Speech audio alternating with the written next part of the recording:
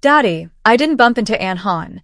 Lin Yuyu glared at Lin Chen's angry face, her little hand clutching his trouser leg. The area around her was a mess.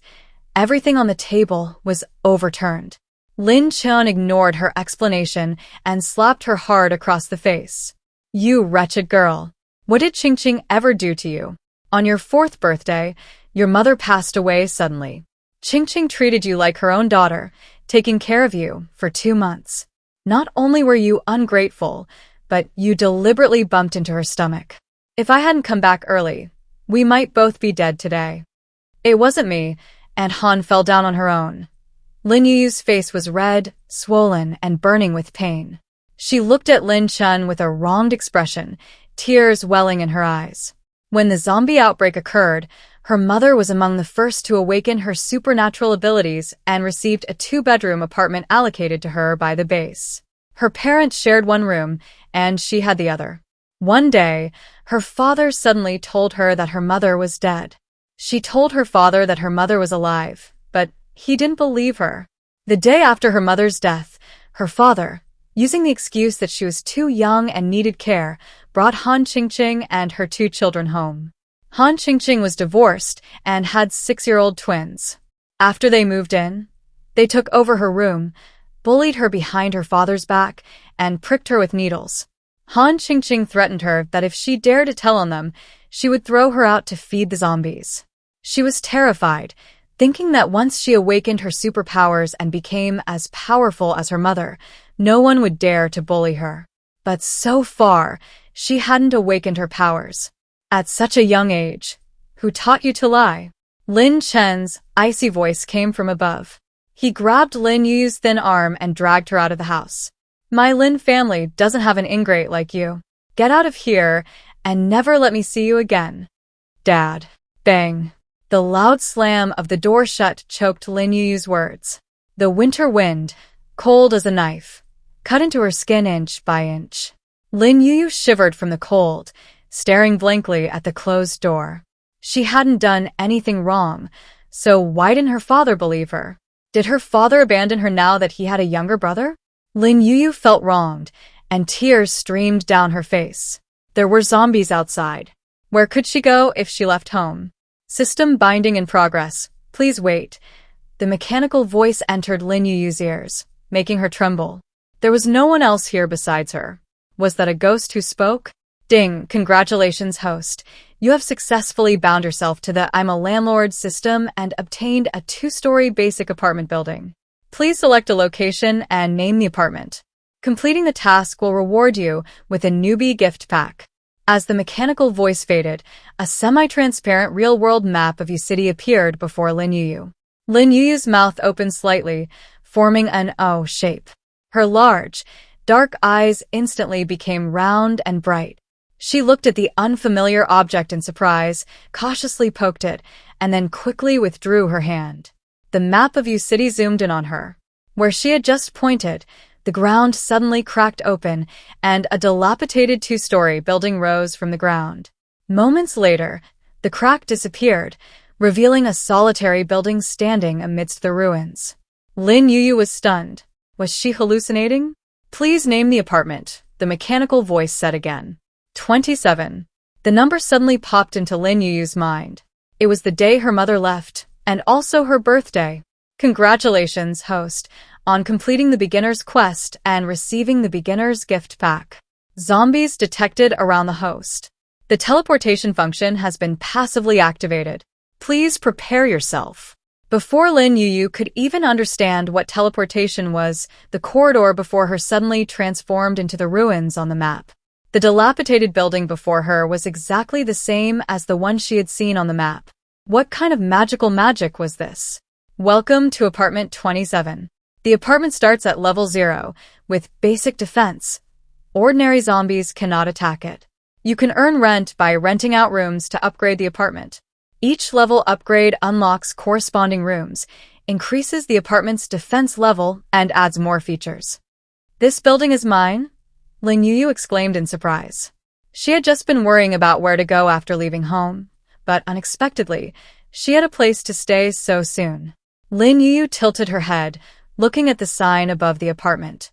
The number 27 was very prominent. If her mother hadn't died, would she think of her when she saw this number? Lin Yuyu looked at it carefully for a while, then raised her small arm, pushed open the apartment door, and went inside.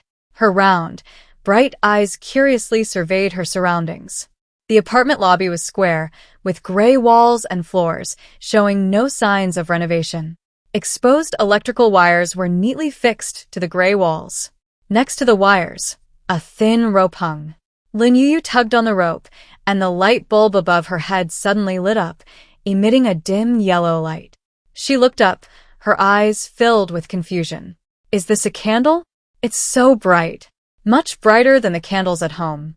The last time she saw such a bright candle was before her mother was killed by zombies. Thinking of her mother, Lin Yuyu's nose stung with tears. She forced back her tears, stood on tiptoe, and blew on the light bulb above her head. She puffed out her cheeks, pouted, and made a thud sound. Seeing the bulb still lit, Lin Yuyu tilted her head in confusion. Why can't I blow out this candle? Lin Yuyu pouted, her chubby cheeks becoming even rounder. Her hand holding the rope slipped down, and the light above her head suddenly went out. She paused for a moment, then tentatively tugged on the rope again. The light came back on. Her eyes lit up, and she pulled the rope again. The light went out. How amazing! Lin Yuyu grinned, having a great time, her eyes crinkling into crescent moons. Lin Chen's apartment was rented from the base. Han Chingqing lay on the bed, taking a bite of a compressed biscuit. Hearing footsteps, she quickly hid the biscuit under the covers. Seeing Lin Chen walk in with a gloomy face, she immediately feigned weakness. Brother Chen, have you contacted the doctor? Lin Chen shook his head, his thin lips pressed tightly together. It was his fault. Not only had he failed to protect Han Chingqing and her child, but he also lacked the money to take her to the hospital. He had tried to contact a doctor privately, but all the doctors said they were unavailable and unwilling to come. Han Chingqing secretly breathed a sigh of relief. She wasn't pregnant at all. She had borrowed her best friend's pregnancy test and lied about being pregnant to get into the Lin family. But a lie is a lie, and if she continued to pretend, she would eventually be exposed. Since she disliked Lin Yuyu, she used her as an excuse to get rid of this child. Brother Chen, I heard you scolding Yuyu just now. Yuyu didn't mean to. Please don't blame her. Let her in. Han Chingqing looked at Lin Chen, testing his attitude. Lin Chen's face darkened, and he coldly snorted. You don't need to speak up for her. I've already kicked her out. Han Chingqing feigned concern as she sat up. Yuyu is so young. How could you leave her outside?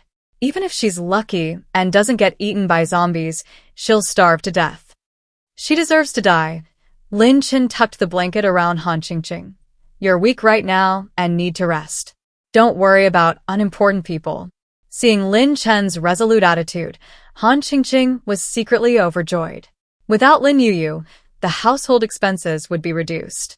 Everything Lin Chen possessed was hers. The apartment at number 27 was dimly lit. The light switch became Lin Yuyu's new toy. She played with it for a while, then wandered around the first floor. The apartment lobby and her room were both on this floor. She wanted to go to the second floor, but the stairwell was locked with an iron gate. A newbie gift pack has been detected. Would you like to open it now? Lin Yuyu's eyes lit up with anticipation.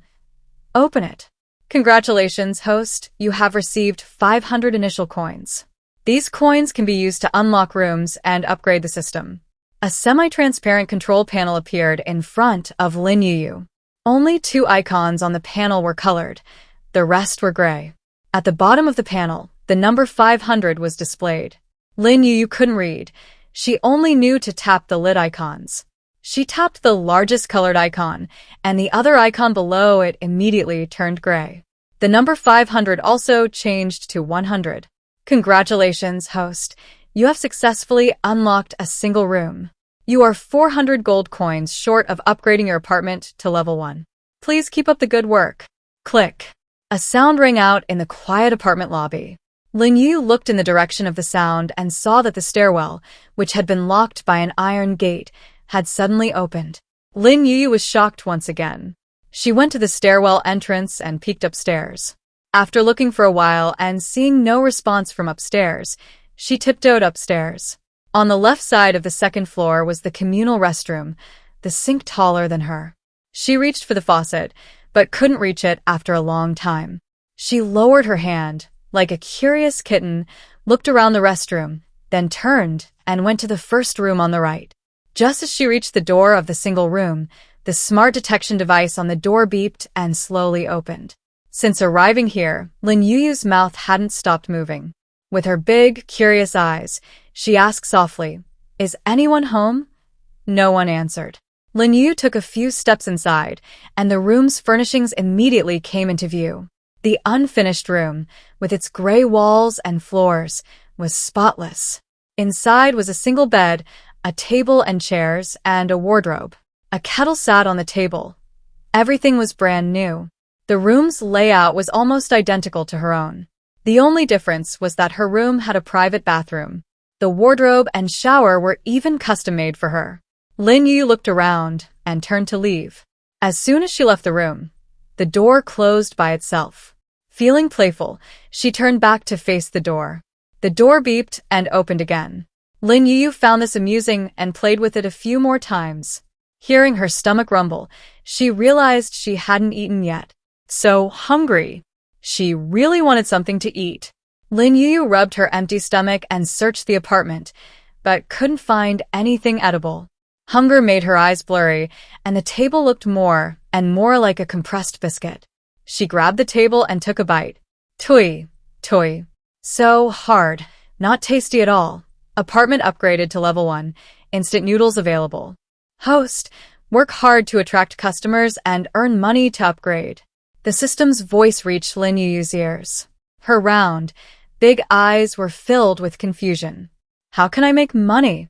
Rent out the rooms on the second floor, collect 500 gold coins, and you can upgrade. Rent. Lin Yuyu thought for a moment, seemingly understanding something. She jumped off the stool and ran out of the apartment. However, she didn't see anyone, but rather several zombies wandering outside the apartment. Lin Yuyu's face turned pale with fright, and she quickly shrank back inside. There's no one outside, only zombies. If I rent the room to the zombies, will they pay me? The system remained silent. It had carefully selected its host, but at the last minute, something went wrong, forcing it to choose this 4-year-old girl. Was it too late to unbind her now? System, why aren't you saying anything? There's not a single person outside. How am I supposed to attract customers? The system didn't speak and disappeared. Lin Yuyu rubbed her stomach and sighed silently. She turned and went back to her room, gulping down a belly full of water. She was starving. If she didn't drink some water to stave off hunger, she'd probably starve to death before any guests even arrived. Lin Yuyu sat in the lobby, waiting until dark, but no guests came. She yawned, feeling sleepy, and was about to go back to sleep when a cold notification sound suddenly rang in her ears. You have a new visitor. Please attend to them promptly. Lin Yuyu's eyes lit up, and she was instantly wide awake. She toddled outside.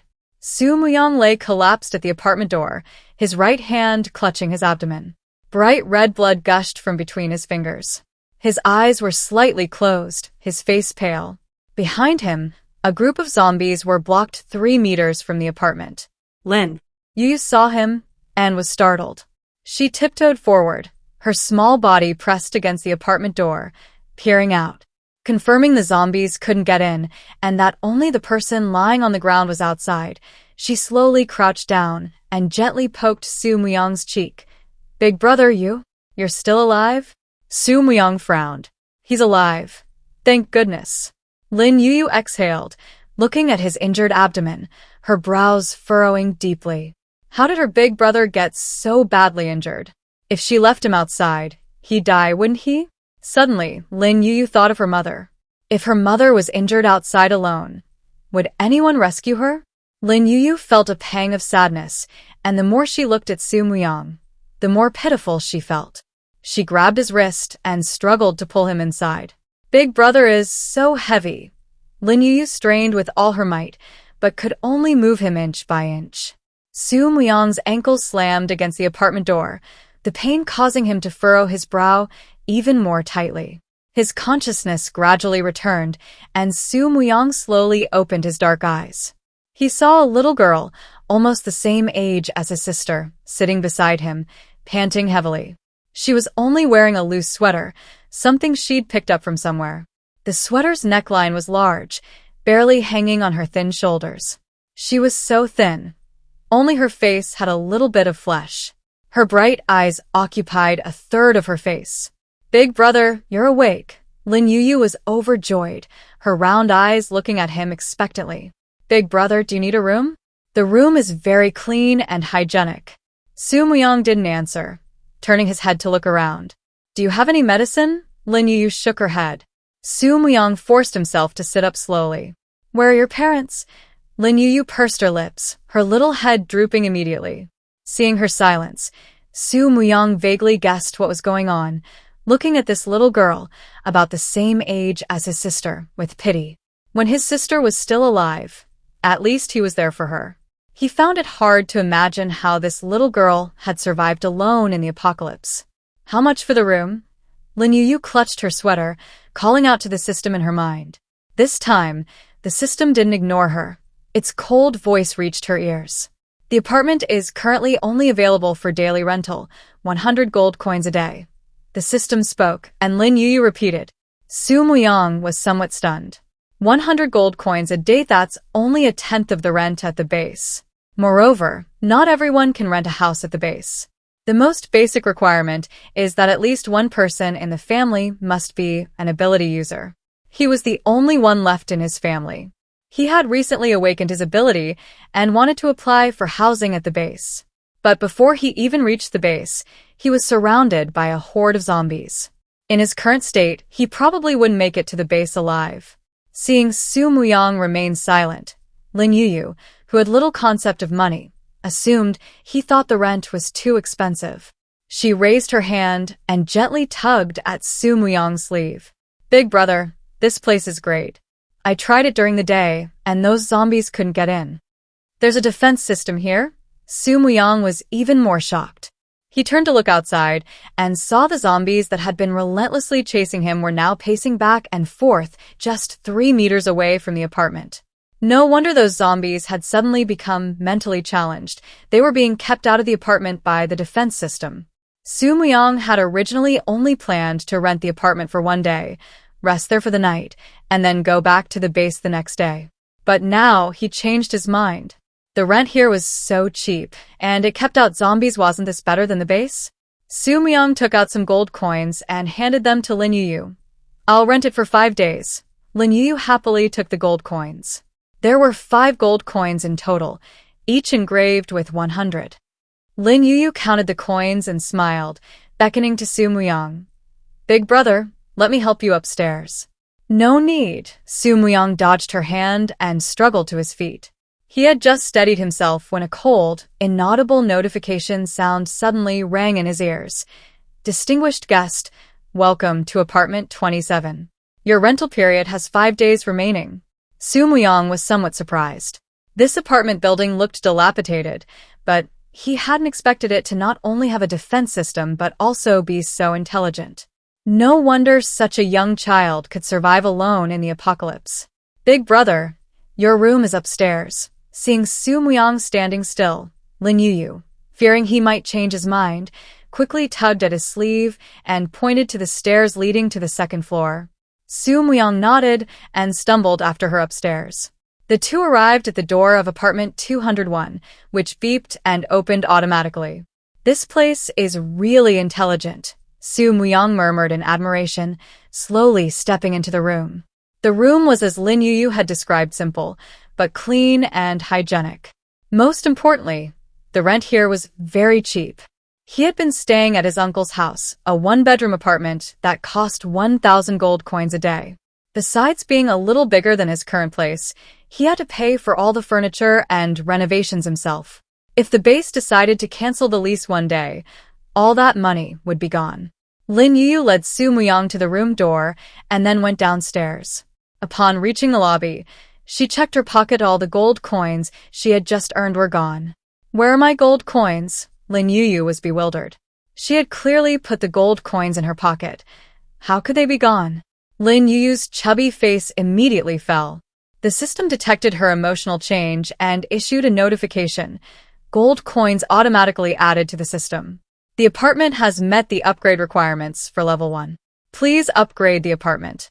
A semi-transparent control panel automatically appeared in front of Lin Yuyu. Lin Yuyu's eyes lit up. The money she had just earned wasn't lost. It was all in here? Seeing the icon next to the number 600 light up, Lin Yuyu tapped it, and 600 immediately became 100. Congratulations, host. You have successfully upgraded apartment 27 to level 1, gaining an unlimited supply of instant noodles. You may choose to upgrade your single room to a deluxe. Single room. After the upgrade, the single room will be upgraded from a bare-bones room to a furnished room, with an increased interior area of 5 square meters, a single bed upgraded to 1.2 meters, and a separate bathroom and shower. 2 new colored icons appeared on the control panel. She didn't recognize the words under the icon, but she recognized the icon itself. It was the instant noodles her mother used to love. Lin Yuyu's heart leaped with joy, and she tapped the icons several times. Only when she saw the number below turn to 0 did she realize she had accidentally spent all her coins. Out of money. Lin Yuyu's eyes flashed, a sense of panic rising within her. She'd spent all her coins. Would she starve to death? Just as this thought crossed her mind, a shelf suddenly appeared on the left side of the lobby. On the shelf were 5 different colors of instant noodles. Su Muyang quickly treated his wound. Upon reaching the bottom of the stairs, he was stunned to see the lobby's gray walls had turned into bright white walls, and the light bulbs on the ceiling had become incandescent bulbs. When was the apartment renovated? It wasn't like this when he came in. How could it have changed so drastically after just one trip upstairs? Could Lin Yuyu be a superhuman like him, with the ability to do interior decorating? How could she have such a useless ability? Su Muyang walked to the shelf and immediately spotted the instant noodles on it. They actually have instant noodles. Su Muyang was a little hungry. Instant noodles at the base cost 250 a pack. He wondered how much they were here. Thinking this, he turned to Lin Yuyu. How much are the instant noodles? 5 gold coins. Lin Yuyu held up her hand, indicating 5. She even counted on her fingers, afraid she'd made a mistake. Su Muyang was taken aback. Little sister, aren't you going to lose money selling them so cheaply? Su Muyang frowned, worried for Lin Yuyu. Lin Yuyu lived alone in the apartment. The room was just sitting empty anyway. He could understand her renting it out cheaply. Instant noodles are a necessity. Forget about the retail price. You can't even get 5 gold coins from the factory. Losing money? Lin Yuyu hadn't considered this. She counted on her fingers. After finishing her fingers, she prepared to count her toes. Seeing her about to take off her shoes, Su Muyang's eyes widened in confusion. What are you doing? Counting. Lin Yuyu looked at him matter-of-factly. Big brother. I don't have enough fingers. Can you lend me your hand? Su Muyang's lips twitched. He didn't need to calculate to know that Lin Yuyu was definitely losing money. Su Muyang shook his head and handed the gold coins to Lin Yuyu. Then he took 2 packets of instant noodles from the shelf, opened them, and ate them dry. Seeing him eat so heartily, Lin Yuyu swallowed hard. Big brother, is it good? SOSO, Su Muyang replied casually. Lin Yuyu felt even hungrier. She tiptoed to reach for the instant noodles on the shelf, but couldn't quite reach them. Su Muyang noticed her movement, took a packet, opened it, and handed it to her. Lin Yuyu opened her mouth and took a bite, making a crunch, crunch sound. Looking at her thin, small frame, Su Muyang felt that killing her would be easier than killing a zombie. If she died, wouldn't this apartment building? Su Muyang thought of his younger sister and dismissed the idea. He took the remaining instant noodles and went upstairs. After killing zombies all day, he was exhausted and sleepy. He fell asleep as soon as he lay down on the bed. He slept well that night. The next morning, he left the apartment full of energy to continue killing zombies and earning money. For several days in a row, the apartment was deserted. Lin Yuyu propped her head up with her small hand, gazing longingly towards the door. Would her mother pass by? She missed her mother so much. Please work hard to earn money, host. The system notification sounded in Lin Yuyu's ears. She sighed, her small features almost scrunching together. But there's not a single person here. You have a new visitor. Please receive them promptly. Hearing the notification, Lin Yuyu's eyes lit up. She jumped off the stool and ran to the apartment door. A middle-aged man stood at the door, looking around nervously. Fear quickly filled Lin Yuyu's bright eyes. It was Aunt Han's brother. Lin Yuyu was afraid of him, her hands clutching her sweater tightly. She didn't want to see him. She wanted to hide back at her apartment, but her legs wouldn't obey her. Lin Yuyu, Hanbing asked uncertainly. After his sister remarried, she hadn't had much contact with him. He had only seen the little burden from the Lin family once, on his sister's wedding day, and didn't have a deep impression of her. He frowned at Lin Yuyu and tentatively asked, "Where are your parents?" Lin Yuyu timidly shook her head. Seeing her remain silent, Hanbing glanced at her, walked past her, and entered the apartment lobby. The lobby was simply furnished, with a shelf displaying instant noodles being the most conspicuous feature. Hanbing's eyes lit up as if he'd found a treasure, and he rushed to the shelf. So many instant noodles. If I could sell them, I'd be rich. Hanbing took a box of instant noodles from the shelf, turned to leave, but suddenly changed his mind. His eyes darted around, scanning his surroundings. Seeing that Lin Yuyu was the only one in the lobby, he set his sights on the apartment. "Little girl, are you all alone here?" There's my brother." Lin Yuyu was frightened, her voice barely a whisper. Hanbing saw that her voice lacked confidence, clearly a lie, and snorted coldly. "Lying isn't good for children. Since this is your first offense, I won't hold it against you." Hanbing waved his hand and swaggered to Lin Yuyu's room. He reached for the doorknob, and a jolt of electricity suddenly coursed through his body, making him tremble. He quickly released his grip, his eyes filled with confusion and fear as he looked at the door. "How can there be electricity on the doorknob?" Hanbing muttered under his breath, then turned to Lin Yuyu. "Little girl, open the door." Lin Yuyu, her eyes brimming with tears, cried out, "I don't have a key." Lying again, Hanbing's face darkened, and he grabbed Lin Yuyu, ready to spank her. Before his hand could land, Lin Yuyu burst into tears. "I really didn't lie, uncle. Please don't hit me." "What are you doing?" Su Muyang had just returned when he heard Lin Yuyu's cries. He lunged forward, snatched Lin Yuyu away, and shielded her behind him.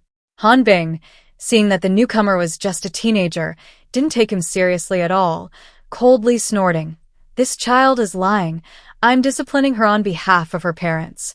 "Who are you to her? What right do you have to discipline her?" "I'm her uncle." Hanbing glared fiercely at Su Muyang. "Little brat, I advise you not to meddle." Ouch. Before Hanbing could finish speaking, Su Muyang punched him in the face. He cried out in pain, spitting out a bloody tooth.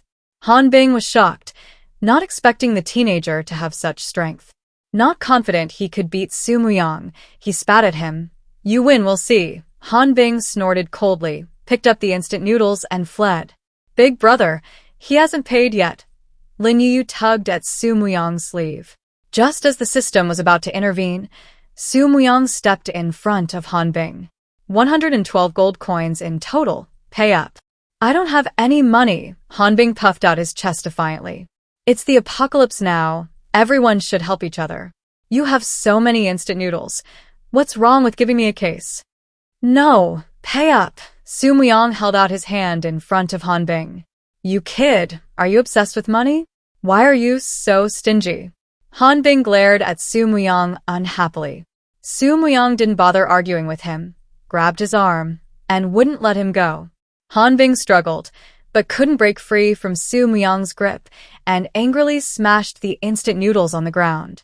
"It's just instant noodles. I don't want them anymore. Here you go." Su Muyang looked down at the instant noodles he had thrown on the ground, his voice suddenly turning cold. "The instant noodles are broken. You have to buy them whether you like it or not."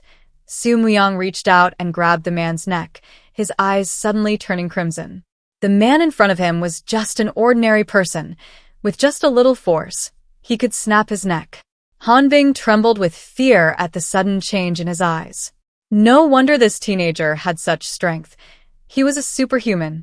Knowing he couldn't fight him head-on, Han Bing shakily took out some gold coins and handed them to Su Muyang. Here, I'll give them to you. Please let me go. Su Muyang released his grip, took the gold coins, and counted them. Seeing that the amount of gold coins was correct, he handed them to Lin Yuyu, then coldly shouted at the man, "Get lost." The man was terrified and ran away. He ran out of the apartment building, turned back for a glance, and felt increasingly resentful.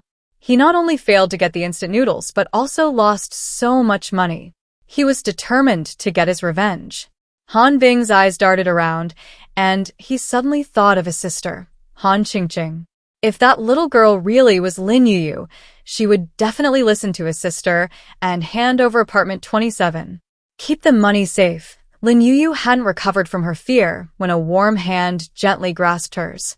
Seeing Su Muyang place the gold coins in her palm, Lin Yuyu felt a warmth in her heart. Big brother is so gentle. He not only chased away the bad guys, but also got the money back for her instant noodles. Brother, the instant noodles have already been paid for. You can take them home and eat them. Okay, Su Muyang nodded without hesitation. He didn't have many gold coins on him. These instant noodles would be enough for him to eat for a few days. Next time someone bullies you, come find me. Su Muyang gently patted Lin Yuyu's head, his eyes softening with tenderness. Lin Yuyu was thin and small, about the same age as her younger sister when she left. Although she might be a superhuman, her ability was rather useless. Without her parents by her side, she was easily bullied. He had inexplicably come here yesterday, and today he happened to witness Yuyu being bullied. Perhaps it was fate taking pity on him and arranging for him to meet Yuyu, giving him a chance to make amends. Thank you, big brother. Call me brother from now on. Su Muyang looked at her, as if seeing his sister, his eyes overflowing with tenderness. Lin Yuyu wasn't shy at all, sweetly calling out, "Brother." Su Muyang's heart warmed. "Yuyu, brother will definitely protect you and won't let anyone bully you again."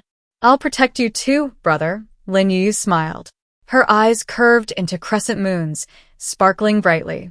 She quickly noticed that Su Muyang was bleeding from his abdomen. "Brother, you're bleeding again?" "It's nothing. I'll take care of it when I get back." Su Muyang, exhausted, carried his instant noodles upstairs. Lin Yuyu wanted to help him, but even after racking her brains, the only thing she could think of was upgrading the room so her brother would be more comfortable. She brought up the control panel and selected Upgrade to a deluxe single room. The number next to his balance changed to 30. Su Muyang opened the door and saw the white walls and white tiles. Thinking he had entered the wrong room, he immediately backed out. But when he saw 201 written on the door, he was stunned. When he left, the room was just gray walls and floors. He had only been gone for a day. How could the room have changed so much? Su Muyang slowly walked in, carefully examining the room. The room was bigger, the bed was wider, and there was now a separate bathroom. The bathroom had a shower. Su Muyang turned on the shower faucet, but not a drop of water came out. "Intelligent water supply system. Please recharge before use," a cold voice said. Su Muyang turned to turn on the light, and the notification sounded again. "Intelligent power supply system. Please recharge before use." It was indeed very intelligent. The next day, Su Muyang's rent was due. He took the crystal cores he had obtained over the past few days and went to the base to exchange them for gold coins. The base takes a 50% cut. After handing over all the crystal cores and deducting their share, he still had 2,000 gold coins left. "Yuyu, the room is different from yesterday. Do you need to pay more?" Lin Yuyu nodded. A deluxe single room is 50 gold coins more expensive than a single room. Brother's room leases up, so the renewal fee is 150 gold coins per day. Okay, Su Muyang didn't say much, took out 1,500 gold coins to renew the deluxe single room, keeping 500 gold coins for backup. Lin Yuyu accepted the gold coins and watched Su Muyang go upstairs. Only after his figure disappeared from her sight did Lin Yuyu whisper to the system, "How? Does my brother make money? Can I learn?" According to this system's understanding, there are currently only 2 ways to make money in the apocalypse. One is to kill zombies and exchange zombie cores for gold coins. The second is to accept various missions issued by the base. Both are very dangerous and not suitable for you. Okay, Lin Yuyu hugged her knees, listlessly drooping her head. It seems that making money isn't easy for her brother either. He's an extremely rare ability user. He makes money much easier than you. Lin Yuyu didn't really like what the system said. But knowing that her brother was very capable, she breathed a slight sigh of relief. She looked at the automatically appearing control panel, where her balance had increased to 1530, and she was overjoyed. Under the system's guidance, she unlocked 2 single rooms, and the number after her balance changed to 730. Congratulations, host. You have successfully unlocked 2 single rooms. You are 270 gold coins short of the next upgrade. Please keep up the good work. Han Bing arrived at Lin Chen's house and told Han Chingqing about seeing Lin Yuyu in the apartment. Han Chingqing looked incredulous. Impossible. You must have mistaken her for someone else. She was kicked out by Brother Chen several days ago. She's probably been eaten by zombies by now. Han Bing wasn't sure at first either.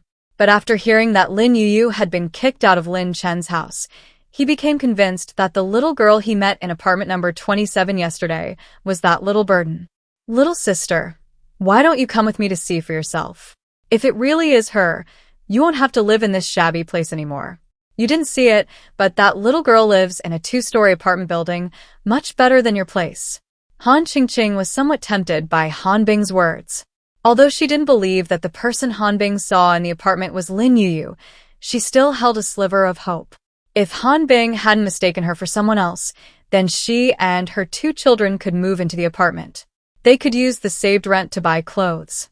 Brother, I'm so worried about Yuyu. Please take me to find her. The sky was overcast, looking like it was about to rain. After staying in the apartment for a few days, Lin Yuyu's courage had grown a little. She moved a stool and sat down at the apartment entrance.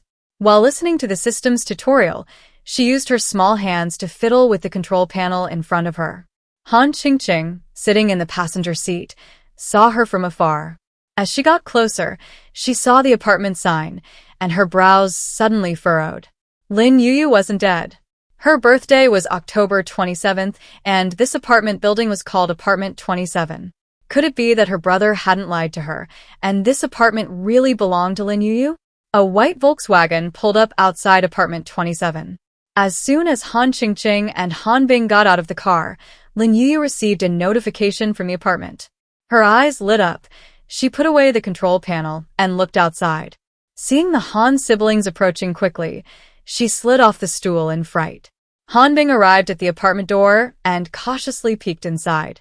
Seeing the boy from that day wasn't there, he breathed a sigh of relief and swaggered in, strolling around the apartment as if no one else was there.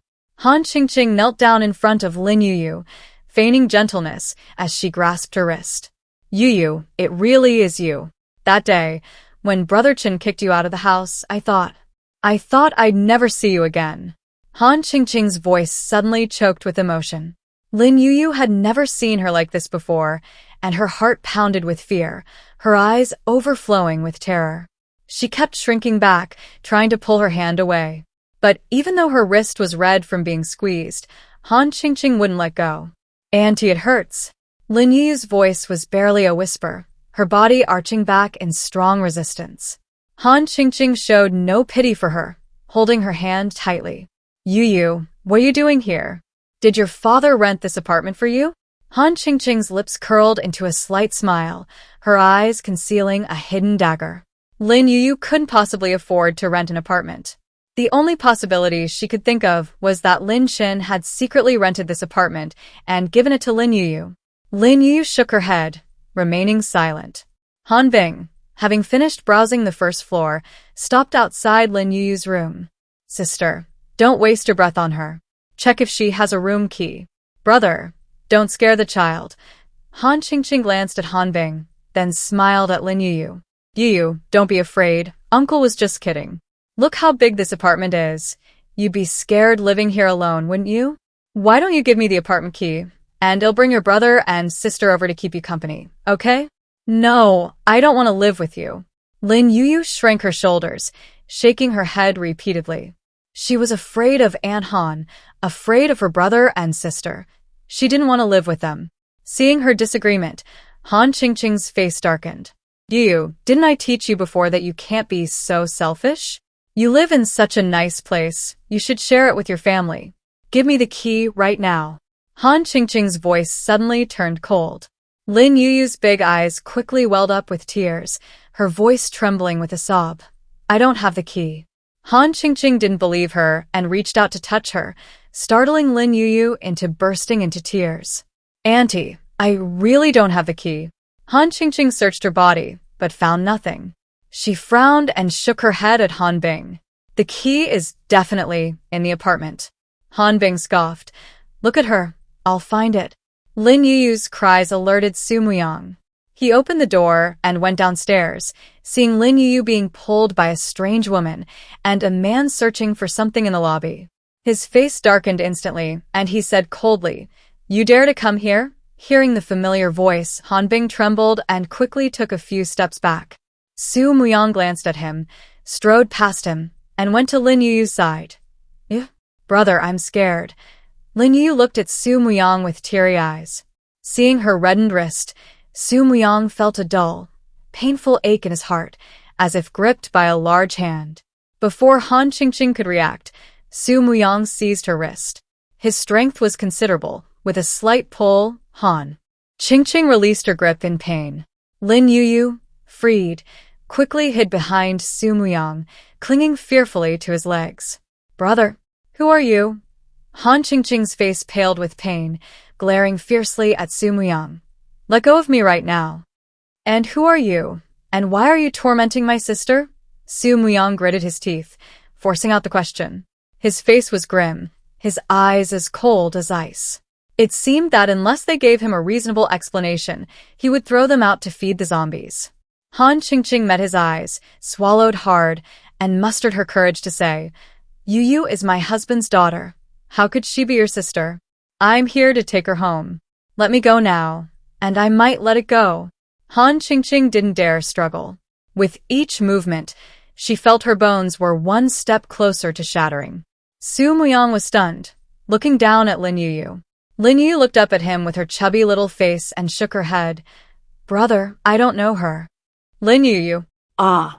Before Chingqing could finish speaking, she suddenly felt the force on her wrist increase. She screamed in pain and looked to Bing for help. Brother, help me. Bing instinctively shook his head. This young man was a superhuman. How could he be a match for him? Seeing that Bing wanted to abandon her, Chingqing's face darkened. Brother, don't forget our promise. Bing, who was about to slip away, suddenly stopped upon hearing Chingqing's words. He had come all this way to get this apartment. He and Chingqing had agreed that if they got the apartment, they would each get half. Wouldn't it be a waste to leave now? Bing's eyes darted around, and he quickly walked up to Su Muyang, giving him a fawning smile. It's a misunderstanding. It's all a misunderstanding. Lin Yuyu really is my brother-in-law's daughter, and this apartment was given to her by him. Our house is too small to accommodate so many people, so we thought we'd move here to live with Yuyu. With an adult around, Yuyu will be safer, won't she? Upon hearing this, Su Muyang's brows furrowed even more. How come I didn't know my apartment had become your brother-in-law's? The apartment. Is it yours? Chingqing asked, somewhat surprised. She glanced at Bing, then quickly smiled apologetically at Su Muyang. We made a mistake. We'll take Yuyu back right away. Yuyu is my sister. She's right here, not going anywhere. Su Muyang's attitude was firm. He had already accepted Lin Yuyu as his sister. She was the most important person in his world. He wouldn't back down on anything else, especially not when it came to Lin Yuyu. Yuyu is my husband's daughter. Why won't you let us take her back? Chingqing didn't want to take Lin Yuyu home, but she also didn't want Lin Yuyu to stay here and continue living her comfortable life. She crouched down, smiling and beckoning to Lin Yuyu. Yuyu, come here. Auntie will take you home. Lin Yuyu shook her head, hiding fearfully behind Su Muyang. Chingqing's smile froze. Yuyu, don't you miss Daddy? Come home with Auntie, and we'll see him. I miss Mommy. Lin Yuyu's voice was soft and sweet. Daddy will have a little brother soon, but Mommy only has her. She wants to stay here and wait for her. You? Can't you tell she doesn't want to go back with you? Su Muyang interrupted Han Chingqing. Lin Yuyu hid behind him and brought up the control panel. Following the system's prompts, she selected to expel them. The moment her chubby finger touched the button, the Han siblings were kicked out of the apartment by a powerful gust of wind. Su Muyang was stunned. He hadn't even had a chance to act yet. How did these two? Su Muyang turned around and looked at Lin Yuyu, who was peeking out from behind him. Could it be that those two people were kicked out by this adorable little dumpling? But isn't her superpower renovation? Outside the apartment, the Han siblings fell heavily to the ground. Han Qingqing cried out in pain, her face contorted. She scrambled to her feet, looking incredulously in the direction of the apartment. Brother, how did we get out?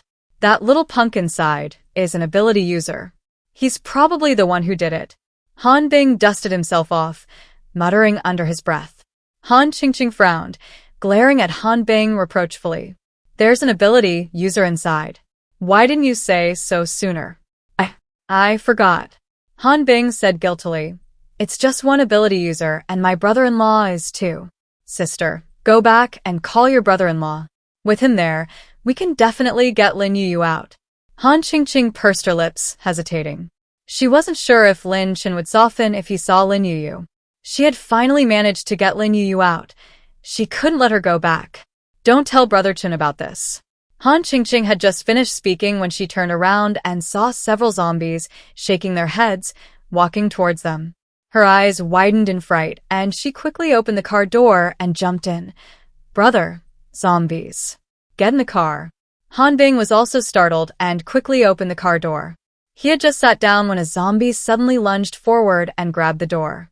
Han Qingqing screamed in terror and quickly grabbed the axe from the back seat, chopping off the zombie's hand. Quick. Run. Han Qingqing was terrified, her hands gripping the axe tightly. Han Bing closed the car door, floored the gas pedal, and rammed the charging zombie, sending it flying. Lin Yuyu stood in the doorway, her mouth forming an O shape. Su Muyang, afraid of frightening her, gently covered her eyes with his hand. Don't look, you'll have nightmares tonight. Lin Yuyu nodded obediently, tilting her chubby little face up to him. Brother, I want to wash my hair. Lin Yuyu's eyes sparkled, brimming with anticipation. Since leaving home, she hadn't washed her hair, and it was unbearably itchy. Su Muyang had never washed anyone's hair before, but he thought he could try. Okay, I'll help you. Lin Yuyu's big eyes crinkled into a smile, and she skipped and hopped, pulling Su Muyang towards her room. The system said that her room's water and electricity were limited. Each apartment upgrade would increase the water and electricity supply. She didn't really care about these things. She just wanted enough water in the room to wash her hair. It was Su Muyang's first time entering Lin Yuyu's room. He froze as soon as the door opened. He had assumed Lin Yuyu's room would be similarly furnished to his. But to his surprise, everything in her room, like her, was small and adorable. Lin Yuyu went into the bathroom, tiptoed, and grabbed the shampoo. Su Muyang brought in 2 low stools and pushed them together. Lie down. Lin Yuyu obediently nodded and lay down on the stools. Before the apocalypse, her mother had washed her hair like this. Su Muyang turned on the shower, and after a short while, the water was hot. He tested the water temperature and, finding it just right, began rinsing Lin Yuyu's hair. Lin Yuyu looked at Su Muyang, her round eyes big and bright, full of life and cuteness. Su Muyang turned off the water and bent down to squeeze out the shampoo. When he looked up again, his eyes met hers. If you're bored, close your eyes and take a nap. Lin Yuyu shook her head. No, I want to look at my brother. What's so good about me? Su Muyang didn't seem to care, quickly lathering his hands with soap. Lin Yuyu stared at him intently. Brother is handsome. Su Muyang hadn't expected Lin Yuyu to compliment him, and his movements suddenly paused. Meeting Lin Yuyu's round, almond-shaped eyes, Su Muyang smiled slightly. Yuyu is handsome too. Lin Yuyu's big eyes widened, overflowing with surprise. She covered her mouth with her hands and giggled. So happy. Her brother complimented her. Lin Yuyu's face flushed, and her big eyes turned into crescent moons. After washing Lin Yuyu's hair, Su Muyang searched the room but couldn't find a hairdryer. He brought in a dry towel and gently dried her hair. Lin Yuyu remained obedient throughout, sitting motionless on the stool. Her hair was sparse, just shoulder length. Su Muyang dried her hair until it was no longer dripping wet before removing the towel. Okay, go play. Thank you, brother. Lin Yuyu jumped off the stool, tiptoed, and planted a kiss on Su Muyang's cheek. Su Muyang froze, touching the saliva stain on his cheek. Su Muyang suddenly recalled the image of his sister lying in a pool of blood. His pupils instantly turned crimson, and he was enveloped in a murderous aura. Brother, can you read? Lin Yuyu's voice slowly reached his ears. Su Muyang snapped out of his reverie, quickly suppressing his aura of hostility, his pupils returning to their normal brown. He looked at Lin Yuyu and nodded. Yes. Then, brother, can you teach me to read? Lin Yuyu tilted her head, her eyes brimming with anticipation. She had just witnessed the system kick Anhan out. The system was so powerful, it must have other protective functions. These past few days, her brother had been protecting her. If she could understand all the system's functions, could she then protect her brother? But the problem was, she didn't recognize the characters. She asked the system to teach her, but the system ignored her. Okay, I'll teach you. Su Muyang's lips curved into a slight smile, his eyes overflowing with tenderness. Lin Yuyu's eyes lit up, and she skipped away on her short legs. She discovered her brother couldn't see the control panel, so she grabbed a pen and paper and copied the characters from the system. Looking at her handwriting, Lin Yuyu nodded in satisfaction and handed the paper to Su Muyang. Brother, what are these characters? Su Muyang took the paper and saw the crooked scribbles like a dog's claw. It took him a while to figure out what these scribbles looked like. These two characters are called upgrade, Su Muyang said, squatting down in front of Lin Yuyu. He pointed to the characters as he taught her. Lin Yuyu nodded. She had pointed to these two characters before, and that's how the apartment changed so drastically. Thinking, she took out a pen and drew a character on the paper. And this one. Blacklist. What does blacklist mean? Lin Yuyu scratched her head. She knew what the three characters were, but she didn't know what this meant. Su Muyang was quite patient, explaining the meaning of the blacklist to her. Lin Yuyu listened attentively. After listening, she wrote down each word on the control panel. Seeing that she could write so many words, Su Muyang was puzzled. Wasn't this little girl illiterate? Where did she see these words? After listening for a while, Lin Yuyu only remembered 8 words: Hanbing, Su Muyang, and blacklist. Her chubby little finger touched Hanbing's name and dragged it into the blacklist. Prompt: Is the host sure they want to add potential customer Hanbing to the blacklist? The system's voice entered Lin Yuyu's ears. Lin Yuyu nodded without hesitation. Confirm. Prompt: Hanbing has been added to the blacklist. The apartment will no longer appear before him. The host can add him back to the customer list at any time through the blacklist. Hearing the system's prompt, Lin Yuyu's eyes widened in surprise. So, after adding someone to the blacklist, no one could see the apartment anymore. That meant that big bad guy, Uncle Han, wouldn't bother her anymore. Brother, how do you write Han Chingqing's name? Lin Yuyu looked up at Su Muyang. Su Muyang took the pen and wrote Han Chingqing's name on the paper. Lin Yuyu compared the name on the paper to the control panel, but couldn't find Han Chingqing's name. She scratched her head, unable to understand why. Seeing her actions, Su Muyang assumed he had taught her too many characters that day, and she couldn't process them all. He raised his hand and affectionately ruffled her hair. Learning to read isn't something you can do in a day or two. Take your time, no rush. Okay. Lin Yuyu tilted her head up and nodded obediently. She took off the hair tie from her wrist and handed it to Su Muyang. Brother, comb my hair, Su Muyang. He really didn't know how to do that. Meeting Lin Yuyu's bright eyes, Su Muyang couldn't bear to refuse. He touched Lin Yuyu's hair. It was completely dry. He took the hair tie, picked up a comb, and clumsily made 2 small buns for her. All done. Lin Yuyu was delighted and stood proudly in front of the mirror. Seeing the 2 little buns, one higher than the other, Lin Yuyu's smile froze instantly. Brother's hairstyle is so unique. Seeing Lin Yuyu's smile freeze, Su Muyang coughed awkwardly. Yuyu, I have to go out. Are you alright staying in the apartment alone? No problem. Lin Yuyu turned around, smiling and nodding at Su Muyang. She was 4 years old now, a big girl, capable of protecting herself. Okay, then you stay in the apartment. Don't go out no matter who comes. I'll be back as soon as possible. Su. Muyang raised his hand, gently fiddling with her little pigtail. If he could, he wanted to stay in the apartment with her. But while the rent for apartment number 27 was cheap, it wasn't enough for him to afford a place to lie down. Moreover, his superpower had just awakened, and its effectiveness was still unstable.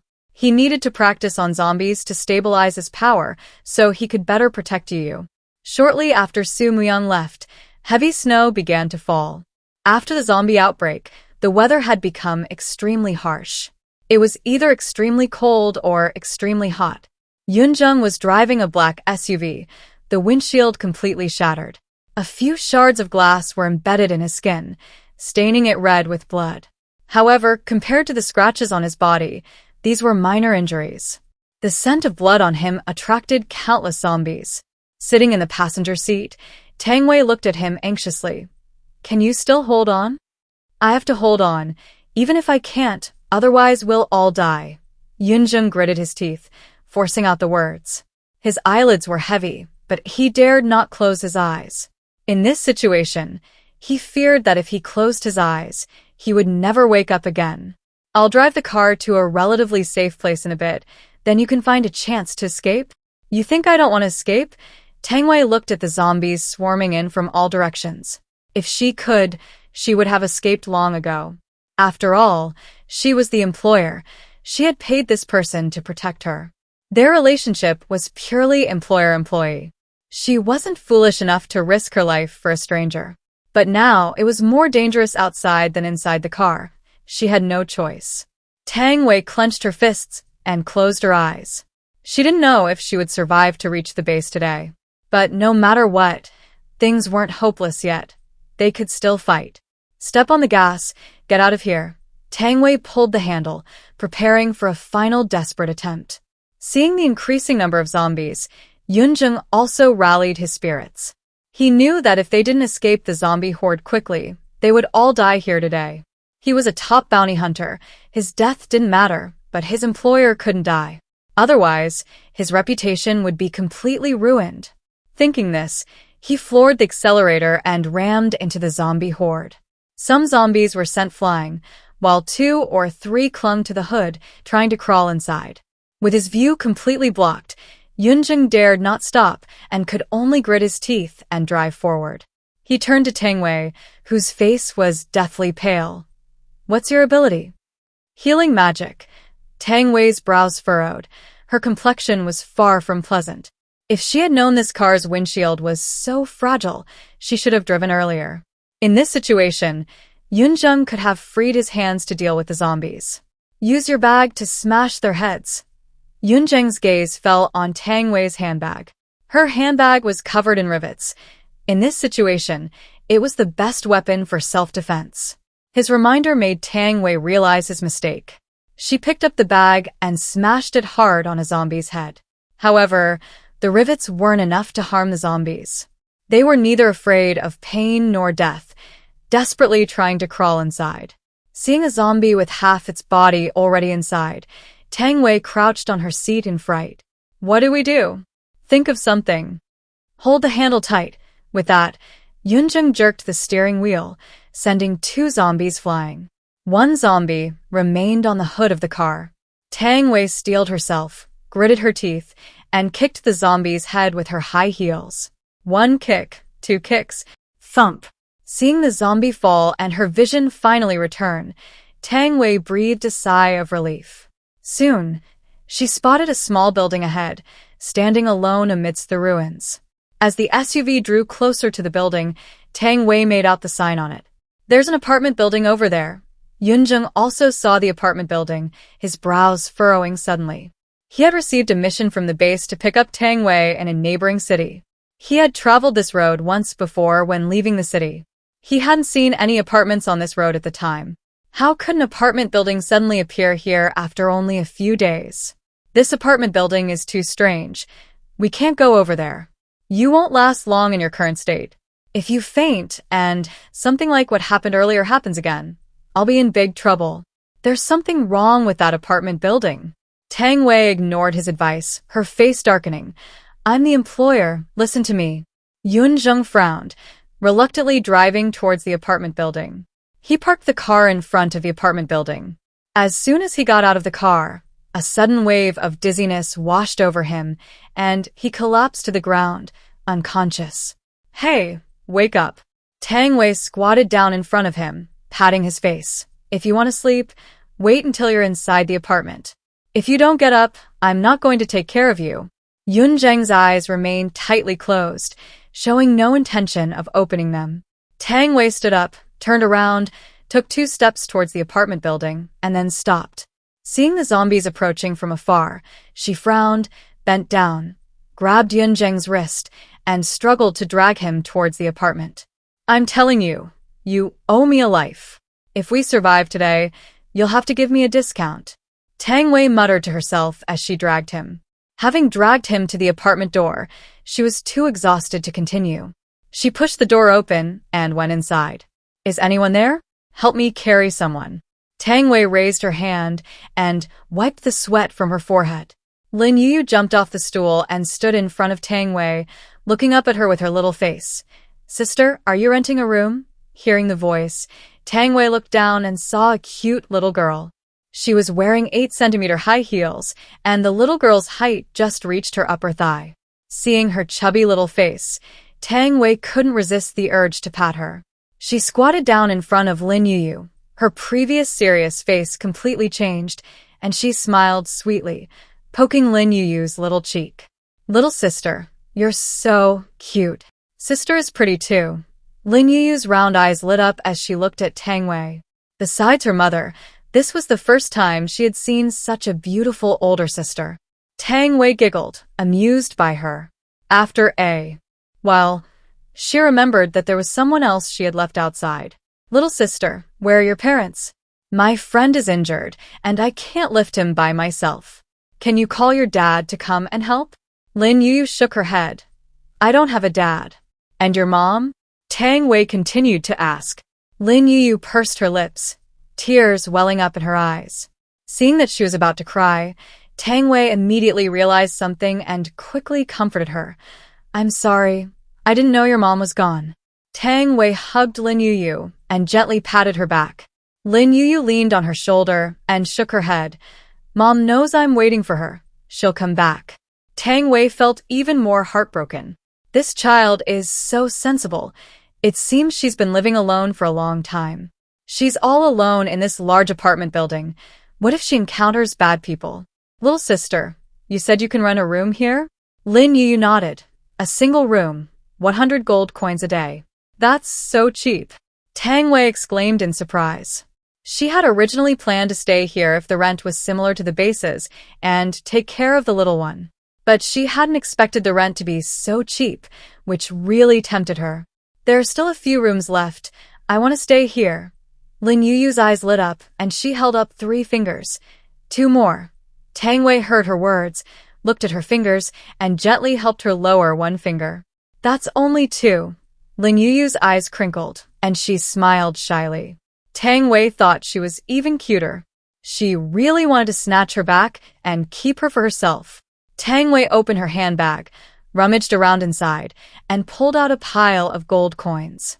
Aside from the commission she paid to the base and some reserve funds, she handed 1,000 gold coins to Lin Yuyu. I'll rent for 10 days first. Lin Yuyu happily took the gold coins and counted them in her palm. The gold coins were engraved with the number 100, 10 in total. She happily put the coins away and took Tang Wei's hand, saying, Sister, the room is upstairs, I'll take you up. Okay, Tang Wei nodded with a smile. After taking a few steps with Lin Yuyu, she suddenly remembered the man outside and slapped her forehead in annoyance. Why had her memory become so bad ever since she entered the apartment? She had actually forgotten that person again. Little sister, wait for me a moment. With that, Tang Wei let go of Lin Yuyu's hand and ran out in her high heels. She bent down, grabbed Yun Zheng's wrist, and laboriously dragged him inside. He's heavy, Tang Wei sighed. I'll cover today's rent for you first. I'll deduct it from your commission later. As she spoke, Tang Wei took out 100 gold coins from her bag and turned to hand them to Lin Yuyu. Give him a room. Big sister, what's wrong with this uncle? Lin Yuyu looked at Yun Zheng, her eyes filled with worry. When her brother arrived, he had also fainted outside the apartment, just like her uncle. But when she dragged her brother inside, he woke up. Why didn't this uncle wake up? He's injured. But with me here, he won't die. Tang Wei glanced at the door behind her, then turned to Lin Yuyu. Little sister, can you close the door? I'm very vulnerable when I use my powers. If a zombie rushes out, we'll all die. Big sister, don't be afraid. It's safe here. Zombies can't get in. Lin Yuyu waved her hand, speaking with absolute certainty. Tang Wei thought she was just being childish and didn't take her words to heart. However, when she looked outside and saw the zombies gathered outside the apartment, standing still like a bunch of idiots, she was stunned. What's going on? The apartment is protected. They can't get in. Lin Yuyu smiled at Tang Wei. She forgot exactly what the system had said, but the gist was probably the same. Tang Wei turned to her, pieced together her words, and immediately understood. This apartment building has a security system. Zombies can't get in. No wonder this child is so young yet can live here alone. The apartment is protecting her. This place is amazing. Tang Wei was even more tempted. If she didn't still owe the base her commission, she would have spent all her savings to rent a place here. She decided that she would rest here for the night and go to the base for a mission tomorrow. Her special ability is a rare healing technique, which earns her a high commission. Once she's earned enough for a lifetime's rent, she'll just relax here. While envisioning a bright future, Tang Wei used her ability to heal Yun Zheng. Green energy flowed into Yun Zheng's body. The shards of glass embedded in his skin automatically flew off and fell to the ground. The small wounds left by the glass shards healed instantly, followed by the scratches on his body. The scratches, which had initially torn and bleeding, healed little by little until they were completely invisible.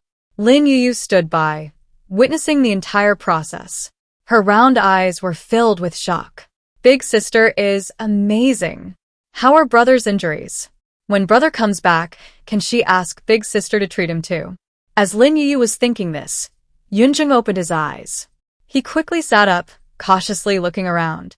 Seeing only a little baby in the apartment, he remained vigilant, looking at Tang Wei and saying, "Thank you for earlier. I'm fine now. I'll take you back to the base." No rush. Rest here for the night. Tang Wei bent down and picked up Lin Yuyu. She hadn't had enough time with the little cutie yet and didn't want to go to the base. Work would only add to her work atmosphere. Staying here and being a couch potato was much more comfortable. This place is too eerie. I can't stay here long. The rent here is 100 gold coins a day.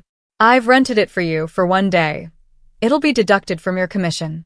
Tang Wei didn't want to listen to his lecture and interrupted him. She picked up Lin Yuyu and turned to walk towards the stairs. She had only taken 2 steps when a mechanical voice suddenly entered her ears. Distinguished guest, welcome to room 202 of apartment 27.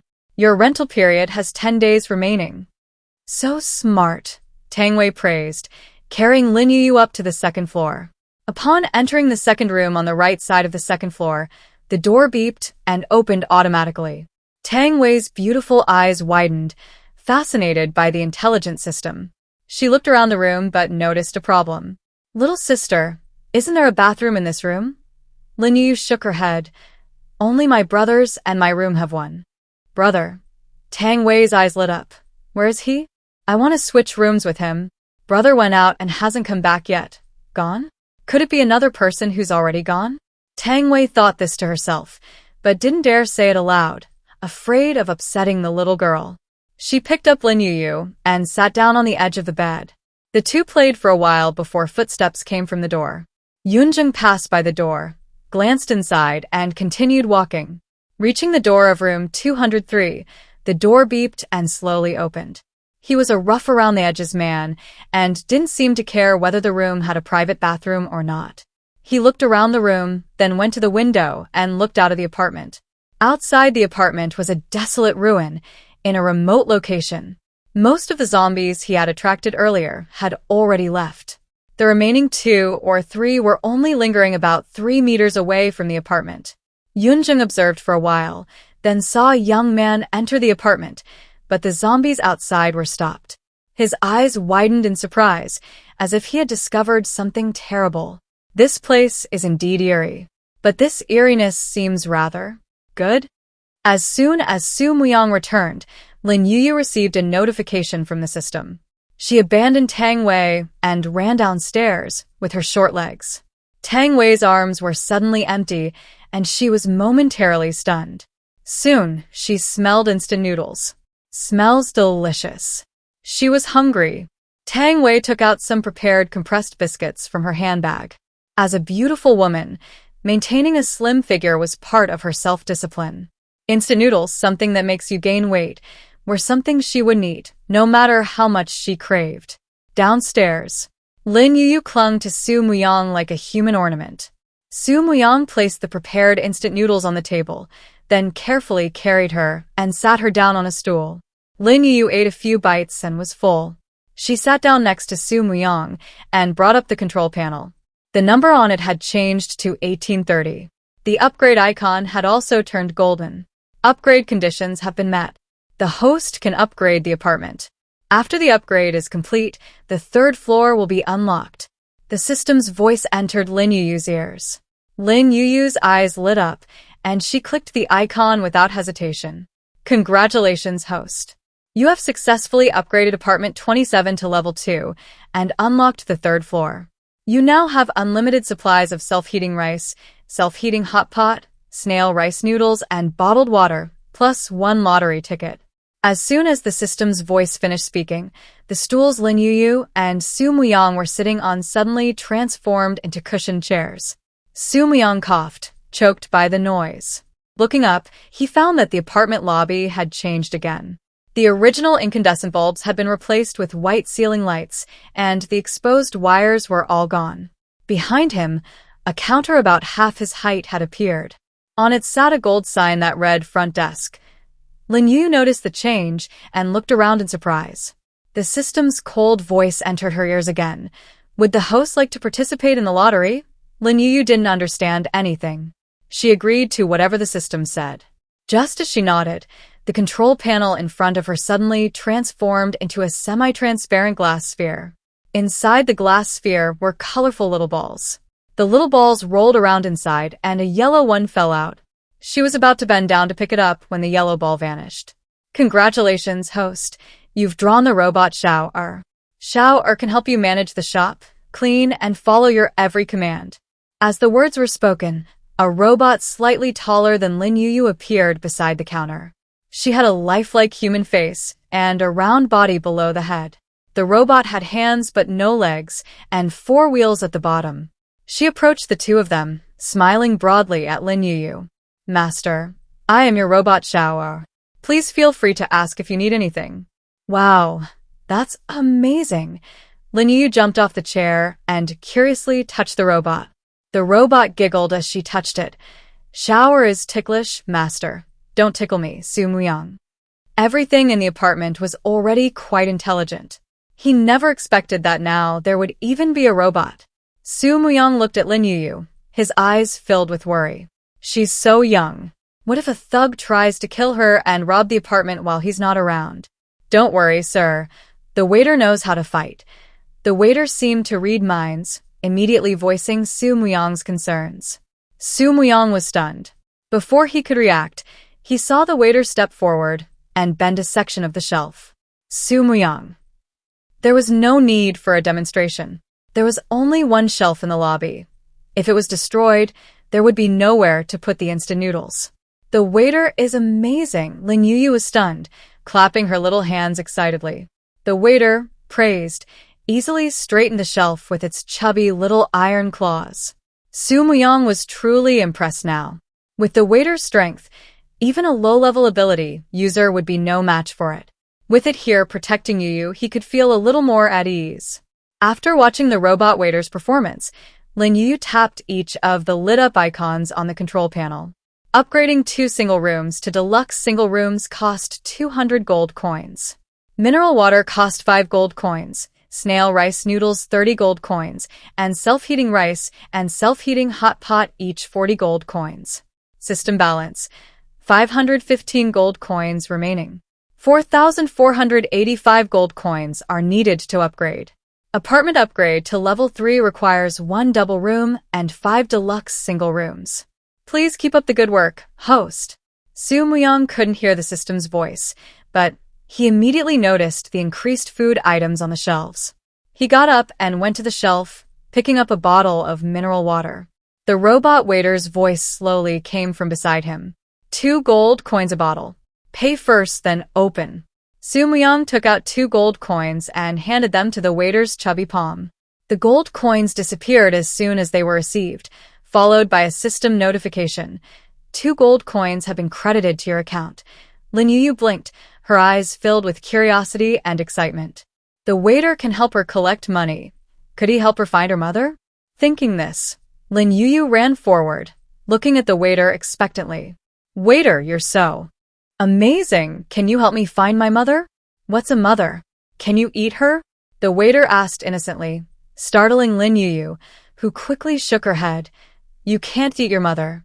There's only one mother, and if you eat her, she'll be gone. Yu wants to find her mother? Su Muyang squatted down in front of Lin Yuyu. Does Yu have a photo? Brother can help you. Really? Lin Yuyu's eyes lit up. But quickly, her eyes dimmed again. I don't have a picture of my mother, but I can draw. Lin Yuyu ran back to the table, picked up a pen, and carefully sketched on the white paper, stroke by stroke. Second floor. Tang Wei lay on the bed, resting with her eyes closed. Just as she was about to fall asleep, there was a sudden knock on the door. She frowned, annoyed, and asked, Who is it? Knock, knock, knock. No one answered from outside, and the knocking became more urgent. Tang Wei opened her beautiful eyes and got up to open the door. Seeing Yunjing standing outside, her eyes instantly filled with hostility. What is it? Has your room changed? Yunjing stood in the doorway, looked at Tang Wei, and then peeked inside. Tang Wei's brows furrowed even more as she turned to look behind her. The room's still the same. What could have changed? Before she could finish, Tang Wei suddenly froze. The original bare-bones apartment had suddenly become simply furnished. The bed and the room itself seemed larger. Yunjing also noticed the changes in her room, a sense of unease creeping in. This apartment building definitely has a problem. It's good that it has a problem. Tang Wei's eyes lit up, her morning grumpiness vanishing instantly. This must be that little girl's superpower. I didn't expect her superpower to be so cool. Superpower? Yunjing shook his head. He was a bounty hunter and had met many people. Half of those who survived the apocalypse possessed superpowers. But he had never heard of anyone's superpower being related to a house. There's even a private bathroom. Unlike Yunjing's worries, Tang Wei was completely immersed in joy.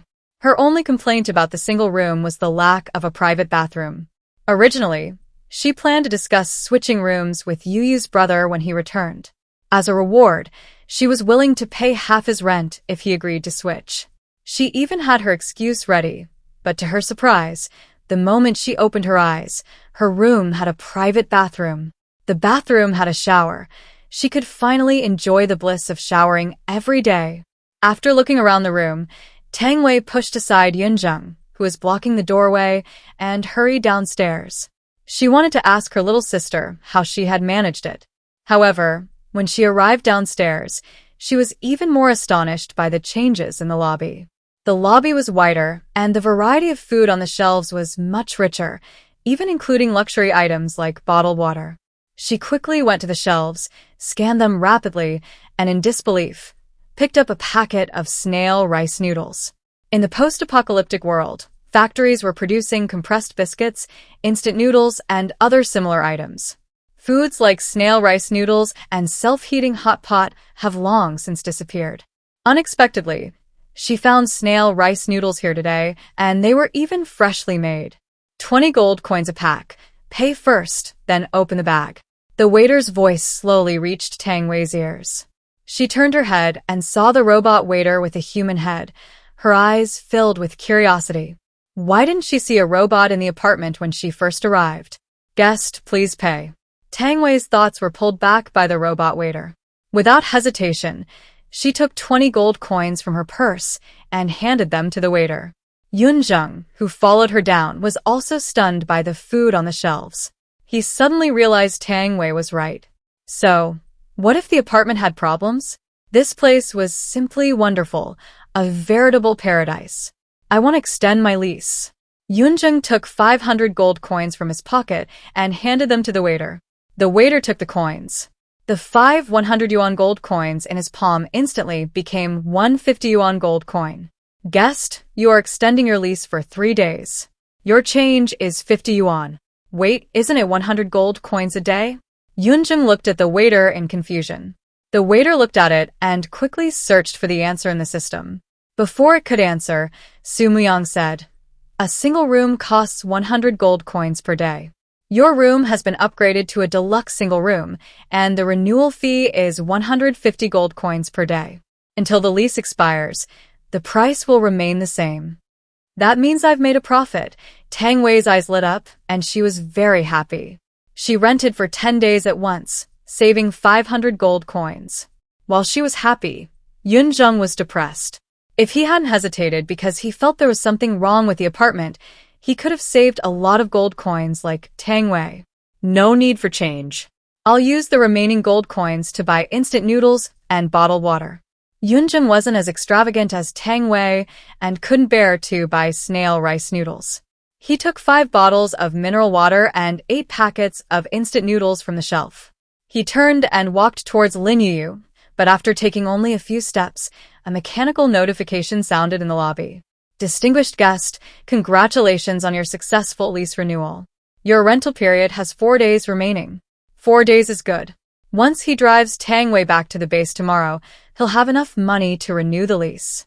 Little friend, are there any rooms available? I have a few friends I'd like them to stay with me. Hearing that someone else wanted to rent a room, Lin Yuyu quickly accessed the control panel and unlocked 2 deluxe single rooms, instantly increasing her balance to 37. 2 more deluxe single rooms. Lin Yuyu looked up at Yunjung. Yunjung was overjoyed and nodded quickly. Okay, I'll go pick them up right now. Yunjung didn't dare delay. Apartment 27 was a truly excellent location.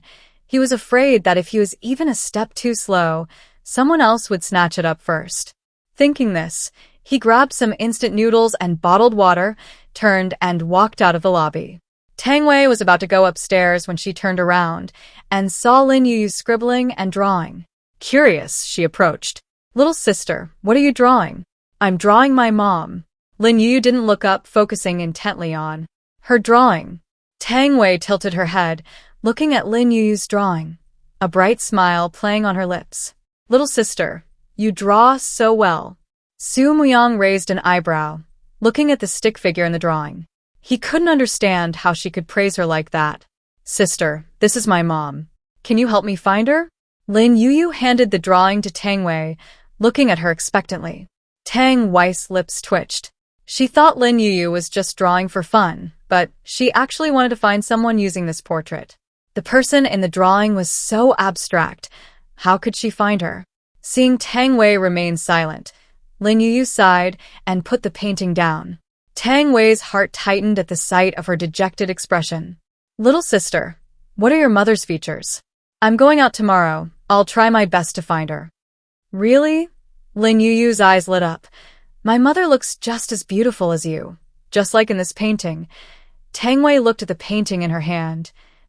Well, it's like searching for someone in a vast ocean. Don't worry, Yuyu.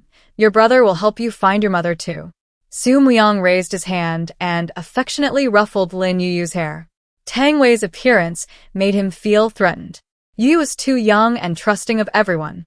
The woman before him, so adept at sweet talk, made him fear Yuyu would be lured away by her. Sensing Su Muyang's hostility, Tang Wei felt utterly bewildered. She glanced at Su Muyang, then smiled at Lin Yuyu. Little sister, do you know your mother's name? age, and where she went missing? Tell me everything you know, and I'll go out tomorrow and help you put up missing person posters. Lin Yuyu tilted her head, scratching her hair. She tried to remember for a moment, then a wide smile spread across her face. Sister, my dad calls my mom wife, and my mom calls me wife. Su Muyang. Tang Wei. That's a really unique name. Tang Wei sighed and gave up. What could such a young child possibly know? She'd better go to the base tomorrow and ask around to see if anyone knows Lin Yuyu. Open the door, I know you're inside the base.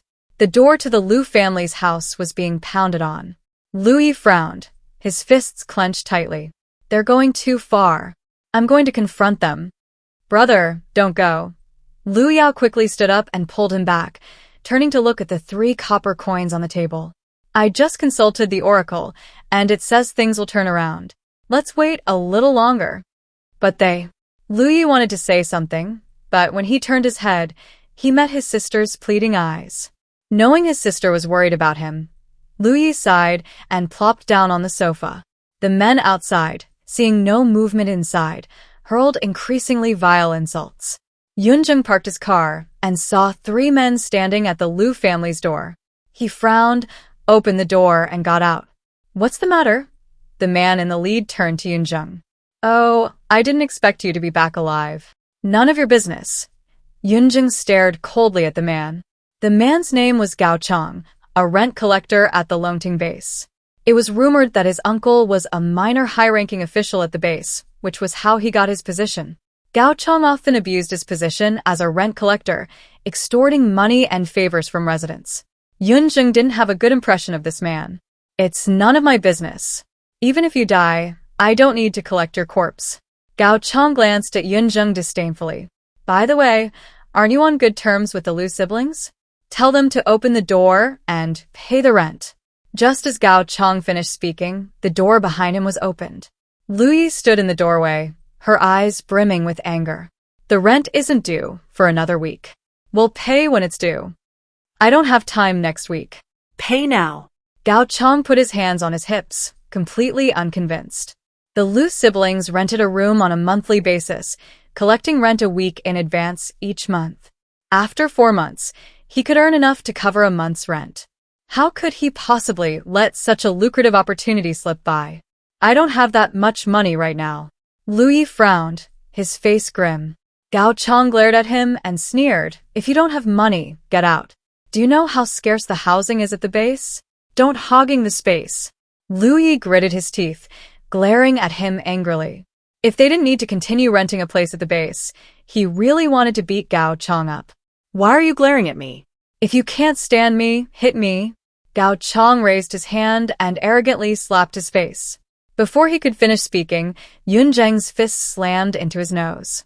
Ouch! Gao Chong touched his nose, finding his hand covered in blood. He glared angrily, pointing at Yunjing's nose. You dare hit me. I hit you. Yunjing glared back calmly. He'd long disliked Gao Chong, and today he finally got his revenge. You dare hit me, you. Gao Chong pointed at Yunjing, then at Liu Yi. You just wait, you'll be kicked out of the base. No need for you to kick us out, we'll leave ourselves. Yunjing turned to the bewildered Liu Yi. Go back and pack your things, we're not renting anymore. Winter days are short, and darkness falls early. When Yunjing drove the Liu siblings away from the base, it was completely dark. After the zombie outbreak, the city's streetlights were useless. At night, it was pitch black everywhere and ordinary people dared not go out.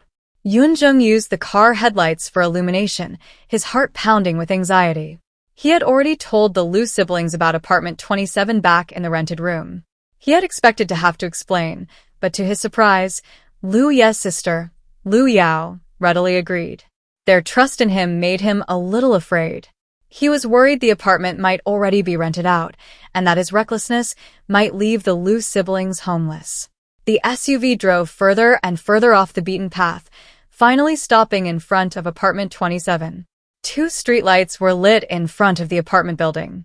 Yunjing got out of the car, confirmed the area was safe, and gently knocked on the window. There are no zombies outside. You can get out. Liu Yi nodded, opened the car door, and got out with Liu Yao. The Liu siblings stood outside the apartment building, curiously examining the three-story building. The exterior walls of the apartment were freshly painted white. Yunjung hadn't noticed when he left, but now, seeing it, he was startled. When he arrived at the apartment building today, it was clearly only 2 stories high, with gray, even somewhat dilapidated, exterior walls. If the name of the apartment hadn't remained unchanged, he probably would have thought he'd come to the wrong place. There's electricity here. Liu Yao's eyes lit up, excitedly looking at Liu Yi. Brother, I think this place is better than the base. It is pretty good. Liu Yi nodded, a little worried. The buildings at the base didn't have electricity, and the rent was outrageously high. He wondered if he could afford the rent here.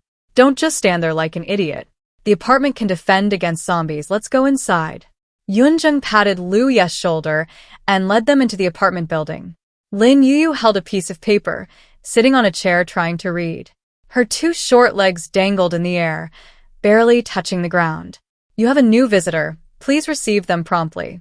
A cold notification sound rang in his ears. Lin Yuyu looked up and saw Yunjung leading 2 people, walking in quickly. The boy behind Yunjung was about 17 or 18 years old, but already 1.8 meters tall. Beside him was a cute girl of about 12 or 13. The girl's height only reached Liu Ye's chest. She carried a denim backpack and held a tortoise shell in her hand, curiously looking around. Lin Yuyu's eyes lit up, and she jumped off the chair. A waiter stepped forward to greet her. Welcome. Are you looking to rent a room? Yes. Liu Yi nodded without hesitation. How much per month? This apartment has 2 deluxe single rooms remaining, currently only available for daily rental, 150 gold coins per day. Lin Yuyu, seeing that the waiter spoke more fluently than she did, squatted down and drew circles on the floor. The waiter said what she wanted to say, but what was she supposed to say? How much? Liu was also somewhat shocked. He looked at the robot, wondering if he had misheard. The apartment he and his sister previously rented at the base was a single room, costing 22,000 gold coins per month. That averaged out to over 700 gold coins per day. This place looks nice and it even has electricity. How could the daily rent only be 150? Yunjung understood his feelings at that moment. After all, his reaction when he heard about the rent was similar to Yunjung's. He looked at the surprised Liu Yi and patted him on the shoulder. You heard me right, it's 150 gold coins a day. I want to rent a room. Liu Yi excitedly took out the gold coins from his pocket and handed them to the waiter. I'll rent it for a month first. The waiter refused the gold coins. The apartment has a rule that only 1 person can stay in a single room. Please rent 2 rooms. This. Liu Yi pursed his lips, looking at Liu Yao with concern. After the apocalypse, his younger sister was afraid to live alone. They had always rented single rooms. His sister slept in the bed, and he slept on the floor. Now he had to separate his sister from him. Brother, I want to live with you. Liu Yao tugged at Liu Ye's clothes, looking at him pitifully. Lin Yuyu tilted her head up to look at Liu Yao, feeling more and more sorry for her older sister. Master, can you help them? Host, work hard to earn money. Once you've collected 1,000 gold coins, you can unlock a double room. Lin Yuyu brought up the control panel, glanced at the balance, and her face scrunched up in frustration. She was still so short of gold coins. How could she earn them? Lin Yuyu scratched her head, racking her brains, but couldn't think of a good solution. She got up and ran to the Liu siblings, tilting her little head up to look at them.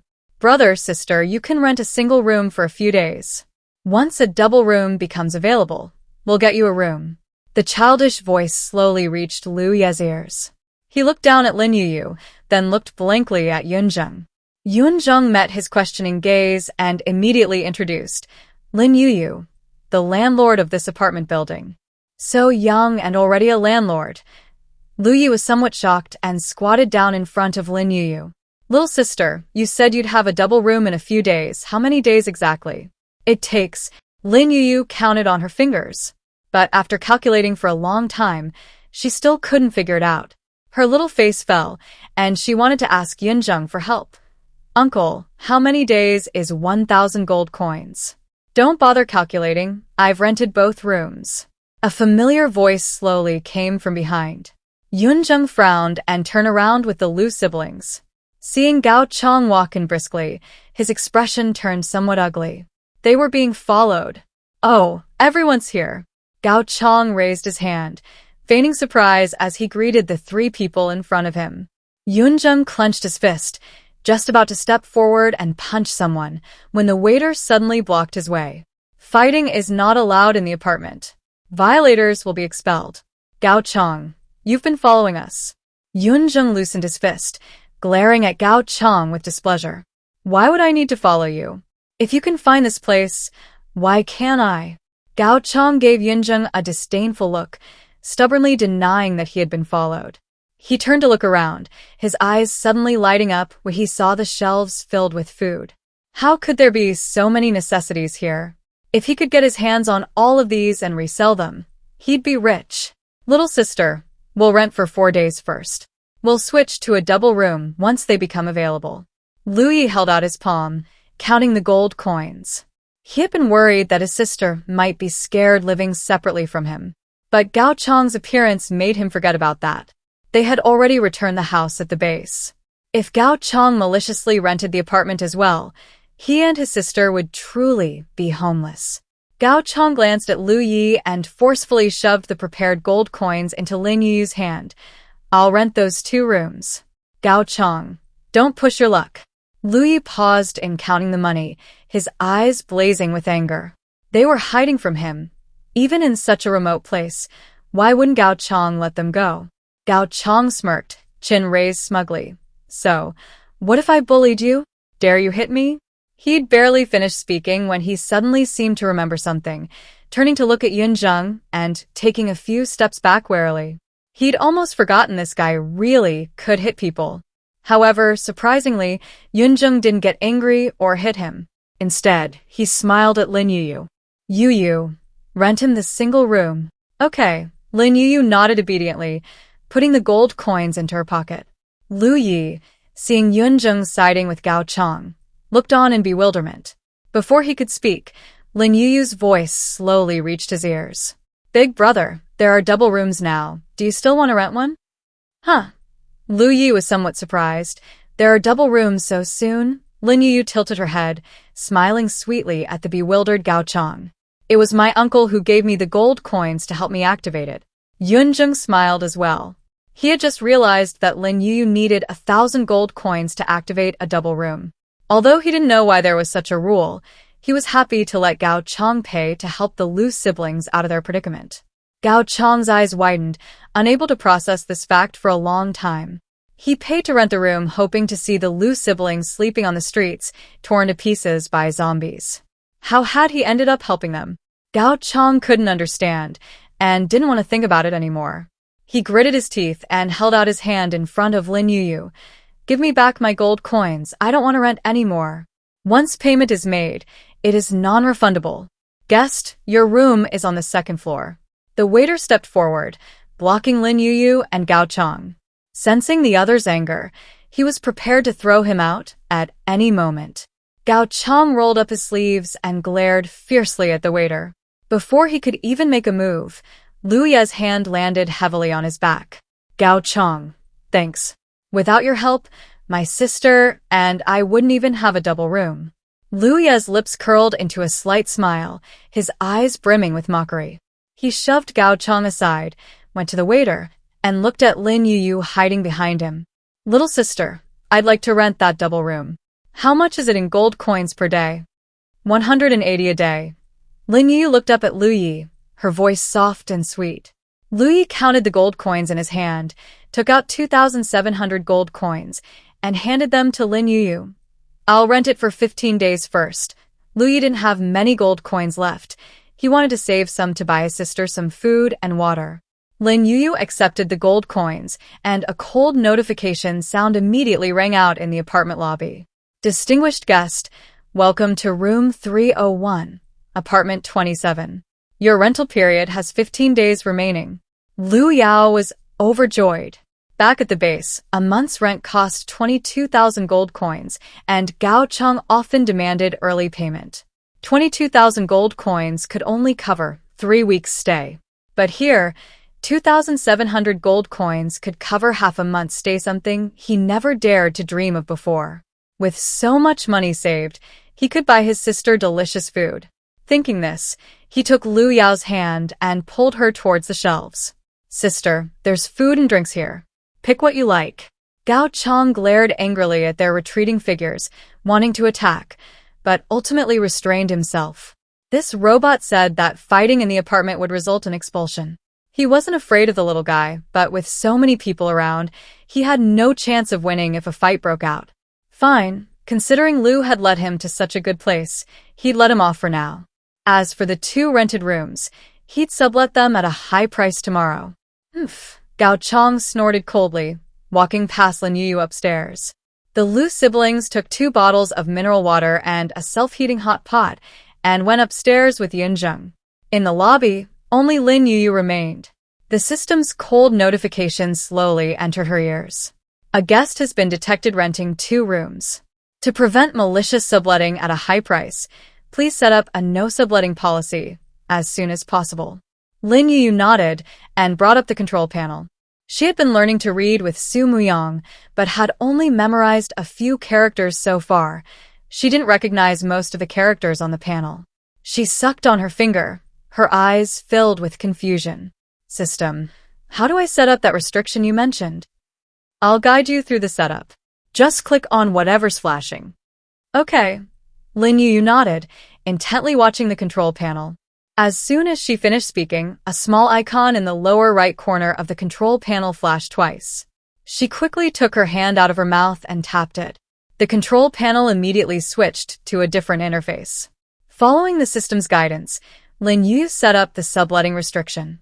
Seeing that the icon was still flashing, she clicked the settings announcement icon. "Please hold down the flashing icon. I'll say a sentence, and you repeat it after me. Release the icon after you're finished." Lin Yuyu obediently did as instructed. Su Muyang opened the door and came out from the 2nd floor, hearing her soft, sweet voice. Thinking another guest had arrived, he closed the door and went downstairs, only to find Lin Yuyu alone in the lobby. She sat cross-legged on the chair, talking to thin air. "Su Muyang, is this child sleepwalking, brother?" Lin Yuyu had just finished speaking to the system when she turned around and saw Su Muyang standing at the top of the stairs. She jumped off the chair, her short legs carrying her over to Su Muyang, and hugged his legs tightly. She hadn't seen her brother for hours. She missed him so much. Su Muyang smiled gently, affectionately ruffling her hair, his eyes filled with tenderness. "It's so late. Why aren't you asleep yet?" "Yuyu isn't sleepy." Lin Yuyu looked up at him. She had barely finished speaking when she opened her mouth and yawned. Su Muyang chuckled, amused by her. "You're yawning, and you still say you're not sleepy." Su Muyang bent down, picked her up, and carried her into her room, carefully placing her on the bed. He tucked her in, and just as he was about to turn and leave, Lin Yuyu tugged at his clothes. Su Muyang turned to look at her. "What's wrong? Can you tell me a story, brother?" Lin Yuyu looked at him expectantly with her big, watery eyes. Su Muyang wanted to say no, but he couldn't bring himself to say it. He sat down beside Lin Yuyu and reached out to touch the stray hairs on her forehead. "You wants to hear a story?" Yes. "Mom used to tell me stories to lull me to sleep." Thinking of her mother, Lin Yuyu's eyes dimmed slightly. "It's been a long time since anyone told me a story." Su Muyang pursed his lips, feeling a pang of Heartache. His mother used to tell his sister stories when she was alive. He would occasionally linger next to his sister, listening for a while. He didn't hear many stories back then, and he couldn't remember most of them. He thought for a long time and quickly remembered a short story. "Brother will tell you a story, okay? Close your eyes and listen, okay?" "Okay," Lin Yuyu nodded obediently. She closed her eyes, grinned, revealing 2 adorable dimples. Su Muyang was infected by her smile, and his mood improved. He leaned against the headboard, looked down at Lin Yuyu, and gently recounted a story from his memories. Lin Yuyu yawned and quickly fell asleep. Su Muyang was halfway through his story when he suddenly forgot the rest and looked at Lin Yuyu apologetically. "Let me tell you a different story." Lin Yuyu kept her eyes closed and didn't answer. Su Muyang slowly stood up. Seeing her sleeping soundly, he tiptoed out of the room. When he returned to the lobby, the waiter had already closed the door. A small blackboard had appeared on the wall near the reception desk, displaying a notice. The notice contained 5 points. 1. The house is for owner occupancy only. Subletting is prohibited. Any violation will automatically reset the lease term for the sublet room. 2. All items in the apartment are for personal use only and may not be given away or resold. Any items given away will be automatically forfeited. All items in the apartment belong to the apartment management company. Damage must be compensated at cost. If a tenant refuses to compensate, the cost will be deducted from their rent. If the rent is insufficient, the apartment management company will take enforcement measures. All items in the apartment require prepayment. Those who refuse to pay will be subject to enforcement measures. The apartment is everyone's home. Everyone should live in harmony. Fighting or using supernatural abilities is prohibited. Violators will be expelled from the apartment and blacklisted. Su Muyang quickly glanced at the notice and found that the content was exactly what Lin Yuyu had just said to thin air. He glanced at Lin Yuyu's room, a faint smile playing on his lips. The next day, everyone found the notice when they came downstairs. Except for Gao Chong, who arrived last, no one else had any objections to the contents of the notice. Gao Chong frowned as he looked at the terms and conditions of the notice. What do these first, second, and fifth points mean? Are they targeting me? I just rented 2 rooms last night. If you won't let me sublet, how am I supposed to manage alone? Gao Chong stood with his hands on his hips, cursing loudly at Lin Yuyu. He also had a house at the base. He rented rooms here last night specifically to annoy the Liu siblings. But instead of annoying them, he got annoyed himself. Gao Chong's loud voice startled Lin Yuyu, causing her to shrink behind the waiter. Tang Wei, who was buying a self-heating hot pot, rushed forward and stood in front of Lin Yuyu when she saw her being bullied. Who are you yelling at? Tang Wei frowned slightly. If you're not happy with the notice, you can leave now. Nobody's stopping you. I paid for it. Why are you kicking me out? Gao Chong protested. Last night, there were too many people, so he had no choice but to swallow his anger. But now, there was only a woman and a child opposite him, and he didn't really take them seriously. Because I want to hit you. Tang Wei clenched her fists, feigning a fierce look. Although her superpower was healing magic and she couldn't hurt people if anyone dared to bully Lin Yuyu, even if she couldn't beat them, she would scratch them to death with her nails. Gao Chong scoffed and pointed to the notice on the wall. Read it carefully. The notice says no fighting or using superpowers. Violators will be evicted from the apartment. Weren't you just protesting the notice? Now you're bringing it up? Tang Wei glared at Gao Chong. What she hated most in her life was people like him, with double standards. I brought it up, so what? If you're not afraid of being kicked out, then hit me. Gao Chong proudly raised his chin and patted his face. Tang Wei gritted her teeth, infuriated by his shamelessness. But the notice had just been added to the apartment. She couldn't be the first to violate it and put Lin Yuyu in a difficult position. Seeing that Tang Wei didn't make a move, just glared at him, Gao Chong became even more smug. If you're not going to hit me, then get lost, don't block my way. Gao Chong shoved Tang Wei aside and quickly left the apartment. He rented the apartment. He had the right to decide its use. What kind of bullshit notice was this? He didn't care. He'd finally found such a lucrative way to make money. No one could cut off his path to wealth. As soon as Gao Chong left, Yunjung came downstairs with his car keys. He quickly approached Tang Wei. We should go now. Sister, can I go with you? Lin Yuyu tilted her little head, looking at Tang Wei expectantly. Her sister had said yesterday that they were going to help her find her mother today, and she wanted to go too. Hearing Lin Yuyu's words, Tang Wei turned to look at Yunjung. Afraid they wouldn't agree, Lin Yuyu gently tugged at Tang Wei's sleeve with her small hand. Sister, I'll be very good. I won't cause you any trouble. Tang Wei turned her gaze away from Yunjung and squatted down in front of Lin Yuyu. The more she looked at this little bundle, the more she liked her, and she couldn't bear to refuse her. She grasped Lin Yuyu's hand, smiling as she asked, If you leave, who will guard the apartment? Xiao Er is here. Lin Yuyu said, pointing to Xiao. Xiao seemed to be summoned. Its 4 wheels spun, and it appeared before Lin Yuyu. Don't worry, Master. Xiao is here. Xiao raised its paw, as if to pat its chest in assurance. But its paw was too short. It could only pat its belly. Tang Wei chuckled at Xiao's antics, her beautiful eyes crinkling as she smiled at Yunzheng. Take Yuyu with you. Whatever you say. Yunzheng had no objection. Since they were going back to the base anyway, taking 1 person or 2 made no difference to him. With that, Yunzheng turned and walked out. Lin Yuyu took the painting from the table and excitedly took Tang Wei's hand. Her 2 short legs seemed to have wheels of fire, clattering as she ran very fast. Tang Wei deliberately slowed down to wait for her, but the little one ran even faster. Tang Wei, in her high heels, smiled brightly. Yuyu, slow down, wait for your sister. As soon as Tang Wei spoke, Lin Yuyu indeed slowed down. She followed Tang Wei, taking a few steps while walking, then a few more while jogging. Upon reaching the SUV, Tang Wei opened the door. She was about to help Lin Yuyu into the car when she looked down and saw the little one clumsily climbing onto the back seat on all 4s. This child is so easy to take care of. So sensible at such a young age. She must have suffered a lot before. Thinking of this, Tang Wei sighed softly, her eyes filled with heartache. Tang Wei closed the car door, and the SUV drove away from the apartment. Gao Chong returned to the base before the 3 of them. Upon seeing the familiar SUV, Gao Chong's face darkened, and he ordered sternly, "Close the gate. Don't let them in."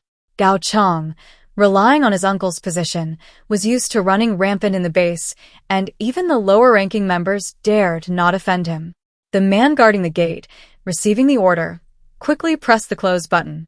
Seeing the iron gate slowly open, Yunzheng frowned and coldly warned, "Hold on tight." Understanding that he intended to force his way in, Tang Wei grabbed the handle with one hand and wrapped her other arm around Lin Yuyu. Yunzheng glanced at the rear-view mirror, making sure they were secure, and floored the accelerator. The base's iron gate was already halfway closed. However, the SUV not only didn't stop, but accelerated. Gao Chong's face changed, and he roared at the SUV. "Yunzheng, are you crazy? This is the Longting base. You dare to try and force your way in?" The person in the driver's seat remained completely unfazed. Seeing the SUV speeding towards him, Gao Chong's legs went weak with fear. He wanted to run but couldn't move at all. He watched helplessly as the black SUV rapidly entered the base and stopped in front of him. Gao Chong's eyes widened as he looked down at the car less than 5 centimeters away, collapsing to the ground in terror. He had almost died here. Bang! Yunzheng opened the car door and got out, slowly approaching Gao Chong, looking down at him condescendingly. "Trying to scam me?" "Pa!" Gao Chong looked up at Yunzheng, scrambling to his feet. "Yunzheng, you dare to force your way into the base. I'm going to tell my uncle." "Your uncle's position isn't something he can handle. Why don't you go find the base's higher-ups and let them evaluate your intentions in preventing the bounty hunters from returning to submit their missions?" Yunzheng's voice was cold, his gaze like ice. Before the apocalypse, Yu City was a first-tier city. After the zombie outbreak, the first group of people to awaken their supernatural abilities formed protective bases. Dragon Soaring and Tiger Leaping were the 2 largest bases in Yu City. For 2 years, the 2 bases had been locked in a fierce rivalry, vying not only for resources but also for capable bounty hunters. Only with more bounty hunters could they attract employers to post missions. And half of the base's revenue came from mission commissions. Gao Chong's actions just now undoubtedly pushed bounty hunters towards Tiger Leap Base. This was a major taboo in the base. Even Gao Chong's uncle, a low-ranking member, couldn't protect him. Gao Chong naturally understood the consequences, and the arrogance in his eyes instantly gave way to fear. "The leader is so busy, how can you think you can just see him whenever you want?" "Whether we can see him or not, we'll find out by trying." Tang Wei's lips curled slightly, her eyes brimming with confidence. She had come to Yu City at the invitation of the leader of Dragon Leap Base. Getting a meeting with the leader was easy enough, wasn't it? Seeing Tang Wei's confident tone, Gao Chong felt somewhat uncertain. He knew Yunzheng. He knew Yunzheng was a lone bounty hunter, known only by a shadow. But the woman beside him was someone he'd never seen before. Could it be that this woman knew the leader? Thinking this, Gao Chong forced a strained, almost forced smile onto his serious face. Beautiful lady, I was just joking with you. Why did you take it so seriously? We came in, and you called it a joke. What if we hadn't? Tang Wei, carrying Lin Yuyu, got out of the car. No need to waste words with him, let's go straight to the leader. Okay, I'll go park the car. Yunzheng nodded slightly and turned to walk towards the driver's seat. Gao Chong nervously swallowed, turning to look at Yunzheng's back. Wait. Yunzheng and Tang Wei, perfectly in sync, ignored him. Gao Chong panicked completely and rushed forward, blocking their way. I know, you must want money. Gao Chong pulled a handful of gold coins from his pocket and handed them to the two men. As long as you don't go to see the leader, you can have all this money. You think you can beg for favors? Yunzheng sneered, lightly patting his shoulder. Keep your gold coins. Give them to your uncle. Yunzheng's smile faded. He pushed Gao Chong aside, opened the door, got into the driver's seat, and drove Tang Wei and Lin Yuyu inside. Seeing they had no intention of letting him go, Gao Chong gritted his teeth and gripped the gold coins tightly. You're asking for it. Let's see if the leader believes you, or my uncle. Humph. Lin Chen stood in the security room, peering out. Was he seeing things? How did he see Yuyu? Just as Lin Chen was wondering, Gao Chong suddenly turned around and shouted angrily, What are you looking at? If you hadn't been so slow, how would they have gotten in? I'm sorry. Lin Chen snapped back to reality and quickly apologized. Gao Chong snorted coldly and warned, If you dare tell anyone what just happened, you're fired. Understood, I'll keep my mouth shut. Lin Chen bowed and scraped to Gao Chong. After Gao Chong left, Lin Chen's face immediately darkened. If it weren't for the fact that he hadn't awakened only a useless, low-level defensive ability, how could he possibly be working here as a security guard, being bullied by someone without any abilities? However, those two people seemed to genuinely know the leader. Gao Chong had offended them. His good days were probably over. He'd better endure it a little longer. Yunzheng parked the car and led Tang Wei upstairs to submit the mission. The base takes a 50% cut of the bounty hunter's commission. But Tang Wei was personally invited by the leader. She was a special case. The commission she paid went entirely into Yunzheng's pocket. He didn't take any cut. Is your leader here? I need to see him. Yes, the middle-aged man nodded. Yunzheng returned yesterday and the leader received the news. He's been waiting for you in his office since early this morning. Okay, Tang Wei nodded and turned to leave. She had only taken a couple of steps when she suddenly remembered Lin Yuyu. Lin Yuyu had remained silent the entire way, so well-behaved that Tang Wei was almost unaware of her presence. Tang Wei turned around, holding Lin Yuyu, and looked at the middle-aged man. Excuse me, do you recognize the child in my arms? The middle-aged man looked at Lin Yuyu and shook his head. No. Uncle, have you seen my mother? Hearing Tang Wei ask on her behalf, Lin Yuyu quickly handed the portrait in her hand to the middle-aged man. This is my mother. Have you seen her, uncle? The middle-aged man looked down, and the moment he saw the portrait, his lips twitched violently. Was this little girl joking? Who in the world looks like that? The middle-aged man thought this to himself, but didn't say it aloud. After all, the two people accompanying this child were a top bounty hunter and a VIP personally invited by the leader. Offending either of them wouldn't benefit him. He looked up at Lin Yuyu and shook his head. Never seen her before. Tang Wei wasn't surprised by this result. If someone saw a portrait and claimed to have seen the person in it, that would be a miracle. She looked at the middle-aged man and pleaded, This child's name is Lin Yuyu. Could you please keep an eye out if anyone in the base knows her? If so, please tell her we're waiting for her at apartment number 27, on Chaoyang Road. No problem, the middle-aged man nodded, readily agreeing. Tang Wei thanked him, picked up Lin Yuyu, and went upstairs with Yunzheng. The leader's office was on the 6th floor. The two arrived at the office door and gently knocked. The wooden door was ajar, and there was no response from inside. Leader, are you in? Tang Wei gently pushed the door open. Before she could even see what was inside, a figure suddenly lunged forward, emitting a roar like that of a wild beast. "Watch out!" Yunjung frowned and kicked the person away. The person crashed heavily to the ground, struggling and grimacing. Her torso and hands were bound with rope, and her legs kicked wildly in the air. Lin Yuyu, terrified, buried her face in Tang Wei's arms. "It's a zombie," Tang Wei frowned, holding Lin Yuyu tightly. If Yunjung hadn't been there, she and Lin Yuyu would probably have been skinned alive by the zombie. Yunjung's face was grim as he scanned the office. He found that there wasn't a single weapon in the office. The leader isn't here. I wonder if he's already met with misfortune. "Yunjung, should we call security to deal with the zombie?" Yunjung remained silent, seemingly deep in thought. Before he could make a decision, a cry of ouch came from behind him. Yunjung turned around at the sound and saw a middle-aged man in his 50s quickly walk past him. The man knelt down beside the zombie and helped her up from the ground. "How did you fall?" The zombie bared its teeth and hissed at the leader, but the leader showed no fear.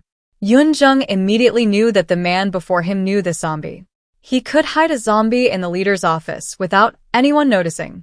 The man's identity was self-evident. "Leader, shouldn't you explain how there's a zombie in your office?" Yunjung's voice slowly reached the man's ears. Knowing that the matter couldn't be hidden any longer, the man sighed and looked tenderly at the zombie beside him. "She's not a zombie, she's my wife." The man turned to Tang Wei. "Miss Tang, I asked you to come here because I need your healing magic to save my wife. I can feel how much pain she's in." Meeting the man's pleading eyes, Tang Wei pursed her lips, somewhat hesitant. The leader's affection for his wife is truly touching. However, healing magic isn't some kind of supernatural power. It can only heal wounds, not turn a zombie back into a human. "I can't fulfill your request. Even healing magic won't work?" The man's eyes darkened. He had placed all his hopes on Tang Wei, hoping her healing magic could save his wife. He knew the chances were slim, but he still wanted to try. Now, even that last hope was shattered, and he looked aged and exhausted. "I'm sorry. You don't need to apologize. I was forcing you to do this." The man glanced resignedly at the zombie, then looked away and slowly approached Tang Wei. "It's an honor for my dragon soaring base to have you invited, miss. We have many ability users, including a few who can heal. But only Miss Tang knows intermediate level healing. We hope you can take on more missions to heal the base's residents. As long as the commission is right, everything is negotiable." Tang Wei didn't stand on ceremony, laying the business out in the open. After all, the leader of the dragon soaring base invited her here, firstly to save his wife, and secondly to earn a commission from her. Since everyone was after money, it was better to be straightforward. "Miss Tang is so straightforward." The man's face softened with a smile. "Do you have a place to stay, or do you need to rent?" "A one-bedroom apartment just became available at the base yesterday. If you'd like to rent it, I'll have someone give you a 20% discount." "No need. I currently live in apartment number 27 on Chaoyang Road. If there's a suitable mission for me, please let me know." Chaoyang Road. The man frowned slightly. He remembered Chaoyang Road as a wasteland. During the territorial dispute with the Tiger Leap base, no one had shown any interest in that land. Could it be that the land fell into the hands of a smaller base, and they even built apartments there? There's something else. Your base's Gaochang has really tarnished the reputation of the Dragon Leap base. Yunjung accepted the mission and escorted me to the base. But he had the security guards close the gate and wouldn't let us in. Tang Wei's words pulled the man back to reality. He frowned, his expression noticeably darkening. Bounty hunters were the foundation of the base, and that Gaochang was actually pushing people away. Could he be a spy sent by Huyu? Thinking this, the man opened the door, strode into the corridor, and called out to the people downstairs. Someone come up, hearing the call. The people downstairs hurried upstairs. The man stood in the corridor with his hands behind his back, looking at the panting man and ordering. "Who is Gao Chang? What position does he hold in the base?" Reporting to the leader, Gao Chang is old Ye's nephew, in charge of collecting rent. "Expel him. Don't let him stay in the base." The man waved his hand and turned to walk towards his office. Before he even opened the door, the person behind him asked suspiciously, "Leader, what did Gao Chang do wrong? If old Yi asks, I'll have something to say to him. This is my order. Do I need to explain to him? He's just a finance officer. Doesn't he have too much power?" The man's face darkened, and his voice turned cold. The man was taken aback, not expecting his usually good-tempered leader to suddenly become angry. He quickly nodded, "I'll go and chase him away right away." Watching the man leave quickly, the man then pushed open the door and entered his office. He looked at Tang Wei, his serious expression softening. "Don't worry, both of you. I've already sent someone to drive him away. From now on, no one will stop you from coming to the base. Thank you for your trouble. Farewell." Tang Wei thanked the man and carried Lin Yuyu out.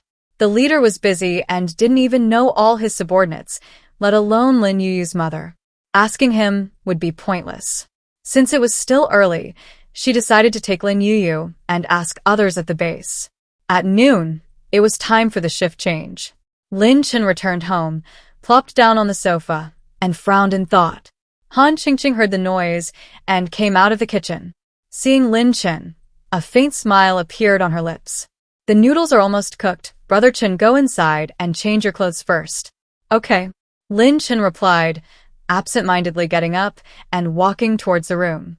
When he came out after changing, Zhao Yu and Zhao Rui had already helped Han Chingqing put 4 bowls of noodles on the table. Lin Chen sat down at the wooden table, but didn't touch his chopsticks. Seeing him sitting there, Han Chingqing asked in confusion, "Brother Chen, why aren't you eating?" "Oh, I'll eat." Lin Chen picked up his chopsticks and took a bite of noodles. Seeing him staring intently at the noodles, Han Chingqing asked worriedly, "What's wrong? Did work not go well?" No. Lin Chen put down his chopsticks and met her eyes. "Chingqing, I think I saw you today." Asterisk clutter. Asterisk Han Chingqing's chopsticks fell to the ground with a thud. She bent down and hurriedly picked them up. Was Lin Chen's sudden comment a sign of softening? Thinking of Lin Yuyu, alive and well in the apartment, Han Chingqing felt a pang of worry. If Lin Chen knew his daughter was still alive, would he bring her back? Han Chingqing didn't dare to think further. A slight smile played on her lips as she looked at Lin Chen, feigning composure. "Brother Chen, you must be mistaken. You must have been mistaken. Yu's been gone for so long, she's probably dead by now." Lin Chen shook his head, no longer dwelling on the matter. "Let's eat." "Uncle, you have to help me." Gao Chang went to his uncle, Old Ye's, office, begging for help. Old Ye had just heard about his situation and gave him a cold glare. I haven't even come to you yet and you've already shown up. I can't help you with this. You can leave." "Leave?" Gao Chang was stunned. "Everyone at the other bases knows I'm your nephew, and no one will take me in. If I leave the dragon soaring base, I'll be sleeping on the streets. Uncle, you can't just abandon me and watch me die." Gao Chang panicked, grabbing Old Ye's hand and pleading for help. Old Ye glared at him and pulled his hand away. "The leader ordered you to leave. How can I help you? I turned a blind eye to your bullying of the tenants before. But you, not only are you unrepentant, you've become increasingly audacious, even daring to offend the leader's honored guest." That woman was the leader's honored guest. Gao Chang was slightly taken aback, filled with regret. He knelt down before Old Ye, looking at him pitifully. "Uncle, I know I was wrong. I really didn't know that woman's identity, otherwise I wouldn't have dared to provoke her. Please, for my mother's sake, help me one more time. I beg you."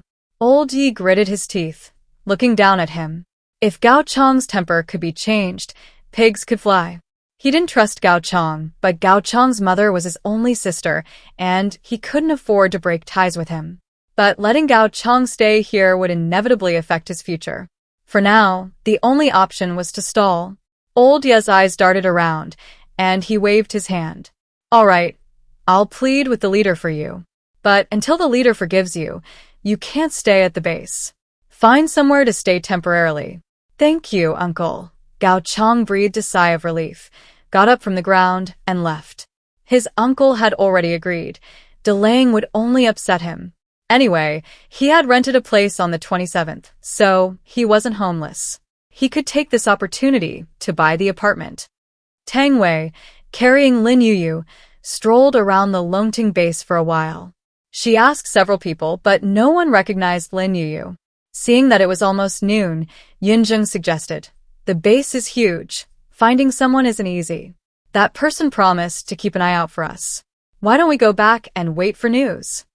"You believe he can give us news?" Tang Wei countered. It wasn't that she didn't trust that person, but one person's energy was limited. The person who just spoke was the person in charge of posting and submitting tasks. He's so busy every day, it's already a miracle he can keep an eye out for people posting and accepting tasks. As for others, he probably doesn't have the time. But only a small group of people post and accept tasks. She didn't think Yuyu's mother happened to be among that small group. It would be best if he could give us information, but if not, we'll help Yuyu post a missing person task. That's a good idea, but I just paid my commission, and I don't have that much money on me. Tang Wei shook her head, agreeing that while the idea was good, they would need time to raise the money. Lin Yuyu's eyes lit up, and she looked at Tang Wei expectantly. "Sister, how much does it cost to find Mom?" Posting a mission at the base isn't cheap. Finding someone is the simplest mission, starting at 50,000 gold coins. If no one submits a mission within a month, the price will increase. 50,000 gold coins, is that? Is it higher than 5,000? Lin Yuyu had no concept of this unit. Upgrading the apartment to level 3 requires 5,000 gold coins. Her understanding of gold coins was at most 5,000. Lin Yuyu, knowing the unit of 1,000, surprised Tang Wei. She had interacted with children before, and kids Lin Yuyu's age didn't even recognize denominations of money, let alone units of 1,000. Yuyu is such a smart child. Tang Wei's eyes curved slightly. The more she looked at Lin Yuyu, the more she liked her. She carried Lin Yuyu, following behind Yunjing towards the parking lot. As they walked, she explained to her, 50,000 is 5,000. Lin Yuyu raised her hand, counted her 10 fingers, and her little head drooped immediately. She hadn't even collected the 5,000 gold coins needed to upgrade the apartment.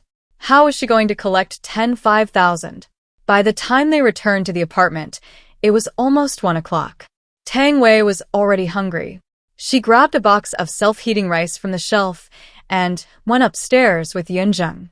Lin Yuyu opened the control panel and stared blankly at the numbers on the balance. The gold coins earned from the apartment would be taken away by the system as soon as they reached her hands. How was she going to collect the gold coins to find her mother? The more Lin Yuyu thought about it, the sadder she became, and tears streamed down her face. The waiter came over at the sound of her tears, raising his short, stubby arm to wipe them away. "Don't cry, master." With the apartment upgraded to level 3 and the monthly rental mode activated, you'll receive a 10% commission. Upgrading the apartment to level 5 and the annual rental mode activated, you'll receive a 20% commission. The waiter's voice slowly reached Lin Yuyu's ears. Lin Yuyu looked up blankly, her eyes misty. "What's this commission? Is it my gold coins?" After activating the monthly rental mode, regular guests can get a 5% discount on a deluxe single room. The monthly rent is 4,275, and you'll receive 427 gold coins as commission. These gold coins will be temporarily stored in the system. You can withdraw them whenever you need them. Lin Yuyu's eyes lit up, and she wiped away her tears. After the apartment upgrade, she'd have her own money. She could save up to go see her mother? Thinking about seeing her mother soon, Lin Yuyu grinned. She had barely stopped crying when she burst into laughter, even letting out a hiccup. "You have a new visitor. Please attend to them promptly." The cold, insipid voice rang in her ears, and Lin Yuyu excitedly jumped off her chair. Seeing the woman enter, she ran over, forcing a smile that was more like a grimace. "Grandma, are you renting a room?" Lin Yuyu was still sobbing, unable to even form a complete sentence. The woman, probably in her 50s, frowned immediately upon hearing Lin Yuyu's address. "I'm not that old. Don't call me that." The woman glanced at Lin Yuyu and strode towards the stairs. The waiter quickly stepped forward and blocked her path. "Sir, the rooms upstairs are for renters. You need to rent a room here to go upstairs. Room 204 is already rented by me. Didn't the landlord tell you?" The woman crossed her arms, looking impatient. Lin Yuyu was a little afraid of her and timidly said, "Grandma, I am the landlord." "You're the landlord?" The woman sized Lin Yuyu up. "Don't be ridiculous. You're so young. How could you afford to rent such a big house? Gao Chong told me this apartment building belongs to him. You unwanted orphan. Don't spout nonsense. I have a mother, am not some unwanted stray. I don't want to waste my time here. Get Gao Chong out here, I want to talk to him." The woman frowned, interrupting Lin Yuyu. She disliked children the most. If she had known there were children in the apartment, she wouldn't have rented it. Lin Yuyu's smile froze. The waiter stepped forward, blocking the two. "Esteemed guest, Gao Chong is only a tenant in apartment number 27, not the landlord. The apartment's notice states that subletting is prohibited. Your transaction with Gao Chong is illegal. You are not a tenant of the apartment.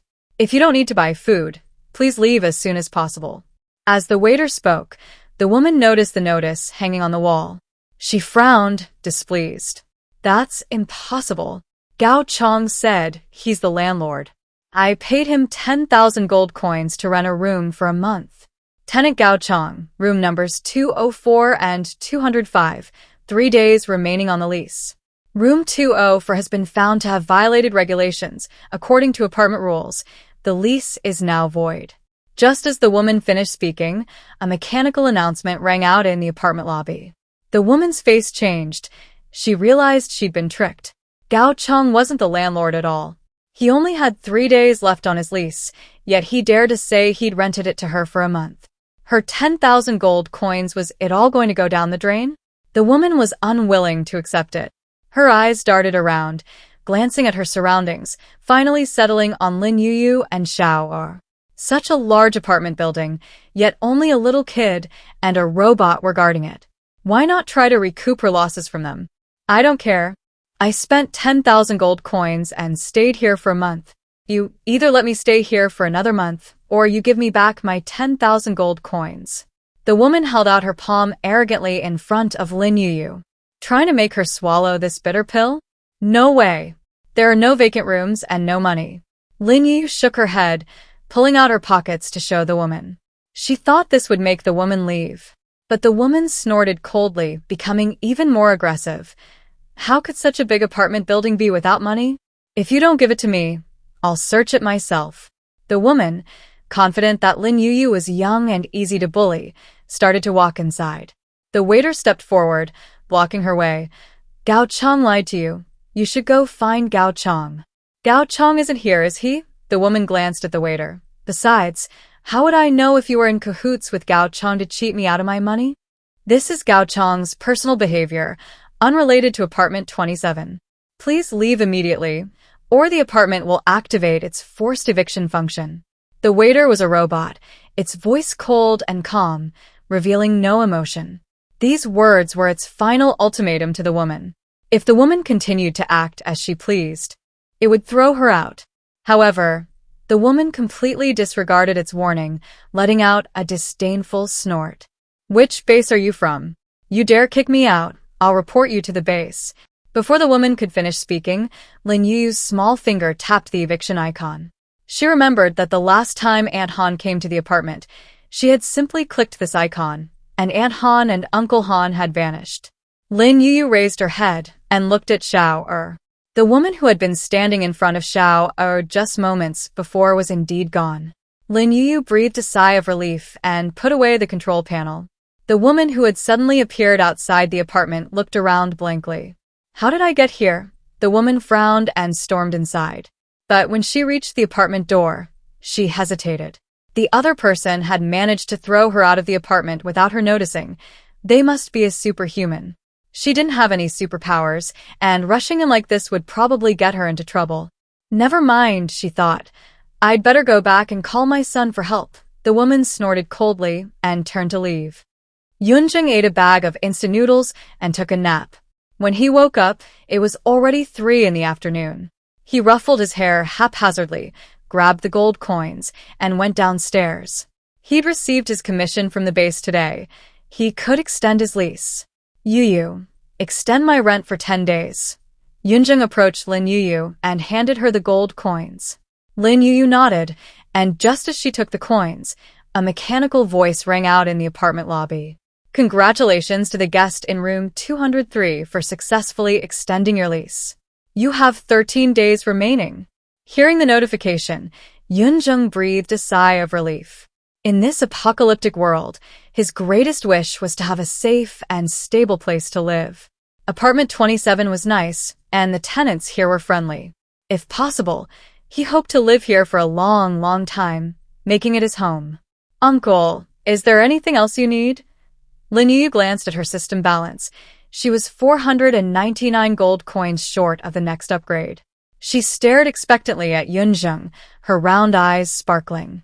Under her hopeful gaze, Yunjing went to the shelf, picked up 2 bottles of mineral water, and turned to Lin Yuyu. How do I top up the water and electricity in the room? Lin Yuyu tilted her head, looking confused.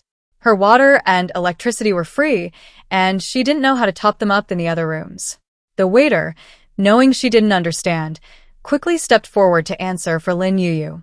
Water and electricity start at 100 gold coins, and the cost will be automatically deducted each time you use them. Would you like to top up? Then top up 100 for each.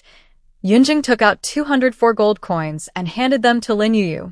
If it weren't for the electricity needed to boil water, he wouldn't have wanted to top up. After all, there was no TV in the apartment, and once it got dark, he could lie in bed without needing to turn on the lights. However, he didn't use much electricity. 100 gold coins should last a long time, so he might as well top it up. Congratulations to the guest in room 203 for successfully recharging. The mechanical notification sounded again. Yunjing, carrying 2 bottles of mineral water, went upstairs and bumped into Tang Wei in the stairwell. Tang Wei had come out after hearing the notification. Seeing Yunjing, she curiously grabbed him. Did you just recharge your water and electricity? Yes. Yunjing nodded. How much? Minimum recharge, 100 gold coins. Yunjing always spoke simply and directly, without a single wasted word. Tang Wei's eyes lit up, and she strode downstairs in her high heels. She took out 200 gold coins and handed them to Lin Yuyu. Yuyu, help me recharge the water and electricity. Lin Yuyu happily accepted the gold coins. With these 200 gold coins, she was still 95 gold coins short of upgrading her apartment. Congratulations to the guest in room 202 for successful recharge. Hearing the cold notification sound, Tang Wei couldn't wait to run upstairs. As a girl, she couldn't stand not being able to shower. Now that the room had water and electricity, she could use the electric water heater and take a proper shower. At 4:15, someone arrived outside the apartment. The woman pointed at the apartment door and said fiercely, "Son, this is the landlord here. She cheated me out of 10,000 gold coins. You have to help me get them back." "Mom, don't worry. With me and your second son here, no one will dare to bully you. If she doesn't obediently return the gold coins, we'll empty her apartment." The man spoke as he walked into the apartment building. Lin Yuyu, alerted, jogged to the door. Before she could speak, the woman behind the 2 men pointed at her. "It's her. She's the landlady." "Oh, so it's you, little brat, who cheated my mother out of 10,000 gold coins." The man with dyed blonde hair glared at Lin Yuyu. "Hand over the gold coins." Lin Yuyu looked at the blonde-haired man and took a step back in fright. She shook her head, clutching the hem of her clothes helplessly. "It wasn't me." "What do you mean it wasn't you? You dare say this apartment isn't yours? Don't you know Gao Chong? You took the money but wouldn't let anyone move in. What else is that but a con man?" The black-haired man frowned, his eyes filled with displeasure. He truly hadn't expected such a young child to be a con man. Seeing him trying to reason with the child, the blonde-haired man beside him grew impatient. "Bro, let's not argue with her. If she won't pay us back, let's go in and take our stuff." The blonde-haired guy's eyes gleamed as he looked at the shelves. Ever since he entered the apartment, he'd been eyeing the goods on the shelves. These were necessities: instant noodles and bottled water that could be bought at the base. The rest of the items were things you couldn't buy, even with money. If they could take all of this and resell it at a higher price, they could definitely make more than 10,000. The leader followed the blonde-haired guy's gaze and understood what he meant. The two of them went to the shelves in perfect unison and began their shopping spree. The shopkeeper slowly approached, his eyes scanning the items in their hands like a scanner. Warning: customers have purchased more than 3 days' worth of food for 2 people. Please consume rationally and buy only what you need. Get lost. Where did this robot come from? It's so annoying. The blonde-haired guy cursed impatiently. He grabbed 10 boxes of self-heating hot pot and 5 bags of snail rice noodles. He couldn't carry any more and had to stop. Brother, I can't carry any more. Give me the car keys, I'll put these in first. Okay. The boss put the goods back on the shelf, took out the car keys, and handed them to the blonde-haired guy. The blonde-haired guy took the keys and turned to leave. The waiter's cold voice came from behind. Warning: customer hasn't paid yet. The blonde-haired guy completely ignored the waiter's warning. He carried the pile of things to the door. Just as he stepped out, a jolt of electricity struck him, making him tremble all over. Ah! The blonde-haired guy screamed in pain, startling the woman standing at the door. The woman rushed forward, looking at him anxiously. Second brother, you. What's wrong? The blonde-haired guy was stunned by the shock and dropped the food. The terrifying electric current disappeared. After a moment, the blonde-haired man regained his senses. Electricity. I just got an electric shock. What? The woman was startled, her anxiety growing. Second brother, are you all right? I'm fine. The blonde-haired man shook his head, assuming it was just bad luck. He didn't connect the electric shock with the food theft. He bent down to pick up the self-heating hot pot that had fallen to the ground. The moment his fingers touched it, the electric current surged through his body again. Ah! The blonde-haired man instinctively pulled his hand back, and the current disappeared again. The boss noticed his unusual behavior, put down the merchandise, and quickly came to his side. What's wrong? Brother, something's weird here. Whenever I touch these things, I get an electric shock. The blonde-haired guy stared at the food on the ground, afraid to make a move. The boss thought it was just his imagination, bent down to pick up a bag of snail rice noodles, and a terrifying electric current instantly taught him a lesson. Lin Yuyu hid behind the counter, peeking out with half her head, curiously looking outside. The system's cold voice rang in her mind. Congratulations, host. You have successfully updated the apartment protection settings. Wow, that's amazing. Lin Yuyu blinked, her eyes brimming with joy. The system said that as long as she followed its instructions and activated the apartment protection settings, no one could skip out on their bill. At the same time, the waiter also received a notification from the system. It quickly stepped forward, its gaze sweeping over the items on the ground, and swiftly calculated the price. Self-heating hot pot, 30 coins per serving, 10 servings. Snail rice noodles, 20 coins per serving, 5 servings. Failure to pay will incur a double penalty, totaling 800 gold coins. Customers may leave only after payment. I have no money. The blonde-haired man ignored the waiter, but dared not try to buy any more items. He glanced towards the counter and saw Lin Yuyu peeking from behind. Caught red-handed, Lin Yuyu quickly withdrew her head, muttering softly, Didn't see me. Fine, I know. It must have been you little brat, who was up to something. The blonde-haired man gritted his teeth and stormed forward. He had only taken 2 steps when the gold coins in his pocket suddenly fell out and flew into the waiter's palm. 300 gold coins, not enough. The waiter shook his head. He raised his short, thick arm, easily lifted the blonde-haired man and shook him. The blonde-haired man froze for a moment, then struggled. Let me go. He was dizzy from being shaken and kept gagging. Seeing that no gold coins could be found on him, the waiter threw him out of the apartment. Ah! The blonde-haired man screamed, terrified the 2 men at the apartment door. Seeing the waiter's gaze on him, the eldest brother's face turned pale. I'll do it myself. The eldest brother pulled 455 gold coins from his pocket and handed them to the waiter. The waiter took them, counted them, and shook his head. Still not enough. The eldest brother swallowed hard, afraid that he would be lifted up and shaken like the second brother. He turned to the woman, nervously saying, Mom, Give me 45 gold coins. I was just cheated out of 10,000 gold coins. Where would I get the money? The woman clutched her pocket, unwilling to take out any money. The waiter's eyes darted around, his gaze landing on her. The eldest sister, being clever, quickly grasped the situation and urged, "Mom, I don't believe you can't even come up with 45 gold coins. Pay up quickly, lest you suffer and lose your money." The woman met the waiter's gaze, her expression instantly changing. The way the second sister had been lifted and shaken by the robot was terrifying.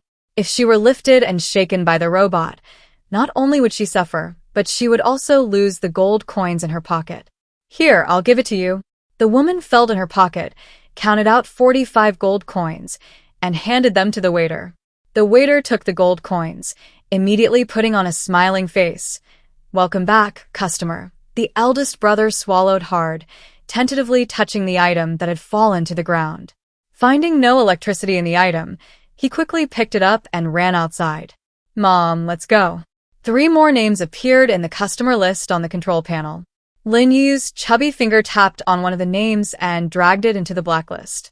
Outside the apartment building, the blonde-haired guy fell to the ground in a sorry state, crying out in pain. He got up and looked around blankly. Seeing his mother and eldest brother emerge from the ruins, he quickly ran over. "Mom, brother, where's that apartment building?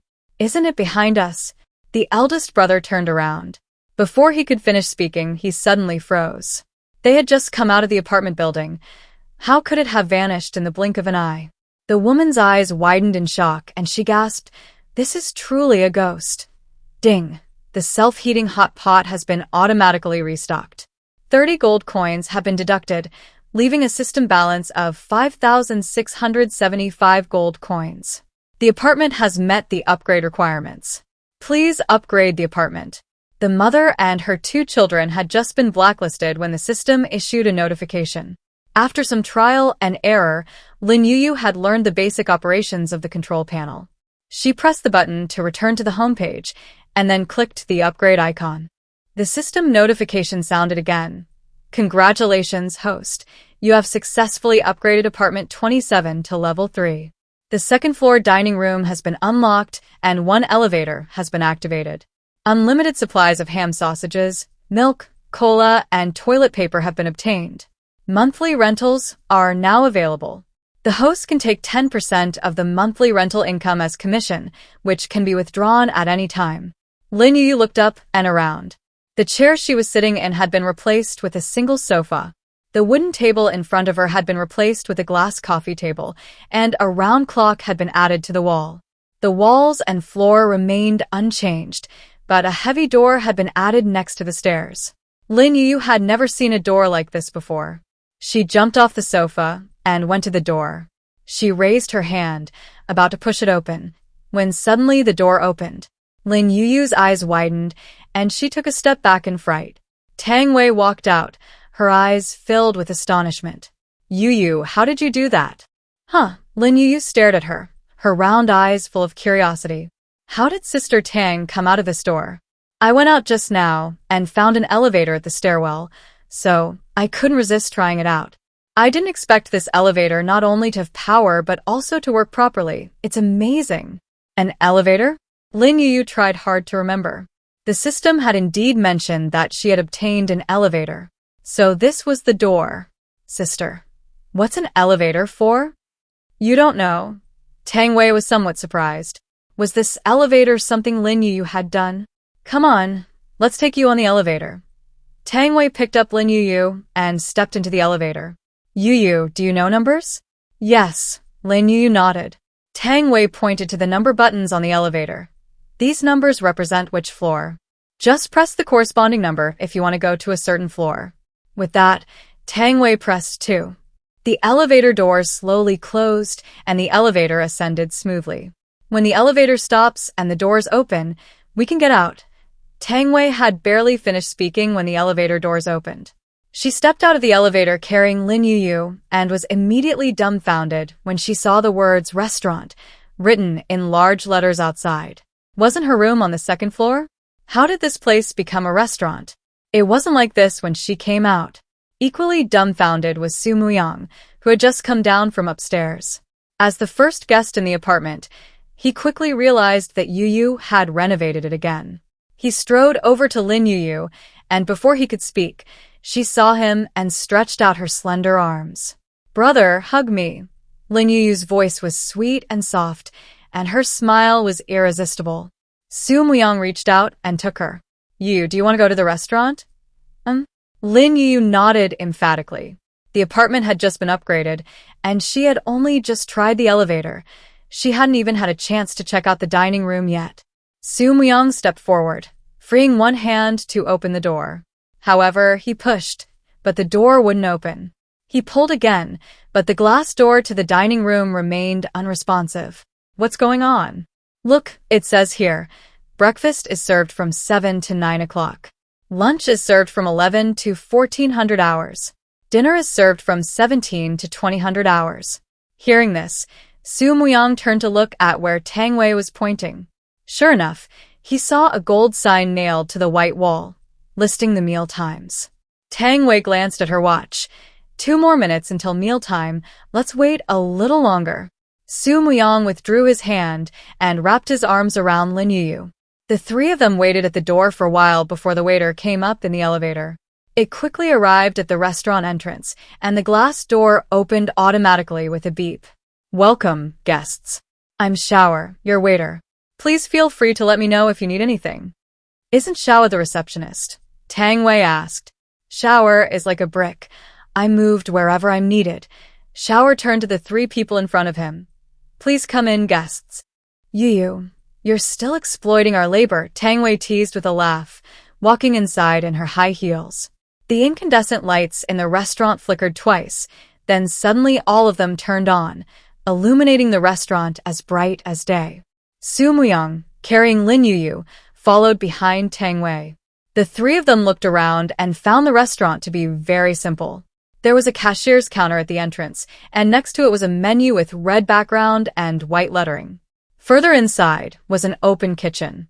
A single large floor-to-ceiling glass panel separated the kitchen and dining area. 2 openings were visible in the glass, one for serving food and one for recycling. Directly opposite the kitchen was the dining area. 2 sterilizing cabinets stood on either side, containing bowls, chopsticks, and spoons. The dining table and chairs were connected, seating 4 people at each table. "There's no chef in the kitchen. Can we really order here tonight?" Tang Wei asked, her brow furrowed. Just as she finished speaking, the waiter's voice came slowly from behind. "Guest, please order at the cashier." "Let's give it a try." Su Muyang, carrying Lin Yuyu, stepped forward, his gaze falling on the limited menu. Knowing Lin Yuyu couldn't read, he read the names on the menu one by one. Eggs, steamed buns, oden, twice-cooked pork, shredded pork with garlic sauce, shredded potatoes with green peppers, cold eggplant salad, beef noodles/rice noodles, and pork intestine noodles/rice noodles. After reading the menu, Su Muyang looked gently at Lin Yuyu. "Yuyu, what do you want to eat?" Lin Yuyu raised her hand and put her index finger in her mouth. She thought for a moment and shook her head. She had never even heard of these things before, let alone knew what they tasted like. "Brother, help me choose." Meeting Lin Yuyu's trusting gaze, Su Muyang felt great.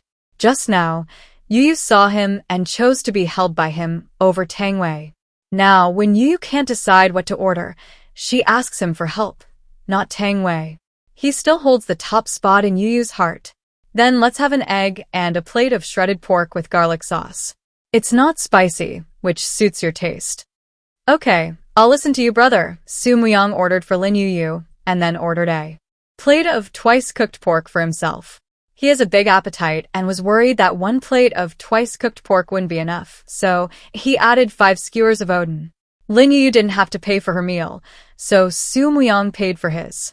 The twice-cooked pork cost 30 gold coins, and each skewer of oden cost 2 gold coins, for a total of 40 gold coins. The waiter took the money and handed Su Muyang a small red tag with the number 01. "Please use your tag to collect your food at the serving counter." Tang Wei needs to maintain her figure and almost never eats at night. But seeing the newly opened restaurant without ordering made her itch to eat. She ended up ordering 2 skewers of oden and an egg. spending a total of 9 gold coins and getting number 02. The three of them found a place, but before they could even sit down, a scream suddenly came from downstairs. Ah. Which bastard dared to ambush me? It was Gao Chang's voice. Lin Yuyu, a curious child, stared intently at the window with her round eyes. Brother, I want to see. Okay, brother will take you. Su Muyang picked up Lin Yuyu and quickly went to the window. The restaurant window was a transparent floor-to-ceiling window, offering a clear view outside. Tang Wei followed behind Su Muyang to the window. Looking down, she saw Gao Chang standing outside the apartment, clutching his head where he had been hit. He glanced around and saw 2 men emerging from the rubble. One of them defiantly threw a brick at Gao Chang, but Gao Chang dodged it. Gao Chang, you've kept us waiting. The 2 men were of different hair types, one black and one blonde. Lin Yuyu remembered the blonde man vividly and fearfully clung to Su Muyang's neck. Su Muyang gently patted her back. What's wrong? Lin Yuyu shook her head, remaining silent. Remembering that she had blocked Huang Mao's number, he couldn't see the apartment and therefore couldn't get in. Lin Yuyu felt a little relieved. You guys? Downstairs, Gao Chang stared blankly at the 2 brothers who had suddenly appeared. Huang Mao didn't hold back, punching Gao Chang in the face. You dare cheat my mom out of her money? You're asking for it. The eldest brother strode forward and grabbed Gao Chang by the neck. Spit out the money. Or don't blame us brothers for being impolite. I don't have any money. Gao Chang wasn't about to back down. Besides, I didn't cheat your mom out of her money. I rented her a single room. 10,000 gold coins a month, cheaper than the rent at the base. You should thank me. Thank you? You said the apartment was yours. Isn't that cheating? Second brother, don't waste your breath on him. If he won't pay back the money, then kill him. Use his life to pay for it. The eldest brother's eyes suddenly turned cold, clearly showing murderous intent. Before the apocalypse, he wouldn't have dared to say such boastful things. But now it's the apocalypse, and law and order have long since collapsed. People die every day in Yu City. Some are killed by zombies, some by looting supplies.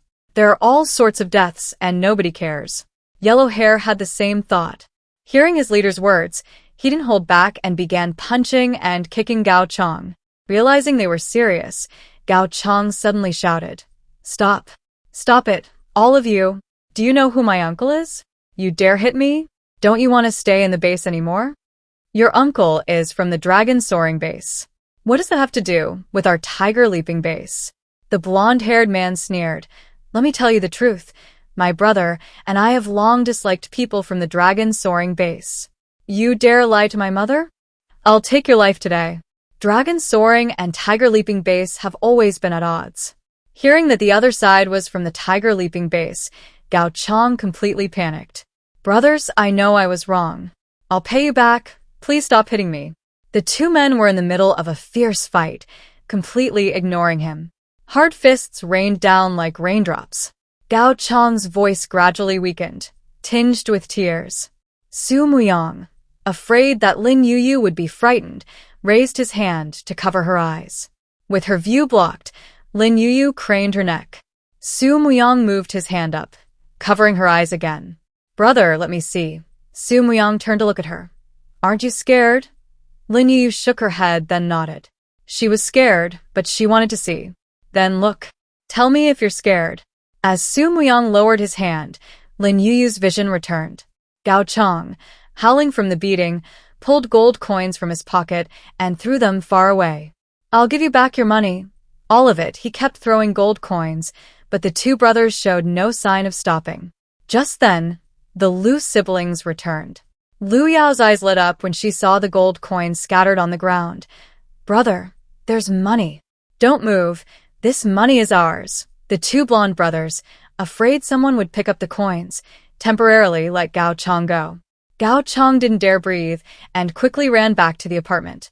Lu Yi glanced at the gold coins on the ground and pulled Lu Yao back to the apartment. The 2 blonde brothers picked up the gold coins, turned around, and saw the Lu siblings disappear into the ruins ahead. The blonde brother froze, rubbing his eyes. Brother, am I seeing things? I think I'm seeing things too. How can we see ghosts in broad daylight? The elder brother swallowed hard. Something's not right here, let's go. The two brothers pocketed the gold coins and ran off. What a pity, we couldn't kill him. Tang Wei shook her head, her eyes filled with regret. She turned and sat down at the table. Looking up, she saw the waiter busy in the open kitchen. Her eyes lit up. She found it fascinating. She had been worried about the lack of a chef in the kitchen, but the waiter had taken on the role. Yuyu, where did you buy this robot? It's so versatile. I won it in a lottery. Lin Yuyu, held by Su Muyang, sat down opposite Tang Wei. She couldn't lie, nor did she want to lie to Tang Wei, so she told the truth. Tang Wei was incredibly envious. Lin Yuyu's luck was amazing. She actually won such an intelligent robot in the lottery. Just as Tang Wei was happy for Lin Yuyu, a notification sounded in the restaurant. Customer number 01, please collect your order. Su Muyang glanced at his number, then looked at Tang Wei. I'll go get the order. Watch over Yuyu for me. Don't worry. There are only the three of us here. It'll be fine. Tang Wei waved her hand, thinking Su Muyang was being too anxious. Su Muyang looked at Lin Yuyu worriedly, gently ruffling her hair. I'll go get the order. Wait for me. Okay, I'll wait for you, brother. Lin Yuyu nodded obediently. Su Muyang withdrew his hand, then left the table with peace of mind, and went to the food counter to collect his order. A tray was placed at the food counter, and the food he and Lin Yuyu had ordered was on the same tray. Su Muyang returned with the tray, placed it on the table, and then went to the sterilizer to get 3 empty bowls and 3 pairs of chopsticks. He distributed the bowls and chopsticks to Lin Yuyu and Tang Wei before sitting down next to Lin Yuyu.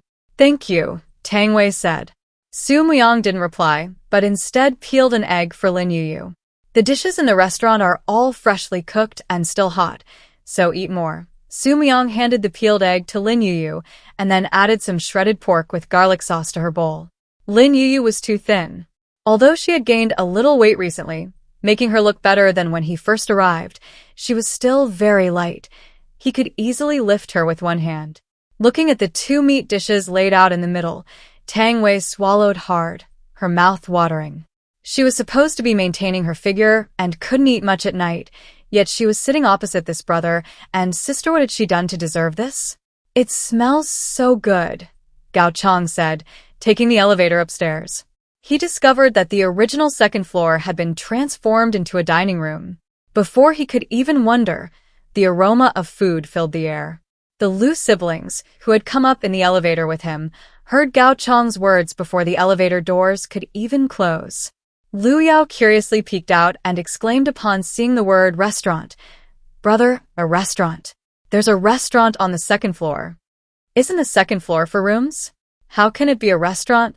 Louis stepped out of the elevator and, before he could finish speaking, he saw the large restaurant sign. He paused, then turned and stepped back into the elevator. Sister, let's go check out the 3rd floor. Okay. Lu Yao nodded, pulled her head back down, and went up to the 3rd floor with Lu Yi. The 3rd floor was also full of rooms. Lu Yi led Lu Yao to the door of room 301. They waited for a while, but the door remained tightly closed, without any response. What's going on? Is the sensor system broken? Lu Yi, why are you standing outside Su Muyang's room? A familiar voice came from beside them. Lu Yi turned around and saw Yunjing standing in the doorway of another room. Lu Yi met his gaze and pointed to the door.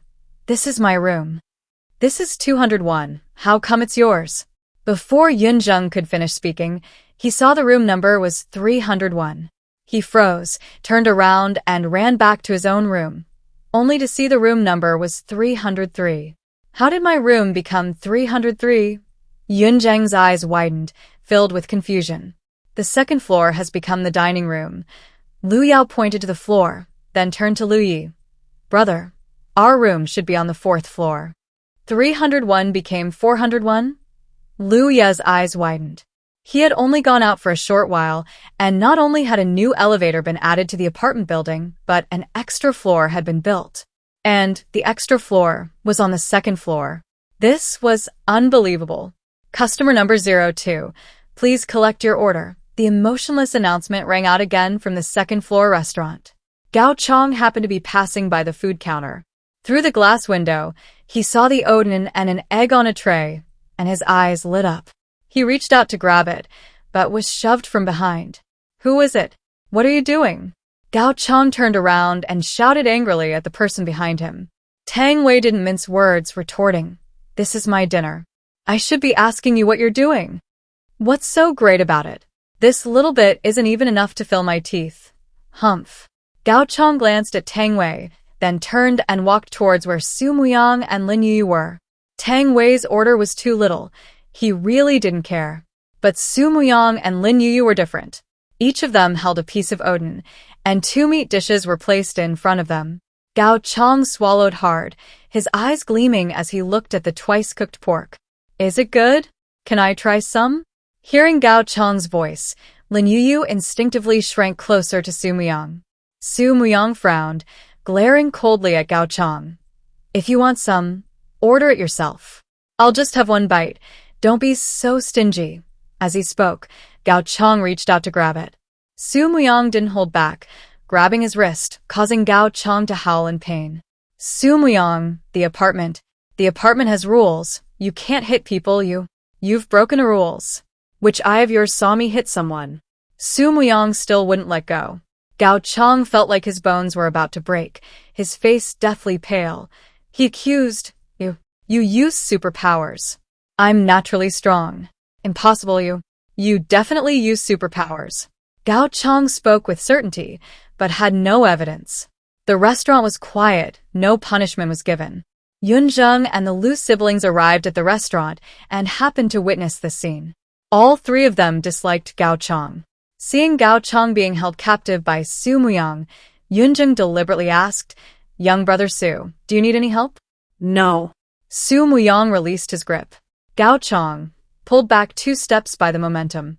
He winced and blew on his wrist, glaring at Su Muyang. "I'm telling you, I'm not done with you. Want to fight? I'm ready anytime." Su Muyang gave him a cold glance, picked up his chopsticks, and continued eating. Gao Chong looked at him, then turned to the 3 people behind him, feeling utterly humiliated. But everyone in the restaurant was someone he didn't get along with. And he was just an ordinary person without any special abilities. Without the protection of the dragon soaring base and his uncle, he couldn't beat anyone. He gritted his teeth, swallowed his anger, and turned to the waiter. The menu next to the waiter listed the prices of the food.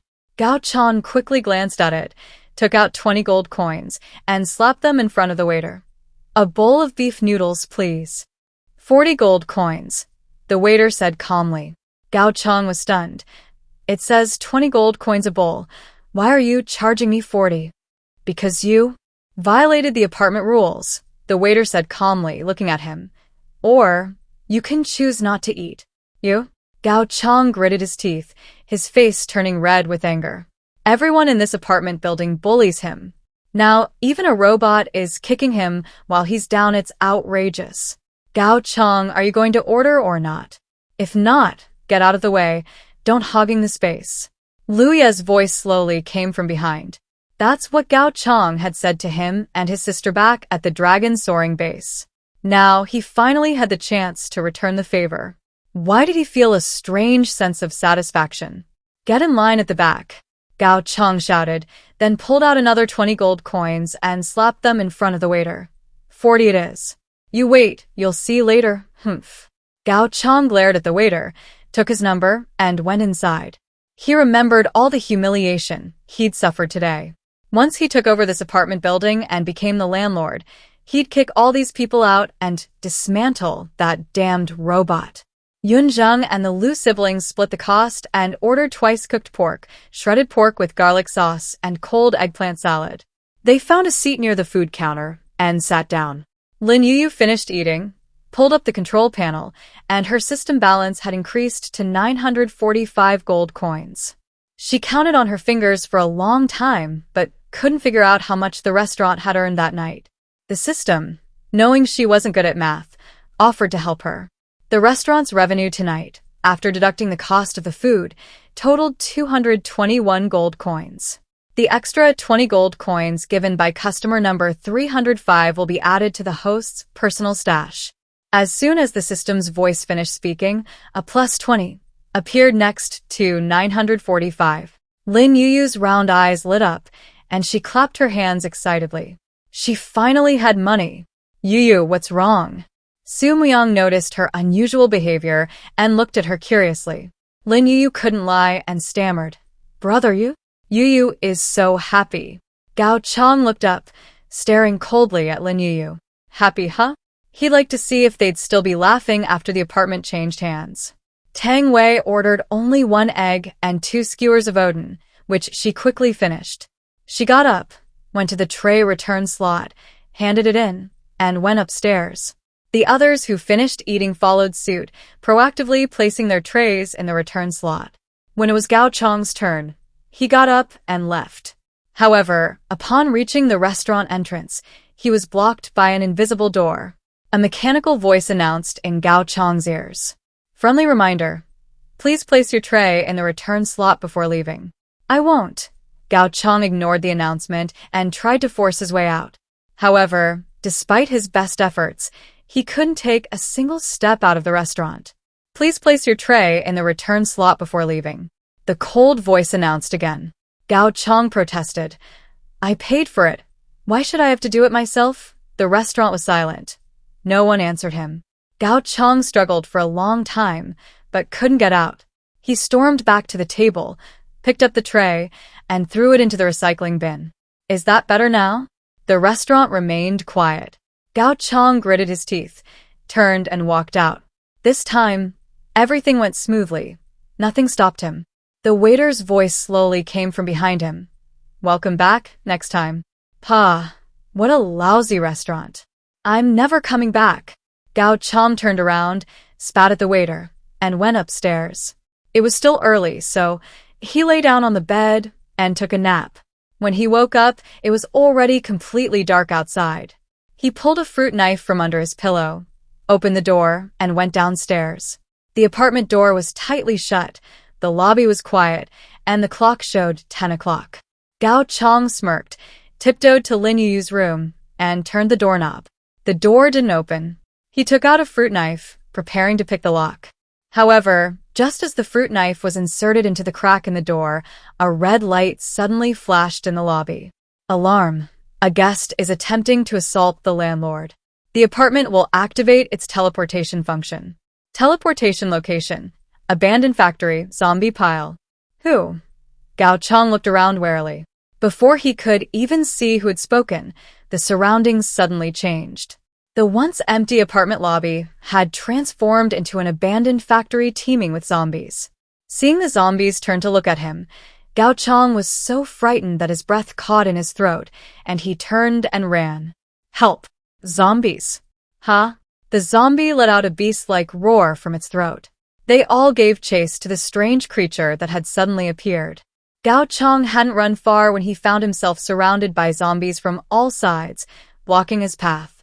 His face paled, and he frantically waved the fruit knife in his hand. Don't come any closer. The zombies couldn't understand him. They weren't afraid of death, nor of pain, and pounced on Gao Chong like madmen. Gao Chong clutched his head, letting out a piercing scream. Even in his last moments, he still couldn't understand how he had suddenly appeared here. Gao Chong's limbs and torso had been eaten by the zombies, leaving only his head. Inside the apartment, Su Muyang was telling Lin Yuyu a bedtime story. Hearing a noise outside the door, he turned and opened it to investigate. He walked around the lobby, but found nothing unusual. Turning around, he saw Lin Yuyu sitting on the bed, curiously peeking out. Their eyes met, and Lin Yuyu quickly lay down and closed her eyes. Su Muyang knew she was awake. He slowly returned to the room and gently called, Yuyu. Lin Yuyu didn't answer. Su Muyang called again. Yuyu, I know you're awake. The little girl lying on the bed heard him and slightly opened her mouth, mimicking an adult snoring. Su Muyang was amused and couldn't help but tease her. Did I see wrong? Yuyu is already asleep? Yes. Children who are asleep, please raise your hands. As Su Muyang's voice fell, Lin Yuyu's little hand slowly emerged from under the covers, obediently raised. Su Muyang pursed his lips, struggling to suppress his laughter. This little girl is getting cuter and cuter. 3 days later, the people at the dragon soaring base discovered him and told Old Yi what had happened. Old Yi breathed a sigh of relief and smiled as he picked up his teacup from his desk. The burden is finally dead. Tiger Leap Base. Yellow hair, one hand hidden in his coat pocket and the other clutching his down jacket, looked around the base. After searching for a while, he finally spotted a target and quickly approached a woman with a child. Beautiful lady, want to buy some snail rice noodles? Yellow hair lifted his down jacket, revealing a bag of snail rice noodles and a self-heating hot pot hidden inside. Don't like snail rice noodles? No problem. I also have self-heating hot pot.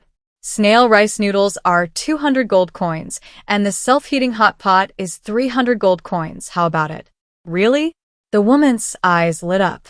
The base didn't sell snail rice noodles or hot pot, only instant noodles and bottled water.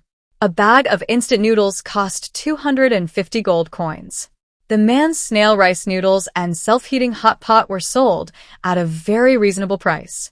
Really, 500 gold coins, you can take it all. Okay, I'll take it. The woman took out 500 gold coins and handed them to the blonde-haired man. The blonde-haired man cheerfully took them and handed the 2 items to the woman. However, as soon as the woman took them, the 2 items vanished from her hand. The woman was stunned, looking blankly at the blonde-haired man. Where's the snail rice noodles? Where's the self-heating hot pot? You're asking me? How would I know? I just handed them to you. If you lost them, it's not my fault. The blonde-haired man took the gold coins and turned to leave. From the moment he sold his first pack of snail rice noodles, he knew that once these items were in someone else's hands, they would disappear. At first, he was quite shocked, but gradually he got used to it. Anyway, he was only in it for the money. Once he had the gold coins, he didn't care whether others could get the goods or not. Honey, someone cheated me out of my money, the woman shouted angrily behind her. The blonde-haired man instinctively turned around and saw a burly man running towards him. His eyes widened in fear, and he turned to run. But soon, other victims appeared, blocking his path and punching and kicking him. You damn swindler. Give me my money back. Give me my money back. Ouch! Stop hitting me. Please stop, the blonde-haired man howled and begged for mercy. When the beating stopped, the group divided up all the gold coins he had on him. His older brother and mother fared no better. Their scam had become the talk of the town. Wherever they went, people spat at them and called them swindlers. Apartment 27. Lin Yuyu sat on a single sofa and brought up the control panel. In 3 days, her system balance had increased from 945 to 2214. The balance was growing faster than before. But the problem was, her personal savings account was still only 20, unchanged. Lin Yuyu's face fell, and she sighed. The system detected her emotional change and reminded her, 2 rooms in the apartment are vacant. Please try to rent them out. You will receive a 10% commission on each successful monthly rental. But no one's here. Lin Yuyu looked outside. No new tenants had come to the apartment for 3 days. Rooms 204 and 205 were both empty. Lin Yuyu rested her chin on her hand, staring longingly out the door. Just as she was starting to doze off, a gentle voice slowly came from outside the door. Is anyone here?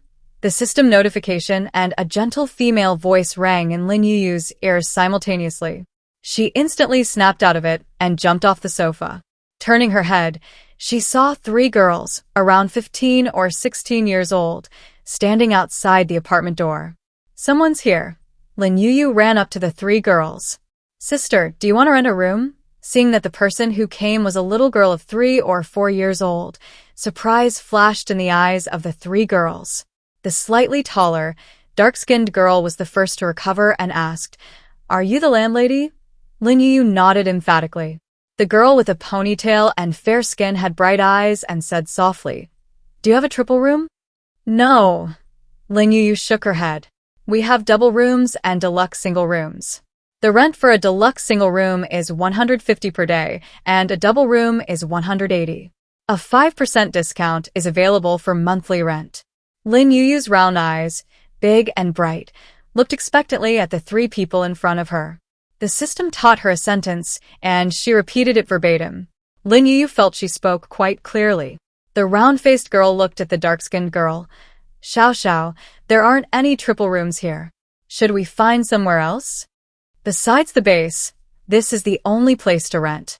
The rent at the base is too expensive. We simply can't afford it. Lu Xiaoxiao looked at the round-faced girl, then turned to the fair-skinned girl with a ponytail.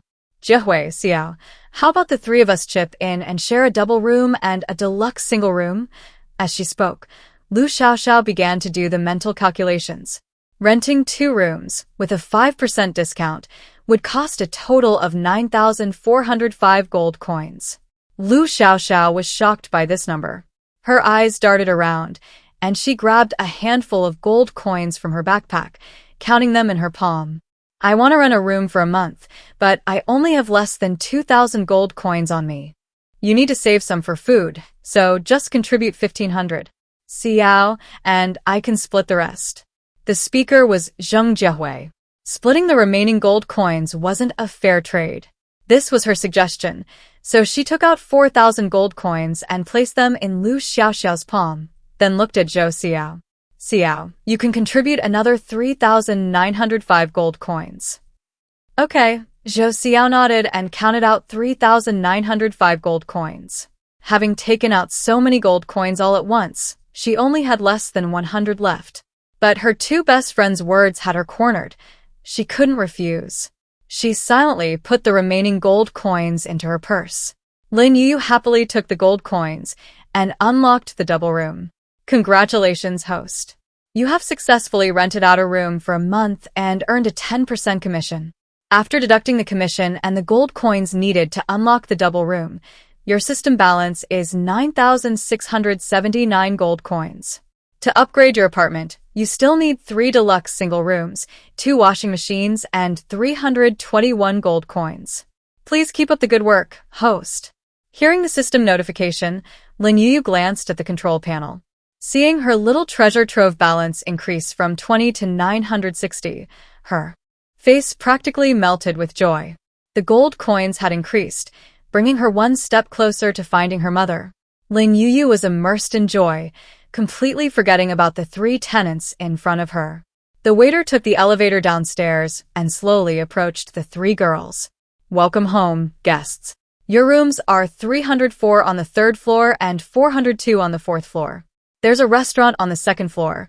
Opening hours are posted outside. If you wish to dine, please go to the restaurant during opening hours. There's a restaurant here. That's wonderful. Lu Xiaoxiao's eyes crinkled with a smile, beaming with joy. Luckily, she hadn't handed over all her gold coins. Otherwise, she wouldn't even have the right to eat at the restaurant. Zhou Xiao's eyes also lit up when she heard the word restaurant, but quickly, she remembered her meager gold coins and abandoned the idea of spending them at the restaurant. Seeing the shelves nearby, she hesitated before approaching. Seeing that she wanted to buy something, Lu Xiaoxiao's eyes lit up. Xiao, I'm a little tired. I'll go upstairs and rest first. Okay, Zhou Xiao replied, turning around. Lu Xiaoxiao pulled Zheng Jiahui into the elevator and headed straight for the 4th floor. Zhou Xiao bought a cup of instant noodles and a bottle of mineral water, then went upstairs. She wanted to discuss room assignments with her friends. But as soon as she entered room 402, she found 2 people already lying on the bed. Xiao, your room is downstairs, Lu Xiaoxiao reminded her. Seeing that they had already assigned rooms, Zhou Xiao didn't say anything and turned to leave. She had just taken a step when Lu Xiaoxiao's voice came from behind her again. You bought instant noodles. I'm hungry too. Why don't you make them, and we can eat together? But I only bought 1 pack. Back in the dorm, didn't we share 1 pack among several people? Xiao, you're not thinking of sharing with us and want to eat it all by yourself, are you? Zheng Jiahui chimed in. Xiao, we're best friends. Don't be so stingy. Zhou Xiao pursed her lips, poured the mineral water into the kettle, boiled it, and softened the instant noodles. She had just opened the instant noodle packet when Lu Xiaoxiao got out of bed. You bought the instant noodles, you eat the first bite. Okay. Zhou Xiao nodded, found a pair of chopsticks in the room, took the first bite, and then handed it to Lu Xiaoxiao. Lu Xiaoxiao took it, turned around, and handed it to Zheng Jiehui. You eat first, I'll eat last. We'll take turns, one bite each. Zheng Jiehui didn't think much of it and took the instant noodles. When it was Lu Xiaoxiao's turn, she picked up a piece of instant noodles, wrapped it around her chopsticks several times, and then stuffed it into her mouth. Finally, she returned the instant noodles to Zhou Xiao. Zhou Xiao looked down and saw that there were only a few noodles left. She ate the rest, looking helplessly at the two people in front of her. I'm done eating. Only this much. Lu Xiaoxiao was a little annoyed. Fine, since you bought the instant noodles, I'll let you have one more bite. Zhou Xiao frowned, said nothing, and turned to leave. She returned to her deluxe single room, her stomach growling loudly. In the lobby, Lin Yuyu spent 1,500 to unlock 3 deluxe single rooms. She then spent 5,000 gold coins to buy a washing machine. She wanted to buy another one, but found the washing machine icon had turned gray and the system indicated insufficient balance. She glanced at her balance. It showed 3186. Taking advantage of her newfound wealth, she bought all the newly unlocked items and then restocked her existing stock with a single click. Her system balance was down to 2984. Over 9,000 gold coins were gone in an instant, leaving her with less than 3,000. Lin Yuyu rubbed her chubby cheeks with both hands, feeling a pang of heartache. Just as she was worrying about the 4 unused deluxe single rooms, she smelled a strong, pungent odor of blood. Lin Yuyu paused, turning to look at the doorway. She saw Su Muyang, covered in blood, walk in heavily. Meeting Lin Yuyu's eyes, Su Muyang forced a pale smile. Yuyu, help your brother top up his water and electricity bills with 100 gold coins. Su Muyang took out 200 gold coins and handed them to Lin Yuyu. Seeing the blood on his hands, Lin Yuyu felt a pang of pain in her heart, and tears streamed down her face. Su Muyang's breath caught in his throat, and he quickly withdrew his hand. Did I scare you? Lin Yuyu shook her head, tilting her head back to look at Su Muyang. Brother, does it hurt? Yuyu will blow on it for you. It doesn't hurt. Su Muyang's eyes were filled with a doting smile as he looked at Lin Yuyu. Recently, his supernatural abilities had stabilized considerably, so today he had risked going to a zombie-infested area. He was confident he wouldn't get hurt if he were facing an ordinary zombie. But his luck was bad. He encountered a mutated zombie. The zombie was quadrupedal, not very strong offensively, but incredibly fast. Even a car might not be able to escape it. He was harassed by the mutated zombie the entire way. Where the mutated zombie appeared, many ordinary zombies would swarm. He had to deal with both ordinary and mutated zombies simultaneously, which is how he accidentally got injured. As the two were talking, the waiter slowly approached them. Su Muyang's hands were covered in blood, and the gold coins were stained with blood as well. Afraid of soiling Lin Yuyu's hands, he handed the gold coins to the waiter. Recharge your water and electricity by another 100. Okay. The waiter took the gold coins, which immediately disappeared from his palm. Customer, your water and electricity bills have been recharged. Su Muyang nodded slightly and turned to look at Lin Yuyu. Yuyu, your brother is too dirty. Let's go upstairs and take a shower first. Okay. Lin Yuyu nodded obediently, her eyes brimming with tears as she watched Su Muyang enter the elevator. Her brother had lost so much blood. He must be badly injured. Suddenly, she remembered Tang Wei and ran upstairs. Tang Wei lived in room 302. Lin Yuyu ran up to the 3rd floor, panting heavily. She gently knocked on the door, which opened quickly. Seeing Lin Yuyu standing in the doorway, Tang Wei was surprised. Sister, please help me save my brother. Lin Yuyu gasped for breath, unable to finish a sentence. Tang Wei turned and poured her a glass of water. The water had been boiled that morning. The temperature was just right. No rush, have some water first. Lin Yuyu nodded, took the cup, and gulped down more than half of it. She handed the cup back to Tang Wei, tilting her head back and looking at Tang Wei anxiously. Sister, brother is injured. I'll give you money, can you help me? Help me save him? Lin Yuyu's voice was choked with tears, her round eyes red and glistening with them. Clearly, she had just been crying. Following the system's voice prompts, she withdrew all the gold coins from her little vault and presented them to Tang Wei. "Sister, is this enough?" Lin Yuyu's eyes were filled with expectation and fear. She didn't know how much money was needed to save him, and she was afraid that the money she gave wouldn't be enough, and that her sister Tang Wei wouldn't be willing to save her brother. Tang Wei looked at her pitiful little face and felt heartbroken. She glanced down at the gold coins in Lin Yuyu's hand, guessing that this was all the money Lin Yuyu had. Spending all her savings on a stranger, this child is so foolish. Tang Wei sighed softly, taking a gold coin from Lin Yuyu's palm with 2 fingers. "No need for so many, 10 gold coins will suffice." Lin Yuyu nodded gratefully, putting away the remaining coins and gently tugging at Tang Wei's hand.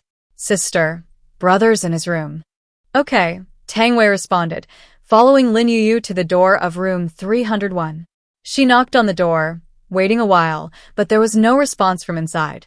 "Could he have fainted in his room?" Tang Wei asked worriedly. "Yuyu, should we pick the lock?" "We can't pick it." Lin Yuyu shook her head. That uncle last time was sent to a zombie horde by the system for picking locks. Tang Wei is a good person. She can't be sent there. Tang Wei, unaware of the situation, assumed Lin Yuyu was upset about the door lock. Just as she was about to offer further advice, she heard a beep from the door. "System detected, landlord. Special access activated." With a cold voice, the door slowly opened. Just as Tang Wei was once again marveling at the apartment's smart technology, Lin Yuyu toddled in. "Brother." No one answered. Out of politeness, Tang Wei asked, "Is anyone home? If not, I'll come in." Without waiting for a response, she shuffled in on her high heels. The deluxe single room was furnished the same way as everyone else, except for the bathroom. Everything was visible at a glance. Tang Wei turned on the light and, passing the bathroom, heard the sound of running water. Lin Yu looked up at her. "Brother's taking a shower." "Then let's wait for him to come out." Tang Wei picked up Lin Yuyu and sat down on a chair. After a short while, the sound of water stopped, and the bathroom door slowly opened from the inside. Su Muyang, holding a handkerchief, dried his still dripping hair, a bath towel wrapped around his waist. Lin Yuyu's gaze was fixed on the bathroom door. Seeing him emerge, her wound still bleeding, she immediately jumped off Tang Wei. "Brother." Hearing Lin Yuyu's voice, Su Muyang was startled. He put down the handkerchief and looked at the 2 people, one big and one small, who had appeared in his room, quickly covering his chest with the handkerchief. "How did you get in?" "Yuyu has the landlord's authorization. She brought me in." Tang Wei glanced at the towel covering Su Muyang's chest, inwardly cursing him for being stingy. Why was he so covered up when he was showering alone in his room? However, seeing his thin arms, Tang Wei immediately lost interest in his physique. The child wasn't even an adult yet, with thin arms and legs, not particularly attractive. She was more curious about Yunzheng's physique. Stared at by the 2 of them, Su Muyang blushed. He endured the sharp pain from his wound, slipped to the bedside to grab his clothes, returned to the bathroom, and slammed the door shut. Still shy, seeing that although his injuries were serious, they weren't life-threatening, Tang Wei's tense nerves relaxed slightly. Lin Yuyu didn't understand Tang Wei's words. Seeing Su Muyang come out and then return to the bathroom, she turned to look at Tang Wei, her round eyes filled with confusion. "Sister, what happened to brother?" "He's fine, he'll be out in a bit." When Su Muyang came out again, he was wearing his black down jacket. His clothes were always dark, so even if he was injured, no one would be able to tell. "Come lie down." Tang Wei got up and pointed to the bed in front of her. Su Muyang nervously swallowed, looking at her warily. "What are you going to do?" "You said you're injured and asked me to treat your wound." Su Muyang breathed a sigh of relief and refused without hesitation. "No need. It's just a small injury. It's nothing." "No way. I've already taken Yuyu's money, so I have to do it." Tang Wei grabbed Su Muyang and pressed him onto the bed. Su Muyang tried to resist, but aggravated his wound, wincing in pain and glaring at Tang Wei unhappily. "Give her back the money you took. I don't need you to treat me. My rule is, once I take the money, I don't give it back." Tang Wei grabbed a nearby lamp. "Lie down. If you don't listen, I'll have to knock you out before I treat you. You choose." "Brother, Don't move. Lin Yuyu shook her head. She looked at Su Muyang worriedly, afraid that if he disobeyed Tang Wei, she would hit him. My brother is injured. If he gets hit again, will he die? She had finally gained a brother. She didn't want him to die, and she didn't want him to leave her. Lin Yuyu's eyes reddened again at the thought of Su Muyang's death. Seeing her expression, Su Muyang pursed his lips and obediently lay still on the bed. Tang Wei's lips curled into a smile as she put the bedside lamp back in its place. It would have been so much better if you had been this obedient earlier. This is exhausting. As she spoke, she pulled open Su Muyang's clothes, her hand hovering an inch from his wound. Green energy flowed into Su Muyang's body. The bleeding wound slowly stopped and finally healed completely. Seeing that the new wound had healed without even leaving a scar, Tang Wei withdrew her hand. I can heal new wounds, but I can't remove the old scars on your body. It doesn't matter as long as I'm alive. Su Muyang felt much better. He slowly sat up and put his clothes back on. He turned to Lin Yuyu and beckoned to her. Yuyu, come here. Lin Yuyu ran over to Su Muyang, looking at him with concern. Brother, are you still in pain? Brother isn't in pain. Su Muyang shook his head and gently ruffled her hair. He had never imagined that anyone in this world would care about him so much. His nose tingled, and his eyes welled up with tears. How much did you spend? Lin Yuyu held up one finger. Before she could answer, Su Muyang's eyes widened. 10,000 gold coins? That expensive? He had only earned a little over 7,000 gold coins in total during this period. It seemed he had to go out and earn more money to pay you back as soon as possible. 10 gold coins. Lin Yuyu's soft, sweet voice slowly reached Su Muyang's ears. Su Muyang was stunned. He looked at her, then at Tang Wei in disbelief. As far as he knew, those with healing abilities were among the highest paid. Their fees for saving lives were high. Although he didn't know the exact amount, it was definitely more than 10 gold coins. But he knew Yuyu. She wouldn't lie. It seemed Tang Wei wasn't just doing it for money, but genuinely wanted to help him. Remembering his earlier misunderstanding of Tang Wei, Su Muyang felt a little embarrassed. Thank you. Consider it a favor I owe you. I've already taken the money, so I won't accept favors. Besides, I'm not really helping you. I just can't bear to see this little guy sad. Tang Wei waved her hand and looked down at Lin Yuyu. Yuyu, your brother is all right. Let's go out and let him rest. Lin Yuyu nodded obediently, waved to Su Muyang, and then followed Tang Wei out of the room. 5 o'clock in the afternoon. The restaurant had just opened, and the tenants began to arrive. Lin Yuyu took the elevator upstairs, glanced at the people queuing at the door, didn't see Su Muyang, and turned back to the elevator. The number on the elevator display changed to 3. Lin Yuyu waited a while, and the elevator descended, stopping on the second floor. As soon as the elevator doors opened, Lin Yuyu saw Su Muyang standing inside and immediately rushed to him. Brother, I thought you weren't coming.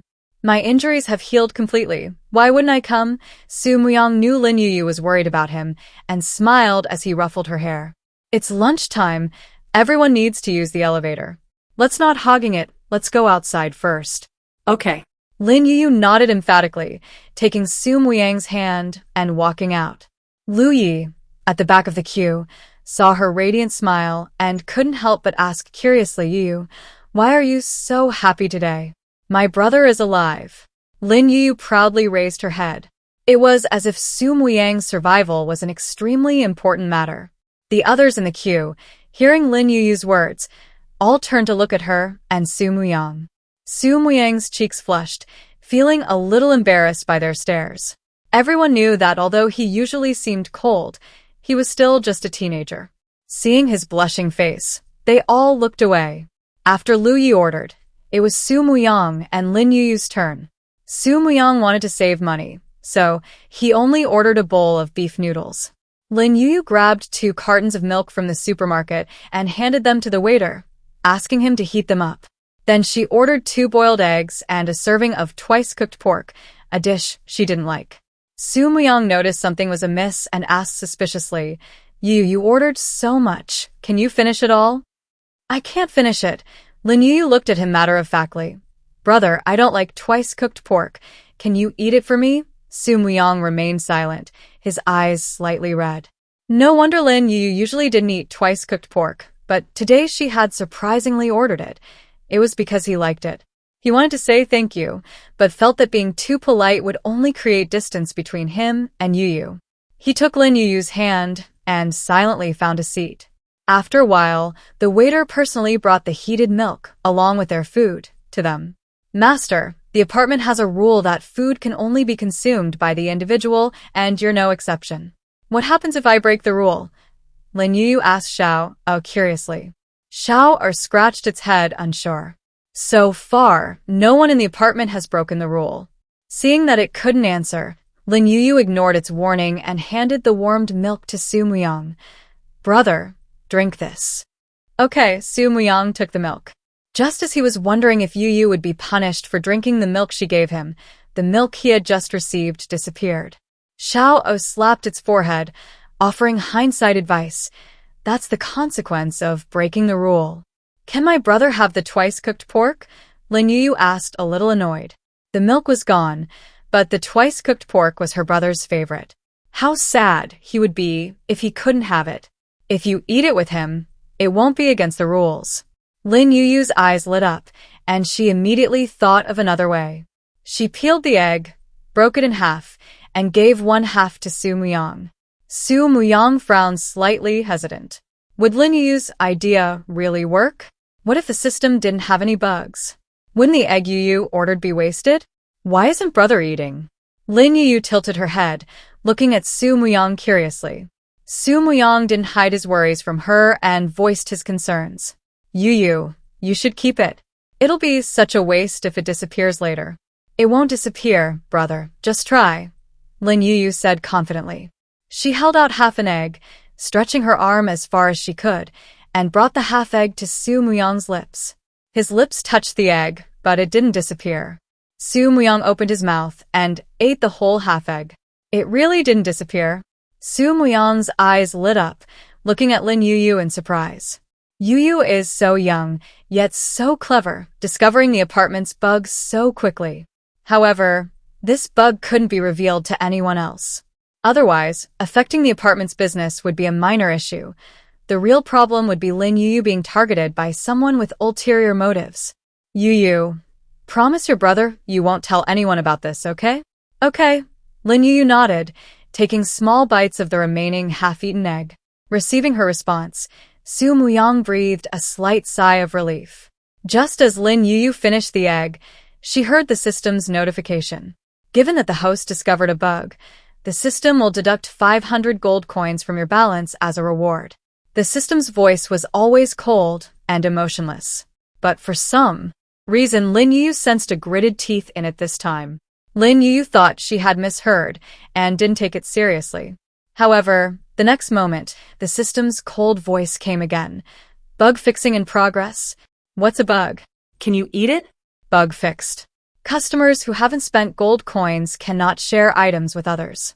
Lin Yuyu, holding the half-eaten egg, had just handed it to Su Muyang when she heard the system's voice. Her face fell, and she watched helplessly as half an egg vanished from Su Muyang's hand. Su Muyang. Gone again. Brother, what did you mean by dad? It's fixed. The bug's fixed, Su Muyang repeated. His eyes widened, somewhat surprised. Isn't this apartment Lin Yuyu's? She clearly didn't do anything, so how could the bug suddenly be fixed? Could it be that the apartment has come to life? Su Muyang was surprised, but he was quite pleased that the bug could be fixed so quickly. With such an intelligent apartment system, you shouldn't be at a disadvantage. Outside the restaurant, 3 girls arrived. Zhou Xiao was being pulled by Zheng Jiehui, wanting to leave but unable to. She glanced at the prices on the menu, her expression somewhat embarrassed. Jiehui, I think I'll skip the restaurant. I'll just go downstairs and buy a box of instant noodles. That'll do. There's a restaurant here. Why are you eating instant noodles? Zhou Xiao held onto her hand tightly. We haven't had stir-fried dishes in a long time. How about we check our budget and try a couple of stir-fried dishes tonight? But I'm out of money. Zhou Xiao pursed her lips, looking troubled. Lu Xiaoxiao looked at her in surprise. Really? You're usually quite generous. I thought you had plenty of money. You're really broke? I do have some, but not much. Zhou Xiao obediently took out the remaining gold coins and handed them to the two people beside her. Zheng Jiehui, seeing that she still had several dozen gold coins left, let go of her hand. You still have gold coins. Why pretend to be poor in front of us? Jiehui, don't say that. Xiao is just being cautious. Lu Xiaoxiao stood between the two as a peacemaker, then raised her hand and gently patted Zhou Xiao's back. Xiao, don't feel so burdened. Money can be earned back. We've already come to the restaurant. We can't go back hungry, can we? That's right. We all want to eat. Don't spoil the fun. Zheng Jiehui glanced at Zhou Xiao. Before the apocalypse, she met Zhou Xiao through Lu Xiaoxiao. She thought Zhou Xiao was a good person, which is why they became best friends. But after the zombie outbreak, she found that Zhou Xiao had become increasingly petty. Lu Xiaoxiao also told her that Zhou Xiao had often spoken ill of her behind her back. If it weren't for the fact that her and Zhou Xiao's special abilities required them to cooperate, she wouldn't want to continue associating with Zhou Xiao. Zhou Xiao noticed Zheng Jiehui's displeasure and compromised, saying, Then, let's indulge this once. That's more like it, Lu Xiaoxiao exclaimed happily. She quickly went to the waiter and ordered her favorite shredded pork with garlic sauce and shredded potatoes with green peppers. She turned to the two people behind her and asked with a smile, What would you like to eat? There are only 3 of us. 1 meat dish and 1 vegetable dish should be enough, right? Zhou Xiao was a little worried about the cost. 1 meat dish and 1 vegetable dish would cost 85 gold coins. If they split the cost among themselves, it would be more than 20 gold coins per person. Zheng Jiehui also felt that the dishes were enough. She didn't have a big appetite. She could get full after a few bites, and ordering too much would be a waste. That's all. Lu Xiaoxiao was a little disappointed. But quickly, she composed herself and nodded with a smile. Okay, that's all. 85 gold coins in total. Each of us. Lu Xiaoxiao said, while feeling her pockets. She checked all her pockets, feigning embarrassment, and looked at the two people in front of her. Sorry, I was in such a rush to leave that I forgot to bring any gold coins. Why don't you pay for it first, and I'll pay you back when we get back? Never mind, Xiao, and I will split it. But you'll have to treat us to the next meal. Zheng Jiehui was always generous and readily agreed. Seeing that what was originally supposed to be a split of 20-odd gold coins had suddenly become 40-odd gold coins, Zhou Xiao frowned slightly. After this meal, she only had 22 gold coins left. Not counting water costs, even if she only ate instant noodles twice a day, it would only last her 4 days. If she didn't earn money within 4 days, she would go hungry. Zhou Xiao pursed her lips, remaining silent. Zheng Jiehui turned her head and saw her dejected face, instantly becoming angry. I know you don't have money. Just give me 40 gold coins. I'll cover the rest. Okay.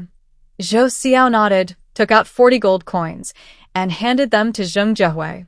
Zheng Jiehui paid, took a number, and sat down at the table next to Lin Yuyu. From the moment they appeared, Lin Yuyu's attention was drawn to them. She gently tugged at Su Muyang's sleeve, lowering her voice. Brother, that girl is so pitiful. It's none of our business, let's eat. Su Muyang wasn't one to meddle. Especially in the apocalypse, good deeds don't always go unrewarded. That girl, schemed against so badly by her 2 companions, yet remained silent. She was clearly a spineless coward. If you help someone like that, she might not even thank you. She might even turn her back on you and side with her companions, blaming you. Lin Yuyu was too young to think that far ahead. She slowly turned her head, glancing at Zhou Xiao with pity. When her gaze fell on Lu Xiaoxiao again, the emotion in her eyes was instantly replaced by expectation. She wouldn't get away with it. At least not in her apartment. Customer number 05, please collect your order, the restaurant announced, and Zheng Jiehui took her number and collected her order. Zhou Xiao wasn't idle either. She took 3 sets of bowls and chopsticks from the sterilizer and gave them to her 2 best friends. Lu Xiaoxiao enjoyed their service without a second thought. As soon as the 2 sat down, she picked up her chopsticks to pick up some shredded pork with garlic sauce. She had just brought the dish to her mouth when it vanished. What happened? Where's my meat? Lu Xiaoxiao was bewildered. Zheng Jiehui looked at her suspiciously. What's wrong? I just picked up the dish, but before I could put it in my mouth, it disappeared. Lu Xiaoxiao demonstrated. This time, just like before, the dish disappeared as soon as it reached her mouth. Could these dishes be conjured up by some superpower? Lu Xiaoxiao frowned, somewhat annoyed. She couldn't think of any other explanation. Her voice was loud, attracting everyone's attention. Everyone looked at her as if she were a fool. The food is real. You can eat it. As if to prove she was telling the truth, Lin Yuyu took a bite of the egg in her hand. Zhou Xiao picked up her chopsticks, grabbed a few shredded potatoes, and put them in her mouth. The food is real. Impossible. If the food is real, why can't I eat it? Lu Xiaoxiao refused to believe it. Su Muyang didn't tolerate her and directly pointed out the truth. Didn't you see the apartment's notice? Nothing in the apartment can be shared. You didn't pay, so naturally you can't eat this food. Yeah, if you want to eat, order yourself. Tang Wei chimed in. What kind of ridiculous rule is this? Lu Xiaoxiao slammed her chopsticks on the table, her brows furrowing even more. She turned and looked around, seeing that everyone else could eat. She immediately understood this ridiculous rule was real. Xiaoxiao, why don't you go order again? Zheng Jiehui suggested. Lu Xiaoxiao was reluctant, but had no choice. She couldn't eat the food they bought. If she forced herself to eat, she would go hungry. She hesitated for a moment, then got up and went to the order counter. Lifting a corner of her coat, she took out 20 gold coins from the pocket of her sweater, a bowl of beef noodles. Zhou Xiao and Zheng Jiehui watched her actions. The two frowned, said nothing, and averted their gazes. Lu Xiaoxiao ordered and returned to the table. As soon as she sat down, Tang Wei teased, "Little girl, I heard you say earlier that you didn't bring any money. How come you have money now?" Hearing this, Lu Xiaoxiao was stunned. She was too angry earlier and forgot about it. She turned to look at her two best friends and saw that they were both looking at her. Lu Xiaoxiao blushed and said awkwardly, "I forgot, my inner sweater has pockets." Jia Hui, S.I. Yao, you won't be mad at me, will you? Zhou S.I. Yao pursed her lips and didn't speak. Zheng Jiahui, however, was less polite. Since you brought money with you, let's split the bill. I didn't eat any of your food, so let's not split it. What do you want to eat tomorrow? It's on me. Lu Xiaoxiao's lips curled slightly, trying to brush it off. Anyway, this rundown apartment had a rule that all items couldn't be shared. She promised to treat them, so it wasn't her fault they couldn't eat it themselves. Zhou Xiao, unaware of Lu Xiaoxiao's thoughts, assumed she had forgotten the apartment rules and kindly reminded her. Xiaoxiao, you can't share things in the apartment, so forget about treating. Sorry, I forgot again. Luckily, Xiao reminded me. Otherwise, it would have been a waste of money. Lu Xiaoxiao laughed it off. Tang Wei, watching from the side, couldn't stand it anymore and turned to Lin Yuyu. Yuyu, your apartment is truly a wonderful place. You can't enjoy everything here without spending money. It's a perfect place to punish freeloaders.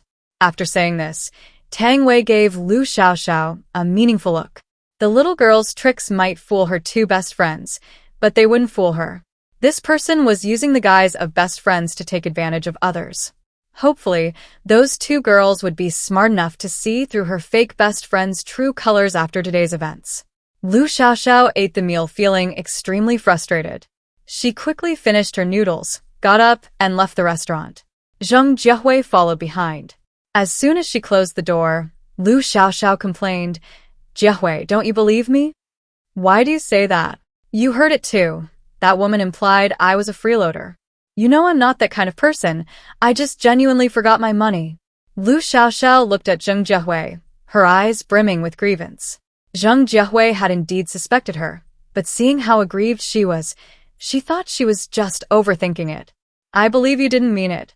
Don't listen to strangers." Hearing this, Lu Xiaoxiao breathed a sigh of relief. "Jiehui, you're so kind. Right now, you're probably the only one still willing to believe me." "Xiao too? Don't mention her to me." Lu Xiaoxiao's face fell, interrupting Zheng Jiehui. I forgot the apartment rules and said I'd treat you to dinner, but she deliberately provoked me. I consider her a best friend, but she doubts me. Zhou Xiao had just arrived at the door of apartment 402 before she could even knock. Lu Xiaoxiao's angry voice came from inside. Zhou Xiao's right hand froze, and she silently withdrew it. She had originally come to ask them if they wanted to go out and kill zombies together, but she hadn't expected to overhear these words. Zhou Xiao has indeed changed a lot. She's really petty now, and I don't like her either. Zheng Jiehui's voice slowly reached Zhou Xiao's ears. She lowered her head, turned around dejectedly, and went downstairs. The two people in the room didn't know Zhou Xiao had been there.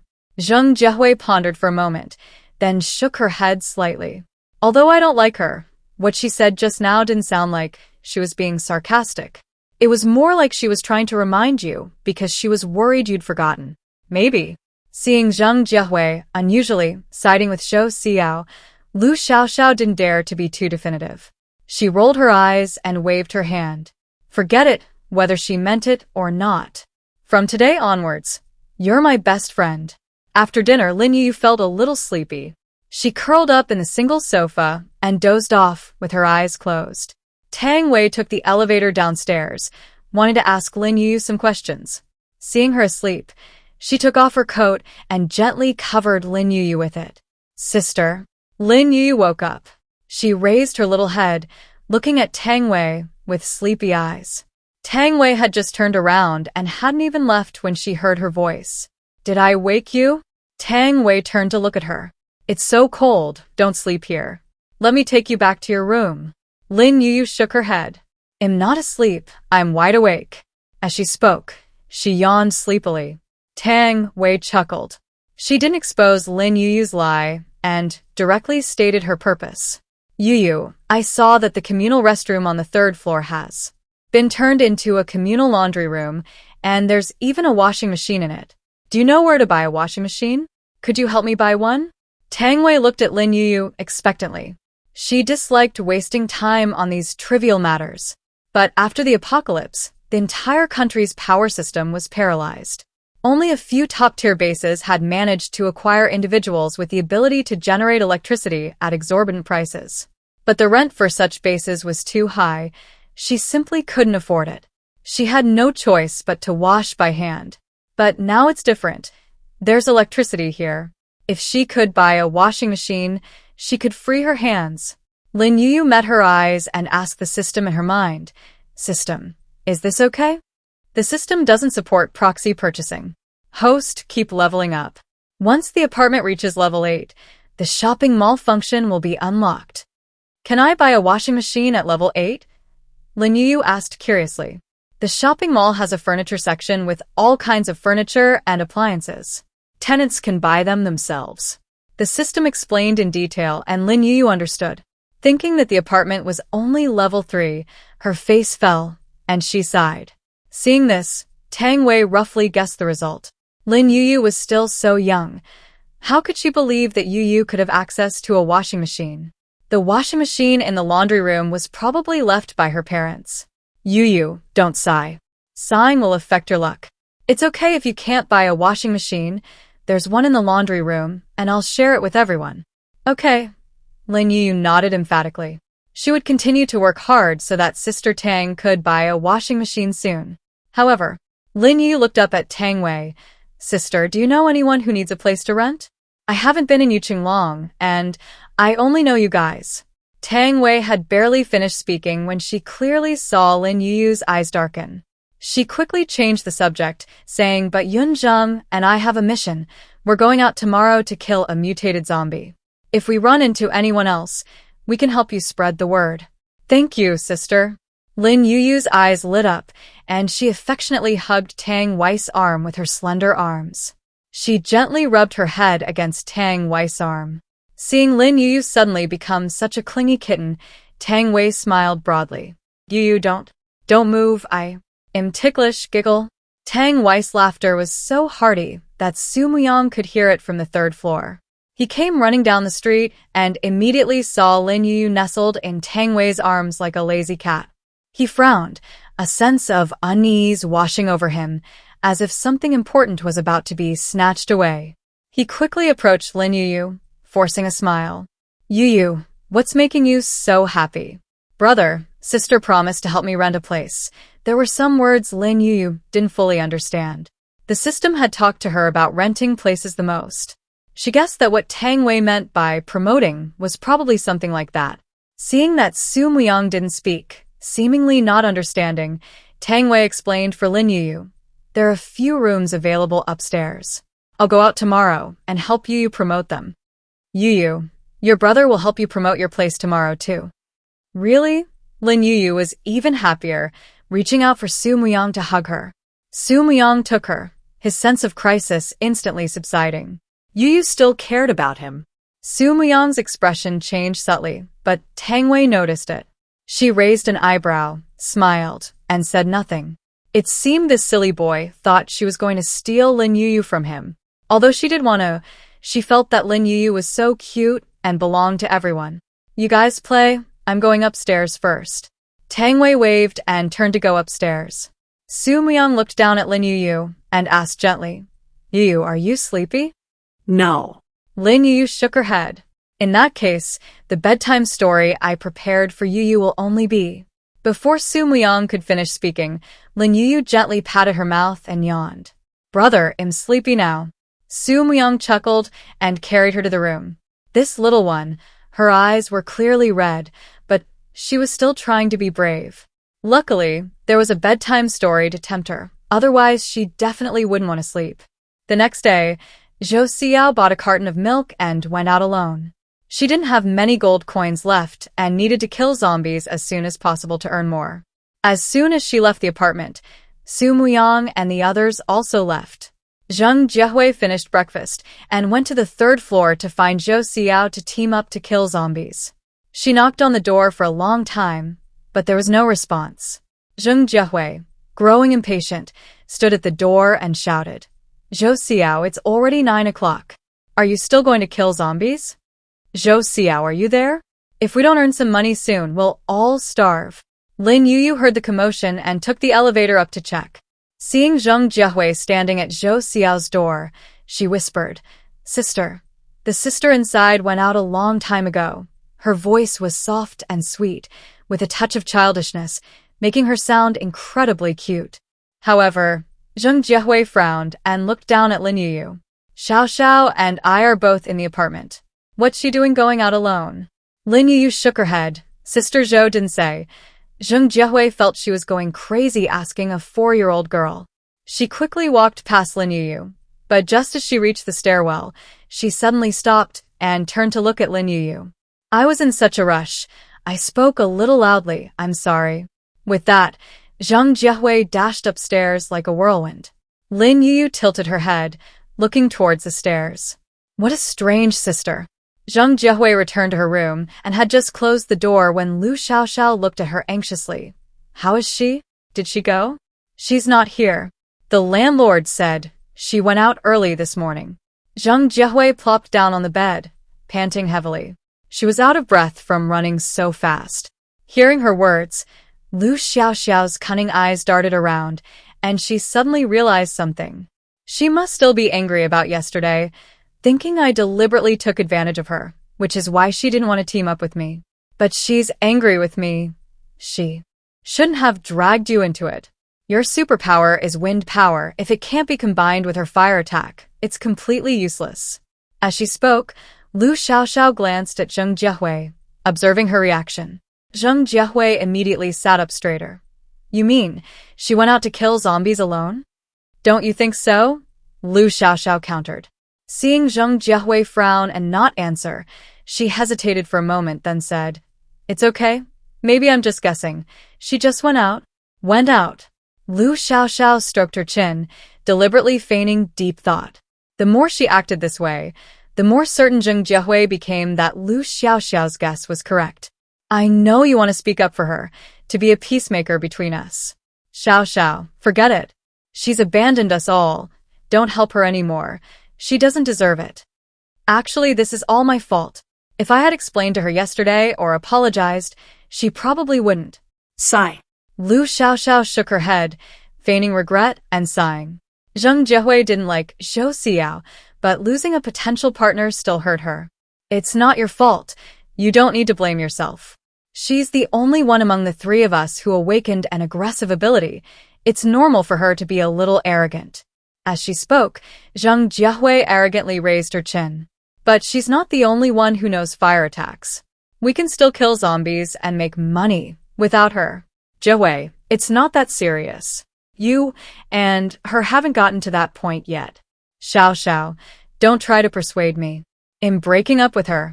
With that, Zheng Jiehui collapsed onto the bed, pulling the covers over her head. Lu Xiao frowned slightly, her eyes filled with displeasure. She used to mention Zhou Xiao's novels to Zheng Jiehui, and Zheng Jiehui never reacted this strongly before.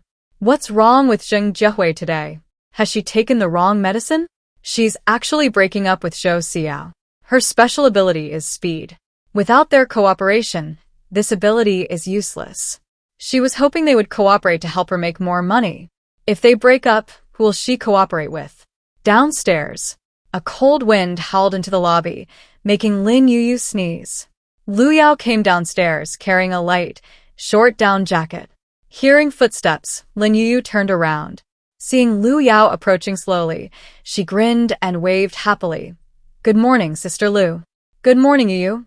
Lu Yao came to Lin Yuyu's side and draped the down jacket over her shoulders. Sister Lu, I'm not cold. Lin Yuyu reached out to take the jacket off and return it to Lu Yao, but Lu Yao stopped her. I've noticed you've been wearing this sweater all the time. I suppose you need it. I've grown taller, and this jacket won't fit me anymore. You can wear it for now. We'll buy a new one when we have more money. Lin Yuyu put on the down jacket and stood up. Lu Yao was much older than her, so even a short down jacket that Lu Yao couldn't fit into became a large, oversized down jacket on Lin Yuyu. Lin Yuyu pulled the down jacket tighter around herself, looked at Lu Yao, and smiled sweetly. This down jacket is so warm. Thank you, Sister Lu. You haven't worn a down jacket before, have you? Lu Yao looked at her and seeing her smile so happily, a guess suddenly formed in her mind. Lin Yuyu shook her head. She didn't remember. Perhaps she had worn one when her mother was alive. Since her mother left, she hadn't received a single new piece of clothing. The sweater she was wearing was a hand-me-down from Xiaoyu. Seeing Lin Yuyu lower her head, Lu Yao felt a pang of panic. Yuyu, did I bring up something that saddened you? How about this? I can do divination and predict your future. Lu Yao took out a tortoise shell and 3 copper coins from her purse. In the past, she wouldn't have performed divination for a 4-year-old. After all, a child that age couldn't possibly survive without parents. But today, she desperately wanted to divine for Lin Yuyu, hoping she would be an exception. Lu Yao shook the copper coins inside the tortoiseshell, then poured them onto the glass coffee table. On the 6th time she repeated this action, something strange happened. The 3 copper coins began to spin on the glass coffee table. Lu Yao waited for a long time, but the coins showed no sign of stopping. Lin Yuyu watched the spinning coins and poked them with her finger. The coin she poked stopped, but it stood upright on the coffee table. Lin Yuyu's eyes widened excitedly as she looked up at Lu Yao. Sister Lu, it's standing. Yes, how could it stand? Lu Yao pursed her lips, puzzled. Before the apocalypse, she loved divination. After awakening her supernatural abilities, there wasn't a divination she couldn't perform. But today, she suffered a crushing defeat. The last divination failed to display. Lu Yao refused to give up and tried again. But the result was always the same. She suddenly understood, looking at Lin Yuyu with a complex expression. It seemed this child's future was beyond her comprehension. Sister Lu, what's wrong? Is my face dirty? Lin Yuyu vigorously wiped her cheeks. Afraid that she might hurt herself by rubbing too hard, Lu Yao gently grasped her wrist. Your face is very clean. Lu Yao withdrew her hand. Yuyu, I can't predict your future. But this isn't your fault. It must be because I'm not skilled enough. Please don't overthink it. After saying this, Lu Yao suddenly regretted it. Lin Yuyu is so young. If she didn't remind her, Yuyu wouldn't have overthought it, right? Feeling that she had said too much and made a mistake, Lu Yao put away the copper coins and the tortoiseshell. Yuyu, I'm going upstairs now. It's cold in the lobby. Have the waiter watch over you and go back to your room to play. Okay, Yuyu isn't cold. Goodbye, Sister Lu. Lin Yuyu raised her hand and waved to Lu Yao. Lu Yao went upstairs, leaving Lin Yuyu alone in the lobby again. She curled up back on the single sofa, hugged her knees, and sighed. So boring. I wish I could have a puppy. Around noon, a black SUV stopped outside the apartment. Yun Zheng and Tang Wei got out of the car, followed by a stranger. Before the three of them even stepped through the door, Lin Yuyu received a system notification and jumped off the sofa. She toddled over to Tang Wei on her short legs, tilting her head up to look at her. Sister. Lin Yuyu's voice was sweet and soft, and her smile was equally delightful. Tang Wei's expressionless face lit up with a smile the moment she saw her. She knelt down in front of Lin Yuyu and kissed her on the cheek. You missed your sister? Yes, Lin Yuyu nodded. Just saying it. Tang Wei feigned displeasure, her face hardening. Lin Yuyu tiptoed and planted a peck on her cheek. Tang Wei laughed, her eyes crinkling into crescent moons. Su Muyang doesn't have a car, he won't be back at noon, so Lin Yuyu is all hers now. Tang Wei was happy, but she didn't forget the important matter. She slowly stood up and looked at the man behind her. Yuyu, I told him about the apartment, and he wants to rent here. Zhong Shi was sizing up Lin Yuyu when he heard Tang Wei's voice and immediately nodded. That's right, I heard the rent here is cheap. I'd like to rent here for a while, as a temporary measure. Zhong Shi took out a gold coin and offered it to Lin Yuyu. Just as Lin Yuyu reached out her hand, Zhong Shi suddenly pulled his hand back and took the gold coin away. Little girl, I just heard her call you Yuyu. You're Lin Chen's daughter, Lin Yuyu, right? Zhong Shi was uncertain. The last time he saw Lin Yuyu was when she was 2 years old. After that, he went out of town, and when he returned, Lin Yuyu's biological mother had died. A few days ago, he ran into Lin Chen in the base's cafeteria. His second wife and her 2 children were there, but Lin Yuyu was nowhere to be seen. He couldn't help but ask her then, but the answer he got was that Lin Yuyu, being playful, had run away from home and disappeared. I'm not. Lin Yuyu's face paled, and she instinctively hid behind Tang Wei. Seeing her deny it, Zhong Shi scratched his head. Really not. Zhong Shi was still persistent. Just now in the car, he had heard Tang Wei say that the landlord of apartment number 27 was this 4-year-old girl in front of him. If she was Lin Chen's daughter, wouldn't he save on rent because of his relationship with Lin Chen? The rent wasn't high, but it still cost money. Zhong Shi hesitated for a moment, then said, Yuyu, your father was very worried after you got lost, so don't be stubborn. Lin Yuyu bit her lip, remaining silent. She had been kicked out of her home, not gotten lost on her own, so her father wouldn't worry about her. Seeing Lin Yuyu's fear, Tang Wei guessed that she must have had a difficult time at home. She frowned, somewhat regretting bringing this person back. Sir, Yuyu is indeed not the person you described. She has an older brother. If you don't believe me, why don't you wait for her brother to return and let him tell you? No need. I might have mistaken her for someone else. Zhong Shi waved his hand, his face somewhat embarrassed.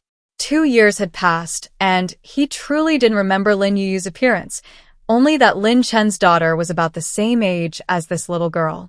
He had only thought of trying because he heard this child was also named Yuyu. Zhong Shi handed the gold coins to Lin Yuyu.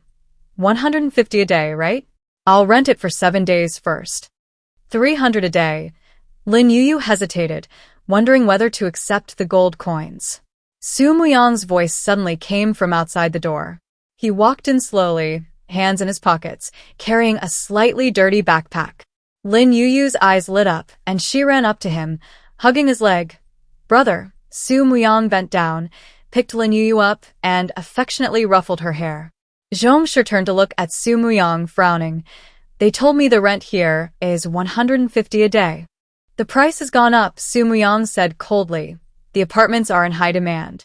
If you don't rent, plenty of others will. Su Muyang spoke with certainty. He had gone to 2 small bases this morning to promote apartment 27 and received a good response. He wouldn't have wanted to come back so early if the base security hadn't been so timid and kicked him out. But coming back early had its advantages. He'd overheard their entire conversation. Lin Yuyu had told him before that she'd been kicked out of her home, but this man was blatantly lying. He didn't have a good impression of this man and deliberately inflated the rent to prevent Lin Yuyu from renting the house to him. Tang Wei and Yunjing stood to one side, neither of them speaking. If they had known beforehand that this man knew Lin Yuyu's father, they definitely wouldn't have brought him back. 300 it is, I'll rent for 5 days. Zhong Shi counted out 1,500 gold coins and handed them to Lin Yuyu. Lin Yuyu clung tightly to Su Muyang's neck, not daring to take them. Su Muyang freed one hand, took the gold coins, and put them in Lin Yuyu's pocket. Distinguished guest, welcome to room 305 of apartment 27.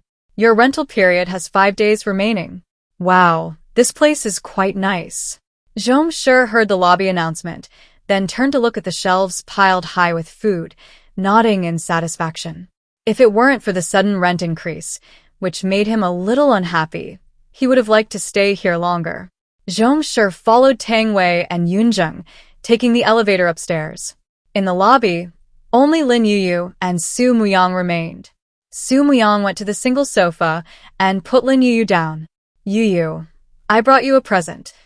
Lin Yuyu's eyes lit up. She took off her shoes, stood on the sofa, and looked expectantly at Su Muyang. Su Muyang took off his backpack, unzipped it, and pulled out a small, snow-white puppy. Puppy. Brother, it's a puppy. Lin Yuyu stared excitedly at the puppy, her short legs flailing on the sofa. Su Muyang handed the puppy to Lin Yuyu. Do you like it? Yes. Lin Yuyu nodded vigorously, took the puppy, and rubbed her face against its head. The puppy stared with innocent eyes, clearly a little scared. Afraid of frightening it, Lin Yuyu gently held it in her arms. Puppy, I have a puppy. Seeing Lin Yuyu's sweet smile and eyes full of joy, Su Muyang's lips curled into a slight smile. He was also very happy. He went to the base earlier and saw a couple selling puppies. He guessed Lin Yuyu would like them, so he bought one. Brother, where did the puppy come from? Lin Yuyu looked up, curiously at Su Muyang.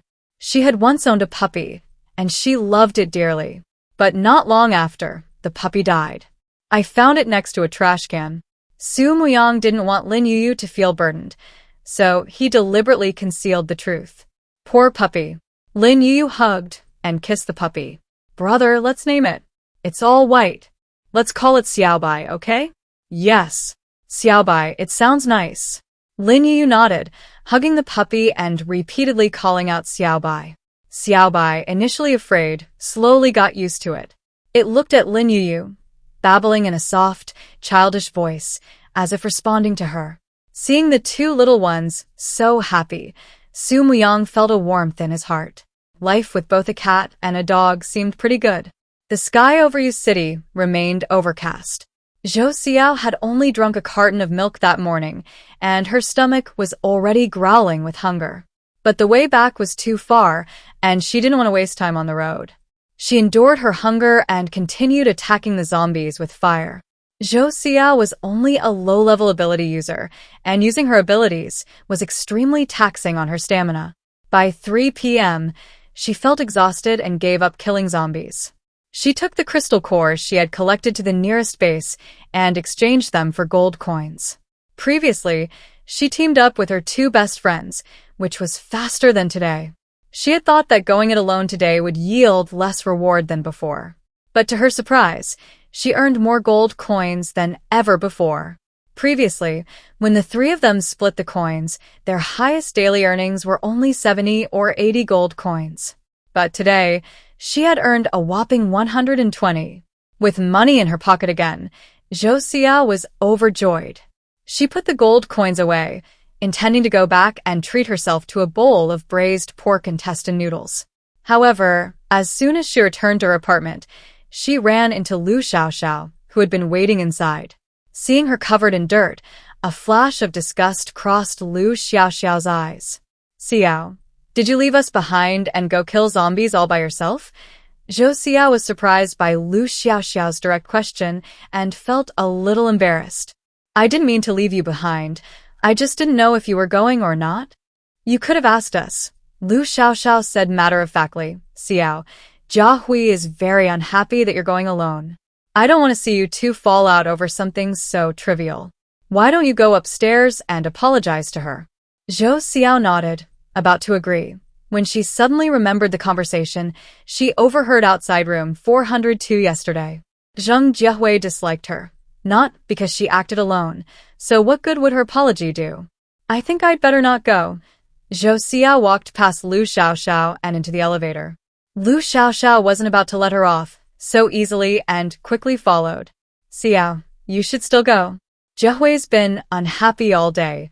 You know her temper. If you don't apologize to her, she probably won't talk to you anymore. The three of us are best friends. Are you really willing to abandon us? Zhou Xiao frowned slightly hesitant. Seeing her wavering, Lu Xiaoxiao immediately made the decision for her, pressing the button for the 4th floor. Come on. It's just a matter of a word. You won't lose anything. Okay, Zhou Xiao sighed, giving in. Their family was dead, and for the past 2 years, the three of them had relied on each other. She couldn't bring herself to sever ties with them like this. Zhou Xiao followed Lu Xiaoxiao to room 402 and apologized to Zheng Jiehui. Zheng Jiehui, still hoping to cooperate with her, didn't put on airs. After agreeing to go out and kill zombies together the next day, Zhou Xiao finally left room 402. She had barely stepped out when a conversation came from inside the room. Jiehui, you're right. Zhou Xiao is too petty. You don't know. I had to persuade her for a long time before she agreed to come upstairs and apologize to you. She even said you have a strange temper and are difficult to please. We're all best friends. How could she say such a thing? Why didn't you say so sooner? If I had known, I wouldn't have forgiven her. Zheng Jiehui's voice was filled with anger. I was just afraid of creating a rift between you two. Besides, our superpowers are too useless. If she doesn't team up with us, we won't be able to make money. Zhou Xiao stood outside the door, having heard the entire conversation. She clenched her clothes, her heart aching slightly. Before she could recover, Lu Xiaoxiao's voice came from inside the room again. Jiehui, do you think this room is soundproof? Did she hear what we were saying? Hearing this, Zhou Xiao snapped out of her thoughts and turned to run downstairs. Lu Xiaoxiao opened the door and looked around. Only after confirming no one was outside did she breathe a sigh of relief. It's okay. She's gone. She probably didn't hear. So, what if she heard?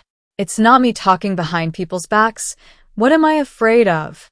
Zheng Jiehui crossed her arms, seething with anger. Originally, she thought Zhou Xiao's apology was sincere and was going to let it go, but she hadn't expected Zhou Xiao to be so two-faced. How come she never knew Zhou Xiao was such a two-faced person? That afternoon, a new person moved into the apartment. The woman who entered was a middle-aged woman in her 40s, simply dressed. She stood at the apartment door, peering inside. Is anyone home? Yes, Lin Yuyu skipped over, tilting her head up and smiling at her. Auntie, are you renting a room?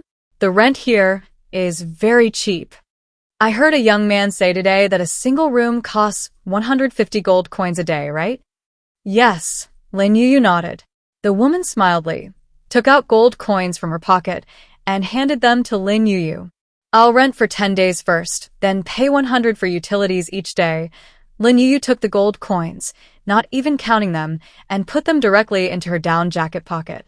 As the apartment was upgraded, the amount of gold coins increased. She couldn't count them after several attempts, so she simply handed them over to the system. If she didn't have enough money, the system would remind her. Distinguished guest, welcome to apartment 306, number 27. Your lease has 10 days remaining. There's a restaurant on the 2nd floor. You may dine there during opening hours. A restaurant? That's great. The woman nodded, a simple, honest smile on her face. She felt incredibly lucky. Her lease at the base was expiring tomorrow. She had originally intended to renew it, but on the way, she ran into the young man. The young man said this place was better than the base, but she didn't believe him. What attracted her was the cheap rent. Thinking she was alone anyway, she figured she'd make do. Unexpectedly, the young man wasn't exaggerating. The place did look quite nice. Led by the waiter, the woman went to the elevator and took it upstairs. She pressed the button for the second floor and arrived outside the restaurant. It wasn't mealtime, and the glass doors of the restaurant were closed. It was dark inside. The woman pressed her face against the glass door, peering curiously inside, but could see nothing. How mysterious! The woman's interest grew even stronger. She picked up her cloth bag, turned back into the elevator, and went up to the third floor. The door detected her and opened automatically. The woman wandered around inside, her eyes brimming with surprise. This place is amazing. Downstairs, Lin Yuyu sat on a single sofa, holding Xiaobai in her arms. She brought up the control panel, and when she saw the amount in her little savings account, she sat bolt upright in shock. System, how did my little savings account balance become 1,700? The guest in room 305 paid double the rent. The system only charges the original price. The extra amount is added to your little savings account. Hearing this, Lin Yuyu's gaze fell on the numbers beside her. The money the apartment had earned in the past 2 days, plus the rent paid by the new tenant today, had brought the balance to 63.62. Enough to buy a washing machine. Lin Yuyu tapped the washing machine icon and 5,000 yuan was immediately deducted from her balance. With this washing machine, the tenants on the 4th floor wouldn't have to take their clothes downstairs to wash anymore. Lin Yuyu happily put away the control panel and ran towards the elevator with her little white dog in her arms. She wanted to tell Sister Lu this good news as soon as possible. In the morning, Zhou Xiao ate something lightly and left the apartment with Lu Xiaoxiao and Zheng Jiehui. Zheng Jiehui still remembered what Lu Xiaoxiao had told her yesterday and remained silent the whole way. Zhou Xiao tried to break the awkward silence by pointing ahead. I killed zombies around here yesterday. This isn't a zombie-infested area. We'll be safe around here. There are too few zombies here, Lu Xiaoxiao complained. Xiao, you're being too cautious. There are 3 of us. We don't need to be afraid of those zombies. Let's find a place with more zombies. But Zhou Xiao wanted to persuade her further, but Zheng Jiehui interrupted her before she could finish. I think Xiaoxiao is right. It's normal for you to be scared since you were alone yesterday. With Xiaoxiao and me here today, what are you worried about? Zheng Jiehui gave Zhou Xiao an unpleasant look. You didn't choose this place on purpose because you didn't want to take us, did you? No, I'm just worried. I knew Xiao wasn't one to act alone. Lu Xiaoxiao affectionately took Zhou Xiao's arm. Come on, let's find a place with more zombies. That way it'll be easier to kill them. Zhou Xiao sighed, forced to compromise. In the apartment, Lu Yi had arranged to meet Yunzheng to kill zombies together. Before they even left the apartment, Lu Yao suddenly ran downstairs. Brother, wait. Lu Yao's voice reached Lu Ye's ears. He stopped and turned to look at Lu Yao, who had rushed over. Why did you come down? My right eyelid twitched as soon as you left. I have a feeling something bad will happen today. Maybe you shouldn't go out? Hearing this, Lu Yi and Yunzheng exchanged glances. They knew Lu Yao's psychic ability was divination. They couldn't disbelieve her words. Lu Yi hesitated for a moment, then looked at Lu Yao. Little Yao, why don't you do a divination? We'll wait for you. Okay. Lu Yao nodded and sat down in the lobby's rest area. She put 3 copper coins into a tortoise shell, shook it, and then poured them onto the glass coffee table. Lin Yuyu, seeing her divination for the second time, curiously peeked out. Under the gazes of the 3, Lu Yao tallied the results of her 6 divinations and frowned. Nothing's wrong. Lu Yao was somewhat bewildered. Her premonitions, like her divinations, had never been wrong before. How could she be wrong this time? Lu Yao gripped the tortoise shell tightly, her expression grave as she looked at Lu Yi. Brother, my power seems to be malfunctioning. Lu Yi met her gaze, knowing she was caught in self-doubt. The greatest fear for those with superpowers is self-denial. At best, their powers disappear. At worst, they develop inner demons, becoming mentally unstable. Lu Yi didn't want to see his sister like that, so he quickly reassured her. Your intuition and divination are always very accurate. There won't be any problems. Why don't you divine for others? As he spoke, Lu Yi turned to Lin Yuyu. Yuyu, who else went out today? Lin Yuyu thought for a moment. the 3 older sisters who lived next door. As soon as Lin Yuyu finished speaking, the unease in Lu Yao's heart resurfaced. Her eyes lit up, and she continued divination with the tortoise shell. She divined for all 3 of them, but when it came to Zhou Xiao, Lu Yao's face suddenly turned deathly pale. Brother, Zhou Xiao is in danger. The sky suddenly darkened. Shortly afterward, a heavy snowfall began. The snow froze quickly on the ground. Snowfall usually had little effect on ordinary people and other superpowered individuals, but Lu Xiaoxiao was an exception. Her superpower was speed, and she was responsible for luring zombies. She had just lured a large wave of zombies, and before she could even bring them to Zhou Xiao and Zheng Jiehui, she suddenly slipped and fell heavily to the ground. Damn it, it doesn't snow when I don't go out, and the first thing I do is run into this awful weather. What terrible luck. Lu Xiaoxiao cursed under her breath, wincing as she scrambled to her feet. Seeing the zombies pounce on Lu Xiaoxiao, Zheng Jiehui screamed in terror, Xiaoxiao. Jiehui, cooperate with me. Zhou Xiao didn't hesitate, quickly stepping forward and attacking the zombies with fire. Seeing the fire temporarily separate the zombies from Lu Xiaoxiao, Zheng Jiehui hesitated, not using her superpower. Without the wind's assistance, the fire couldn't spread quickly. Seeing more zombies surge forward, Zhou Xiao grew anxious and turned to Zheng Jiehui. Jiehui, use your superpower. No, the fire's too big. Xiaoxiao will get burned too. Zheng Jiehui refused without hesitation. You all get back. Zheng Jiehui's shout came too late. To save herself, Lu Xiaoxiao kicked the zombie in front of her behind Zhou Xiao, cutting off her escape route.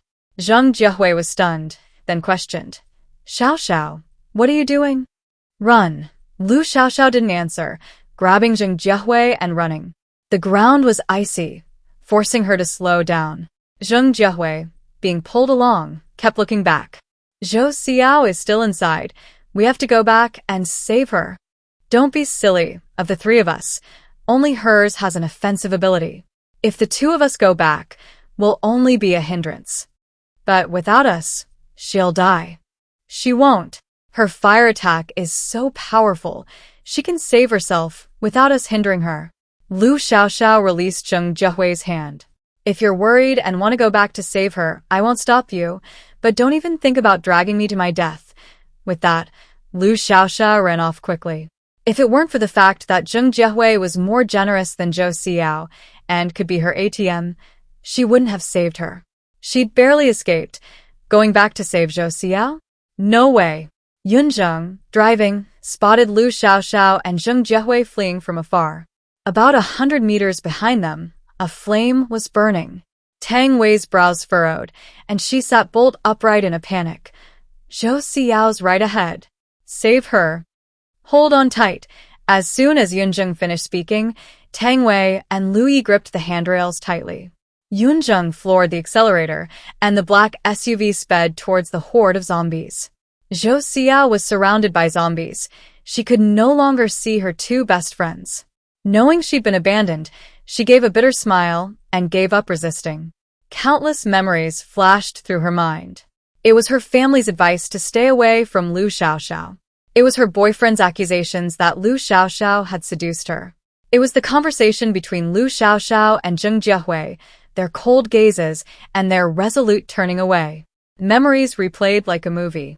Zhou Xiao's heart ached.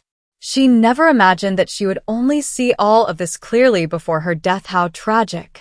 Zhou Xiao, hold on. Zhou Xiao closed her eyes, awaiting death. A tense shout, accompanied by a dull thud, suddenly reached her ears. Zhou Xiao slowly opened her eyes. A gap had suddenly appeared in the dark horde of zombies. A black SUV quickly swerved and charged towards the zombie horde.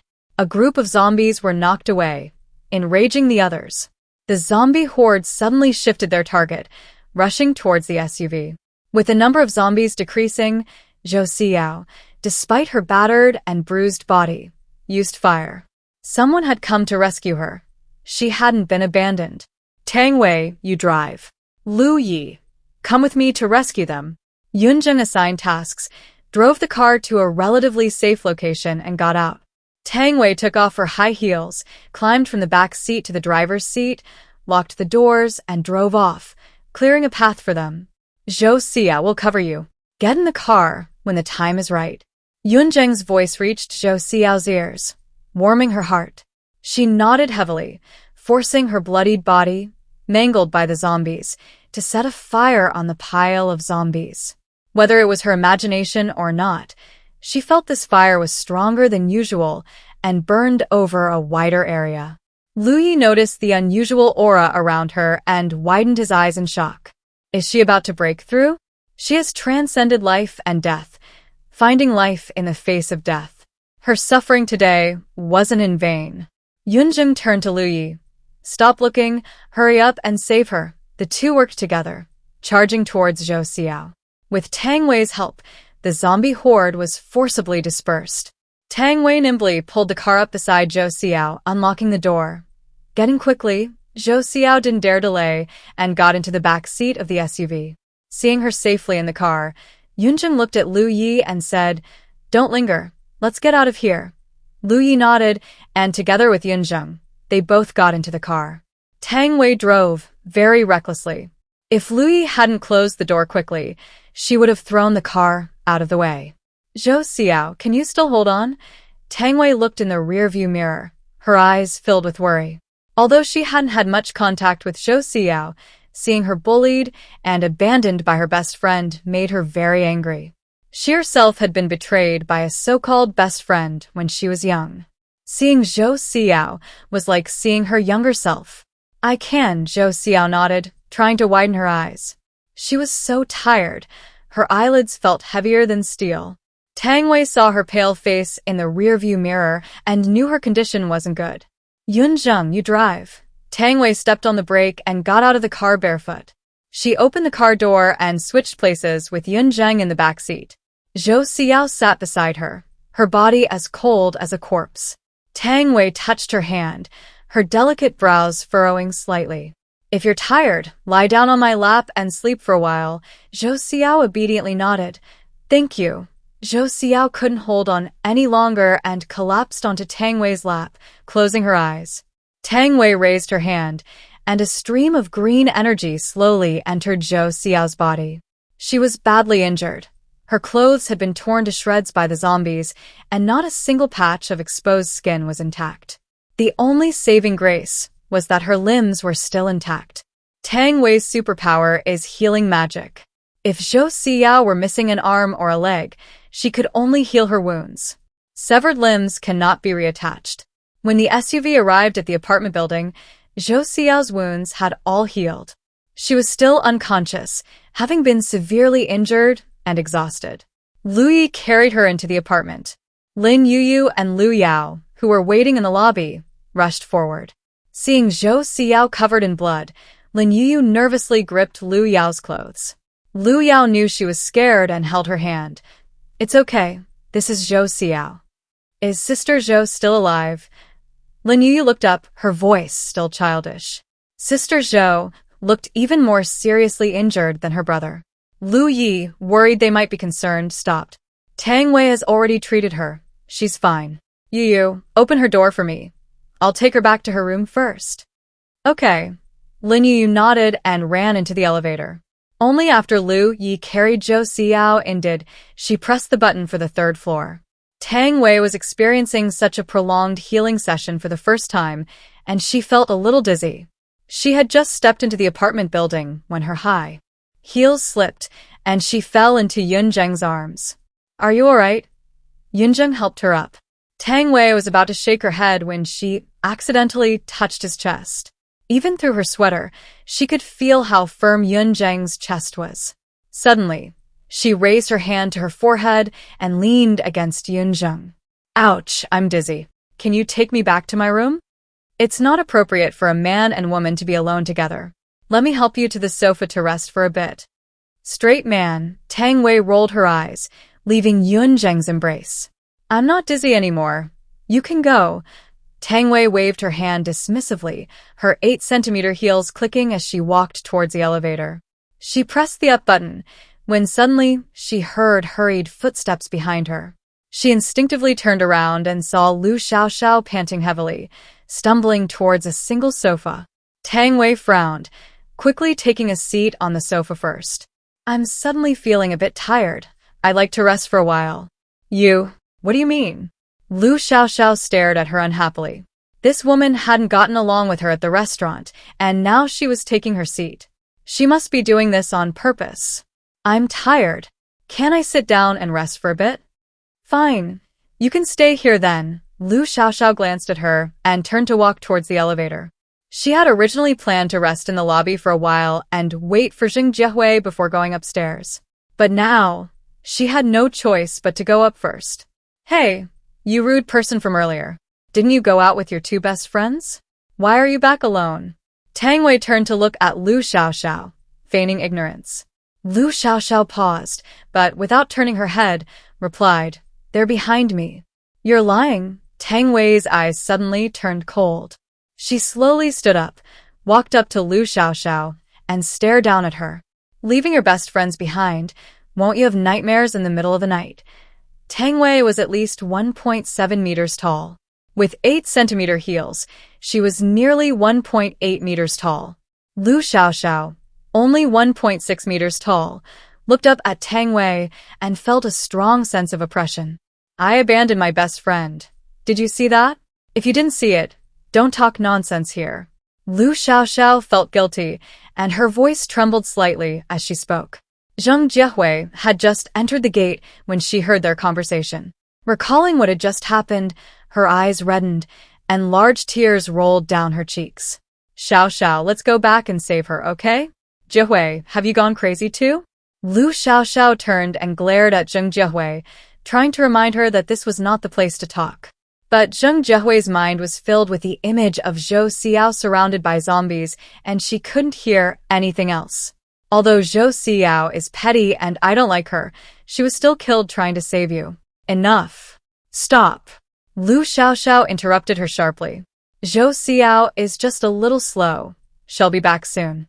Jia Hui, you're too tired. Let's go upstairs first. You should go upstairs first.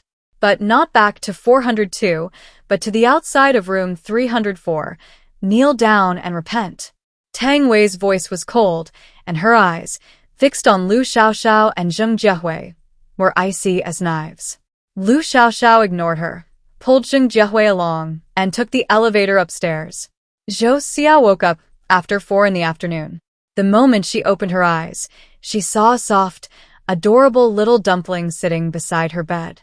Lin Yuyu, her chin resting on her hands, stared at her with her round eyes, unblinking. Seeing Zhou Xiao awake, she excitedly stood up. Sister, you're finally awake. What are you doing here? Zhou Xiao looked at Lin Yuyu, then looked around blankly. Is this my room? Yes, Brother Lu carried you back. A soft, sweet voice reached Zhou Xiao's ears. She remembered. She had been surrounded by a horde of zombies, and Tang Wei and the others had saved her. Zhou Xiao snapped out of her thoughts, glanced down, and saw Lin Yuyu rubbing her eyes. She couldn't help but remind her, your hands have a lot of germs. Don't rub your eyes. But my eyes are so sore. Lin Yuyu opened her eyes, looking at her pitifully. Her eyes were a little red, like a cute little rabbit's. Zhou Xiao was a little worried. Why are your eyes so red? Brother Lu told me to look at you. I'm afraid to blink. Lin Yuyu raised her hand, wanting to rub her eyes again. Zhou Xiao was amused. Don't rub them. Sit down for a while. I'll get a hot towel to put on them for you. Zhou Xiao got up and went into the bathroom. She had just reached the mirror when she was startled by the blood-soaked figure in it. She had lost so much blood.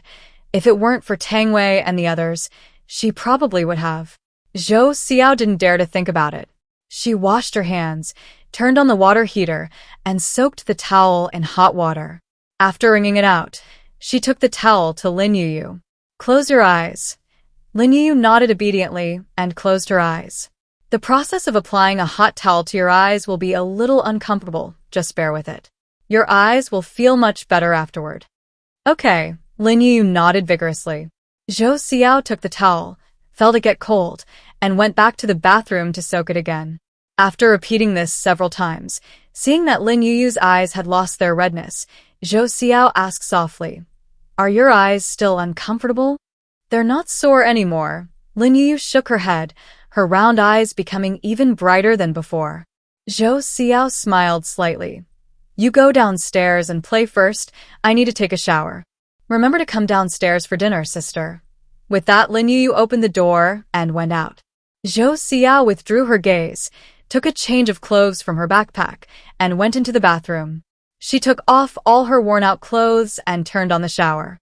The steaming water washed away the bloodstains, washing away her exhaustion. After rinsing for almost an hour, Zhou Xiao finally turned off the hot water. She dressed and went downstairs. The restaurant on the second floor was already open. As soon as she entered, Lu Xiaoxiao, who was picking up her food at the counter, stared wide-eyed as if she'd seen a ghost. You shouldn't have. Should have died, Zhou Xiao retorted. Hearing the familiar voice, Zheng Jiehui turned around abruptly. Seeing Zhou Xiao standing at the restaurant entrance, her eyes filled with surprise and joy. She rushed forward and excitedly grasped Zhou Xiao's hand.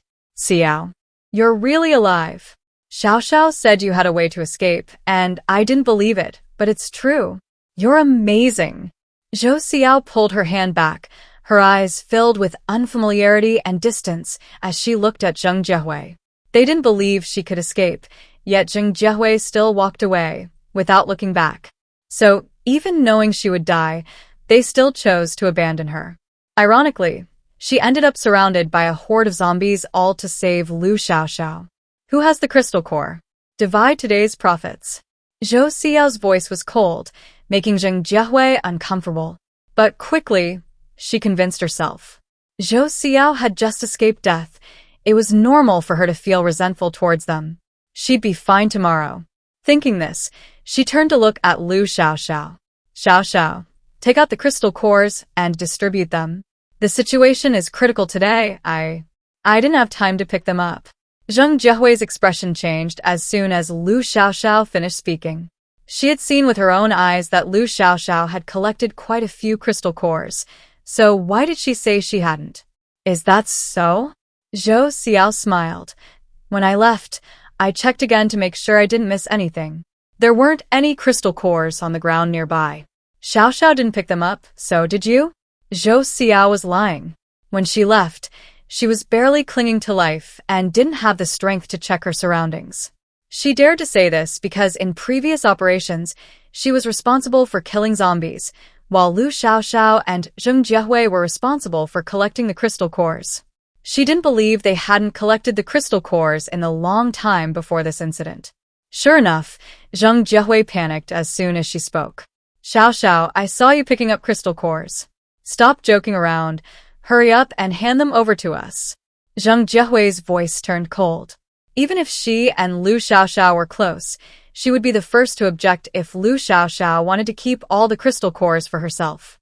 Her special ability wasn't very useful, but she had still contributed. Besides, today's battle had been so dangerous. They almost died there. Seeing her lie exposed, Lu Xiaoxiao knew she couldn't keep up the act anymore. She slapped her forehead, feigning sudden realization. I remember now, before running away, I did pick up some crystal cores. But they're all in my backpack. I'll wait until after I eat. Don't wait. Go back to your room now and get them. I'm waiting to exchange the crystal cores for gold coins for food. After this incident, Zhou Xiao completely distrusted Lu Xiaoxiao.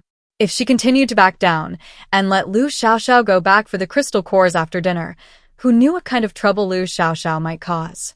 Lu Xiaoxiao's face darkened. She hadn't expected Zhou Xiao to be so serious. Are you that short of money? How about I lend you some? You don't even have enough for your rent, and you have money to lend me? Zhou Xiao looked at her, deliberately tearing away Lu Xiaoxiao's pretense. Zheng Jiehui frowned at this moment, her eyes filled with suspicion as she looked at Lu Xiaoxiao. This is really strange. You said you had no money before, but my wallet is almost empty, yet you still have money to lend to Xiao? Xiaoxiao, where did you get the money? I don't have any money. I just see Xiao eating noodles every day, and a bowl of noodles only costs 20 gold coins. I can borrow that many gold coins. Lu Xiaoxiao looked a little embarrassed. Never mind, I think Xiao needs it urgently. I'll go to my room to get the crystal cores. With that, Lu Xiaoxiao quickly slipped away. No sooner had she left than Tang Wei leaned close to Lin Yuyu's ear and whispered something. Lin Yuyu jumped off the stool, ran over, and took Zhou Xiao's hand. "Sister Zhou, we have seats over there." This was a phrase Tang Wei had taught her. Zhou Xiao lowered her head, meeting Lin Yuyu's round eyes, unable to utter a word of refusal. She smiled and nodded, following Lin Yuyu to sit down next to Tang Wei. Yun Zheng and the Lu siblings sat at the table next to them. As soon as Zhou Xiao sat down, Tang Wei suddenly raised her hand and gave her a thumbs up. "You did a good job just now." Tang Wei was very pleased. Having experienced life and death, Zhou Xiao had finally stood up. Before, she thought Zhou Xiao was a simple, innocent girl. But just now, she realized that Zhou Xiao wasn't without cunning, but rather, she hadn't intended to use her cunning on her two best friends. Unfortunately, Zhou Xiao treated people sincerely, but those two didn't deserve her sincerity. "Thank you for saving me today." Zhou Xiao looked at Tang Wei and the others gratefully. Tang Wei waved her hand. "The person you should thank most is Lu Yao. It was she who foresaw your danger, allowing us to rescue you in time." Hearing this, Zhou Xiao turned to look at Lu Yao. "Thank you." Lu Yao blushed and waved her hand shyly. "Actually, I didn't do anything. It was just that you weren't meant to die." "I have a suggestion," Lu Yi suddenly said. "It's too dangerous for us to act alone. Why don't we team up? The crystal cores we earn can be divided according to how much energy we contribute." "That's fair. I think this is a good suggestion. Let's give it a try." Tang Wei was the first to agree, smiling as she looked at Yunzheng, Su Muyang, and Zhou Xiao. "What do you guys think?" "I have no objection." Yunzheng didn't even look up. Seeing his agreement, Tang Wei's gaze fell on Zhou Xiao. After this incident, Zhou Xiao wanted to fight alone. These people had saved her life, and she felt awkward refusing. "I can too." "Fine," Tang Wei turned to Su Muyang. "You're the only one who hasn't said anything." "Don't count me in." Su Muyang's expression was cold. He didn't want any involvement with anyone other than Lin Yuyu. In the apocalypse, ruthlessness is the best way to survive. He only needed Lin Yuyu as his family and friends. "Su Muyang, you're such a spoilsport." Tang Wei's face fell. Her special ability was healing magic. Teaming up wasn't really her concern. She just thought it would be fun with more people and wanted to join in the excitement. Besides, everyone was a tenant in apartment 27, and teaming up would also help build neighborly relations. "Brother." Lin Yuyu tilted her head, looking expectantly at Su Muyang. Although there were many things she didn't understand, she knew that going out alone was dangerous. Her mother hadn't returned since leaving. Her brother was badly injured when he came back last time. And then there's Sister Zhou today. Her brother was all she had left. She didn't want anything to happen to him. Su Muyang looked down at her upon hearing this. Although Lin Yuyu didn't say anything, her expectant eyes betrayed her thoughts. Su Muyang ruffled her hair. "Yuyu wants your brother to team up with them?" Lin Yuyu nodded. "Is that okay?" "Okay," Su Muyang agreed without hesitation. "Count me in." "Great. Our 5-person team is officially formed." Tang Wei was overjoyed, her face beaming. "Shouldn't we give our team a cool name?" "Tiger, cool." Lin Yuyu gave a thumbs up, making everyone giggle. Zheng Jiehui stood to the side, her face somewhat unpleasant. Zhou Xiao agreed to team up with those people, but what about her and Lu Xiaoxiao? She wanted to talk to Zhou Xiao privately, but she was afraid Zhou Xiao was still angry and wouldn't talk to her. She frowned, pacing anxiously. Lu Xiaoxiao went back to get the crystal cores. Why hasn't she returned yet? Zheng Jiehui waited for a long time, but Lu Xiaoxiao didn't return. Just as she was about to go upstairs to check, she bumped into Lu Xiaoxiao at the restaurant entrance. "Why did you take so long?" Hurry up." Zheng Jiehui pulled Lu Xiaoxiao towards Zhou Xiao before she could finish speaking. She reached Zhou Xiao, forcing a smile. "Xiao, Xiaoxiao's back. Let's find another place to divide the crystal cores." "No need for that. Just give me my share." Zhou Xiao didn't even look at them, her tone indifferent.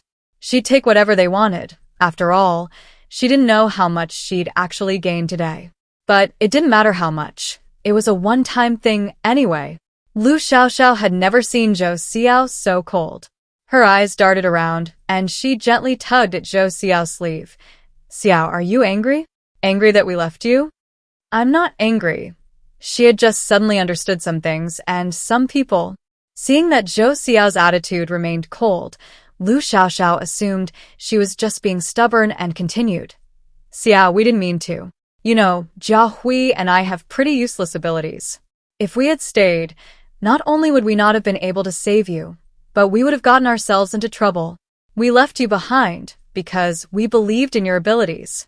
Look, without us holding you back, you're still alive, aren't you? Tang Wei, sitting next to Zhou Xiao, was amused by Lu Xiaoxiao's shameless words. If Lu Yao hadn't foreseen Zhou Xiao's danger, if they hadn't arrived in time, Zhou Xiao wouldn't be sitting here listening to their sophistry. Lu Xiaoxiao, on the other hand, actually thought that their departure had saved Zhou Xiao's life. Ugh. So infuriating. I really want to beat this shameless person up. I'm not angry. Zhou Xiao held out her hand to Lu Xiaoxiao. It's all in the past. Just give me the crystal core that's mine. Xiao, you really? Lu Xiaoxiao, she's already said that. What are you still dawdling for? Hurry up and give her the crystal core. Lu Xiaoxiao's words were cut off by Zheng Jiehui's sharp voice. Zheng Jiehui's temper had never been good. She had endured it for so long because she felt guilty towards Zhou Xiao. But they had said what they needed to say, yet Zhou Xiao still acted as if she didn't care about them. Since that was the case, why should she bother trying to win Zhou Xiao's favor? Fine, then after you finish eating, go back and get some sleep to calm down. Well, go out and kill zombies again tomorrow. Lu Xiaoxiao handed the crystal core to Zhou Xiao. Zhou Xiao took the chopsticks, neither agreeing nor refusing. To her, these two were already strangers.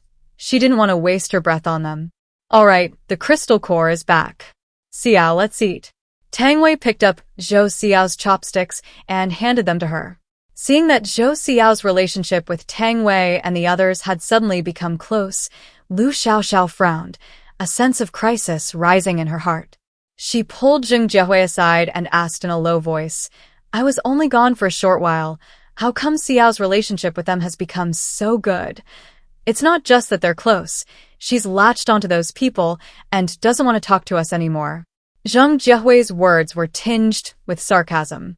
She glanced at Zhou Xiao and returned to her seat at the table. Lu Xiaoxiao's eyes darted around, sensing something was amiss.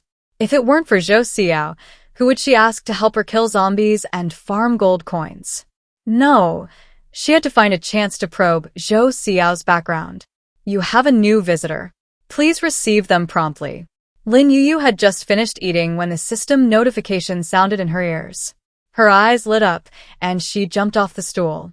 Seeing her action, Su Muyang quickly called out to her. Yuyu, you haven't finished eating yet. I'm full. Lin Yuyu lifted her clothes, revealing her round belly. Startled, Su Muyang quickly helped her put her clothes back on. You can't show your belly to others, understand? Lin Yuyu nodded, seemingly understanding, then shook her head. But brother isn't just anyone.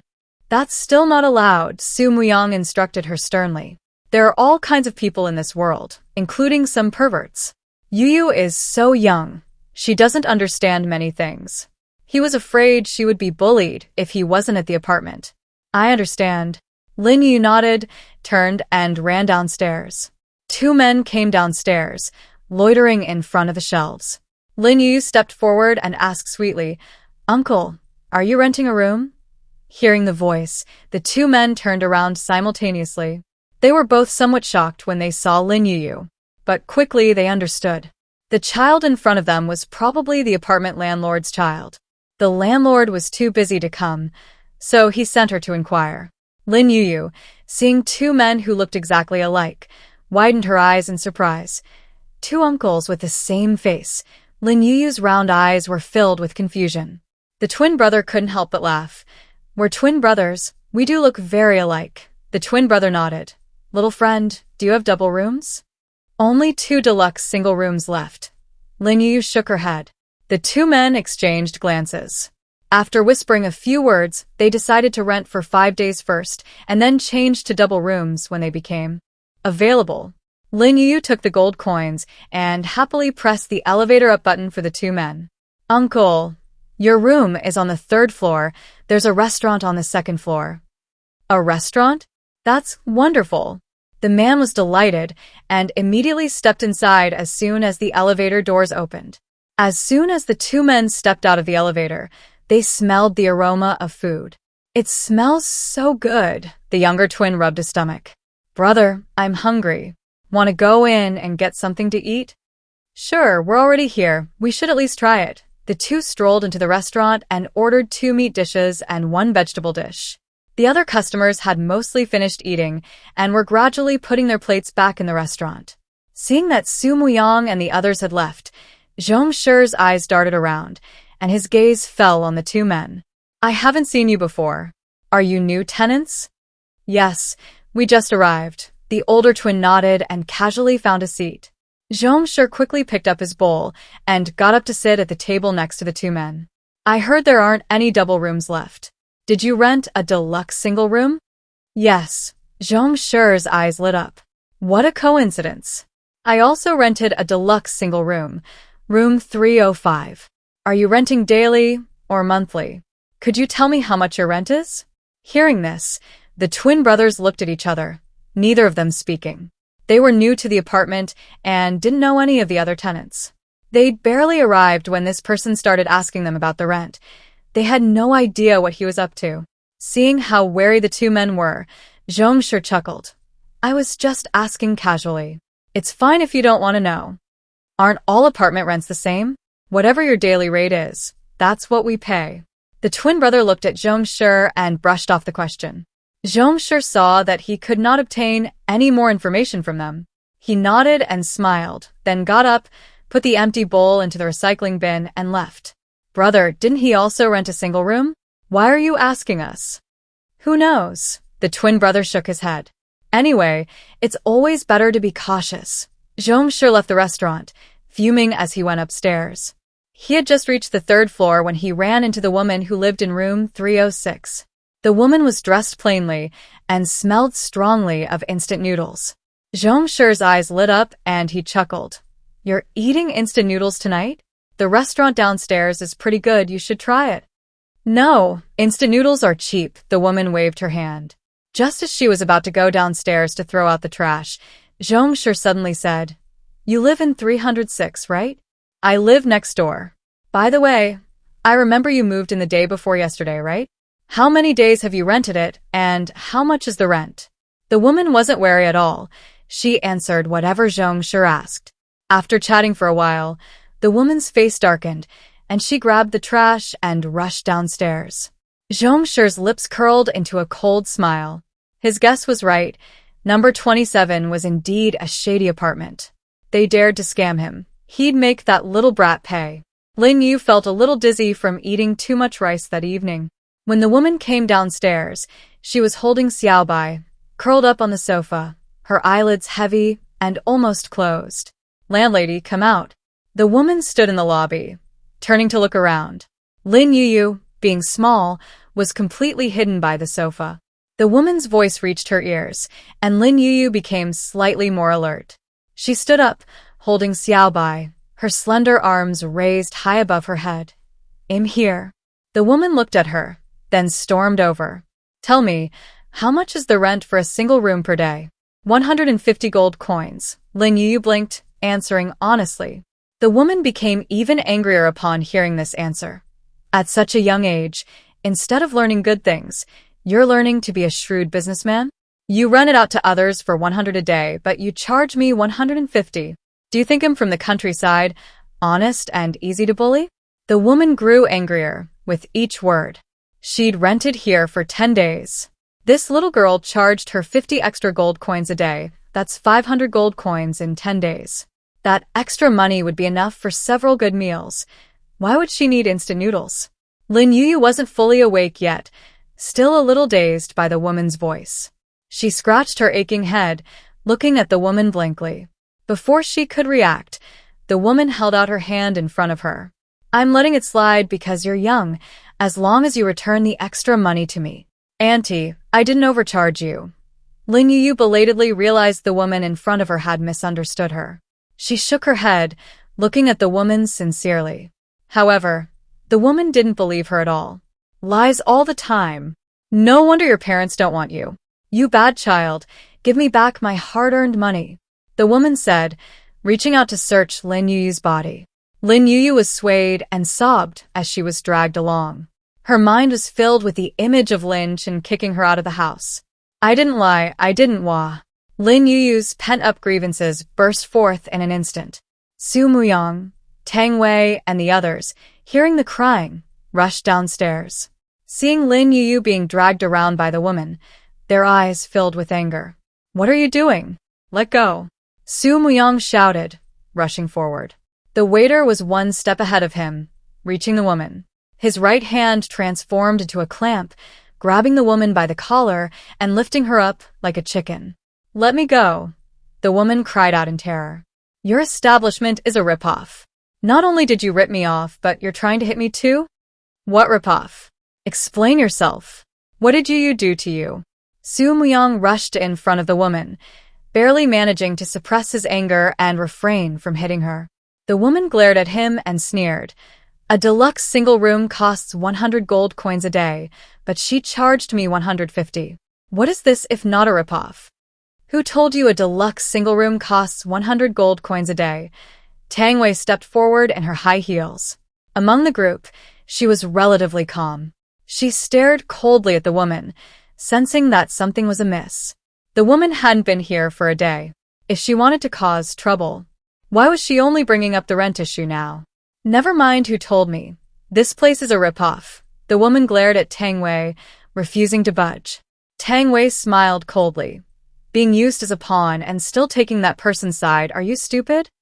You're the one. Ouch. Before the woman could finish speaking, the waiter suddenly released her grip. Caught off guard, she twisted her ankle when she landed, wincing in pain. She bent over, rubbing her ankle. Zhou Xiao sighed, looking down at the woman. Sister, you've really been used. I also rented a single room, and the rent is indeed 150 a day. Impossible, the woman didn't believe her, straightening up and glaring at her. You all know this little girl, so naturally you're siding with her.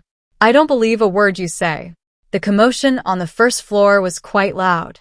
The Liu siblings and the twin brothers took the elevator downstairs. As soon as the four of them stepped out of the elevator, they saw a large crowd gathered in the lobby.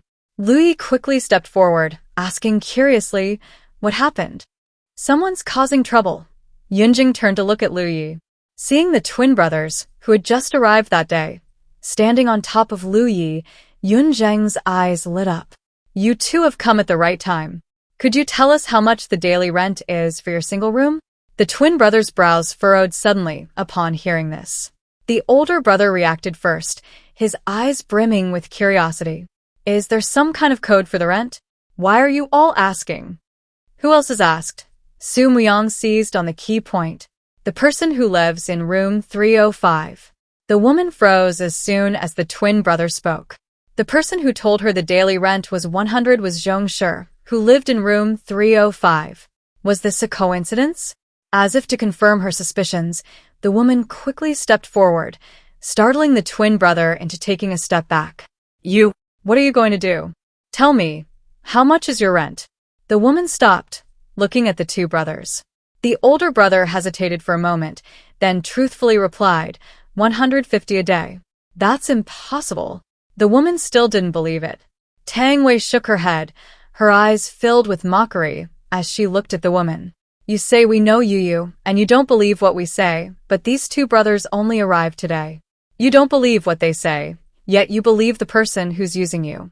You're either stupid or malicious, trying to take advantage of Yuyu. I didn't. The woman retorted. Knowing she had been used, the woman looked at Lin Yuyu with remorse. I'm sorry, I was tricked by the people in room 305. It really was him. Su Muyang gritted his teeth, turned and rushed upstairs. Yunjing, fearing he might act impulsively and break the apartment rules, quickly chased after him. Su Muyang calmed down. Don't forget the apartment rules. Tang Wei glanced upstairs. Knowing Yunjung was there, even if Su Muyang acted impulsively, he would be stopped. She looked away and knelt down in front of Lin Yuyu. Seeing her sobbing, she used her sleeve to wipe away her tears. Yuyu, it's all right. Don't be afraid. Lin Yuyu nodded, tears streaming down her face. The woman clutched her clothes in self-reproach, wanting to step forward, but was stopped by Tang Wei's cold gaze. There's no need for apologies. You scared her, that's a fact, and saying more won't help. Pack your things and leave when the rent is due. Hearing this, the woman's face paled. She didn't want to leave, not only because the rent and food were cheap, but more importantly because there was water and electricity. As long as she could afford the water and electricity bills, they were unlimited. Even the two largest bases in U City, with countless superhumans, couldn't provide an unlimited water supply. And electricity was something ordinary people wouldn't even dare to dream of. If she left, where would she find such a good place? Thinking this, the woman quickly stepped forward, looking at Tang Wei pitifully. No, the rent at the base is too expensive. I can't afford it. If I leave, I have nowhere to go. Whether you have nowhere to go or not is none of our business. If you don't leave by the time your lease expires, I'll have to personally escort you out. Tang Wei didn't accept her sob story, staring at her coldly. The woman was frightened and took a step back. She had no superhuman abilities. She couldn't beat anyone. If a fight broke out, she would definitely be at a disadvantage. She didn't dare confront Tang Wei directly, so she turned her gaze to the sobbing Lin Yuyu. Child, I know I was wrong. It was all my fault just now. Please don't be angry with me. Please make me leave, okay?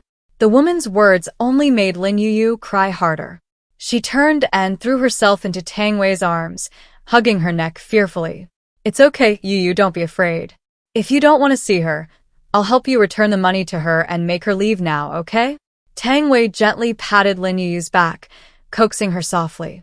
The woman, realizing she had said too much and made a mistake, was too frightened to speak.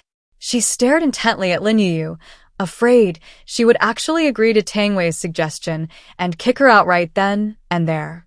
Lin Yuyu was worried about the money. Hearing Tang Wei offer to pay for her compensation, she nestled in Tang Wei's arms, shaking her head vigorously like a rattle. No, I won't go. The woman breathed a sigh of relief. She had misunderstood the child.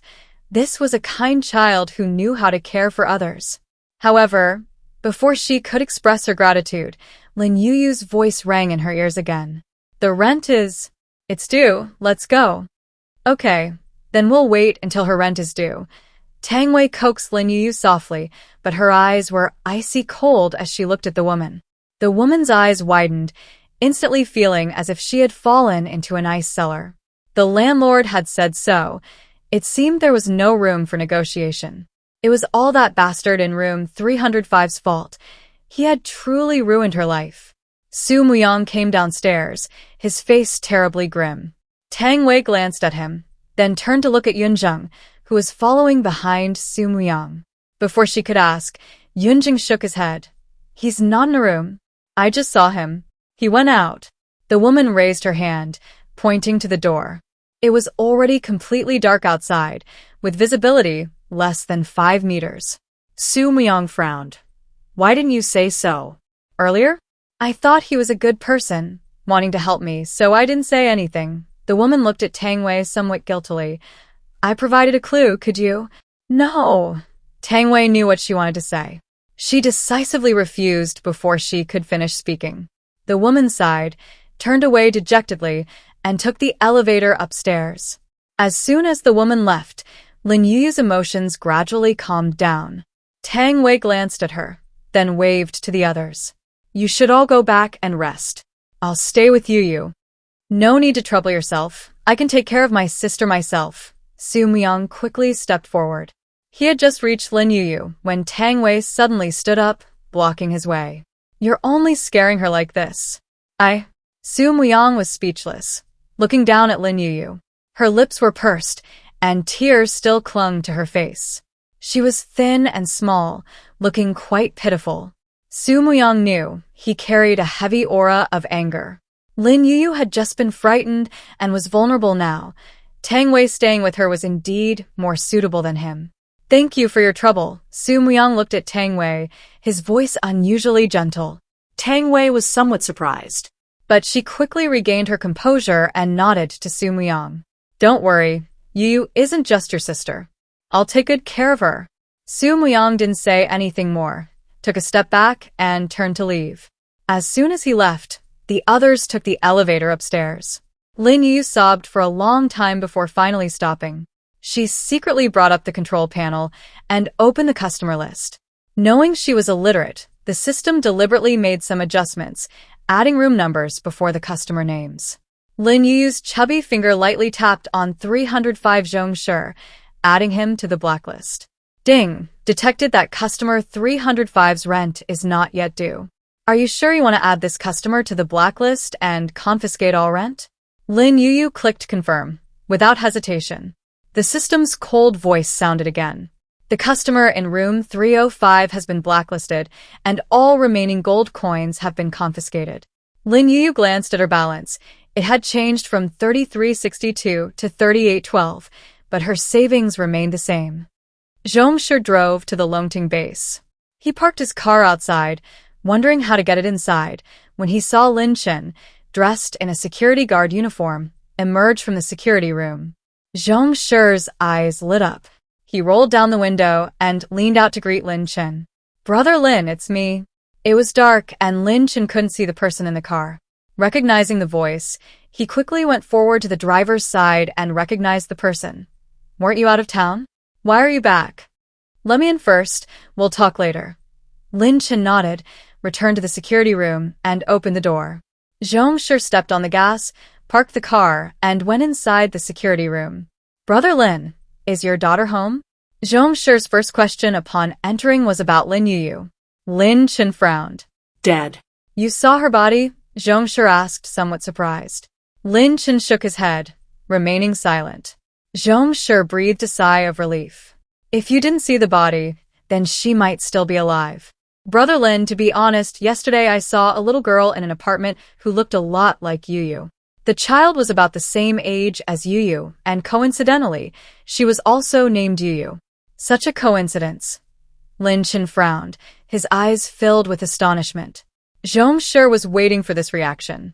Brother Lin, do you think it's possible your daughter isn't dead? Is the landlady of that apartment your daughter? That's impossible.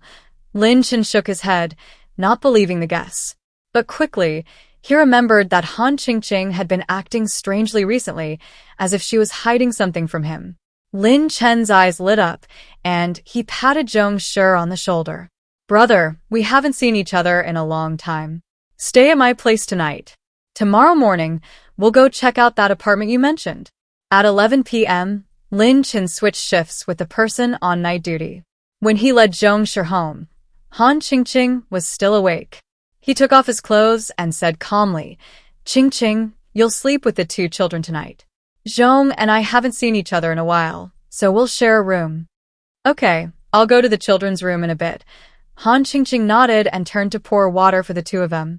Worried that Zhongshi might stay, her eyes darted around, and she said tactfully, Brother Zhong, have you found a place to stay? Do you need me to ask around and see if there are any vacant rooms at the base? No need to trouble you, Brother Lin. I have a place to stay. It's quite a coincidence. The landlord of the apartment I'm staying at has the same name as Brother Lin's daughter. I was just telling Brother Lin to have him come with me to check out the apartment tomorrow. Asterisk crack. Asterisk the cup in Han Chingqing's hand fell to the ground and shattered into pieces. Warm water spilled, splashing onto her trousers. Lin Chen looked at the spilled water, his heart aching. Water at the base was so expensive.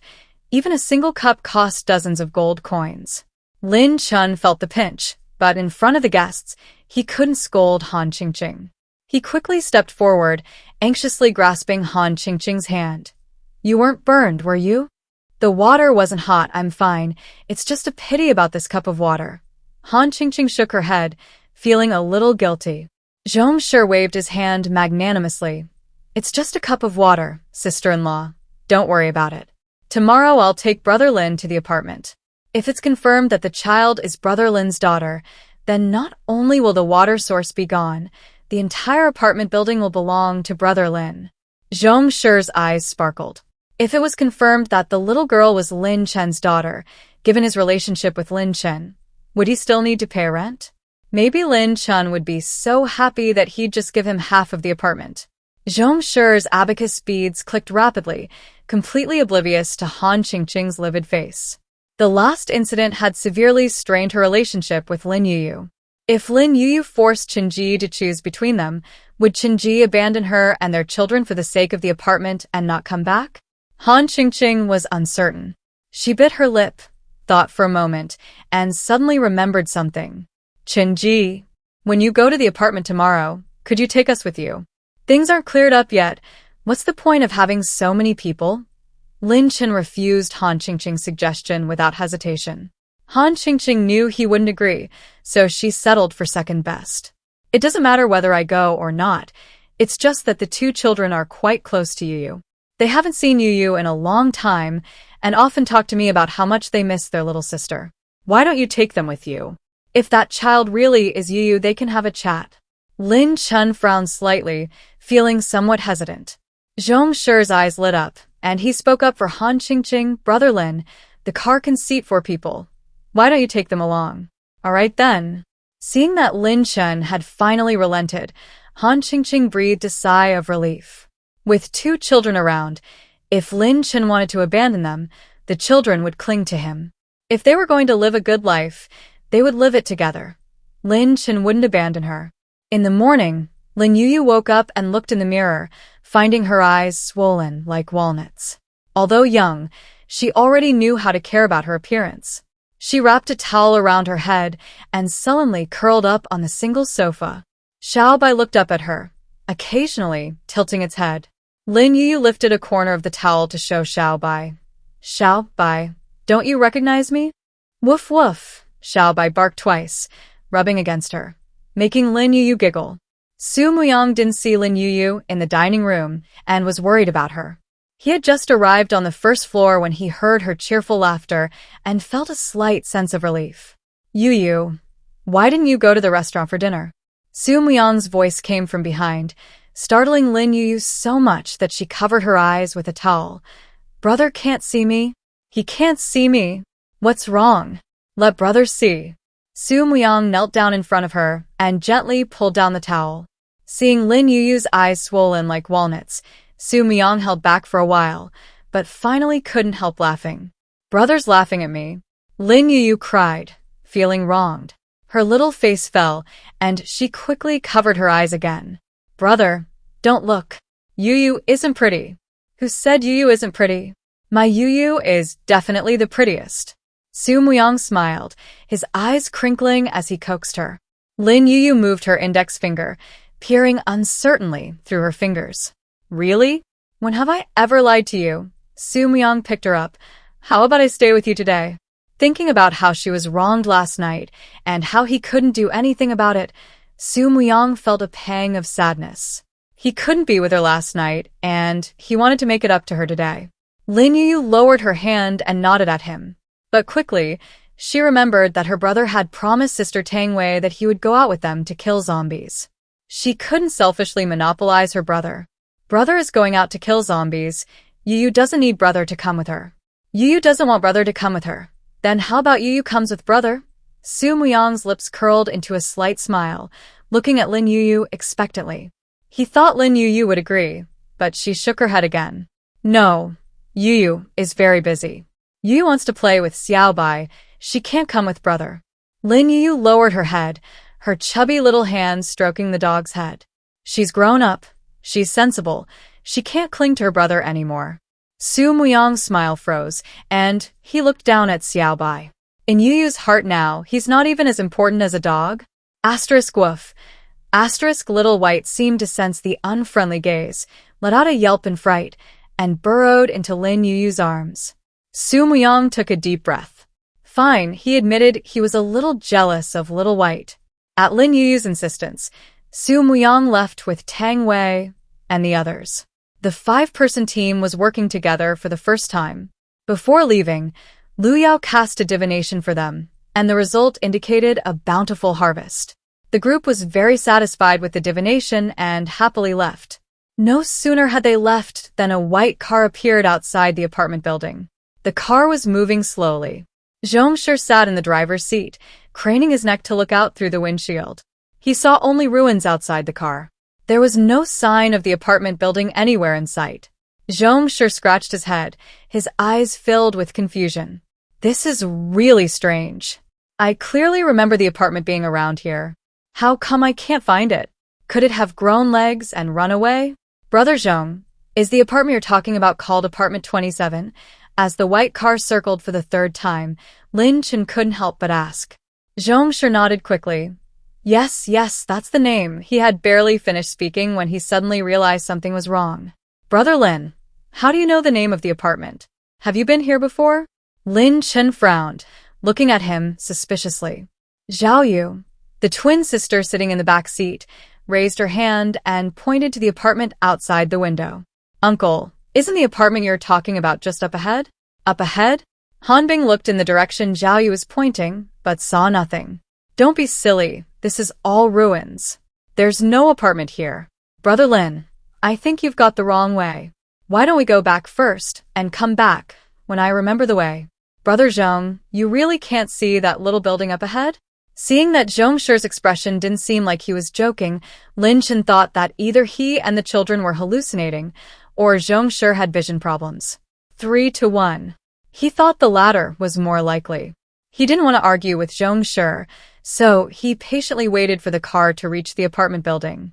Suddenly, he said, Stop the car? Stop here? Zhongshi was uncertain. The surrounding area was all ruins. Why did Lin Chen want him to stop? Although Zhongshi was puzzled, seeing that there were no zombies around, he did as he was told. As soon as he stopped the car, his twin brother, Zhao Rui, quickly opened the door and jumped out. Zhao Yu, afraid of being a step too late, quickly followed, saying, Zhao Rui, wait for me. Brother Lin, the surrounding area is desolate. Why didn't you stop them? Lin Chen glanced at apartment number 27 next door, then turned to look at Zhong.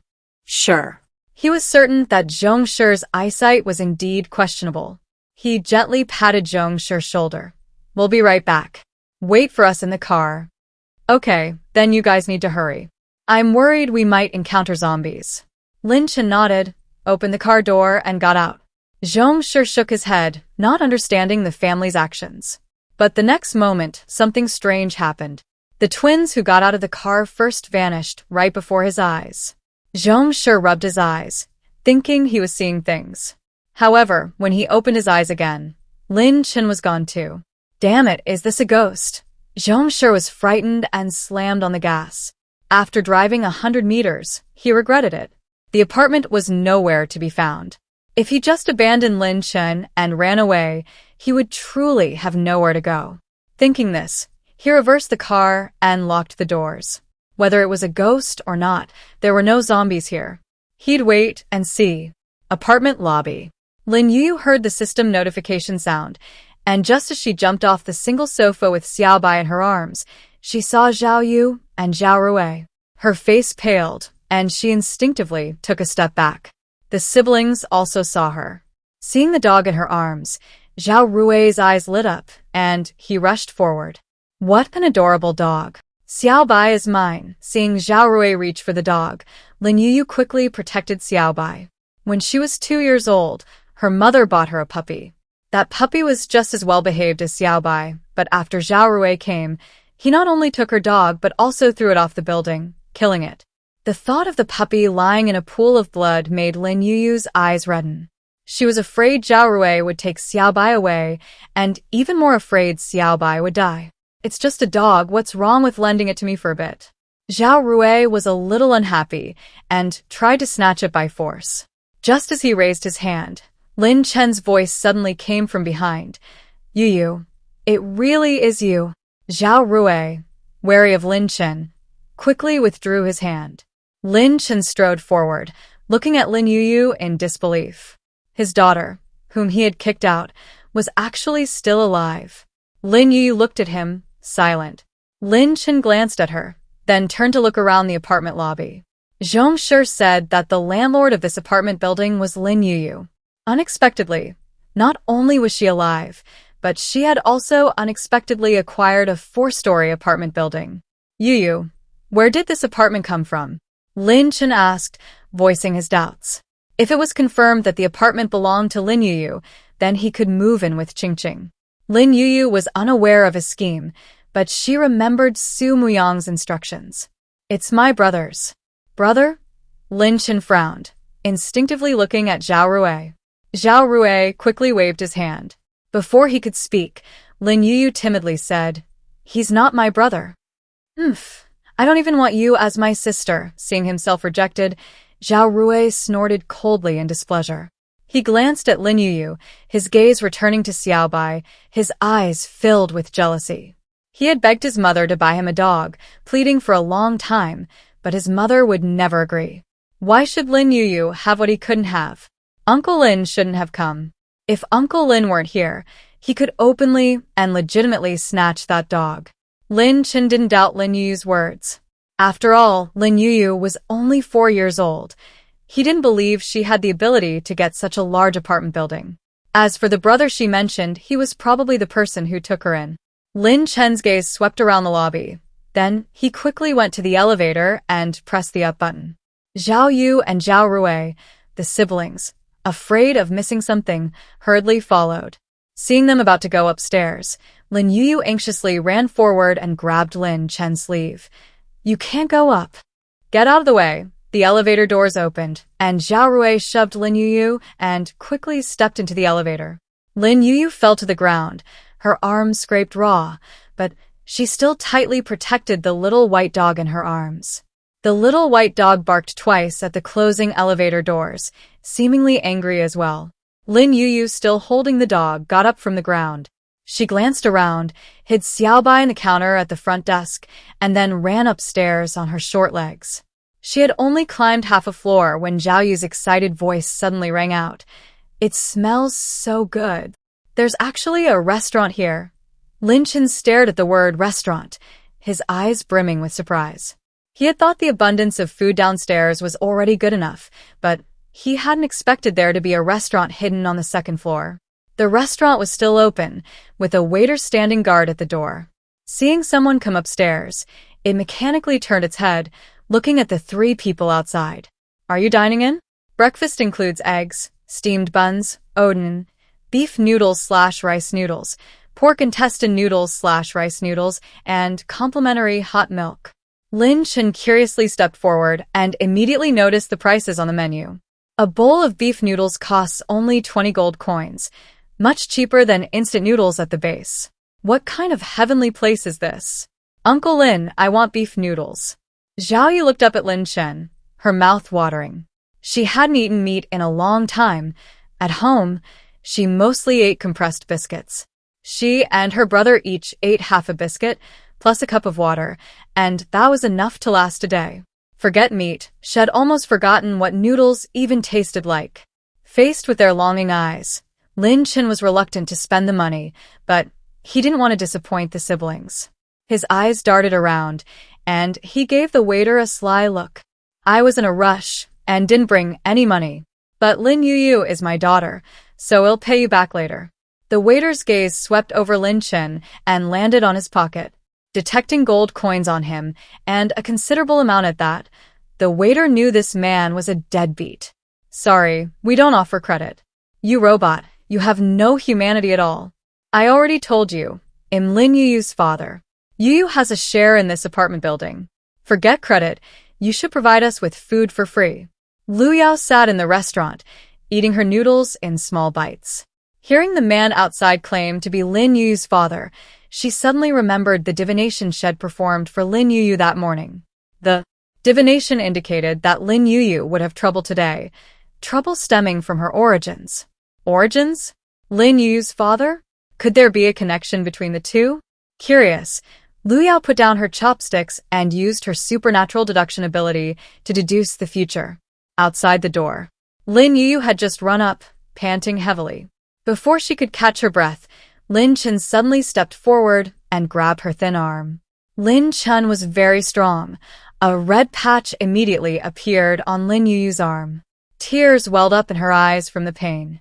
But she was afraid of Lin Chen and held back her tears. Lin Chen dragged her to the waiter and released her. Yuyu, this robot is too stubborn. You tell it to cook us 3 bowls of beef noodles. Lin Yuyu pursed her lips, remaining silent. Zhao Yu, impatient, pushed her when she didn't speak. Say something. Since coming to the apartment, Lin Yuyu's face had gained a little weight, but she was still thin and small. Pushed by Zhao Yu, she fell to the ground with a thud. The commotion at the door caught Lu Yao's attention. She stopped her deduction and quickly went to Lin Yuyu, helping her up. Yuyu, are you alright? Lin Yuyu shook her head, instinctively hiding behind Lu Yao. Knowing the little one needed her, Lu Yao felt both excited and nervous. She had been carefully protected by her brother since childhood. Even when Gao Chong came to cause trouble, her brother never let her intervene. She was afraid of facing unfriendly strangers, but now that her brother wasn't around, she was forced to step forward. Aren't you Yu's father? Why are you siding with outsiders and being so mean to your own daughter? Where did this little girl come from? Didn't your parents teach you not to meddle in other people's business? Lin Chen snorted coldly, completely disregarding Lu Yao. Lin Yuyu gripped Lu Yao's clothes tightly. Although she was terrified, she mustered her courage and took a step forward. You're not allowed to bully Sister Lu. Oh, you've only been away from home for a short time and you've already grown wings? You actually dare to side with an outsider and defy your father. Lin Chen looked down at Lin Yuyu, coldly snorting. We're hungry, we want to eat. If you can't make the decision, go and call your so-called brother over. Oh, and have him prepare 3 more rooms. We're planning to move in and live with you. Hearing that they wanted to move in, Lin Yuyu turned pale with fright. She looked at the 2 little devils in front of her and shook her head vigorously. Zhao Yu found her annoying. Seeing her shake her head, he became even more displeased. Uncle Lin, it seems Yuyu doesn't want us to move in. How could that be? Yuyu is my daughter.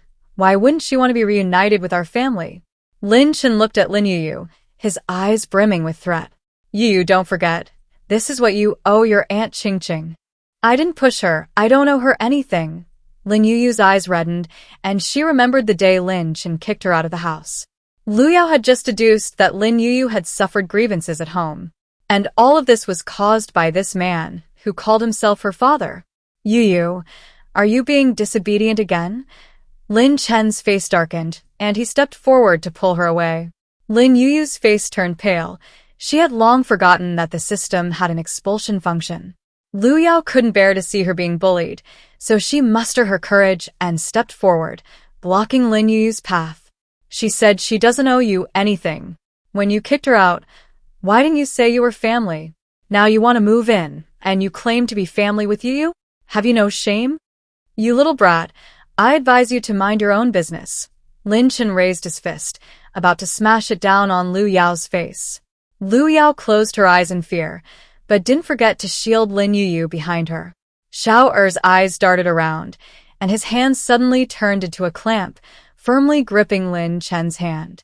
A guest has been detected disrupting the peace of the apartment. Xiao Er will execute the eviction function. Damn robot, what are you saying? Let me go.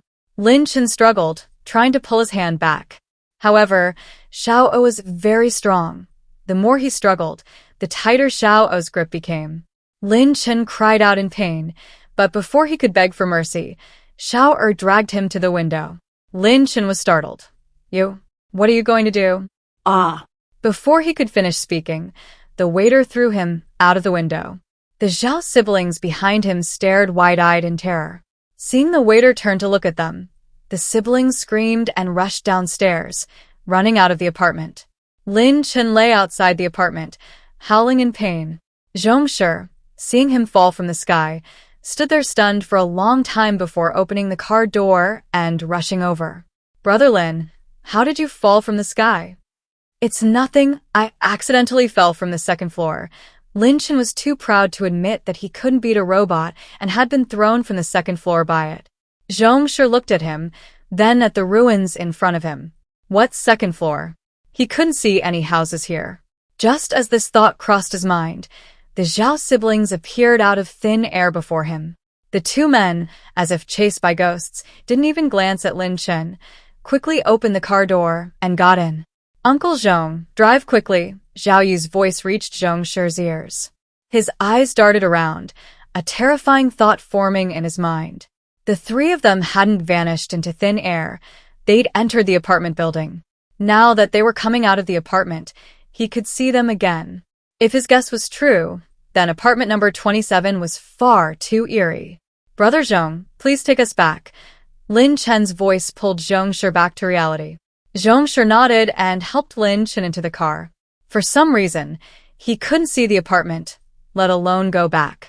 He didn't have many gold coins left, and the rent at the base was expensive. Lin Chen's house had become his only way out. He looked at Lin Chen sitting in the passenger seat and clenched his fist tightly. "Brother Lin, I'm sorry." Lu Yao stood on the second floor of the apartment building, looking out. Watching the car drive away, she turned to Xiao Er and gave him a thumbs up. "Xiao Er, you're amazing." Xiao Er proudly raised his head and waved his hand. "So. Even 10 more of these low-level ability users wouldn't be a match for me." Lin Yuyu's eyes lit up, looking at Xiao Er with admiration. She completely forgot the suffocating feeling she had just experienced facing Lin Chen. "Xiao Er, can you teach me? I want to become as powerful as you." Lin Yuyu looked at Xiao Er expectantly. If she could become powerful, she wouldn't have to be afraid of those twins anymore. She could protect Xiao Bai and everyone in the apartment on her own. Xiao Er, flattered by the two children, grinned from ear to ear. It patted its belly. "That's easy, I'll teach you. First, make a fist and throw a punch." Thump. Xiao Er demonstrated as it spoke. Its fist slammed into the restaurant's exterior wall, causing the apartment to shake suddenly. Lin Yuyu lost her balance and fell on her bottom. She didn't feel any pain. Her gaze was completely captivated by Xiao Er. "Wow, that's amazing." Lin Yuyu clapped her hands, her mouth slightly agape in surprise, forming an O shape. Lu Yao was also astonished by Xiao Er's ability. She helped Lin Yuyu up and pointed to the restaurant's exterior wall. The wall. It's cracking." Lin Yuyu turned to look at the wall and, sure enough, saw several cracks crawling across the restaurant's exterior. The cracks resembled winding centipedes, spreading from one to several. Lin Yuyu's face paled, a little worried. "Sister Lu, won't the building collapse?" Lu Yao shook her head, indicating she didn't know either. Alarm. Cracks detected in the restaurant's exterior wall. Please access the system backend to repair it as soon as possible. Lin Yuyu was startled by the system alarm and quickly brought up the control panel. A new icon appeared on the panel. The icon was a cracked wall. Lin Yuyu couldn't read, but she had learned to guess the meaning from the picture. She guessed this must be the wall repair function. Her gaze moved down, and when she saw the required cost and her system balance, her little head drooped. Repairing the wall costs 4,000 gold coins. So expensive. "Master, I was wrong. I will work harder to make up for the loss as soon as possible." The little waiter looked at Lin Yuyu remorsefully, feeling somewhat guilty. It was all its fault for losing itself in the praise and causing such a disaster. Lin Yuyu clutched her clothes. "Actually, I was wrong too." "Me too." Lu Yao turned to look at the cracked wall. "But let's figure out how to repair the wall first." As soon as Lu Yao finished speaking, Lin Yuyu raised her hand and tapped the icon with her chubby finger. The system balance instantly changed from 40.05 to 5 gold coins. Lin Yuyu sighed. She wanted to upgrade her apartment. She'd have to save up again. "Wow, Yuyu, look. The wall's back to normal." Lu Yao immediately noticed that the cracked wall was completely restored. She exclaimed in amazement and gently patted Lin Yuyu's shoulder. Lin Yuyu looked up at the smooth wall, tilting her head in confusion. "Isn't this normal?" "And normal?" Lu Yao's eyes widened in surprise. "Painting takes a long time, so how could repairing a wall crack in the blink of an eye be normal?" Lu Yao was puzzled, but Lin Yuyu was even more puzzled. She didn't understand why Lu Yao was so surprised. In her eyes, the sudden addition of a floor, an elevator, and a restaurant to the apartment building were all commonplace. It would be strange if the wall couldn't be repaired in the blink of an eye. Sister Lu, wasn't this how you used to live? Of course not. Lu Yao frowned, not saying a word. She even began to doubt herself. Had she been out in the world for too long? How could a 4-year-old child be more knowledgeable than her? Outside the city, the 5-person team's first collaboration was anything but smooth. They found a place with fewer zombies to practice their teamwork. On the first 2 days, their harvest was meager. Having worked together for the first 2 days, their teamwork improved significantly on the 3rd day. In the morning, they lingered in areas with fewer zombies, but by the afternoon, they went directly to a zombie-infested area. With so many zombies, injuries were inevitable. Tang Wei didn't share the profits, charging for treatments only. By dusk, all 5 of them had a good harvest. Yunzheng, seeing their gains, said, "It'll be very dangerous outside after dark. It's getting late. Let's head back." Okay. Everyone responded and got into the car. Su Muyang stood outside unmoved. "You guys go back first." Hearing this, Tang Wei's beautiful eyebrows suddenly furrowed. "Su Muyang, what are you thinking? It's dangerous for you to stay here alone. Even if you don't think about yourself, you should think about Yuyu. She's waiting for you to come back. My rent is due today. I need to go to the base to exchange crystal cores for gold coins." "Hey, you should have said so earlier. I thought you were blinded by greed and didn't want to go back." Realizing she had misunderstood Su Muyang, Tang Wei felt a little guilty. She opened the car door and got out. "My rent is also due today. I'll go with you. You two should get in the car. Since we all came out together, we should go back together. We've collected quite a few crystal cores these past few days, so let's go to the base together." Yunzheng's words were exactly what everyone wanted. Seeing everyone agree, Su Muyang and Tang Wei got into the car. Over the past 3 days, they had indeed made a considerable haul. Zhou Xiao sat in the back seat, her eyes brimming with anticipation. Once she exchanged the gold coins, she was determined to treat herself to a delicious meal. It was already dark when the 5 of them returned to the apartment. Su Muyang got out of the car and ran into the apartment.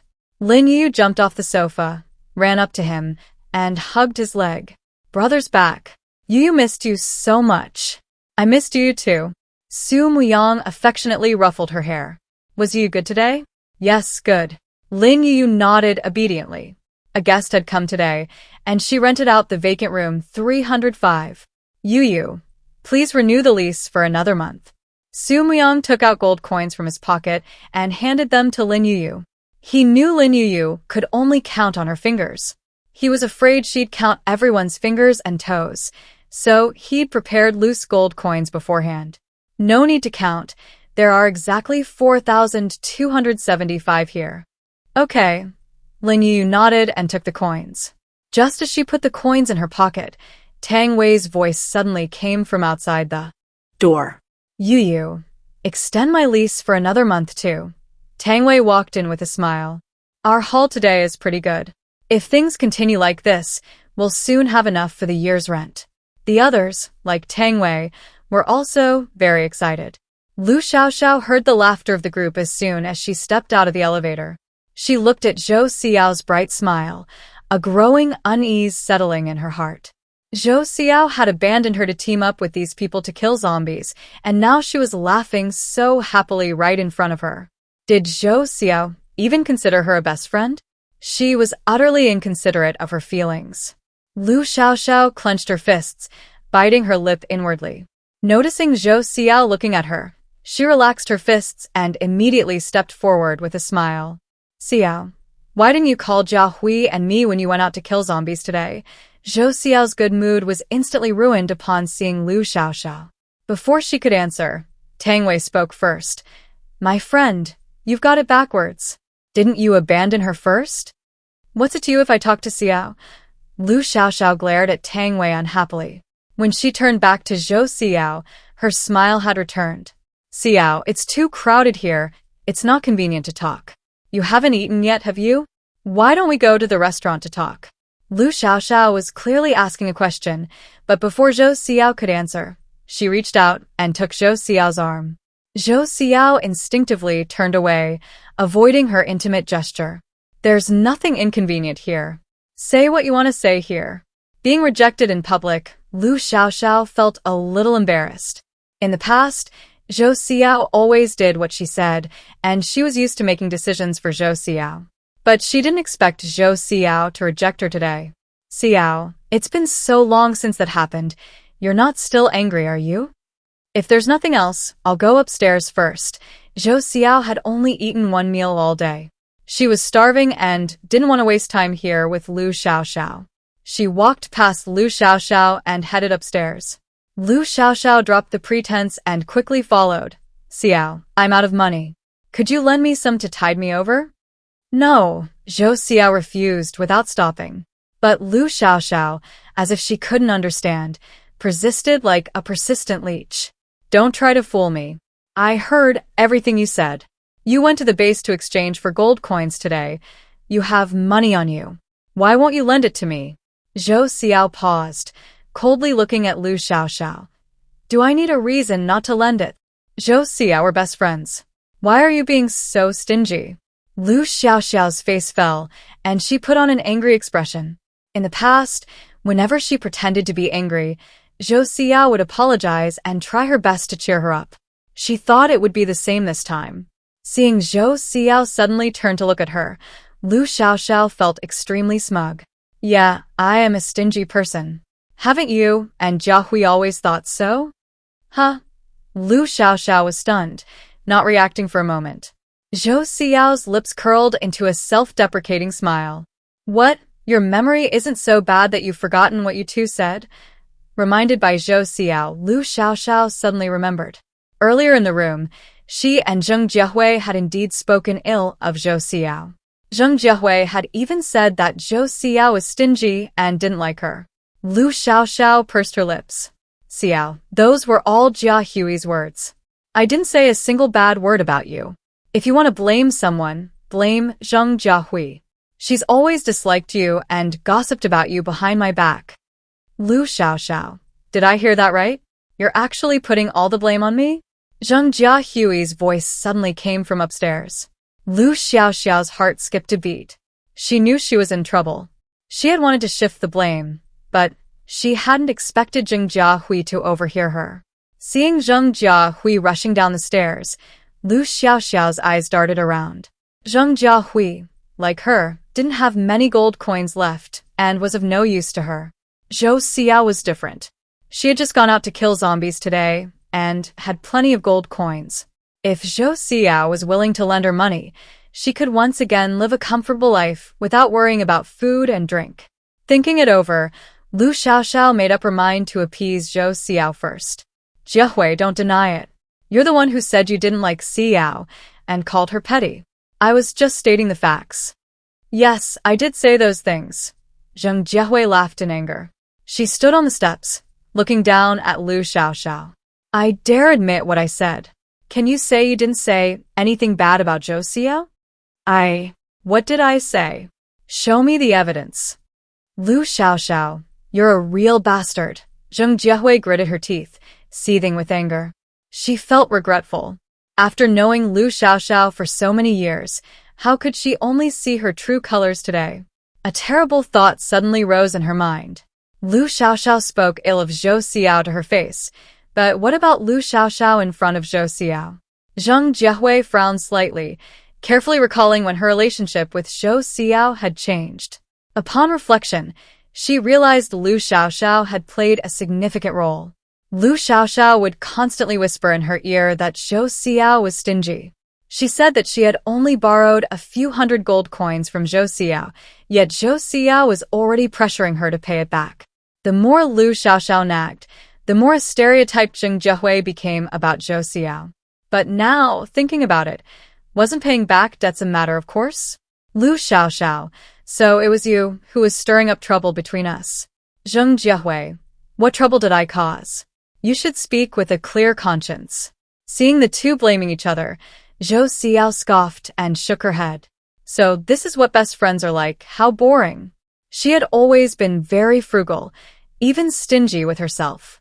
But she was incredibly generous to Lu Xiaoxiao and Zheng Jiehui, practically always ready to grant their requests.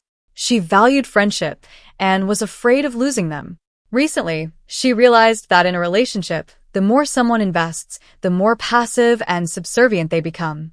No matter how much they do, in other people's eyes, it's all taken for granted. At this moment, Zhou Xiao felt completely at peace. She slowly walked upstairs, and as she brushed past Zheng Jiahui suddenly grabbed her arm. Xiao, I was only influenced by Lu Xiaoxiao before, which is why I thought you were petty. That day you were surrounded by the zombie horde, I wanted to go back and save you. But Lu Xiaoxiao said, going back would be suicide. I was so scared, that's why. Zheng Jiahui couldn't finish her sentence. These past few days, she had thought Zhou Xiao was petty and didn't want to associate with her. But now that the day had come, she couldn't bear to part with her. She only had two friends, Lu Xiaoxiao and Zhou Xiao. Now that she saw through Lu Xiaoxiao's true colors, she would no longer be her best friend. If Zhou Xiao didn't forgive her, she would have no friends. Xiao, I was misled by a villain before. I know I was wrong. Can you forgive me? Zheng Jiahui looked at Zhou Xiao nervously, her eyes brimming with expectation. Zhou Xiao turned to meet her gaze and calmly asked, Zheng Jiahui, if we switched places, would you choose to forgive me? Upon hearing this, Zheng Jiahui's taut nerves snapped. She let her hand fall limply, shaking her head. No, Zheng Jiahui hadn't even considered this answer before. When Zhou Xiao was surrounded by zombies, she and Lu Xiaoxiao abandoned her, fleeing for their lives. Whether then or now, she felt that while her actions were dishonorable, they were understandable given the need to save her own life. But now, she put herself in their shoes. If she had been the one surrounded by zombies, and Zhou Xiao and Lu Xiaoxiao had chosen not to save her, she would have hated them to death. She couldn't even forgive herself. How could she have the face to expect Zhou Xiao's forgiveness? Zhou Xiao knew Zheng Jiahui well. She knew Zheng Jiahui was straightforward and wouldn't say things against her conscience, like Lu Xiaoxiao would to achieve her goals. Zheng Jiahui's answer didn't surprise her. She slowly walked past Zheng Jiahui and into the second-floor dining room. Wow, Sister Zhou is so cool today. Lin Yuyu knelt on the sofa, looking at the stairwell with admiration. She is pretty cool. Tang Wei smiled and nodded. She dared to say goodbye to the past and stay away from bad people. She's much braver than I was back then. Lin Yuyu turned her head, tilting her head to look at Tang Wei. Sister Tang is so amazing. Has she ever been bullied like this before? Noticing Lin Yuyu's gaze, Tang Wei snapped out of her thoughts and handed her the rent. My rent is only a few days left. Let's renew it together. I'll renew mine too. Seeing Yunzheng and Tang Wei renew their rent, Lu Yi wasn't going to be left behind. He and his sister had 5 days left on their lease. Back at the Longting base, Gao Chong had been constantly chasing rent payments. This left him with the lingering effect of anxiety whenever his rent was due. Hearing everyone else renewing their leases and even renewing for monthly payments, Lin Yuyu grinned from ear to ear. She took the gold coins and put them in her pocket. Once everyone had taken the elevator upstairs, Lin Yuyu eagerly checked her system balance. Her balance had accumulated to 18,561 gold coins, and her personal stash had grown from 1,700 to 3,494 gold coins. The upgrade button next to her balance had changed from gray to gold. Lin Yuyu clicked it without hesitation, and the system's cold notification sound slowly entered her ears. Congratulations, host. You have successfully upgraded apartment 27 to level 3. Heating and cooling systems unlocked. Natural gas supply unlimited. A 3-person room, shared kitchen, convenience store, and 1 raffle ticket provided. Please order convenience store items and kitchenware through the system's back-end shopping page. As the system's voice faded, Lin Yuyu noticed that the apartment lobby seemed much larger. The shelves that had been on the left side of the apartment were all gone, replaced by a row of transparent glass walls. A door opened in the glass, and it was locked. Lin Yuyu ran forward and peered through the glass wall. However, it was pitch black inside. She couldn't see anything. Please access the shopping page through the system's back-end and place your order. The system's notification sounded again. Lin Yuyu looked down at the control panel, gently rubbing the constantly flashing new icons. The system page changed, displaying many small icons. Some were lit, some were grayed out. Apart from snacks and pots and pans, Lin Yuyu didn't recognize any of the other icons. She clicked on them one by one. Only when all the icons were grayed out did she glance at her system balance, and her face immediately fell. Her balance was down to only 32 gold coins again. Item added to cart successfully. A cashier is needed for the convenience store to open. What's a cashier? Lin Yuyu stroked her chin, looking troubled. The apartment grew bigger and bigger, and the things she didn't understand increased. The cashier is the one who takes the money. Zhou Xiao's voice drifted slowly from the stairwell. She had been eating when she suddenly noticed the dining room had expanded. Next to the dining room, there was a communal kitchen. The sudden change completely ruined her appetite. She ran into the communal kitchen and witnessed the kitchen utensils appear one by one out of thin air. Startled, she wanted to come down and ask Lin Yuyu, but just then she overheard Lin Yuyu muttering to herself. Sister Zhou. Hearing Zhou Xiao's voice, Lin Yuyu ran up to her. Zhou Xiao smiled and walked downstairs, about to greet Lin Yuyu, when she was startled by the changed apartment lobby. The lounge area in front of the reception desk, which used to have only one single sofa and all other chairs, was now filled with antique solid wood sofas. But now, the chairs were gone. The glass coffee table had been replaced with solid wood, looking much sturdier and more durable than before. The ceiling light had been replaced with a large, retro-style chandelier. These small changes weren't enough to leave Zhou Xiao speechless. What surprised her was how spacious the lobby looked. The shelves on the left had been transformed into a convenience store. Although a "not open" sign hung on the glass door, Zhou Xiao guessed that the convenience store wouldn't be small. Together with the lobby, it was at least twice the size. Yuyu, how did you do that? Zhou Xiao couldn't believe it. A 4-year-old child could do this. And the apartment's transformation was happening faster than she could eat. Enough money. Apartment upgrade. Lin Yuyu's words shocked Zhou Xiao even more. Could money really buy such a rapid transformation of the apartment? Zhou Xiao didn't believe it, but she knew Lin Yuyu wouldn't lie. The only explanation was that Lin Yuyu was unaware of the apartment's strangeness.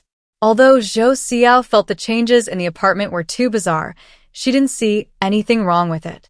She was even grateful to Lu Xiaoxiao.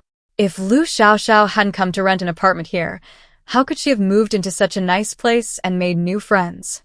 Zhou Xiao's lips curled into a slight smile, growing happier with each thought. She knelt down in front of Lin Yuyu, smiling at her. Yuyu, are you thinking of hiring a cashier for the convenience store? Lin Yuyu didn't understand what hiring a cashier meant, but it was probably similar to what the system had described. She thought for a moment, then nodded emphatically, pointing to the locked convenience store. With a cashier, we can operate. In that case, the convenience store will need to hire a long-term cashier. Otherwise, if the cashier quits, the convenience store will have to close down.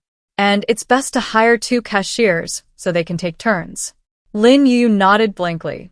Sister Zhou always talks a lot, so she must be right. Zhou Xiao found her bewildered look incredibly cute.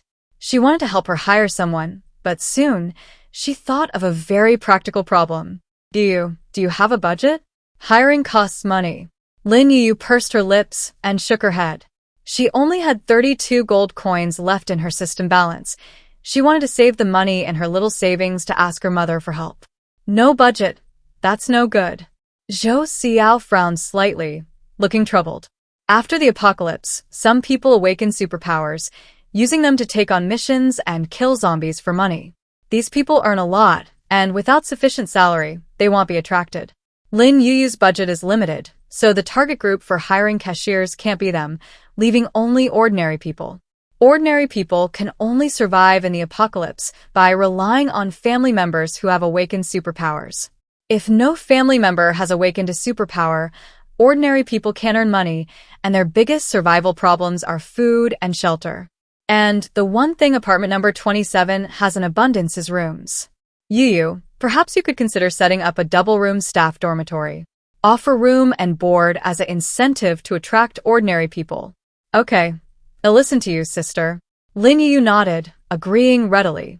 Zhou Xiao smiled and patted her head, then got up and went to the front desk, grabbed a pen and paper and wrote down a job posting. Then she posted the notice on the apartment door. Okay, the job posting is up. Let's just wait patiently. Our team has decided to take a day off tomorrow. I'm free tomorrow, so I can help out as a cashier. Really? Lin Yuyu's eyes lit up. That means the convenience store can open tomorrow? The next day, the twin brothers' rent was due, and they decided to move out and leave Yuqing. Zhou Xiao finished breakfast and went downstairs. The glass door of the convenience store was still closed. Just as she was about to look for Lin Yuyu, the lock on the glass door suddenly disappeared. She was stunned for a moment, and before she could react, a cold voice suddenly entered her ears. Temporary cashier detected. Convenience store begins trial operation. Who's speaking? Zhou Xiao looked around. The lobby was empty. She slowly walked into the convenience store, and all the lights came on. The checkout counter was on her right, with a cash register on it. Zhou Xiao glanced at it and continued walking inside. She found that in addition to instant noodles, snail rice noodles, and toilet paper, the store had also added cigarettes, alcohol, tea, various drinks, snacks, daily necessities, and feminine hygiene products. Everything that convenience stores had before the apocalypse was available here. The selection here is amazing. Zhou Xiao was overjoyed. She grabbed 2 packs of sanitary napkins, returned to the checkout counter, and bought them. Before this, she had never imagined that the convenience store's first customer would be herself. Lin Yuyu sat in the second-floor dining area, eating small bites of steamed buns. She had just taken a sip of warm milk when the system's transaction notification started ringing incessantly. Lin Yuyu almost choked. Anxious to see what was happening in the convenience store, she stuffed the remaining bun into her mouth. Why are you eating so fast all of a sudden? Su Myung noticed her unusual behavior and held the milk to her lips. Take a sip of milk. Eat slowly. Be careful not to choke. Lin Yuyu took the milk and gulped it down. After swallowing the bun, she jumped off the stool. Brother, I'm full. I'm going downstairs now. Okay, take your time. Before she could even utter the word run, Lin Yuyu had vanished from sight.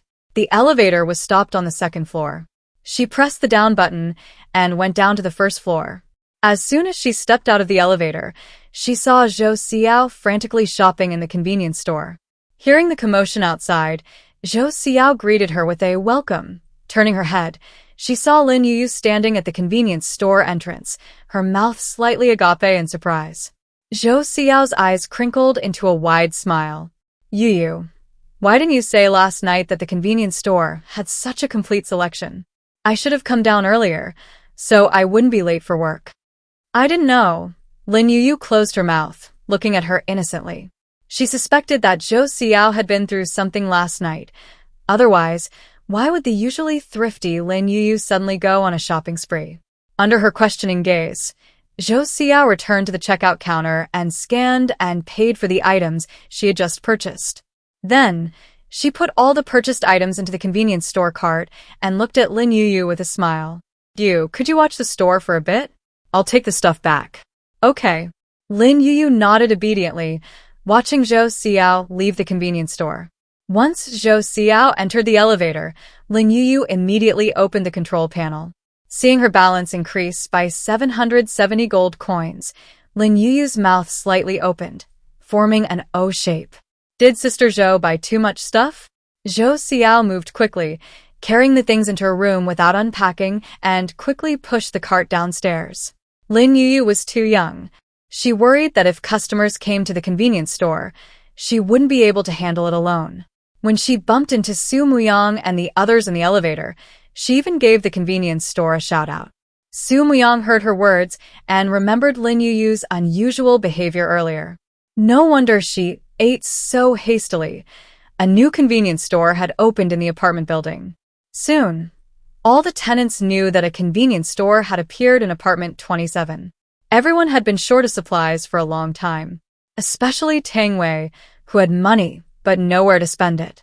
Upon seeing the convenience store open, she went on a shopping spree, buying even more than Zhou Xiao, spending a total of 946 gold coins. This contributed 40% to the convenience store's revenue that day. Yunjung and Su Muyang, being boys, bought relatively less. The woman in room 306, fearing she wouldn't be able to buy supplies after leaving the apartment, gritted her teeth and spent over 200 gold coins. Lu Xiaoxiao and Zheng Jiehui stood outside the convenience store, watching the tenants come and go with envy. It seemed that overnight, they had become the two poorest people in the apartment. Zheng Jiehui clenched her fists, staring coldly at Lu Xiaoxiao. If it weren't for Lu Xiaoxiao's meddling, she and Zhou Xiao would still be best friends, and she could still cooperate with her. While not necessarily rich, she certainly wouldn't be in such dire straits. Lu Xiaoxiao, pay me back. Are you crazy? When did I borrow money from you? Lu Xiaoxiao glared at her and turned to walk towards the elevator. Zheng Jiehui rushed forward and shouted at her, I basically paid for the rent in room 402. Either you move out now, or you pay me back what I paid. No. Lu Xiaoxiao resolutely refused. I didn't ask you to pay my rent. It was all a voluntary gift from you. You're shameless. Zheng Jiehui was furious. She knew Lu Xiaoxiao wouldn't pay back the money. She said this on purpose to force Lu Xiaoxiao to move out of room 402. The lease for room 402 had only 20-odd days left. The thought of having to share a room with this shameless person for so long made Zhou Xiao feel utterly devastated. Apartment 27's daily revenue hit a new record. The convenience store alone earned 2,363 gold coins in a single day. Tang Wei and Lu Yi, having heard that the apartment could now provide heating, didn't hesitate to spend 1,000 gold coins to activate heating for a month. Adding the 488 gold coins from the restaurant and the 307 gold coins for 10 days' rent, a total of 6,351 gold coins arrived in their account today.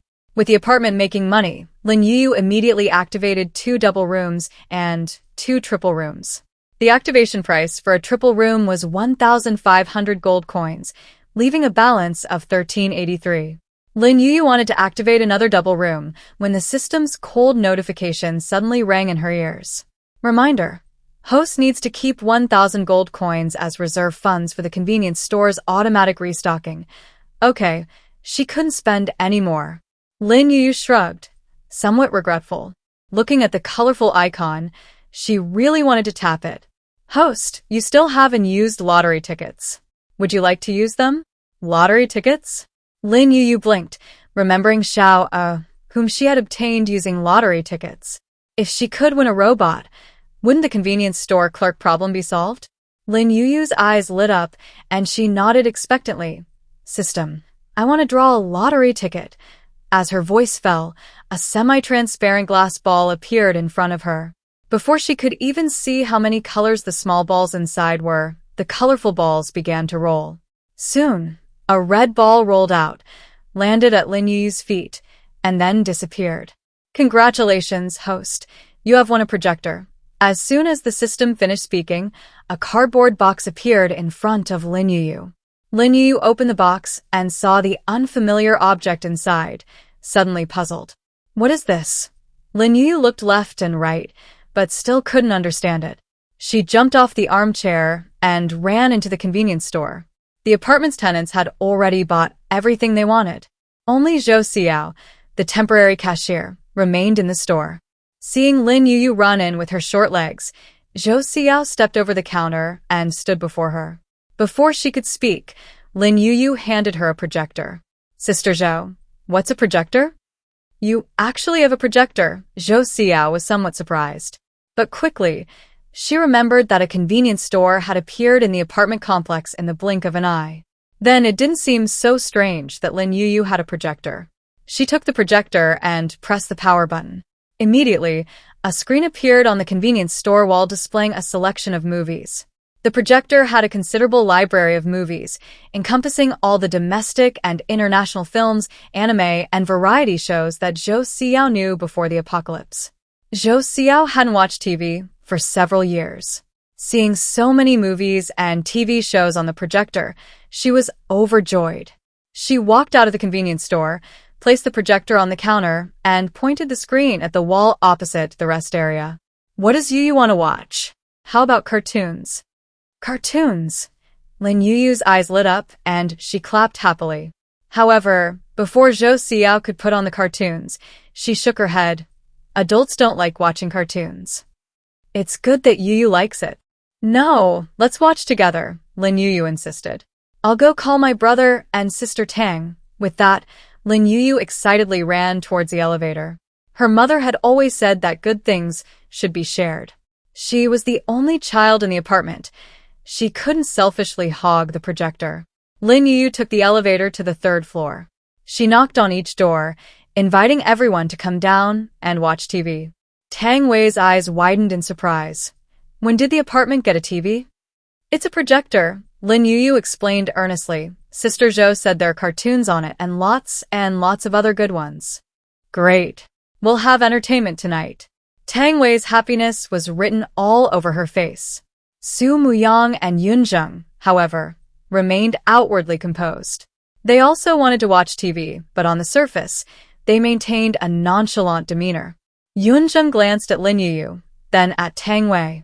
You guys go down first, I'll go find Lu Yi and Lu Yao. Okay, we'll go down and wait for you, Tang Wei. Worried there wouldn't be enough seats in the lounge area, brought 2 chairs from the room. The group took the elevator downstairs. When they arrived in the lobby, Zhou Xiao had already chosen a post-apocalyptic zombie movie. How about watching a post-apocalyptic movie? Sure, Tang Wei nodded readily. Soon she thought of Lin Yuyu. Let's not. Yuyu will be scared. I'm not scared, I know martial arts. I can fight zombies. Lin Yuyu puffed out her cheeks and pretended to be fierce, waving her little fist. Everyone laughed at her antics. Even Su Muyang, who was usually expressionless, couldn't help but smile.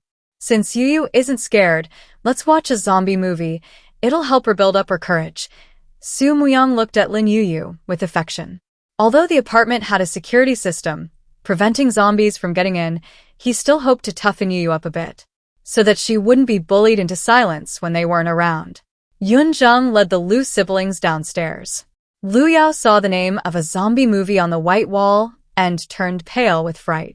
Brother, I think I'd better not watch it. Don't be afraid, Sister Lu. Yuyu will protect you. Lin Yuyu patted her chest, assuring her. Lu Yao wanted to refuse, but Lin Yuyu ran up and pulled her hand towards the sofa. Seeing that Lin Yuyu wasn't afraid, Lu Yao mustered her courage and sat down. Su Muyang held Lin Yuyu, sitting on the single sofa. Tang Wei, Lu Yao, and Zhou Xiao sat on the 3-seater sofa in the lounge area. The remaining 2 chairs were left for Yunzheng and Lu Yi. Zhou Xiao looked at everyone and suddenly felt a lump in her throat. The scene reminded her of a time before the apocalypse, when she and a few close classmates would gather to watch a movie. Zhou Xiao, afraid of being noticed for her unusual behavior, quickly turned her head away and pressed play. Yunzheng got up and turned off the chandelier. The projection on the wall suddenly became clearer. After nightfall, the dragon's soaring bass was quiet.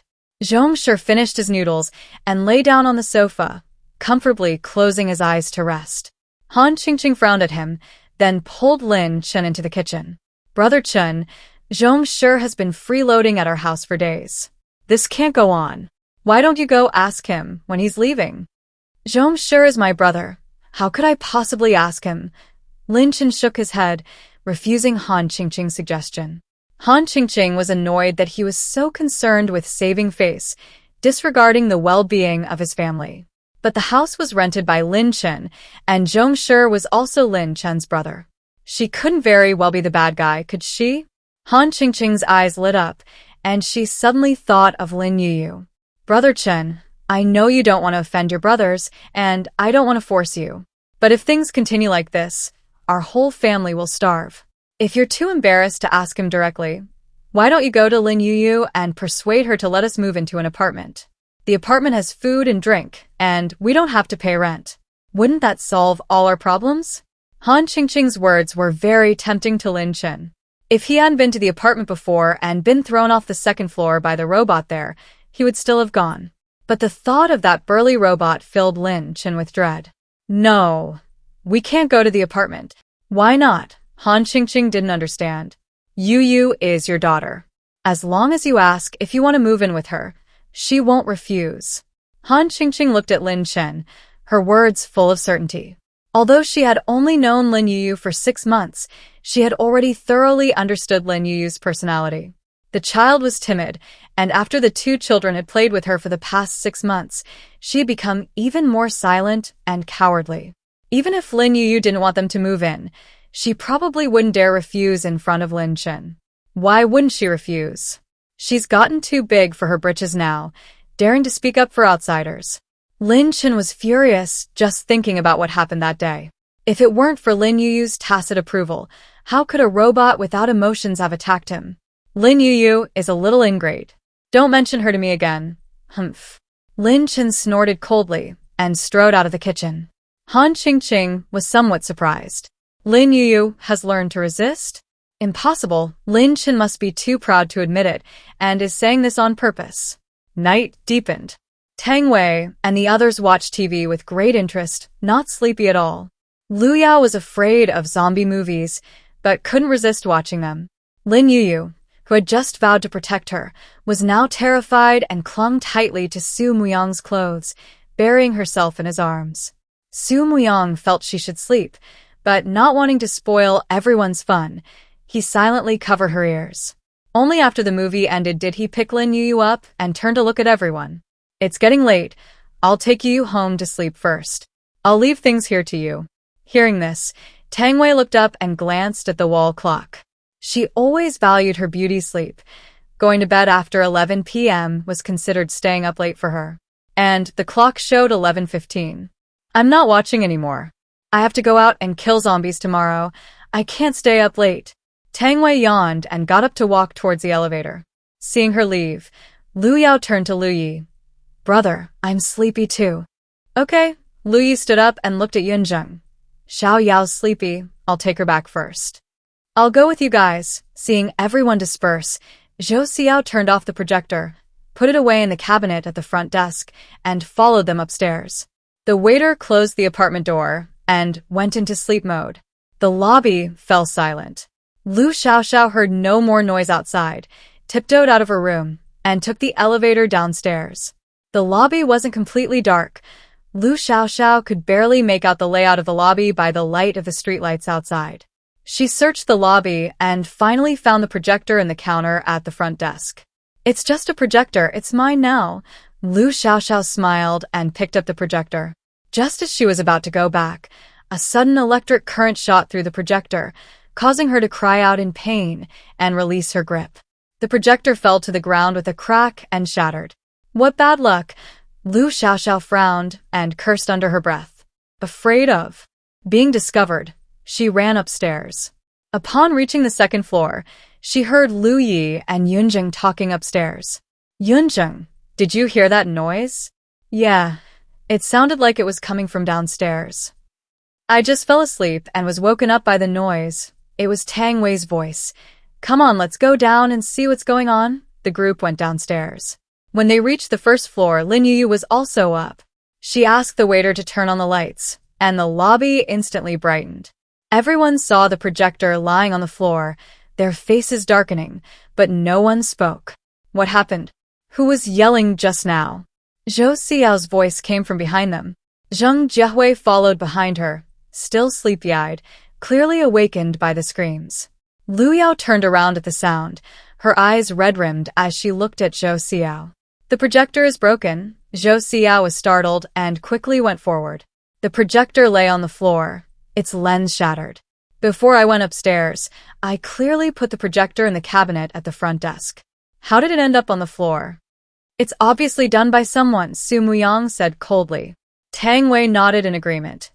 The apartment door was locked, so it must have been done by one of the tenants. Who's so mean? What good would breaking the projector do her? Lu Yao pouted, bursting into tears. She looked at Lin Yuyu. She had expected Lin Yuyu to burst into tears, but Lin Yuyu was stronger than her. Her eyes only held regret. Oh, the projector's broken. Lu Xiaoxiao's voice came from behind. Everyone was annoyed by her voice and didn't even want to turn their heads. Zheng Jiehui was especially disgusted with her, her brows furrowed into a knot. Lu Xiaoxiao didn't care what others thought of her and slowly walked down the stairs. This whole apartment building, doesn't it have security cameras? They say it's safe here? If a criminal were to commit a crime, none of you would know how you died. Lu Xiaoxiao's lips curled into a smug smile, her eyes overflowing with triumph. Although she hadn't managed to steal the projector, the thought of everyone being unable to watch TV made her happy. Let them not call her. Since she couldn't watch TV, then nobody else could either.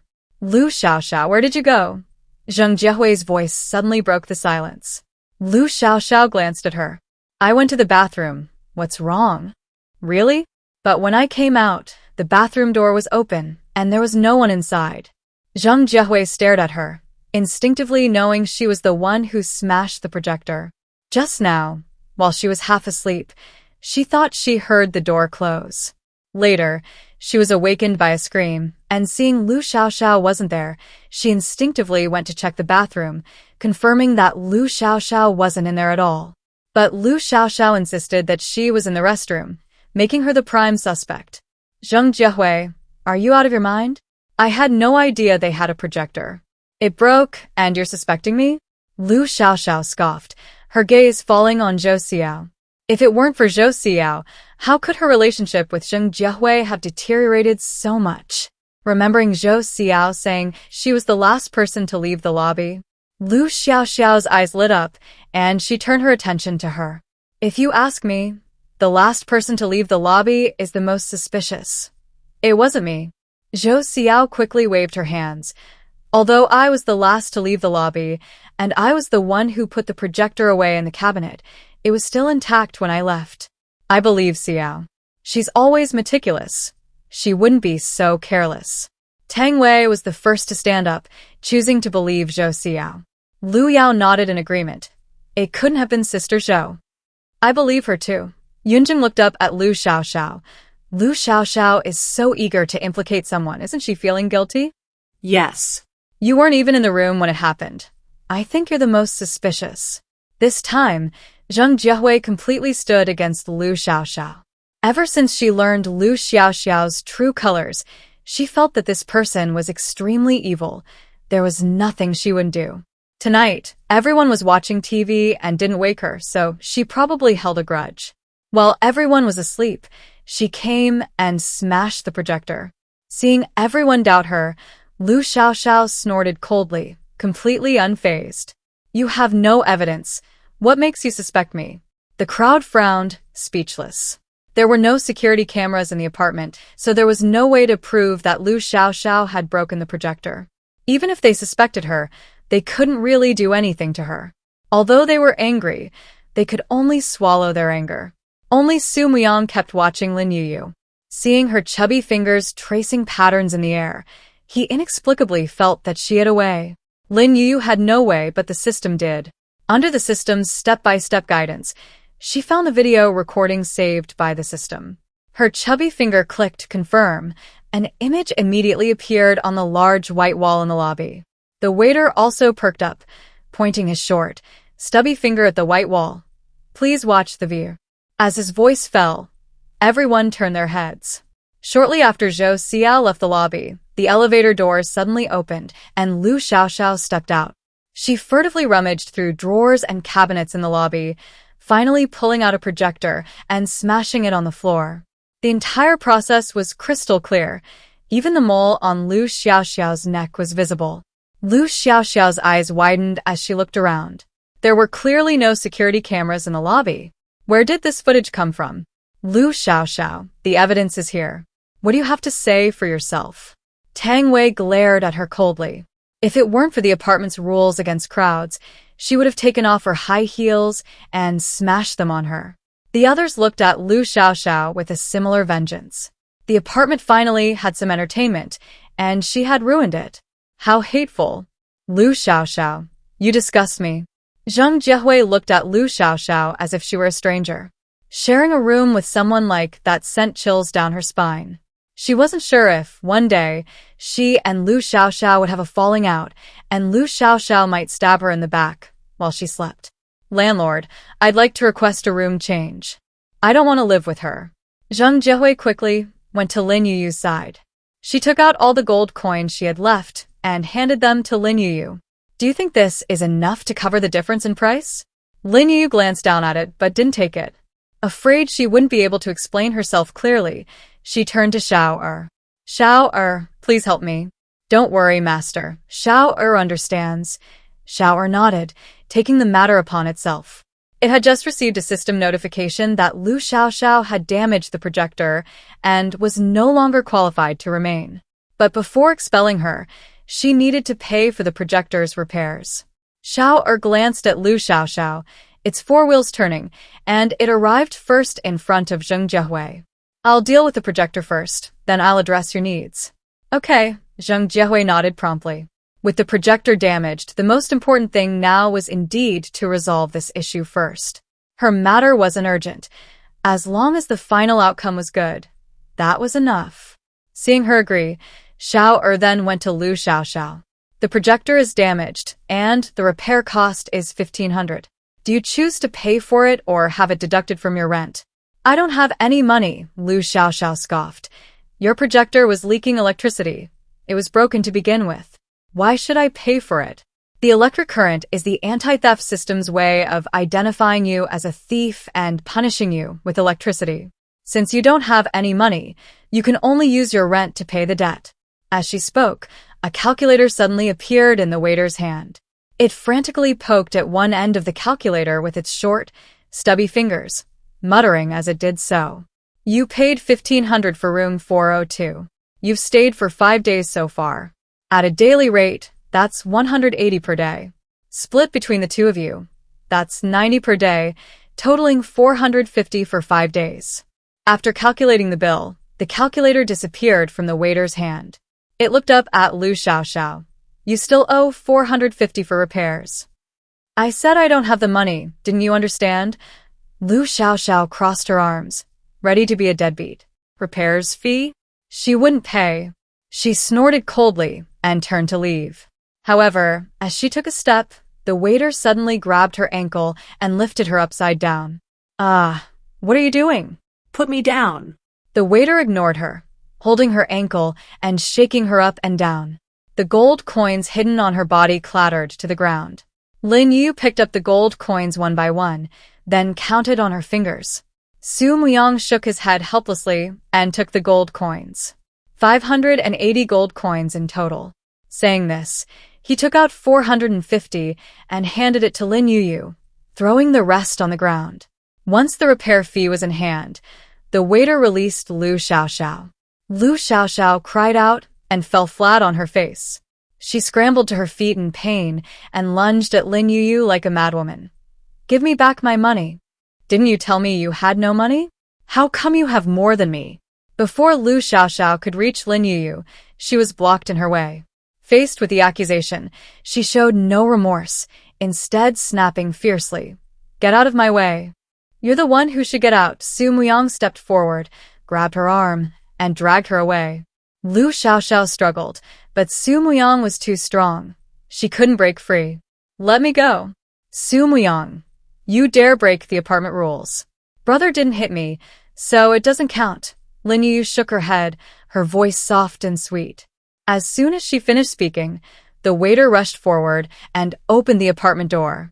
Su Muyang grabbed Lu Xiaoxiao, dragged her to the apartment door, and kicked her out. Lu Xiaoxiao had just regained her footing when she turned around and found the apartment door had been closed again. She angrily pounded on the glass door. Let me in. I'm a tenant. What right do you have to kick me out? Lin Yuyu's ears were hurting from Lu Xiaoxiao's constant chatter, so she quickly brought up the control panel. Perhaps even the system disapproved of Lu Xiaoxiao's behavior, because as soon as Lin Yuyu brought up the customer list, she saw a name flashing incessantly. The flashing name is Lu Xiaoxiao's. The cold notification slowly reached her ears. Lin Yuyu tapped her finger and blocked Lu Xiaoxiao without hesitation. With her action, the apartment disappeared from Lu Xiaoxiao's sight. Lu Xiaoxiao was stunned. Was she dreaming? Where was apartment 27?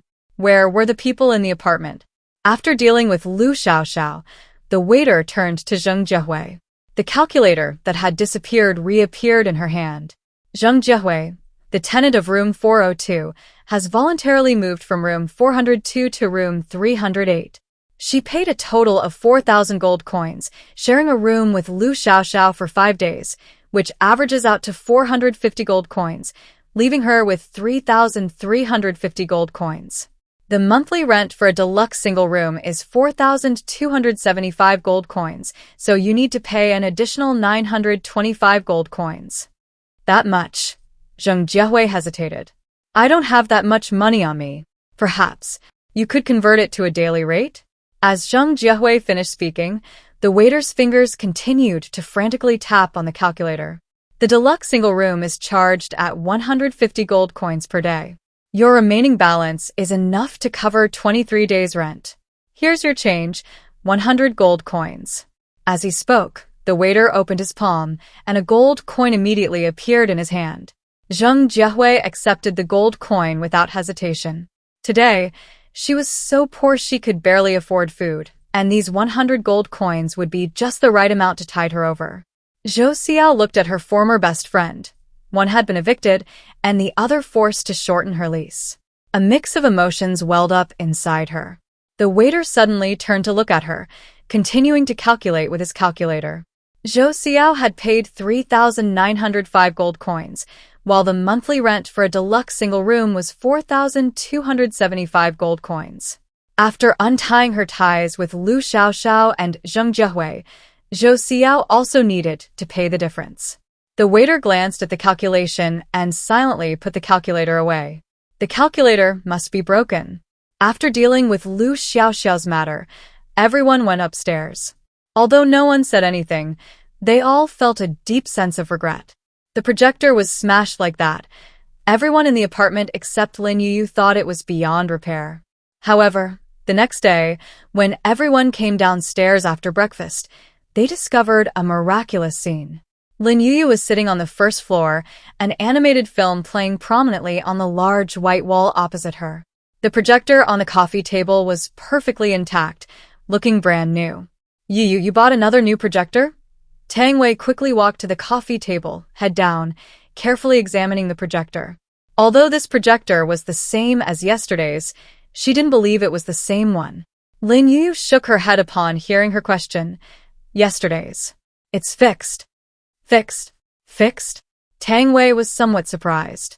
The projector on the coffee table didn't even have a scratch. You told her it was fixed? The others gradually came downstairs, also shocked by this scene. Everyone's attention was focused on the projector. From initial shock to subsequent delight, the projector was fixed. They could watch movies again tonight. Yuyu, come upstairs with me for dinner. Su Muyang's voice reached Lin Yuyu's ears. Lin Yuyu was engrossed in the cartoon and subconsciously shook her head. I'm not hungry. It's been a whole night.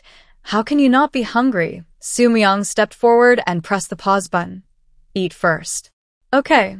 Lin Yuyu's face fell, and she got up and followed Su Muyang upstairs. She was only thinking about the cartoon and wanted to finish eating quickly so she could go back downstairs and continue watching.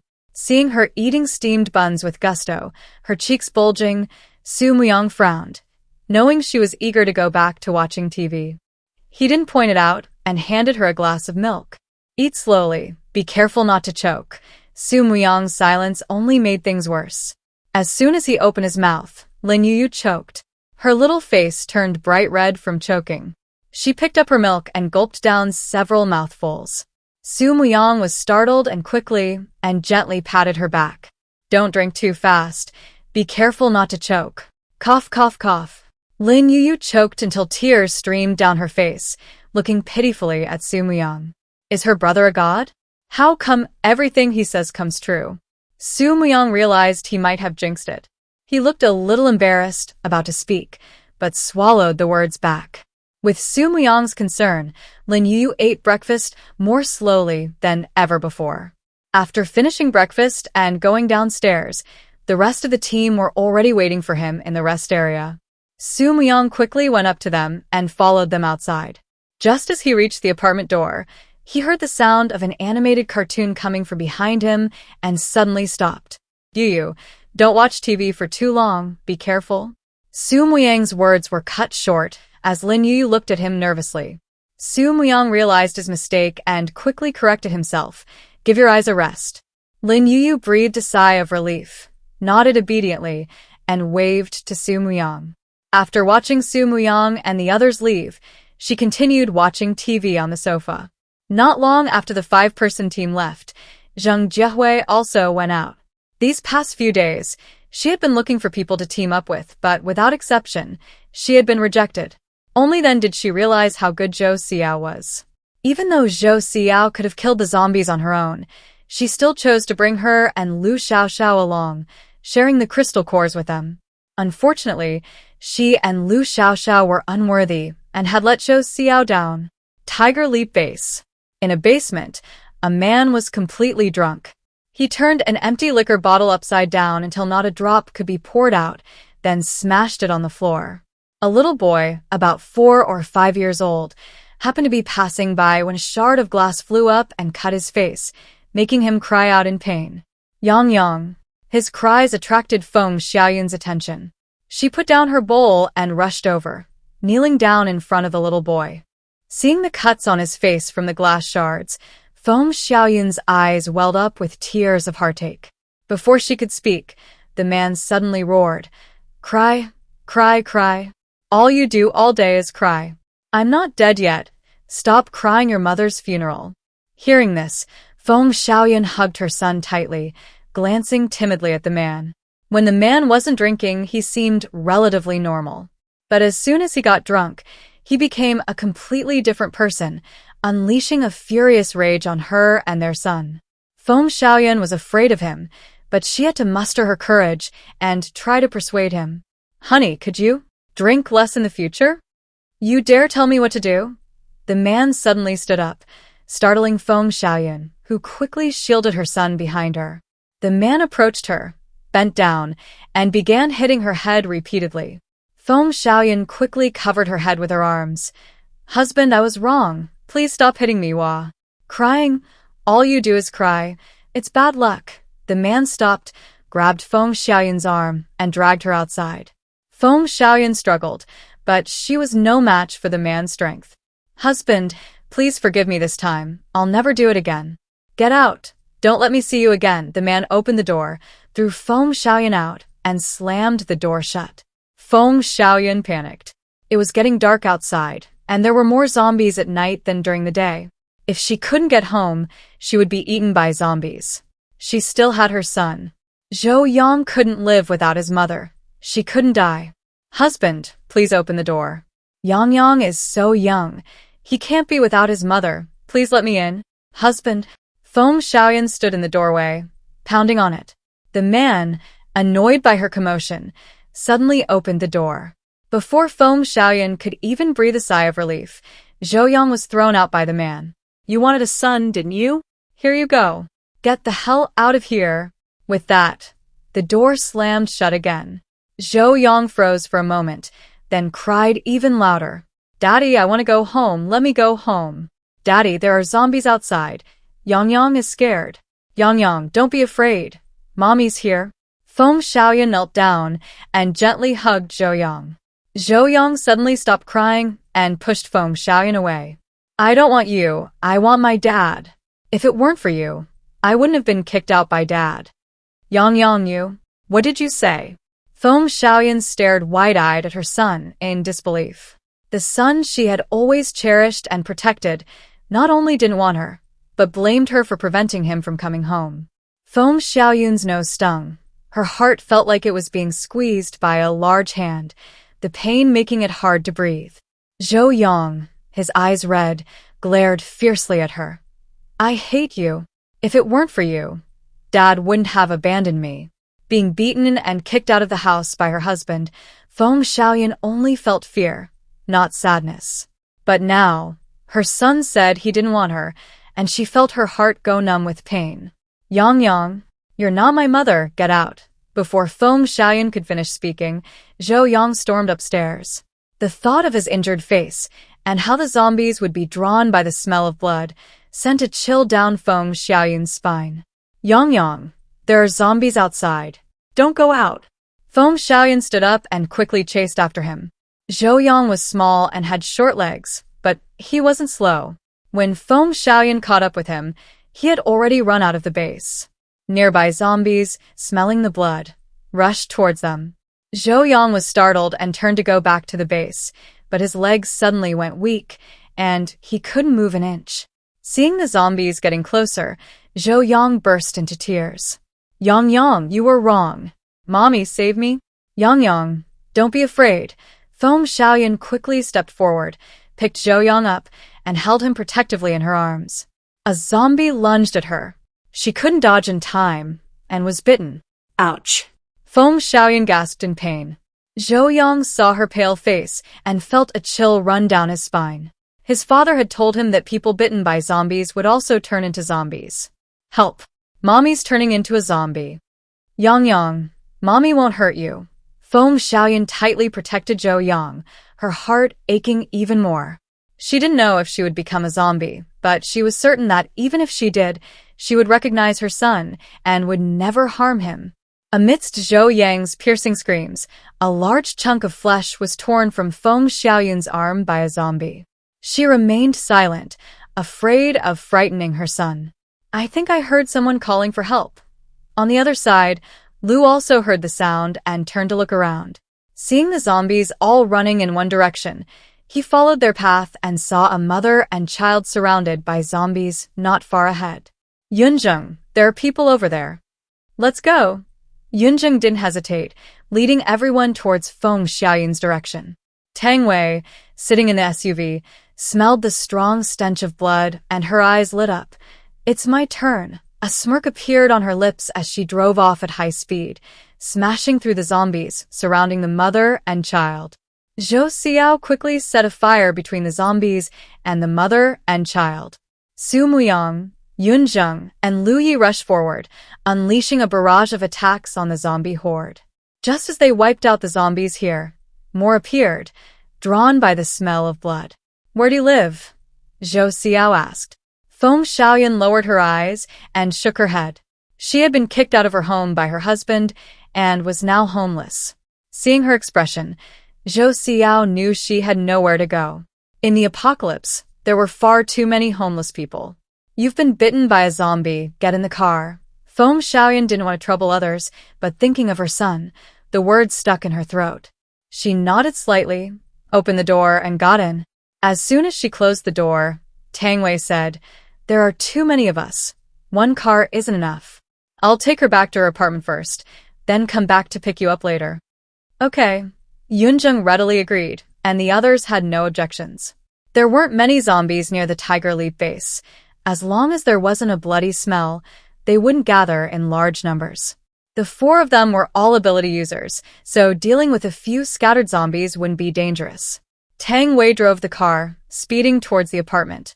The SUV's windshield was broken, and the smell of blood seeped through, attracting the attention of zombies as she drove. Tang Wei's brows were furrowed. She dared not relax for a moment. She used agile drifting to dodge the zombies' pounces.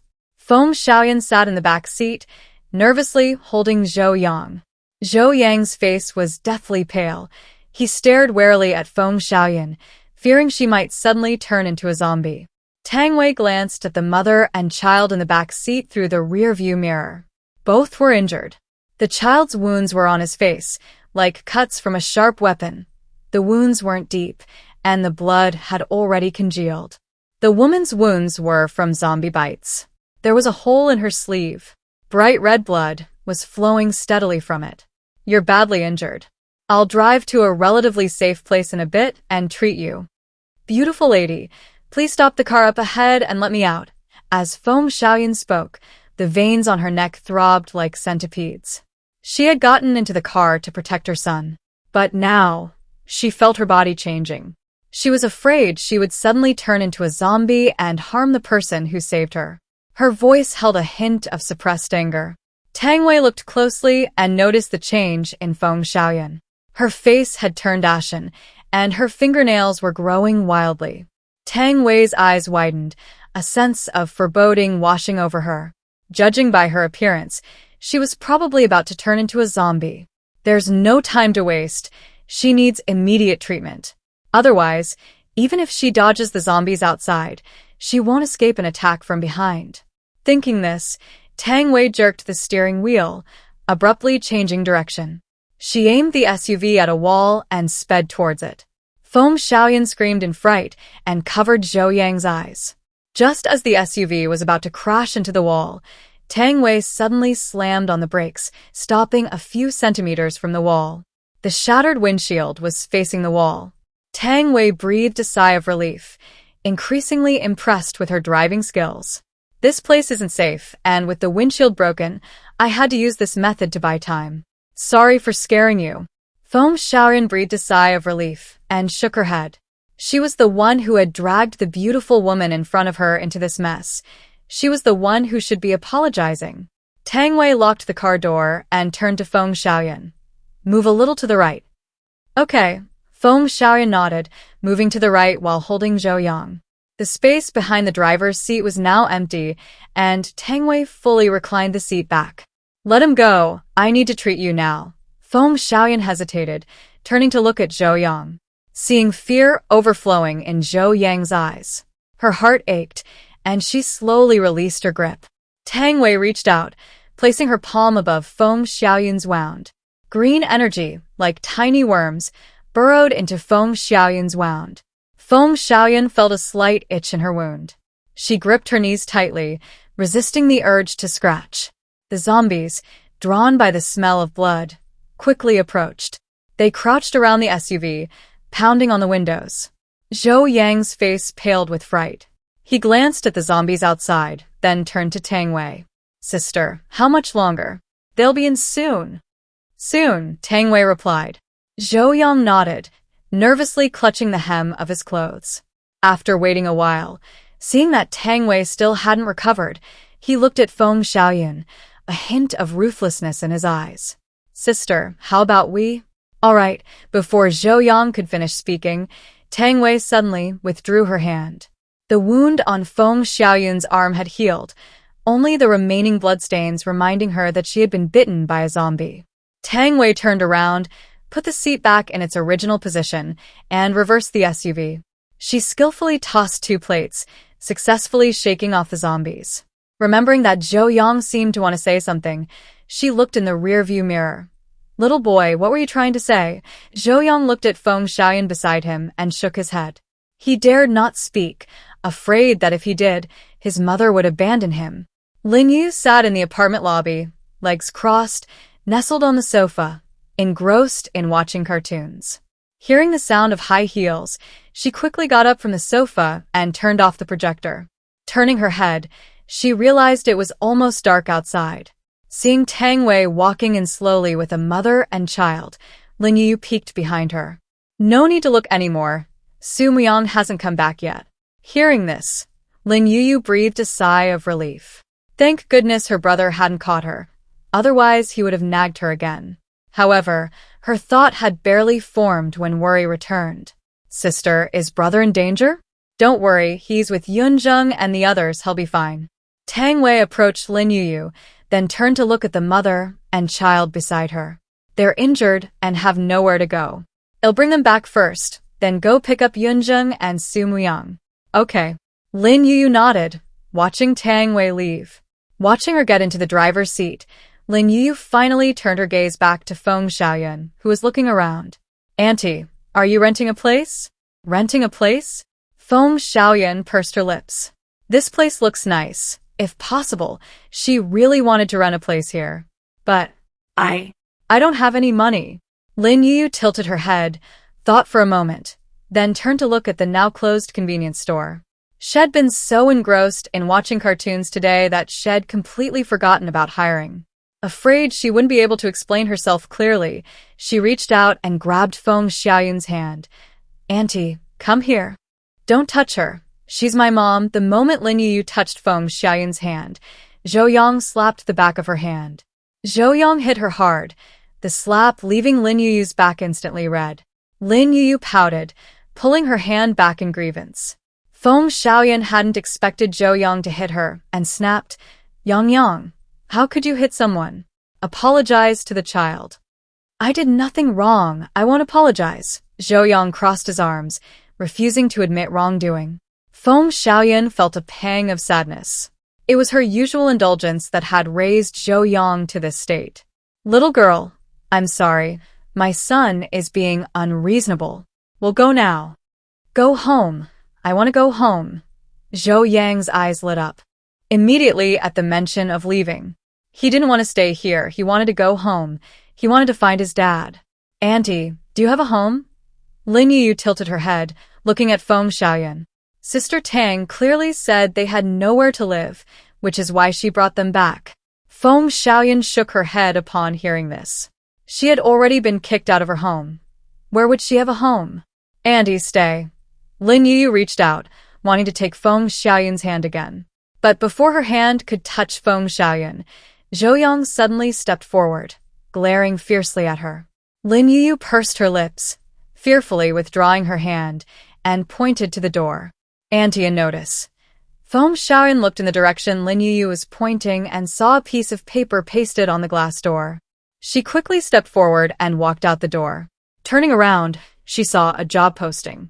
The posting said that the convenience store needed a cashier.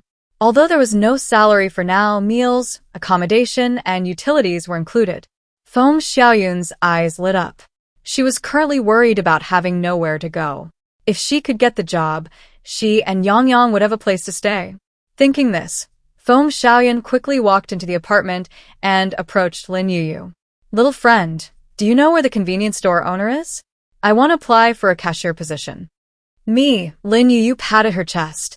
Approved. As her voice fell, a safety pin appeared on Feng Xiaoyan's clothes. The gold tag on the safety pin read cashier. The system's cold notification sound reached Lin Yuyu's ears. Congratulations, host. You have successfully acquired your first employee, completed the hidden mission, and received the reward for posting a rental listing with one click. The convenience store officially opens tomorrow, and room 402 has been designated as employee dormitory. The system's voice had barely faded when another notification sounded in the apartment lobby. Welcome, employee Feng Xiaoyan. You have officially joined the family of apartment 27. Your role is convenience store cashier. Room 402 is your employee dormitory. During your employment, you'll be provided with free accommodation, utilities, and one employee meal. Hearing this, Feng Xiaoyan was somewhat excited. She hadn't done anything yet, and she was already a convenience store cashier, able to live in the employee dormitory for free. Feng Xiaoyan's joy didn't last long before she suddenly remembered something. She was a convenience store employee, able to live in the employee dormitory, but what about her Yang? I have a question. Feng Xiaoyan turned to look around. My son came with me. Can he stay in the staff dormitory with me? The apartment lobby was quiet. There was no response. Lin Yuyu saw the anxiety in Feng Xiaoyan's eyes and called out in her mind, Tong Tong, why aren't you saying anything? Just as Lin Yuyu finished speaking, a voice came from the lobby again. Until the apartment has 2 staff members, staff dormitory 402 is available for your use. Feng Xiaoyan breathed a sigh of relief. Although she knew the convenience store could hire new staff at any time, at least tonight's problem was solved. She would stay here with Yang for now and figure out a solution as she went. Boss, can I take Yang back to his room first? Feng Xiaoyan looked at Lin Yuyu and asked for permission. The child had just said she agreed, and then she became a cashier at the convenience store.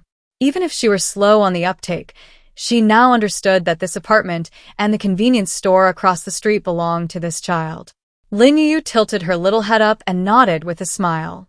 Thank you, boss. Feng Xiaoyan thanked Lin Yuyu and took Zhou Yang's hand, heading towards the elevator. Zhou Yang was very unhappy to see his mother chatting and laughing with a strange little girl. He broke free from Feng Xiaoyan's hand and cried loudly, I don't want to live here. This place is no good. I want to go home.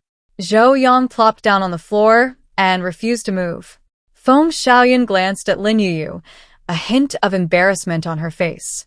Seeing Lin Yuyu turn her head away understandingly, Feng Xiaoyan looked away and reached out to pull Zhou Yang away.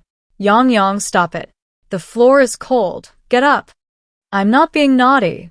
I don't want you. I want my dad. Zhou Yang dodged Feng Xiaoyan's hand and rolled around on the floor in a tantrum. Feng Xiaoyan's nose tingled, and she bent down to pick him up, bowing apologetically to Lin Yuyu. I'm sorry. I disturbed you. Lin Yuyu quickly waved her hand. She opened her mouth, but said nothing.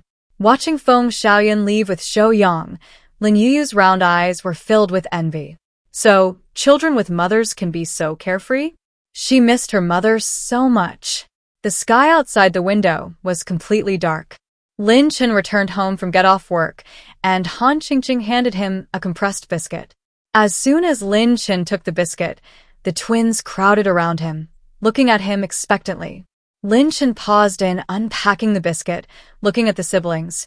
Haven't you eaten? The two children nodded, looking somewhat pitiful. Lin Chen frowned, looking up at Han Qingqing, who was pouring him water. Chingqing, it's so late. Why haven't you let them eat yet? Do you think I don't want to?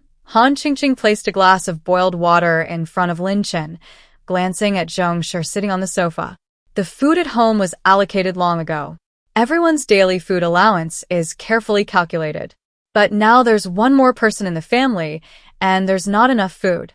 You need to earn money to support the family. From now on, you'll eat 2 meals a day, and the children and I will only need 1. Uncle, I'm so hungry. Zhao Yu rubbed her stomach, looking at him pitifully. Zhao Rui didn't speak, but he was also staring at the compressed biscuits in his hand. Lin Chen frowned and handed the biscuits to Zhao Rui. You eat them? Zhao Rui's eyes lit up, and he reached out to take them, but Han Qingqing and Zhao Yu glared at him. Zhao Rui reluctantly withdrew his hand and shook his head. Weren't you hungry? Lin Chen looked at Zhao Rui, puzzled, then turned to Han Qingqing. There should still be some food left at home, right? The children are still young. Let them eat some first. We'll think of something else when the food is almost gone. You only earn so much each month. What can you do? Han Qingqing sighed. Taking advantage of Lin Chen's distraction, she secretly winked at the siblings. Zhao Yu, being quick-witted, immediately understood and looked at Lin Chen pitifully. Uncle, I want to eat instant noodles. I saw so many instant noodles in the apartment the other day. Let's move to the apartment and live with Yuyu, okay? Zhao Yu shook Lin Chen's arm, pleading with him. Hearing about instant noodles, Zhao Rui immediately grabbed Lin Chen's other arm. Uncle, let's go to the apartment. There's more than just instant noodles there. There's a restaurant too. I smelled it the other day. The restaurant smelled so good. There must be lots of delicious food inside. Uncle, let's go to the apartment, please, please. The two siblings were using all sorts of tricks to plead with Lin Chen. If it were before, Lin Chen would have found the two children cute and clingy. But now, he only felt they were forcing him and even found them annoying. He looked up at Han Qingqing, his eyes filled with displeasure. Han Qingqing met his eyes and knew what he was thinking. She pouted and sat down opposite Lin Chen, looking aggrieved. Brother Chen, the way you're looking at me, you don't think I taught them, do you? I didn't mean that. You clearly meant it, but you won't admit it. Lin Chen, you went to apartment 27 yourself. I didn't force you. You've seen the world with your two children, and now that you can't satisfy them, you blame me? Are you even a man? Han Qingqing crossed her arms, pretending to be angry with Lin Chen. Originally, she didn't want Lin Chen to go see Lin Yuyu, but now it's different. Zhongshi is like a parasite, staying at home and refusing to leave. He won't contribute anything, and he even consumes their food.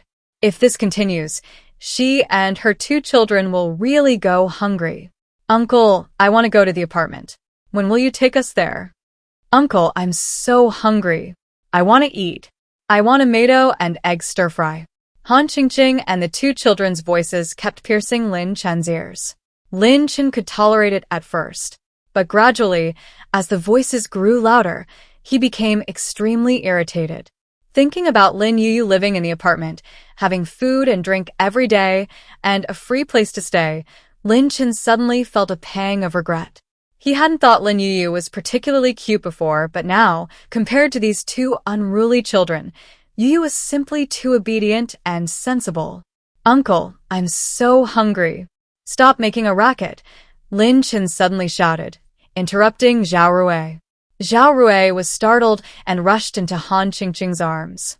Seeing Lin Chen suddenly yell at the children, Han Qingqing was both angry and annoyed. But remembering that she hadn't awakened her special abilities and that she and the children needed Lin Chen to survive in the apocalypse, she suppressed her anger and feigned a pitiful, wronged expression. Brother Chen, I know we shouldn't put pressure on you. We can go without food, but our rent is due soon. Did the rent collector come today? Lin Chen asked. Han Chingqing lowered her eyes and nodded. The rent at the base has gone up again. I was thinking that with so much money, renting this shabby place, it's better to rent the apartment you lives in. No matter how much the rent is, at least you and your daughter can be together. Chingqing, you hurt the child in your womb. Don't you hate her? Lin Chen looked at Han Chingqing, his eyes filled with inquiry. Han Chingqing smiled and shook her head. Yuyu is just a child. I believe she didn't do it on purpose. If I had been there, I definitely wouldn't have let you kick her out. Chingqing, you're too kind. Marrying you is my blessing. Lin Chen's lips curled slightly, recalling Han Chingqing's past gentleness and consideration. Seeing his change in attitude, Han Chingqing secretly breathed a sigh of relief.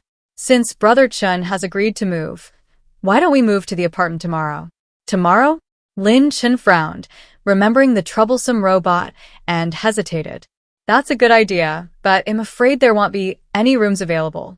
Coincidentally, when I took the kids out to play today, I saw a rental ad for apartment number 27 posted in the base. If Brother Chen is worried that if we go too late, the room will be taken, why don't we go now? Lin Chen's eyes widened, his mind reeling. He had only made up an excuse, but he hadn't expected Han Chingqing to actually see the rental ad for apartment number 27. Lin Chen's eyes darted around, trying to find an excuse to refuse. However, before he could think of a solution, Han Chingqing suddenly stood up. Where? Go back to your room and pack your things. We're moving to the apartment tonight. Lin Chen wanted to call them back, but as soon as he spoke, the three of them quickly went back to their room. Caught in the middle of a difficult situation by the mother and her two children, Lin Chen had no choice but to take a gamble. He could only hope that the person who took Lin Yuyu in was easy to talk to. Stop packing, get the room first, then come back and pack. Lin Chen stood up and made his decision. Zhong Shi, who had been eavesdropping in the bedroom, felt a sense of crisis upon hearing that they were moving to an apartment. He couldn't even go back to his apartment to inform Lin Chen, and now they wanted to abandon him? Fine. Since Lin Chen was so cold-blooded, he didn't need to be polite with them. Lin Chen drove, speeding towards apartment number 27 with Han Chingqing and her two children. He originally thought that no one else would rush to the apartment overnight like they did. However, when they arrived outside the apartment, they were dumbfounded. The streets outside the apartment were lined with cars. A long line had formed in front of apartment number 27. Han Chingqing stared wide-eyed at the long queue. Brother Chen, there are so many people in line. Are we late? Lin Chen frowned, not expecting this scene. But since he was already here, he wasn't going to turn back now. He pulled the handbrake and said, forcing a smile, What are you afraid of? I'm Yuyu's dad. Since Yuyu has recognized the landlord as her brother, then I'm the landlord's godfather. He won't refuse me. With that, Lin Chen opened the car door and got out. Han Chingqing thought he made sense and followed behind him with the two children. The four people ignored the long queue and hurried into the apartment building. As they passed someone, Lin Chen was suddenly grabbed. What are you doing? Can't you see we're in line? If you want to go in, go to the back of the line. The landlord's godfather. Do I need to queue to see him? Lin Chen sneered, slapping the man's hand away. You can all just wait your turn here. The man was taken aback, not expecting that his casual grab had led him to the landlord's godfather. His eyes gleamed slyly, and he immediately pulled out a handful of gold coins from his pocket, smiling as he stuffed them into Lin Chen's hand, lowering his voice. Brother, it's all a misunderstanding. Look at all these people queuing here. Could you sneak me in? No. Sure. Lin Chen's refusal was barely out of his mouth when Han Chingqing smiled and agreed for him. Lin Chen frowned and turned to look at Han Chingqing. Before he could speak, the man exclaimed, Oh, my sister-in-law, you're so beautiful and kind. My brother is so lucky to have married you. Han Chingqing felt a little embarrassed by the man's excessive praise. She tugged at Lin Chen's sleeve. "Brother Chen, let's bring one more person along." As she spoke, Han Chingqing gave Lin Chen a wink, then glanced down at the gold coins in his hand. Seeing that the man had given him quite a lot of gold coins, Lin Chen hesitated for a moment, then reluctantly nodded. "All right, come in with me." Okay. "Thank you, brother." The man beamed and followed Lin Chen inside. The crowd who had been patiently waiting in line outside immediately became unhappy. "You're the landlord's godfather. It's fine if you go in, but why are you bringing someone else in?" "No way. You can't cut in line." Although the crowd was unhappy, they weren't sure if Lin Chen was actually the landlord's godfather. They only dared to shout outside. No one dared to risk offending the landlord and step forward to stop them. Lin Chen, not wanting to waste time on them, led Han Chingqing and the man slowly into the apartment. Suddenly, many people arrived at the apartment. Su Muyang, Tang Wei, and the others, fearing trouble, all stayed in the lobby with Lin Yuyu. Lin Yuyu had just received the rent for apartment 502 when she heard a familiar voice slowly enter her ears. "Yuyu, Daddy brought Auntie, your older brother, and your older sister to see you." Lin Chen deliberately raised his voice, wanting everyone in line to know that his daughter was the landlord's godsister. The man behind him, seeing that he knew the landlord's name, immediately brightened up. He hadn't been wrong. This man really did know the landlord. The man was happy, but Lin Yuyu was startled. Looking up and seeing Lin Chen enter with Han Chingqing and the twins, she quickly turned and hid behind Su Muyang. Su Muyang frowned, recognizing Han Chingqing. He raised his hand, shielding Lin Yuyu behind him. "Why are you here again?" Su Muyang asked, looking directly at Han Chingqing. Lin Chen paused, then turned to look at Han Chingqing. "You've been here before?" Han Chingqing knew she couldn't hide it anymore and gave an awkward laugh. "I came with Han Bang last time." Lin Chen felt that Han Chingqing was hiding something from him. But he didn't forget his business, turning his gaze back to Su Muyang. "You're the brother Yuyu took in, the landlord of apartment number 27? "That's right." Su Muyang remembered his agreement with Lin Yuyu. Hearing Lin Chen's question, he immediately answered. Lin Chen smiled and patted Su Muyang's shoulder. "You're quite a handsome young man. I'll accept you as my godson." "All right, I'm a little tired. Do you have any two-bedroom apartments here?" "I'll get one for myself and one for my brother." Lin Chen spoke with an air of superiority, as if apartment 27 were his property. Hearing this, the man, sensing an opportunity, smiled and nodded. "I don't need a two-bedroom apartment. Just give me a double room." The man held out his hand, smiling as he raised his index finger. Su Muyang glanced at him coldly, showing no respect whatsoever. "What godfather? I don't know you. If you want to rent a room, go to the back of the line." "Huh." The man's smile froze, and he looked at Lin Chen with suspicion. He had thought this man was really the landlord's godfather because of the lively conversation, but it turned out they didn't know each other at all. Feeling awkward being stared at like that, Lin Chen felt embarrassed. "Kid, Yuyu is my daughter. Since you've recognized her as your godsister, am I not your godfather? Is it so difficult for you to arrange a room for your godfather and godmother?" "No. No rooms available." Lin Yuyu was afraid of Lin Chen, but she couldn't bear to leave Su Muyang alone with him. She took a step forward, mustering her courage to tell a lie. Lin Chen clearly didn't believe her, coldly snapping, "Adults are talking, kids shouldn't interrupt. Go play somewhere else." "This is apartment 27. Who gives you the right to speak?" Tang Wei frowned, blocking Lin Chen's path.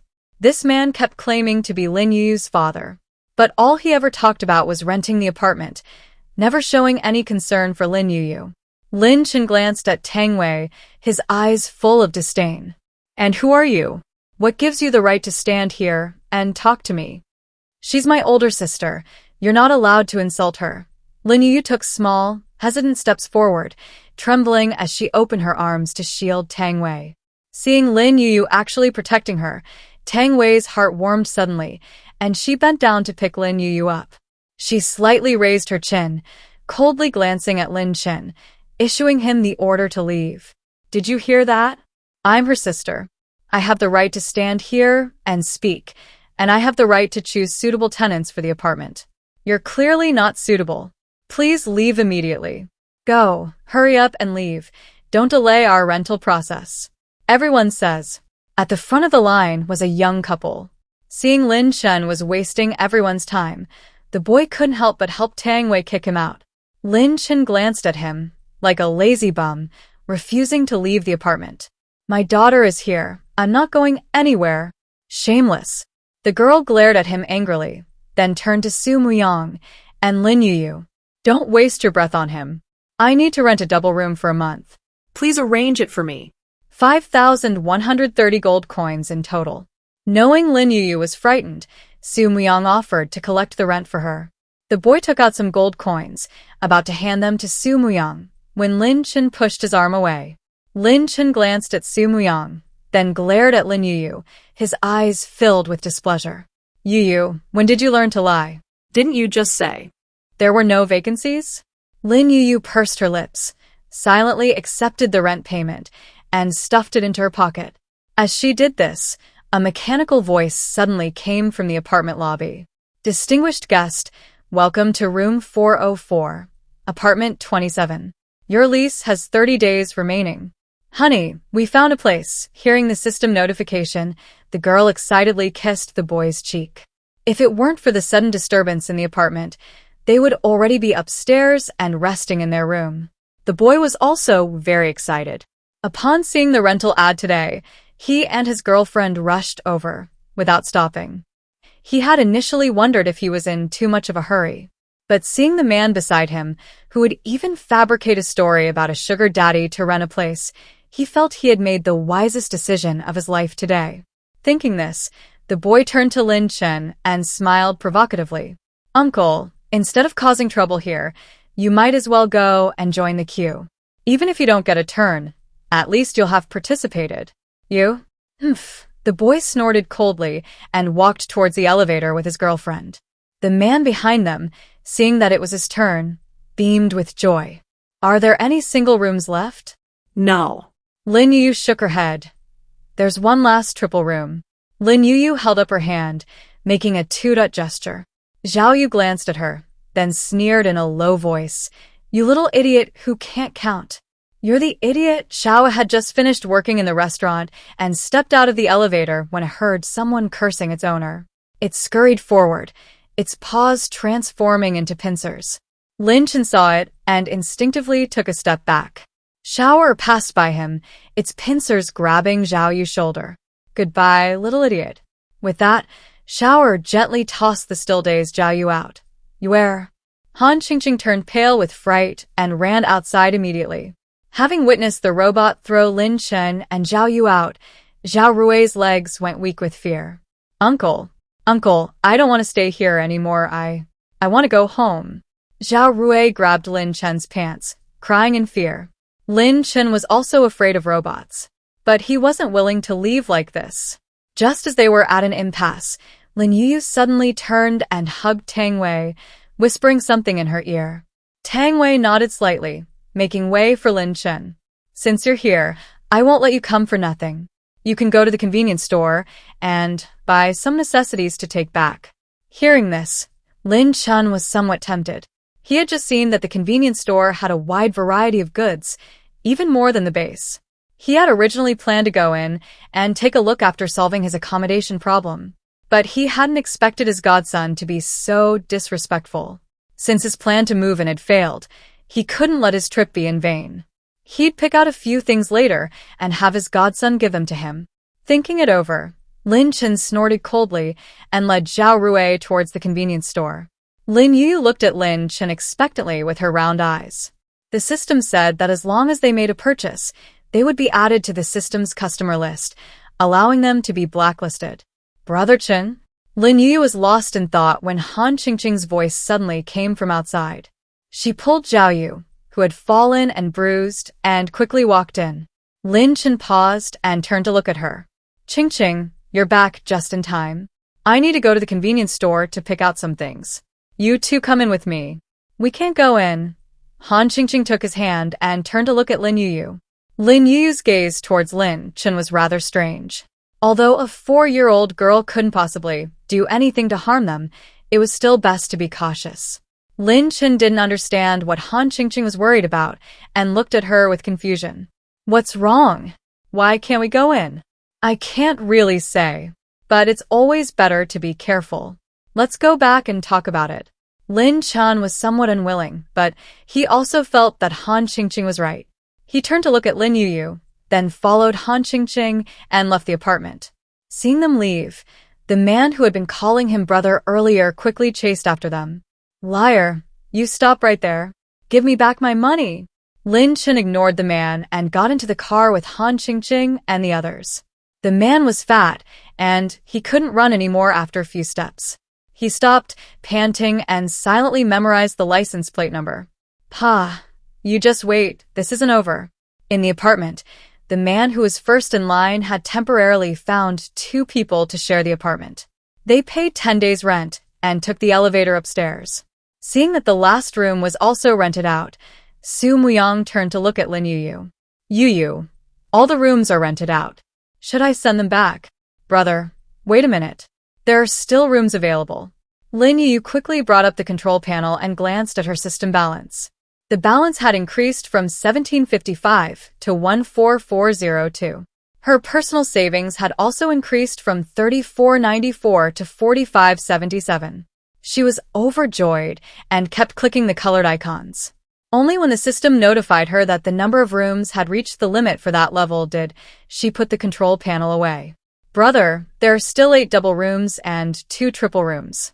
So many. Su Muyang was somewhat shocked. He remembered that just now, all the double rooms in the apartment even combined didn't amount to 8. And in just a minute or two, so many more empty rooms appeared.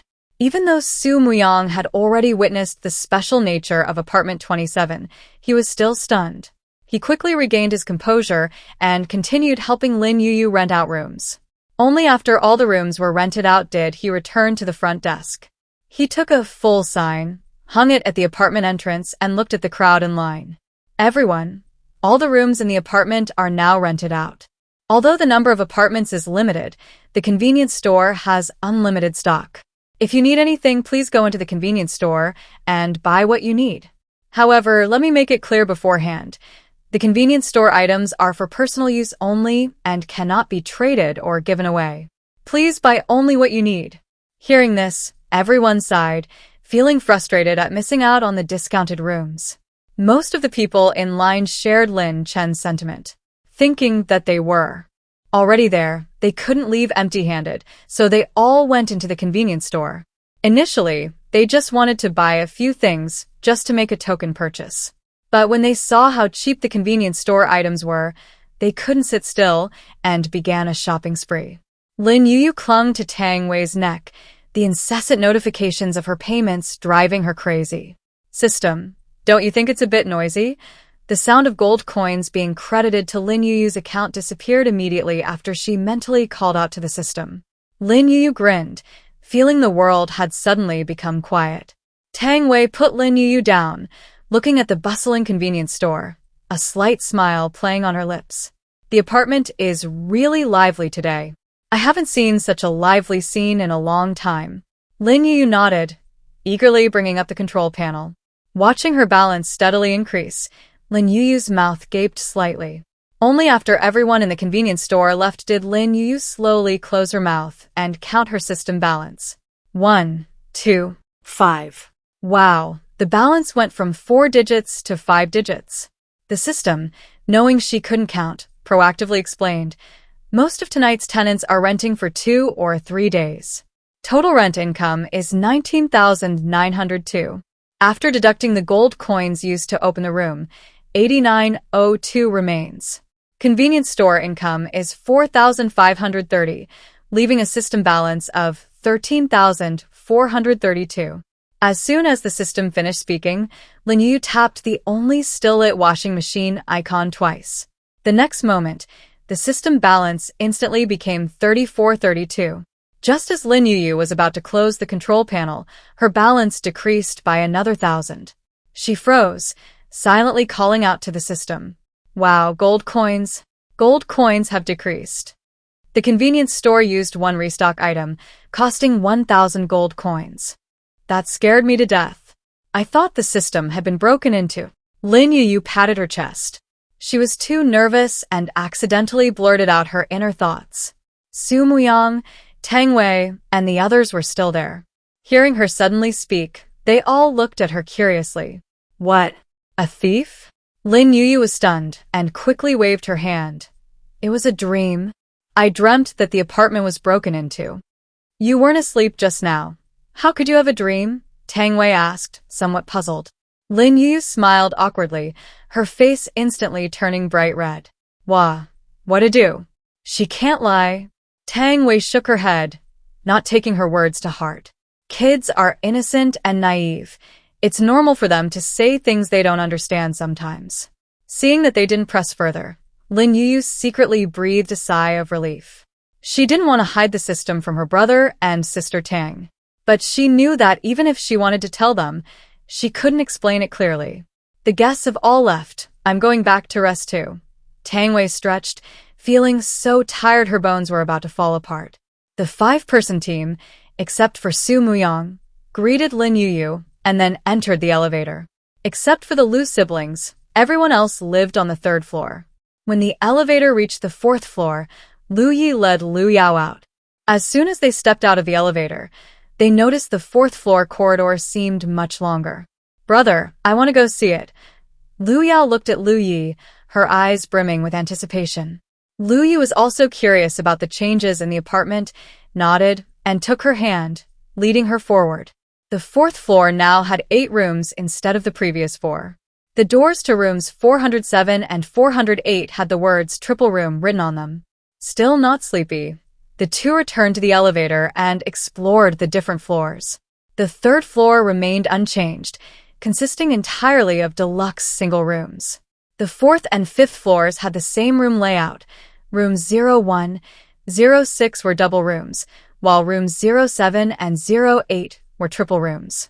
From the 2nd to the 5th floor, each floor had a communal laundry room.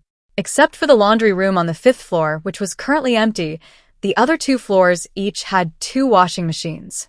Lu was quite pleased that there was an extra washing machine on her floor. He had previously mentioned to Lin Yuyu that girls' skin is delicate and men's and women's clothes should be washed separately. He knew that his suggestion might have put Lin Yuyu in a difficult position. But unexpectedly, Lin Yuyu bought 2 more washing machines so quickly. Just what kind of amazing landlady is Lin Yuyu? Lin Chen drove back to the base in the early hours of the morning. He planned to get a good night's rest and discuss things further tomorrow. However, as soon as he opened the door, he was dumbfounded. The room was a complete mess, as if a thief had broken in. Knowing Zhong Shi was still in his house, Lin Chen feared he might have been killed in the bedroom, so he rushed in, only to find no one there. This house has been burgled? Han Chingqing was startled by the state of the house. She stood at the door with her 2 children, too afraid to go in. Lin Chen frowned, a possibility forming in his mind. It's been burgled, but the thief is probably someone we know. You mean, Zhong Shi? Han Chingqing asked, somewhat surprised. Although Lin Chen didn't want to admit it, he had let a wolf into his house. The facts were undeniable. The house was ransacked, and Zhong Shi was missing. What a coincidence. Chingqing, let's split up and check to see if anything's missing? Okay. Now that it was confirmed Zhong Shi was the thief, Han Chingqing wasn't so afraid anymore. She led the 2 children into the house, and then she and Lin Chen split up to begin clearing out their belongings. The more they cleared, the more disheartened they became. Han Chingqing plopped down on the sofa. Zhong Shi is a real scoundrel. He took all the food and water. He's leaving me no way to survive. Hearing Han Chingqing's complaints, Lin Chen remained silent, his face grim. He searched the wardrobe and found that all his clothes were gone too. This was outrageous. Lin Chen was furious, yet helpless. In the post-apocalyptic world, the entire security system was paralyzed. Forget about petty theft or robbery. Even murder and arson went unpunished. He had no choice but to accept his fate tonight. Honey, the food's gone, and we can't get into the apartment. What should we do? Han Chingqing looked at Lin Chen, never before feeling such despair. Lin Chen frowned, his expression also grim. Take the children to bed. I'll figure out how to survive. Chingqing sighed, feeling they had reached a dead end.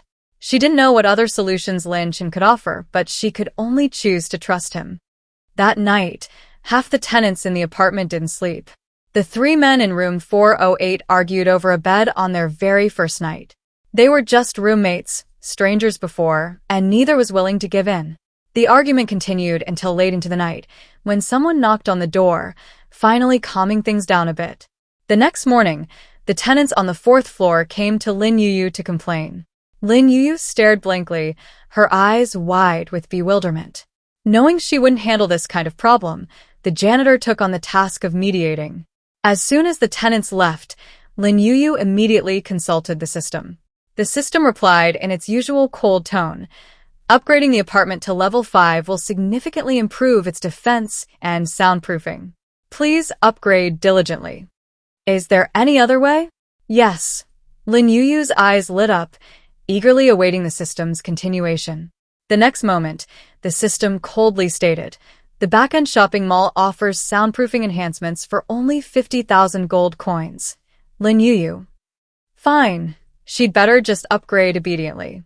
Although upgrading is slow and expensive, at least the apartment is already level 4. After breakfast, the 5-person team left the apartment. As soon as the SUV started moving, Yunjing spotted a familiar figure ahead. That person up ahead looks like Lu Xiaoxiao. Hearing this, Zhou Xiao instinctively looked ahead. From behind, Lu Xiaoxiao seemed exhausted. Her clothes were dirty and tattered, seemingly torn by zombies. Her eyes were vacant as she walked towards the SUV. As they passed each other, Zhou Xiao heard her mutter, "Where's the apartment? I can't find it." Zhou Xiao pursed her lips, her heart heavy. Yunjing, being a straightforward man, shook his head regretfully at Lu Xiaoxiao's appearance. "It really is her. I didn't expect her to look like this after only one day." Without the protection of apartment 27, and without any gold coins to rent a place. If there weren't so few zombies around, she'd probably be dead already. Zhou Xiao lowered her eyes, her feelings complicated. Lu Xiaoxiao had never considered her a best friend, and she shouldn't feel sad for Lu Xiaoxiao's situation. But her feelings for Lu Xiaoxiao were genuine. She wouldn't be a pushover anymore, but the feelings she had given would take time to fully recover. Tang Wei noticed the change in Zhou Xiao's expression through the rearview mirror. She gently tugged at Yunjing's sleeve, signaling him to stop talking. Inside the apartment, the waiter's mediation failed, and he threatened to kick the 3 men out before they finally quieted down. After all, with such cheap rent, who knows how many people outside were eyeing the place. The apartment was easy to rent out, but if they caused too much trouble, they might actually be evicted. That night, the 3 of them remained quiet, none daring to make a sound. Everyone slept well and was in good spirits. The guests in rooms 405, 406, and 508, whose rents were due that day, found Lin Yuyu early the next morning and renewed their leases for another month. Rooms 504, 505, and 507 each renewed for 10 days, and room 506 renewed for 5 days. Lin Yuyu opened the control panel and glanced at her system balance. As more and more people moved into the apartment, the rate of increase in revenue also increased. In just one day, the system balance had increased from 2432 to 30616. The balance in her personal savings account had also increased from 4577 to 6173. Lin Yuyu counted the balance in her personal savings account several times. Sister Tang said that finding her mother required at least 10,000 gold coins. Although she didn't know how much closer her little stash of gold coins was to reaching 10,000, she figured it should be soon, right? Lin Yuyu grinned, secretly delighted. She tapped the colorful washing machine icon twice. After the icon turned gray, a new icon suddenly appeared next to it. The icon was colorful and Lin Yuyu wanted to tap it, but was afraid of clicking the wrong one. She held her hand tightly and asked the system in her mind. "System, what is this colorful thing? Can I tap it?" It's the foundation of the new apartment, one of the necessary conditions for upgrading to LV5. Lin Yuyu's eyes lit up, and her chubby finger quickly tapped it. It wasn't that she was itching to tap it, it was necessary to upgrade the apartment. As her finger tapped, The icon turned gray, and the image on it changed to a two-story building. Lin Yuyu couldn't resist tapping the button, only to find it wouldn't budge. Looking down, she saw she had 616 gold coins left. The apartment is 49,384 gold coins away from upgrading to LV5. Please keep trying. Lin Yuyu. Upgrading is so difficult.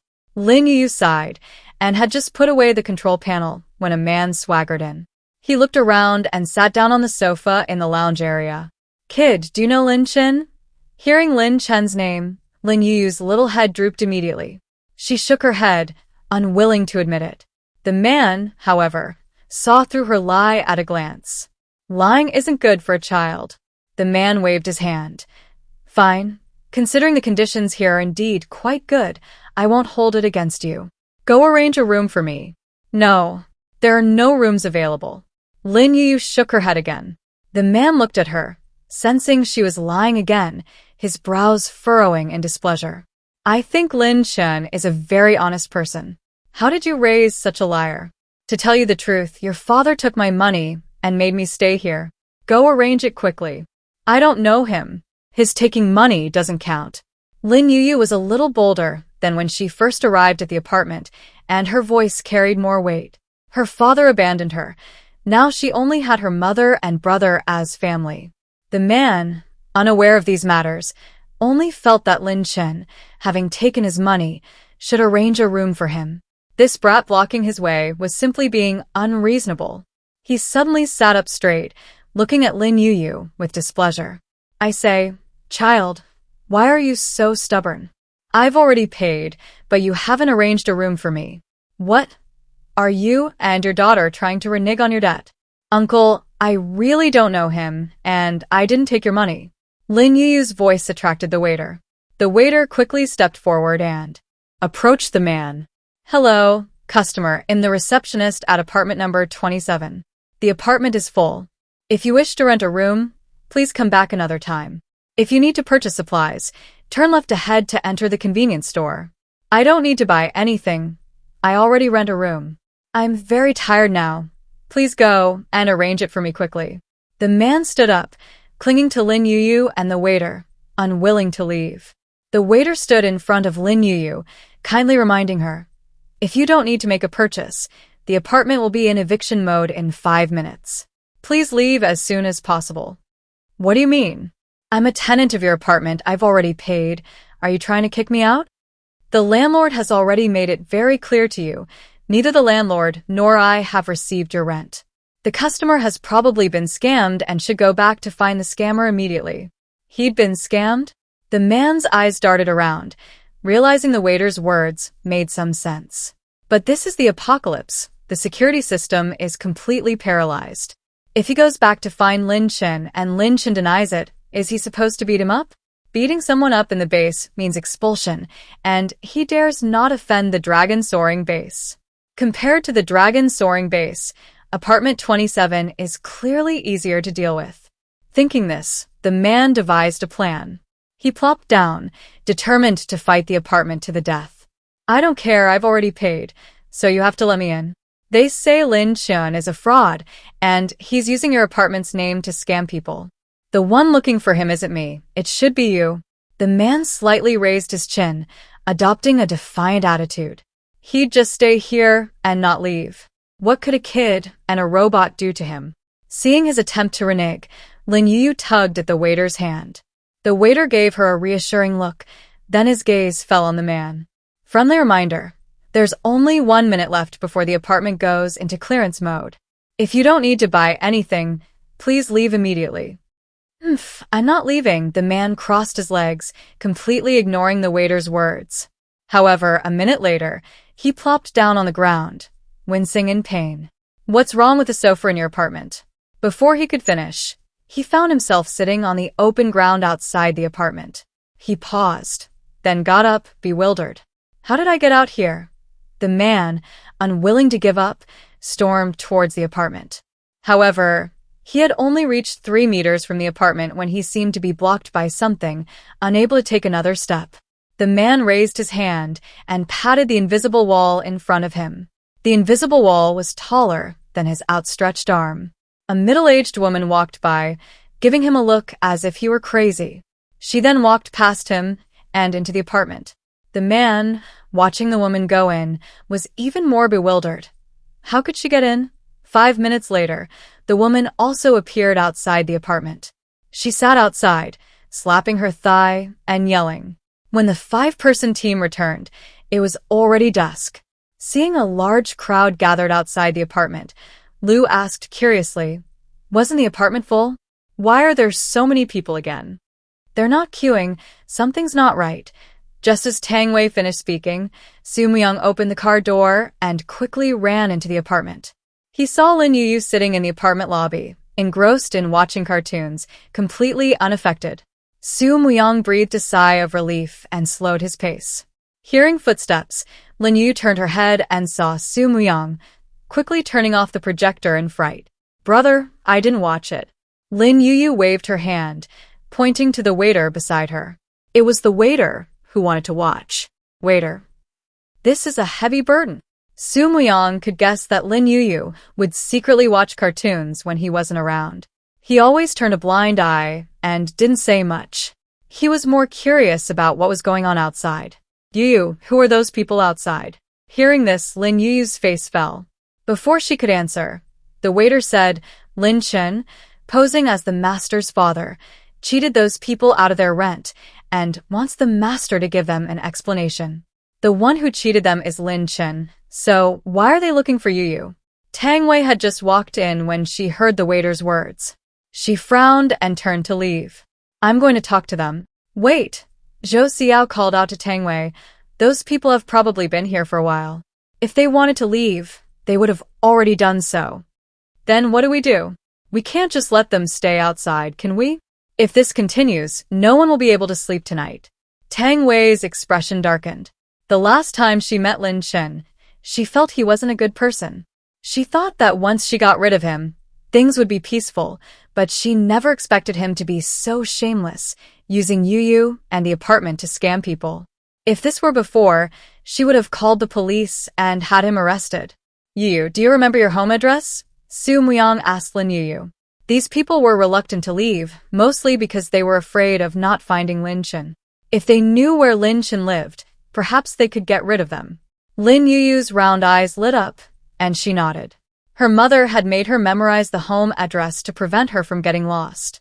After she told Su Myung and the others the address, they all turned and left. Su Myung arrived at the apartment entrance and told everyone Lin Chen's address. The crowd suddenly fell silent, seemingly hesitant. The man who had arrived first, seeing the silence, immediately spoke up. "Don't listen to him, everyone. That brat inside is Lin Chen's daughter. The sins of the father are visited upon the son. Lin Chen cheated us out of our money. We're not going anywhere. We'll wait here." "Yeah, we only rented the place.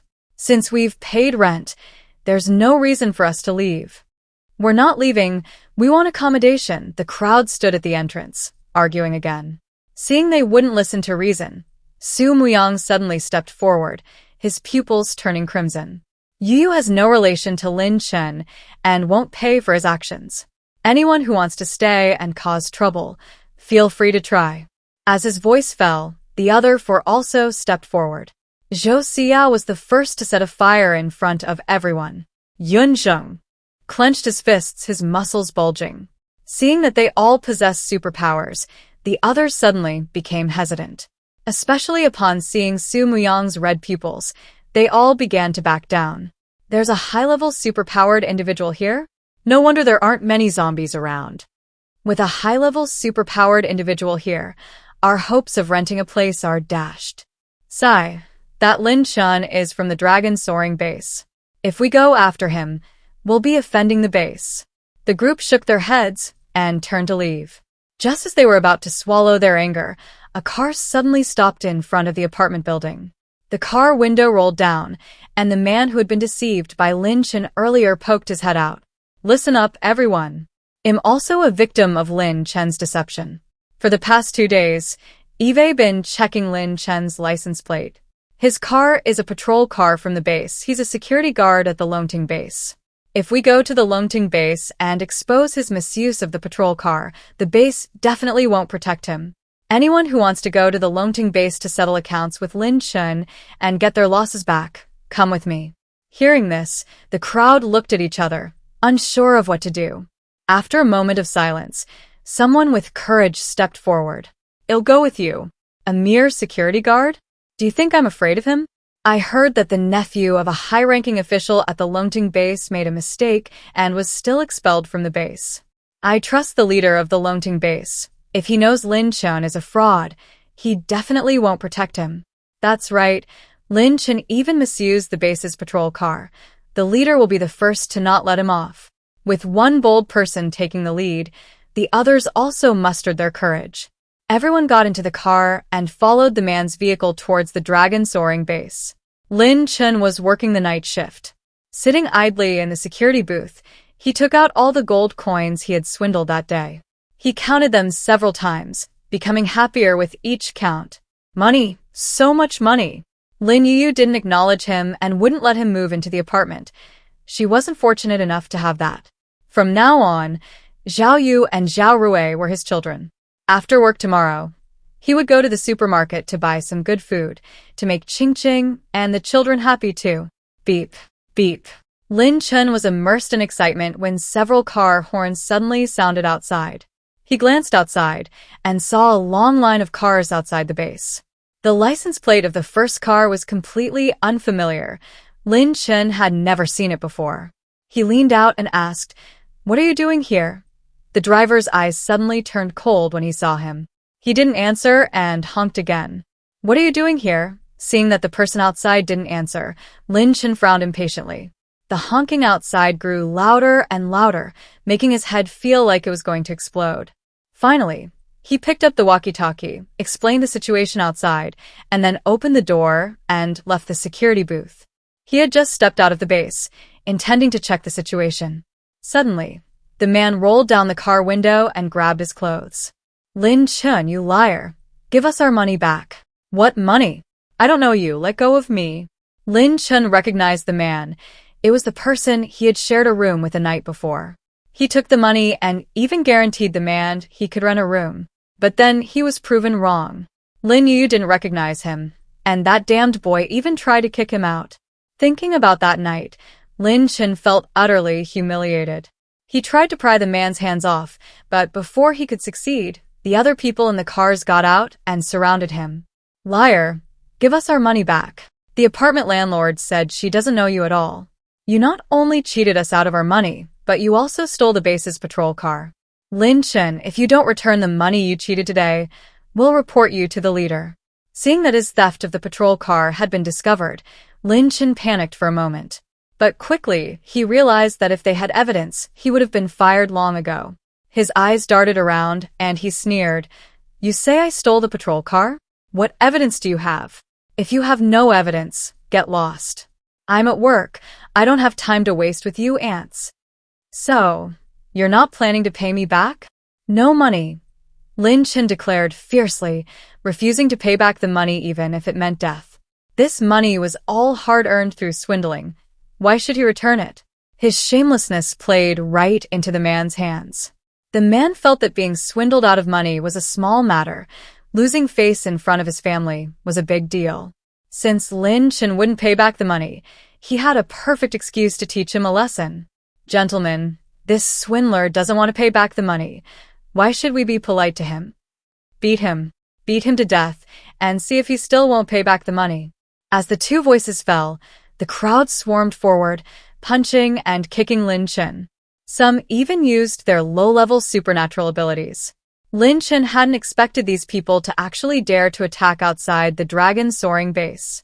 He possessed a basic defensive ability that could protect him from damage caused by low-level abilities, but it couldn't alleviate his pain. He was being beaten and howling, yet he remained defiant. "Go ahead and hit me. I've already notified the base. You'll be facing their wrath." However, Lin Chun waited for a long time, but no one from the base arrived. From the walkie-talkie he had placed in the security booth came a questioning voice. "Lin Chun, it's too noisy on your end. What did you just say? Please repeat it." Outside the base, Lin Chen was beaten to a pulp, utterly powerless to fight back.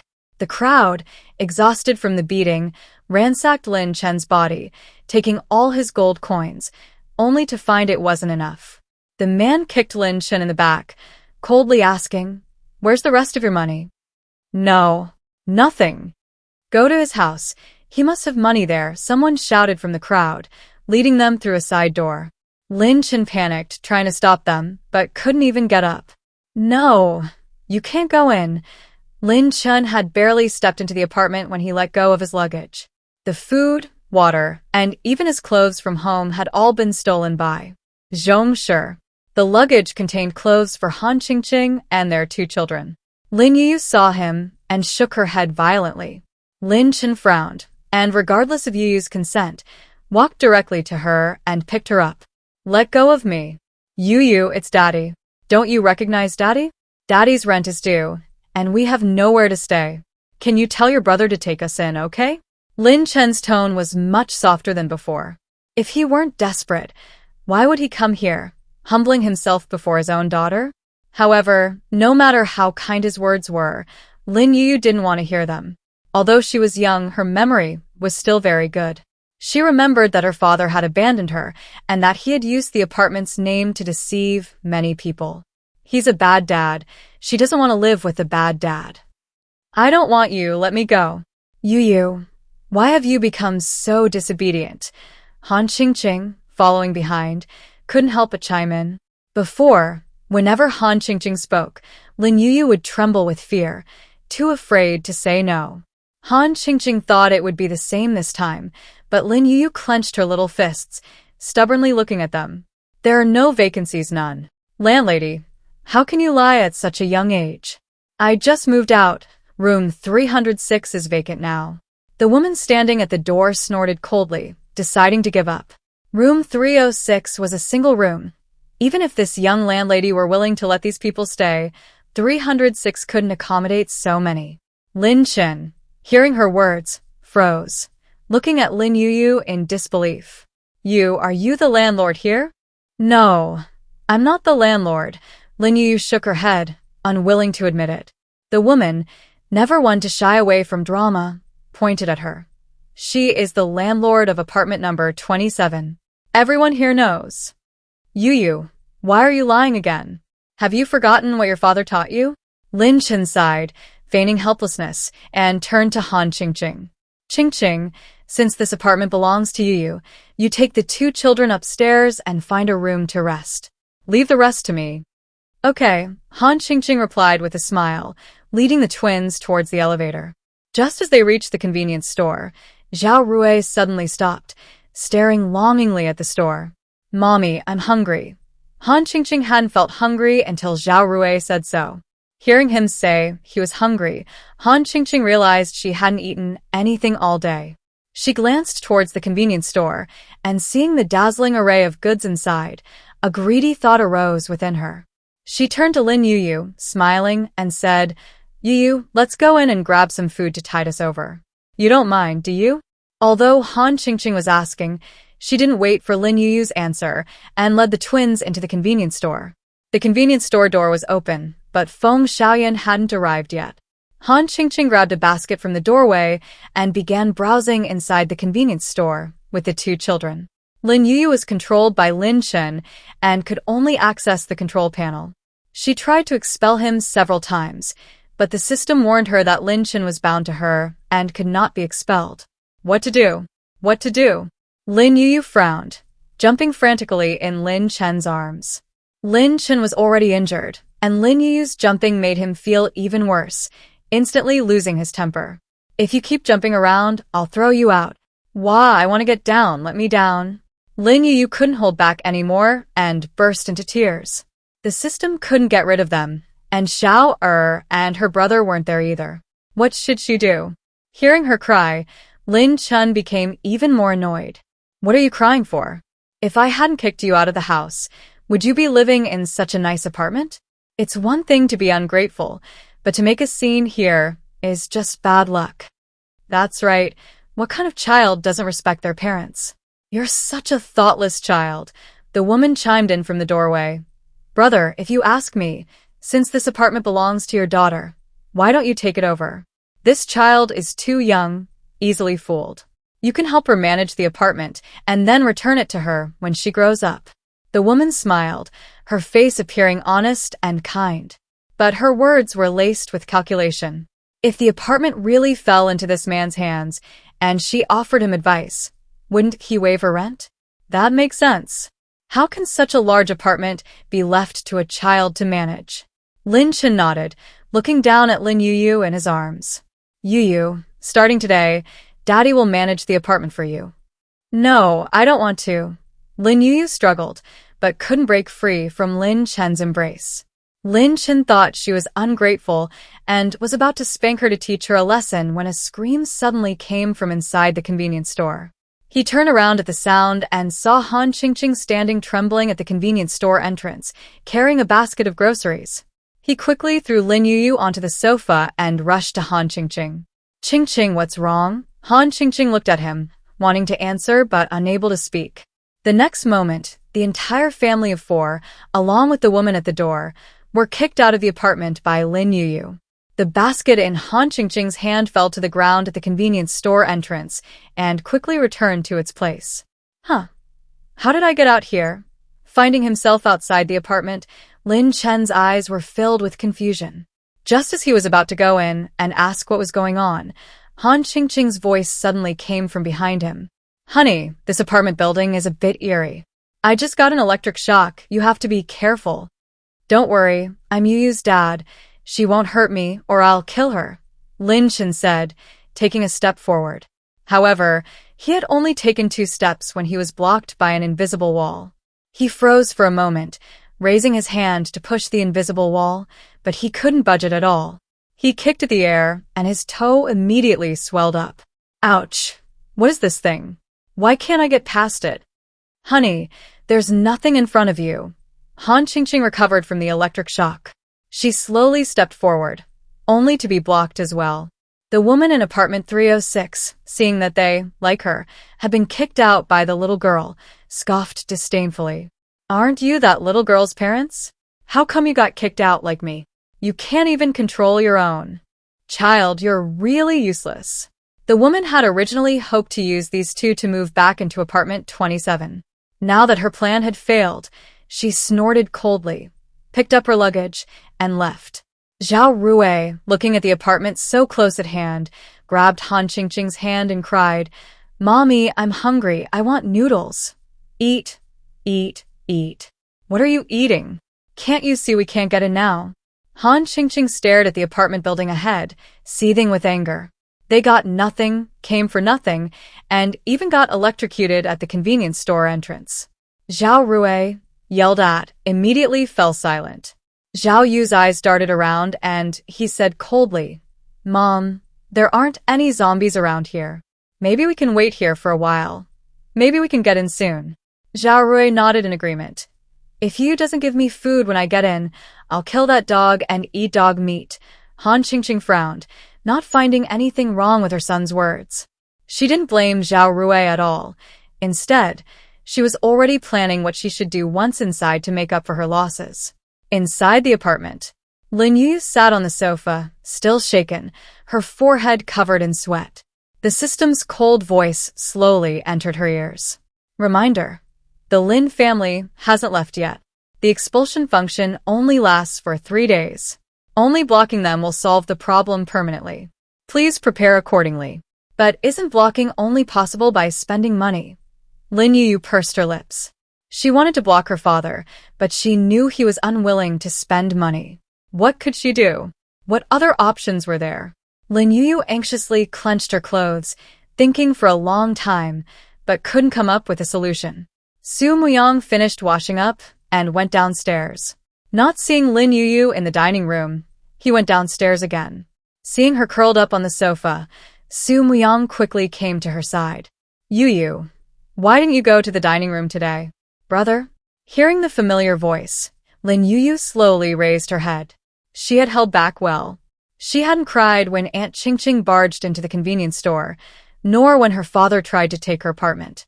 But now, seeing her brother, she couldn't hold back anymore. Tears welled up in her eyes. Her appearance startled Su Muyang. He quickly went over and picked Lin Yuyu up. "Why are you crying? Did someone bully you?" Lin Yuyu pursed her lips and didn't speak, turning her head to look towards the apartment door. Su Muyang followed her gaze and saw a family of four lingering outside the apartment. He frowned and put Lin Yuyu back on the sofa. "Yuyu, go upstairs to eat first." "Isn't brother coming?" Lin Yuyu held back her tears, her round eyes still glistening with moisture. "Yuyu, go upstairs first. Brother will come up to find you in a little while, okay?" "Okay." Lin Yuyu nodded obediently, jumped off the sofa, and turned to walk towards the elevator. Su Muyang noticed her steps were no longer cheerful, knowing she must be troubled by that family situation. This should be an age of innocent joy, not one where a selfish family burdens you with heavy shackles. Su Muyang's pupils turned crimson in an instant. He clenched his fists and strode out of the apartment. Lin Chen saw him, initially dismissive. Just as he was about to curse him, he noticed the color of Su Muyang's pupils and his eyes widened in shock. You're actually a high-level ability user." Su Muyang didn't answer, his aura of malevolence surging. Lin Chen instinctively took 2 steps back. Just as he hesitated, wondering whether to continue waiting outside, Zhao Yu's startled cry rang in his ears. "Mom, there are zombies." Lin Chen and Han Qingqing turned around immediately, only to see a swarm of zombies suddenly appearing on either side of them. Lin Chen was startled, a moment of panic washing over him. But he quickly regained his composure and said confidently, "Don't be afraid. They won't come any closer. I observed them before.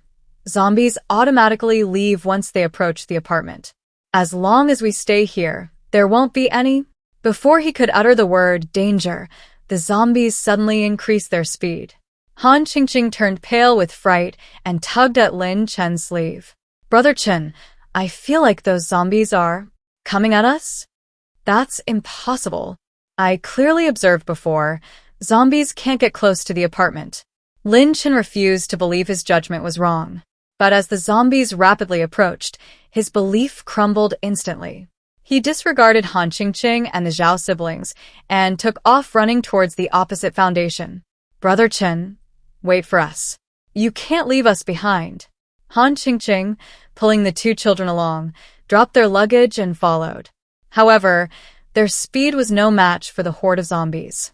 Just as the zombies behind caught up, a large group of zombies appeared in front, blocking their path. "It's over. It's really over." Lin Chen's eyes widened as he looked at the zombies surrounding them from all directions, his face ashen. His path was completely blocked. Unless they could break through, they would die here today. However, besides low-level defensive spells, he had no other offensive abilities. He swallowed hard and, as a last resort, activated his defensive spell, then lay down on the ground, feigning death. Seeing this, Han Qingqing quickly pulled the 2 children down to lie down as well. "Mommy, I'm scared." "Mommy, I'm scared too. Are we going to die here today?" "Don't talk, play dead." Han Qingqing stopped the 2 children from continuing. She was terrified, but had no other choice but to close her eyes and play dead. However, the zombie horde wasn't fooled by their little trick. They pounced quickly, tearing at Lin Chen and the others. "Ah.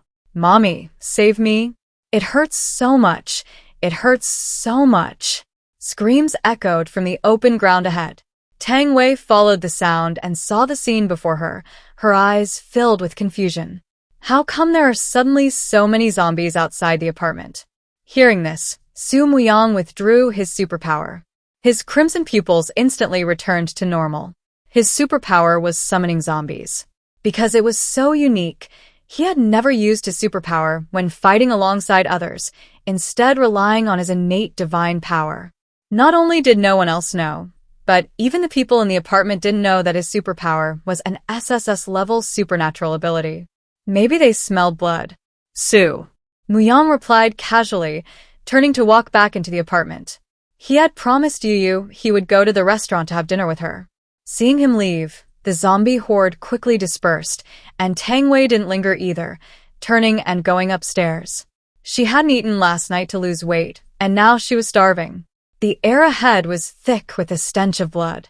Han Chingqing, Zhao Yu, and Zhao Rui were mangled beyond recognition, their flesh torn to shreds by zombies, their bones exposed. Lin Chun, lying not far from them, also bore numerous wounds. However, his special ability was defensive magic, putting him in a much better condition than Han Chingqing and the others. He lay quietly on the ground, his chest perfectly still, as if he were already dead. But the next second, he suddenly opened his eyes, his pupils a bloodthirsty crimson. Smelling blood, Lin Chen excitedly scrambled to his feet and knelt before Han Chingqing and her two children. Han Chingqing was still breathing. She opened her eyes and saw Lin Chen, letting out a slight sigh of relief. "Brother Chen, Ah. Before Han Chingqing could finish speaking, Lin Chen suddenly opened his mouth and bit her ear. Her ear was ripped off alive. Han Chingqing struggled for a moment, then fainted from the pain. Lin Chen didn't stop because of the screams. He got down on all fours, his buttocks sticking out, and devoured Han Chingqing piece by piece. Next came Zhao Yu and Zhao Rui. Only when there was no flesh left did he wipe his mouth, his gaze coldly fixed on the direction of apartment 27. After finishing their meal, Lu Yao, as usual, performed a divination for the 5-person team. The divination indicated peace and good fortune, so the 5-person team drove away. Lin Yuyu returned to the lobby on the first floor, feeling a little empty in her arms.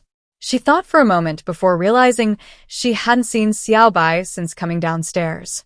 "Xiaobai, where are you?" "Xiaobai, come out quickly." "Xiaobai." Lin Yuyu circled the lobby, but couldn't find Xiaobai. Xiaobai was very well behaved, always staying on the first floor and never running around. Not finding it in the lobby, Lin Yuyu went back to her room to look, but still couldn't find it. Anxiously, she ran into the convenience store, tilting her head up to look at Feng Xiaoyan. "Auntie, have you seen my Xiaobai?" "I just saw Yang Yang playing with Xiaobai. Aren't they in the lobby?" Feng Xiaoyan glanced outside and, sure enough, didn't see Zhou Yang. She quickly came out from behind the counter and gently comforted Lin Yuyu. "Don't worry, Yuyu. Auntie will help you find Xiaobai. You're the cashier, right? Could you please check out my order?" Just as Feng Xiaoyan finished speaking, a customer carrying a basket of groceries approached the checkout counter.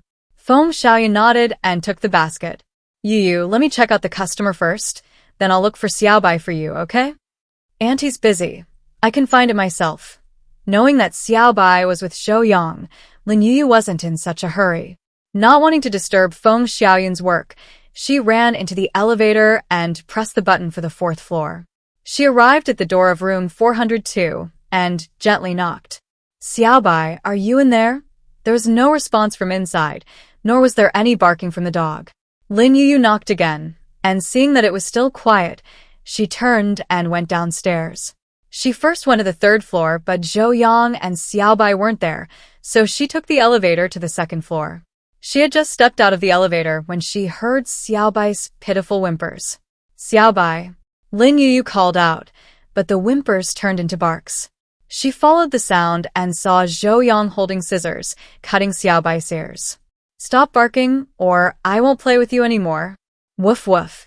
Xiaobai struggled incessantly, but couldn't break free from Zhou Yang's grasp. Lin Yuyu had just entered the public laundry room when she saw this scene, and her eyes immediately welled up with tears. "You bastard, let go of Xiaobai." Lin Yuyu rushed forward and shoved Zhou Yang away.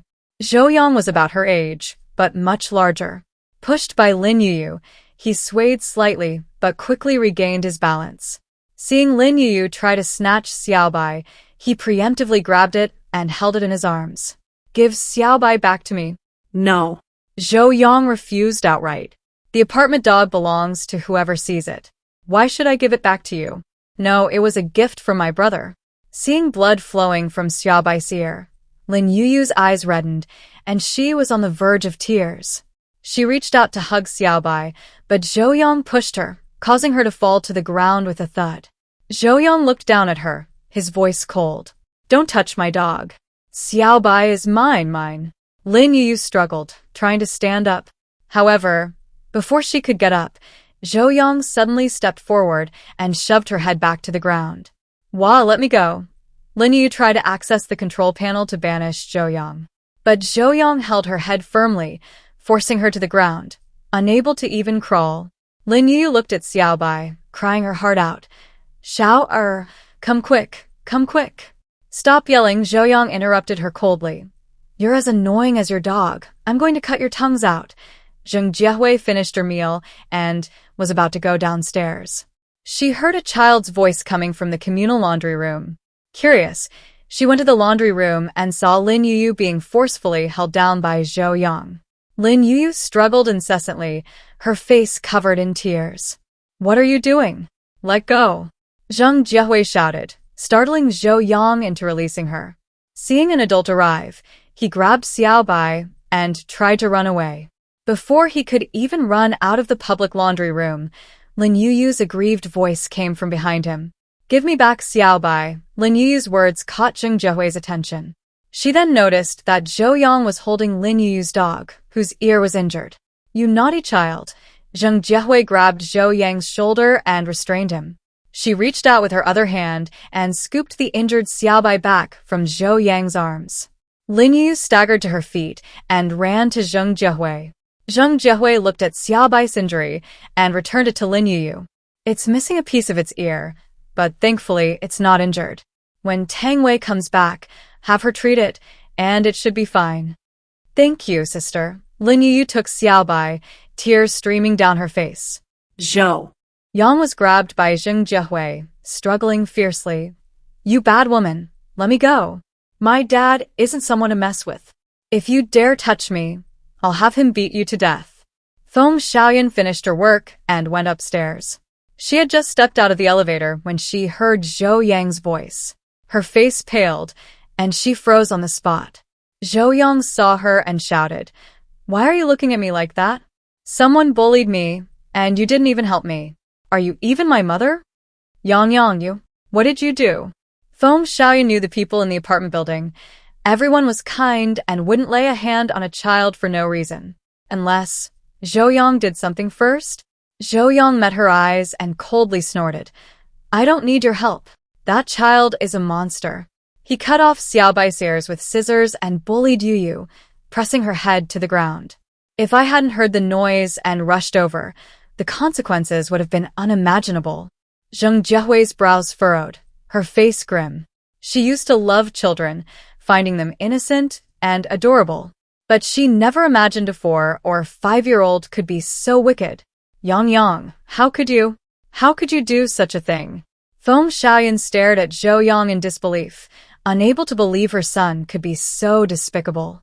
Zhou Yang showed no remorse, saying with a straight face, I didn't bully her. I was just playing around. Pressing someone's head to the ground and cutting off Xiaobai's ears. You call that playing around? Zheng Jiehui was furious at his words and snatched the scissors away. Fine. I'm in a good mood now. I'll play around with you too. Zhou Yang was certain Zheng Jiehui wouldn't do anything to him in front of his mother, putting on a nonchalant air. Seeing Zheng Jiehui holding the scissors and aiming them at his eyes, he instantly lost his composure. He closed his eyes in terror, struggling frantically. You crazy woman, let me go. Mom, save me, save me. Beautiful lady, he knows he was wrong. Please forgive him this time. Although she knew Zhou Yang was in the wrong, Feng Xiaoyan couldn't bear to see her son being harmed. Zheng Jiehui didn't really intend to hurt Zhou Yang. She just wanted to scare him and teach him a lesson. Seeing Feng Xiaoyan protecting Zhou Yang so fiercely, she immediately understood how this child could be so unruly. She put down the scissors and pushed Zhou Yang towards Feng Xiaoyan. A doting mother spoils her child. If you don't discipline him properly, he'll become a ruthless killer one day. I know. I'll definitely discipline him properly when I get back. Feng Xiaoyan touched Zhou Yang's face and nodded repeatedly in agreement. She knew it was her kindness and his father's influence that had turned Zhou Yang into this. Now they had left home, and his father was also, but Yang was still young. His personality could still be changed. As long as that man didn't disturb their new life anymore, she was confident she could raise her child well again. Lin Yuyu spent the entire day in fear. She was terrified whenever Xiaobai left her sight. She held Xiaobai in her arms, following Xiao wherever he went. With Xiao around, no one could bully them. Zheng Jiehui went downstairs, left the apartment, and looked for partners willing to team up with her. No sooner had she left than a man from room 408 came downstairs carrying his luggage. 10 days of living together had not only failed to resolve the conflict between the three men, but had escalated. One of the men couldn't take it anymore and decided to leave the apartment and find another place to stay. He got into his car and placed his luggage in the passenger seat. He drove and had only driven 100 meters from the apartment when a figure suddenly smashed into his windshield. The glass shattered, and the man instinctively slammed on the brakes. However, when he saw what was in front of him, he screamed in terror. The zombie stared at him, then suddenly laughed. Before the man could react, it suddenly opened its mouth and bit off the man's neck. "Smells delicious." Lin Chen licked his lips. "The smell of the tenants in apartment 27 is really good." At dusk, the 5-person team returned with Zheng Jiehui. Zheng Jiehui was injured, and the others frowned, their expressions grave. Lin Yuyu saw them, carrying Xiaobai, and ran to Tang Wei. "Sister Tang, save Xiaobai. Xiaobai is so pitiful." "Okay, give it to me."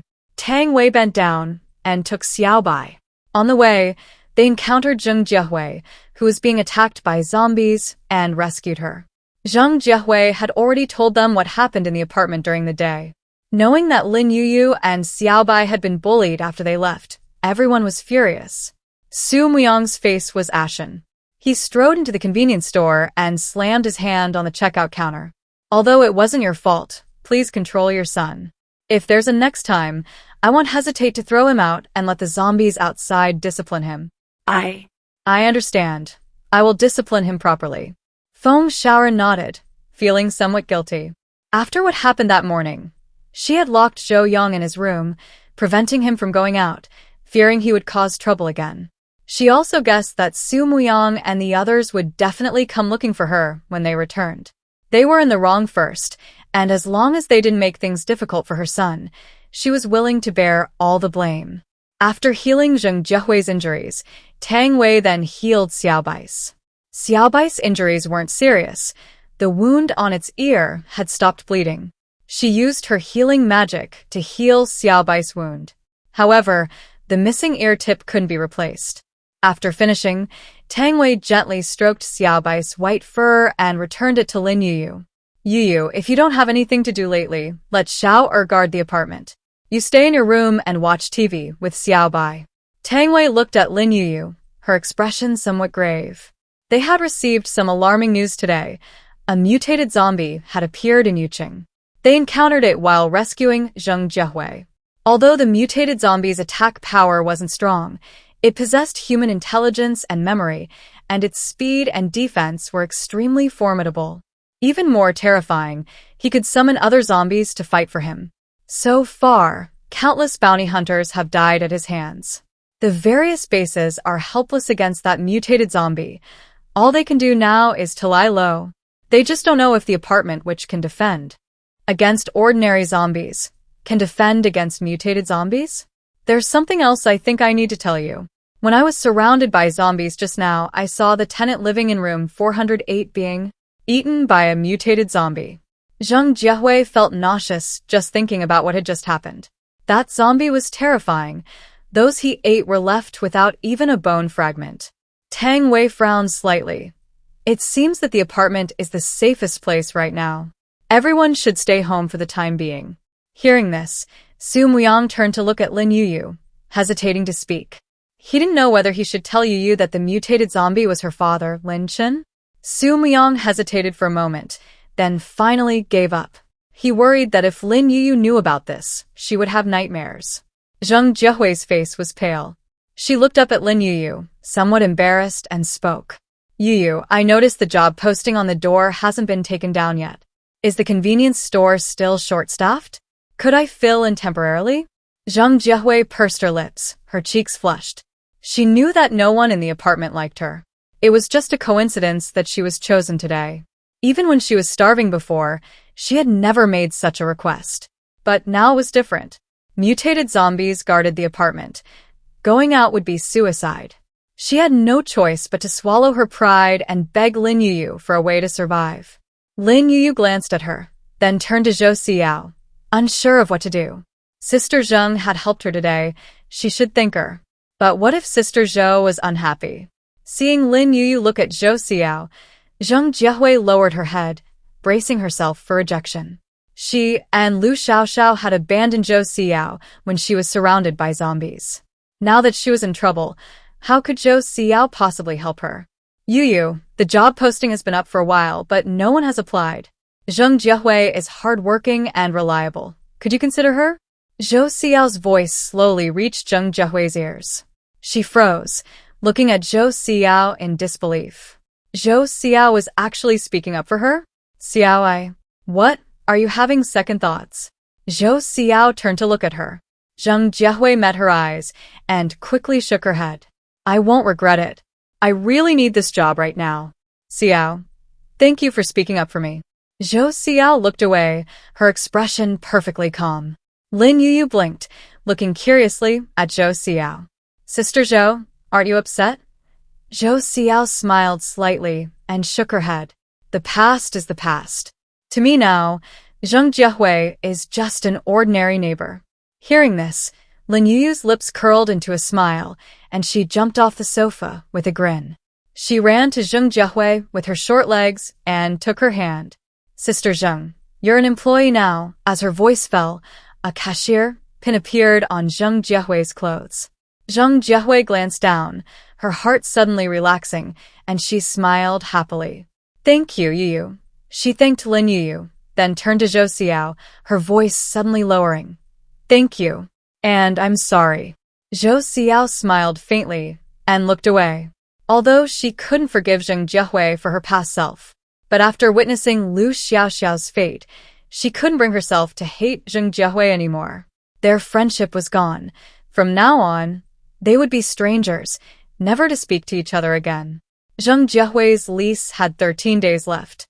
After Feng Xiaoyan spoke to her, she decided to wait until the lease expired before moving to the staff dormitory. Warning! Warning! Mutant zombie activity detected nearby. Please upgrade your apartment immediately. Warning! Warning! Mutant zombie attacking the defense system. Please upgrade your apartment immediately. Lin Yuyu had just arrived at the second-floor restaurant when the system suddenly issued 2 warnings in quick succession. Lin Yuyu ran to the floor-to-ceiling window, pressed her head against the glass, and looked down. She saw Lin Chen holding an axe, striking the air repeatedly.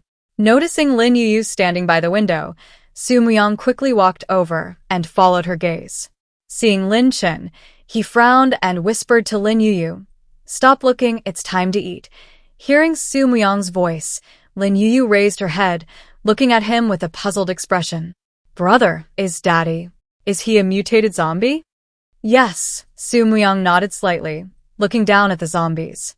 From the second floor, Lin Chen looked no different from an ordinary person. He had originally thought that Lin Yuyu wouldn't recognize Lin Chen as a zombie.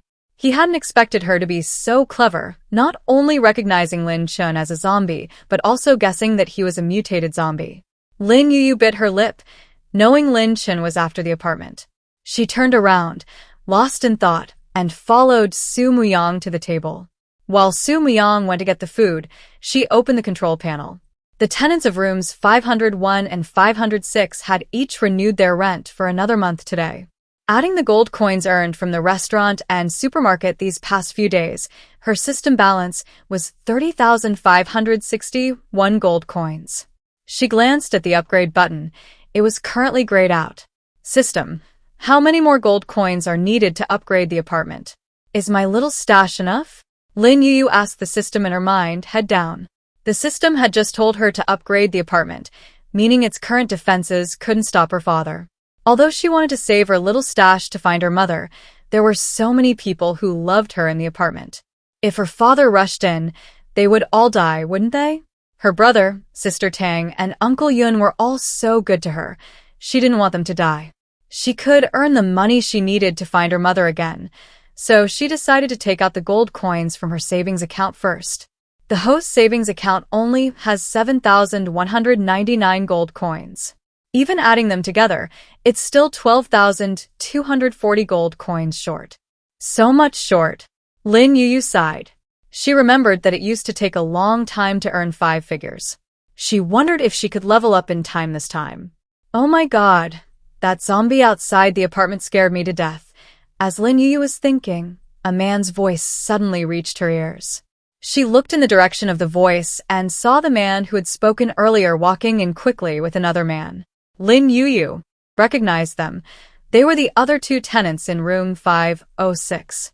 Their rent had just expired today, and if they didn't renew, they would have to leave tonight. Thinking this, Lin Yuyu's eyes lit up, and she jumped off the stool, running towards them. Uncle, do you need to renew the lease? The 2 men looked at each other, hesitant. They had the money to renew the lease, but they didn't want to share a room with the other man.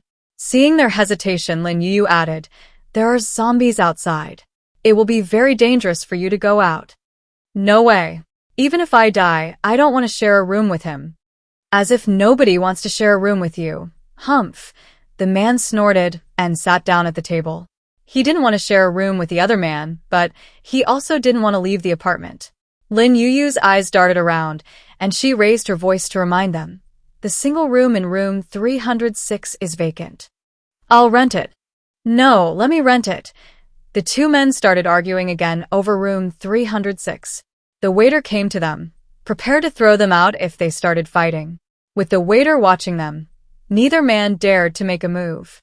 After some discussion, they decided to play rock, paper, scissors to decide the winner in 1 round. The tall man won and happily took out some gold coins, handing them to Lin Yuyu. "Little friend, please extend my stay for another month." "So what if you won?" "I'm rich. I can live in a triple room all by myself." The other man patted his pocket, pulled out a handful of gold coins, and counted them twice. He didn't have enough gold coins to rent a triple room for a month. He hesitated for a moment, then took out a portion of his gold coins and handed them to Lin Yuyu. "I'll extend for 10 days. "Aren't you rich? Why don't you extend for a month?" "I'm doing it my way. It's none of your business." Lin Yuyu took the gold coins and put them all in her pocket. Without her opening the control panel, the system's cold voice suddenly entered her ears. "System balance plus the host's personal stash. Total gold coins. 42035. 7965 more are needed to upgrade." "Still not enough." Lin Yuyu sighed. "System, can I buy on credit?" Lin Yuyu pursed her lips. She had no other choice but to ask the system for help. The system was silent for a moment before refusing. "Small business, no credit. However, the host can spend 500 gold coins to experience the apartment's intermediate defense for 3 days. "System, can you not charge me?" Lin Yuyu pleaded with the system. She hadn't even raised enough money for the upgrade yet, and now she had to spend more? How could she accept that? Reminder: the leases for rooms 503, 504, and 507 expire in 3 days. The host still has a chance to turn things around. Really? System, you're not lying to me, are you? Lin Yuyu's eyes lit up, waiting for the system's reply. However, after waiting for a long time, the system remained silent. Lin Yuyu hesitated for a moment, then decided, "Master, I'll buy a trial card." Lin Yuyu spent 500 gold coins to buy a trial card that upgraded the apartment's defense level, temporarily resolving the apartment crisis. Downstairs, Lin Chen saw a tiny crack appear in the transparent air wall. Before he could even rejoice, the crack suddenly disappeared. He frowned and raised his axe to chop at the air wall. As soon as the axe fell, a current of electricity surged through his body. Lin Chen shuddered a few times, and the axe fell from his hand, striking his foot. Although he felt no pain, the electric shock left his entire body numb and powerless. What happened? There was no electricity just now. Lin Chen's eyes darted around, and he summoned a horde of zombies. The already dim-witted zombies, upon arriving outside the apartment, became completely stupid, foolishly pacing in place. Lin Chen was furious. He roared, "Chop. Cut through the protective wall, then you can get in." The zombies seemed not to understand him, remaining motionless. Seeing he couldn't rely on them, Lin Chen suddenly pounced on a zombie and devoured it piece by piece. Lin Yuyu, standing by the French windows, was so frightened by Lin Chen's actions that she fell to the ground with a thud. Su Muyang quickly stepped forward, glanced downstairs, and bent down to pick her up. "Don't be afraid. The apartment is safe." Su Muyang gently patted Lin Yuyu's back, tenderly soothing her. The image of his sister's tragic death flashed through his mind, and his pupils suddenly turned cold. Last time, he hadn't been able to protect his sister. This time, even if it cost him his life, he would protect Yuyu and never let her suffer even the slightest harm. At night, Lin Chen gripped an axe and hacked away at the invisible wall. The apartment's defenses remained completely intact, but the clanging sounds continued all night. Except for Lin Yuyu, no one in the apartment slept. Tang Wei, still grumpy from being woken up, got out of bed. She went into the bathroom, and before she could even wash up, she was startled by the black eyes she saw in the mirror. That damn zombie, I'm going to kill you." Angry, Tang Wei didn't even bother washing her face and stormed towards the door. She had just opened the door when she bumped right into Yunzheng. Seeing Yunzheng's black eyes, Tang Wei paused for a moment, then burst out laughing. The concern she was about to express was immediately swallowed back by Yunzheng. "We're all the same. No one should laugh at anyone else." "Yunzheng, you stupid straight man." Tang Wei took a step back and slammed the door shut in anger. She decided she was going to lock herself in her room today and not go anywhere. Yunzheng, unsure of what he had said wrong, frowned in confusion. He looked up to knock, but before his knuckles even touched the door, he slowly withdrew his hand. Women's hearts are unfathomable. "Never mind. I'll wait until she calms down." At Tiger Leap Base, it was unusually lively. Zhou Kun bought a bottle of urbotu, a type of Chinese liquor, and drank it as he walked. Seeing a group of people chatting about something, he curiously approached and eavesdropped. "Is what you said true? The mutated zombie really went to Dragon Soar Base? I just passed by Dragon Soar Base and saw that terrifying guy. If he hadn't been busy attacking others, I wouldn't have made it back." The speaker patted his chest in relief. "By the way, do you guys remember apartment 27 that they were renting out before? I heard that zombie initially attacked apartment 27, but failed, so it turned its attention to the Dragon Leap Base. A small apartment can withstand a mutated zombie? This mutated zombie isn't all that great." Someone in the crowd scoffed. Hearing his words, everyone breathed a sigh of relief. The man who had spoken earlier shook his head, his expression extremely grave. "Don't let the small size of apartment 27 fool you. Its defenses are really impressive. I just passed by the Dragon Leap Base and saw with my own eyes that the mutated zombie had slashed a crack in their defensive wall. At this rate, the Dragon Leap Base probably won't last much longer. If they fall, will the Tiger Leap Base be next?" Hearing this, everyone's expression changed, realizing the seriousness of the situation. They all found an excuse and turned to leave. Zhou Kun swallowed nervously, his drink suddenly losing its flavor. He quickly gripped the bottle cap and ran home. From a pile of clutter, he found the rental information for apartment number 27. Noon. Tang Wei, unable to bear the hunger, went downstairs. She had just sat down when Yunzheng's voice slowly reached her ears. "Since everyone's here, I want to discuss the matter of eliminating the mutated zombie. Although the apartment is safe, we can't stay hidden inside forever." Lu nodded. "That's true. However, we don't understand mutated zombies, so we need to be cautious.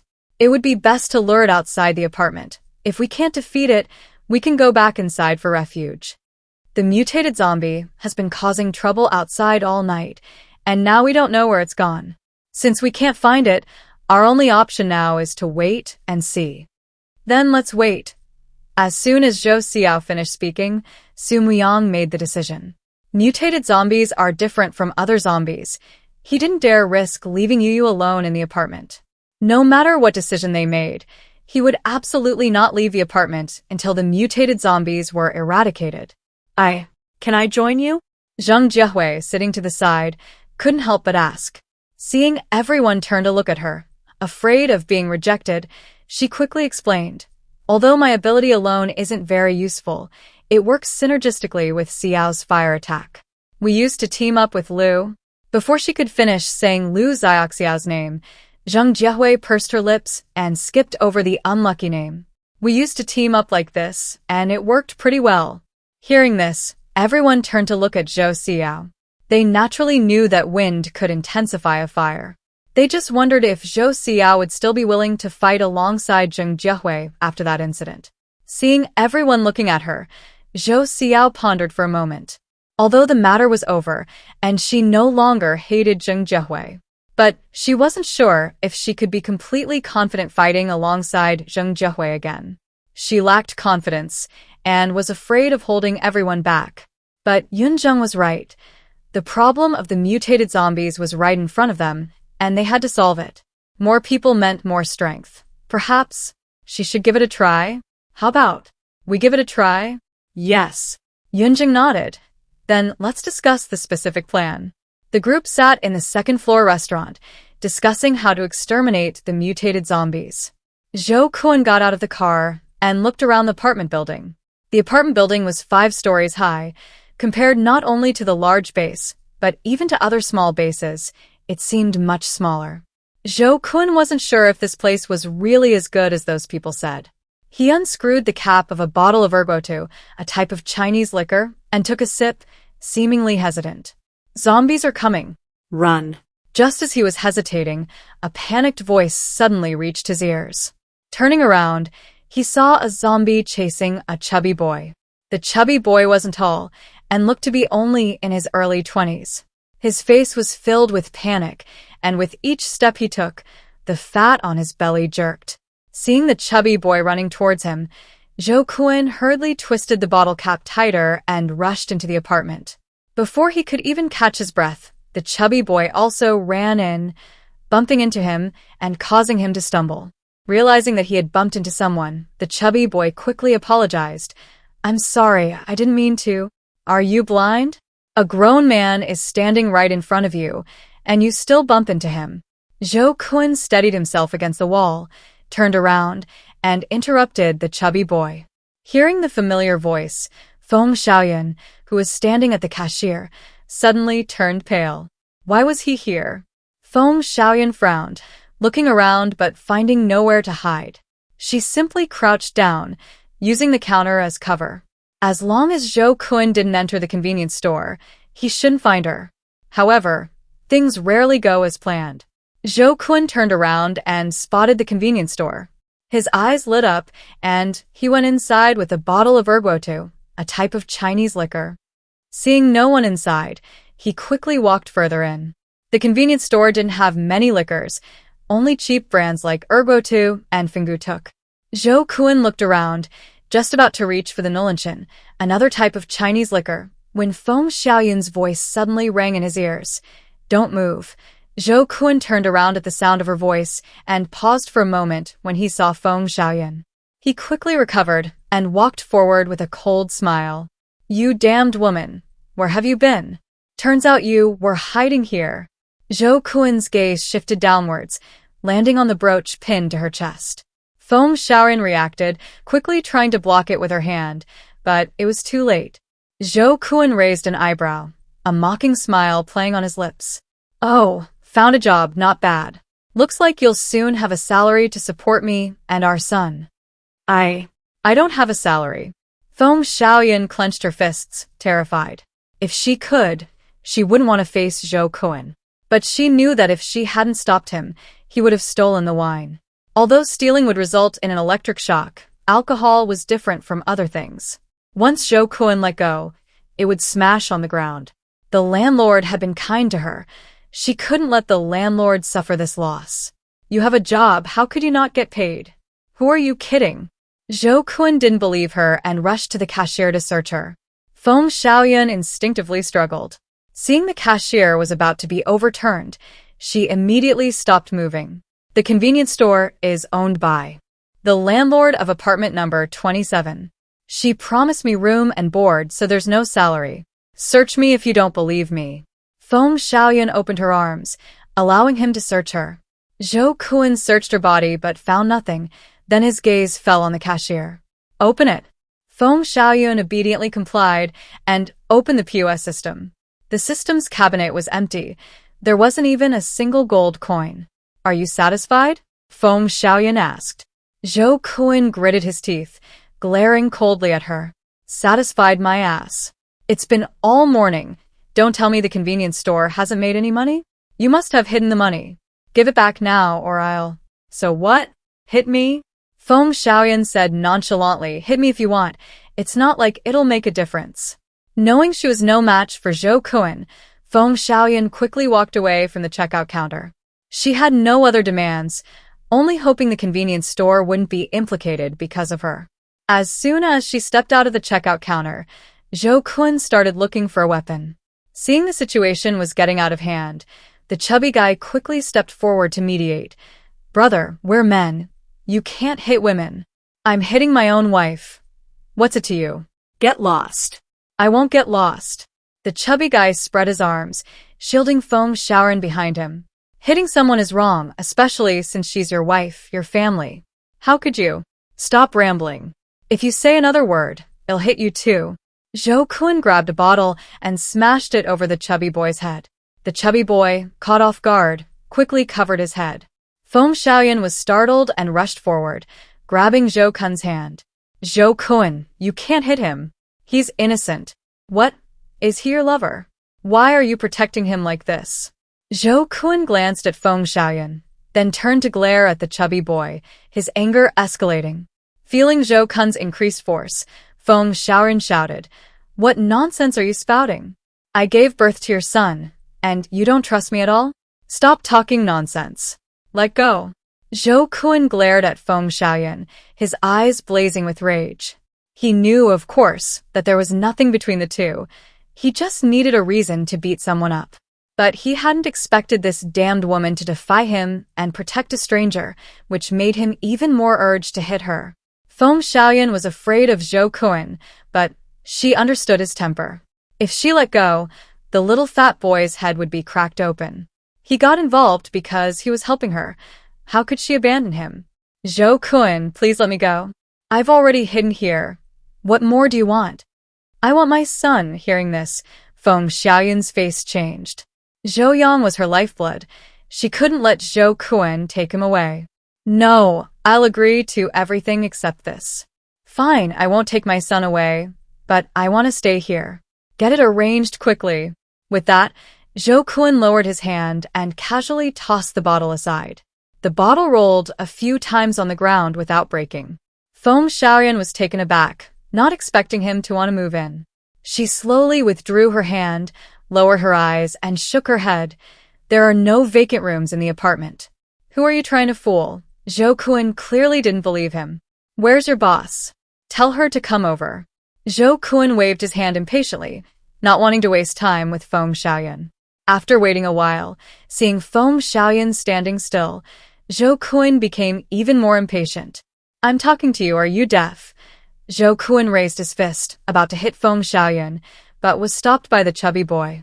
Before he could speak to intervene, a childish voice suddenly came from outside the door. Daddy, Yang missed you. Zhou Yang ran forward and hugged Zhou Kun's leg. Seeing Zhou Kun's son arrive, the chubby boy breathed a slight sigh of relief. Although this man was irritable, he probably wouldn't hit him again in front of his son. Since the child is here, you two should have a proper talk. The child is still young, don't set a bad example for him. The chubby boy withdrew his hand, turned, and walked out of the convenience store. He had come to rent a room, but he hadn't expected to encounter this kind of thing so soon after entering. However, no sooner had he left than Zhou Yang's voice reached his ears again. Daddy, Mommy's bad. Mommy won't let me see Daddy. Daddy hit her. Beat her to death. The chubby boy stopped in his tracks, unable to believe what he had just heard.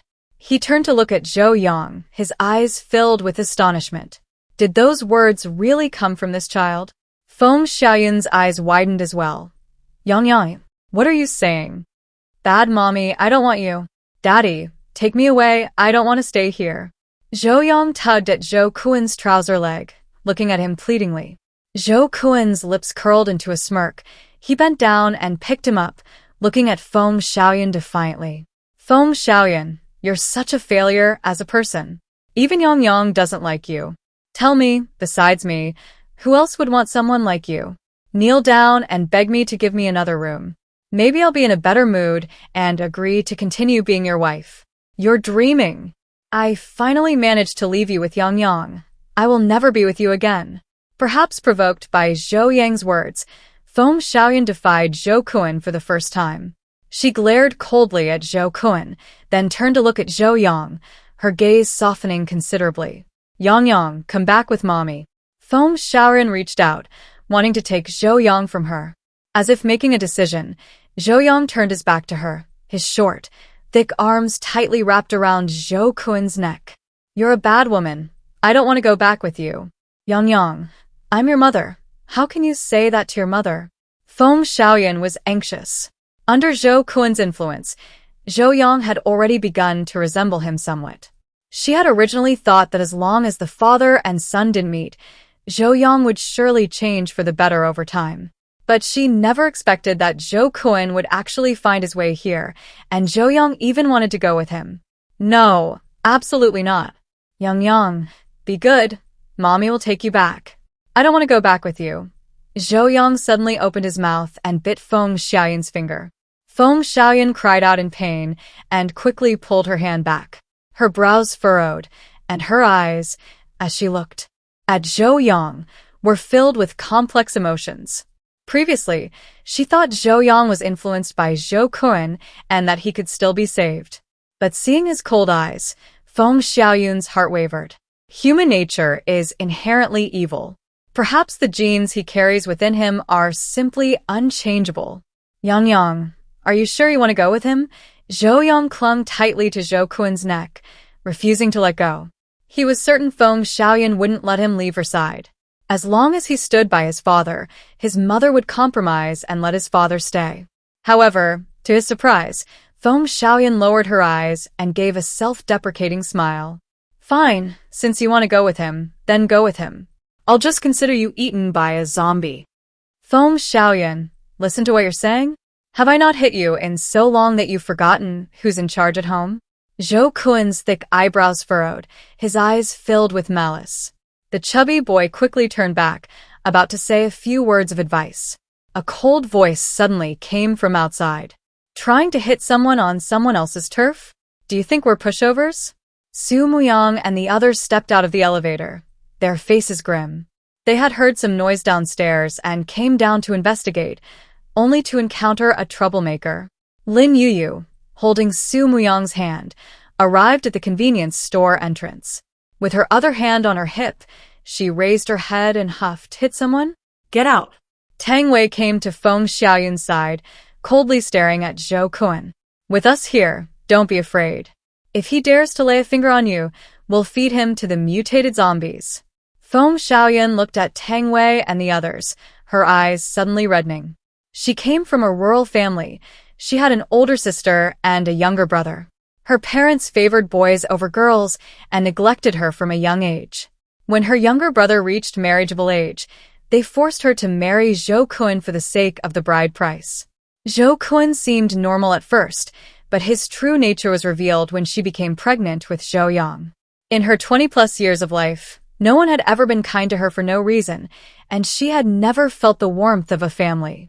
But today, in apartment number 27, she felt the care from her landlord and tenants. They cared about her more than her family.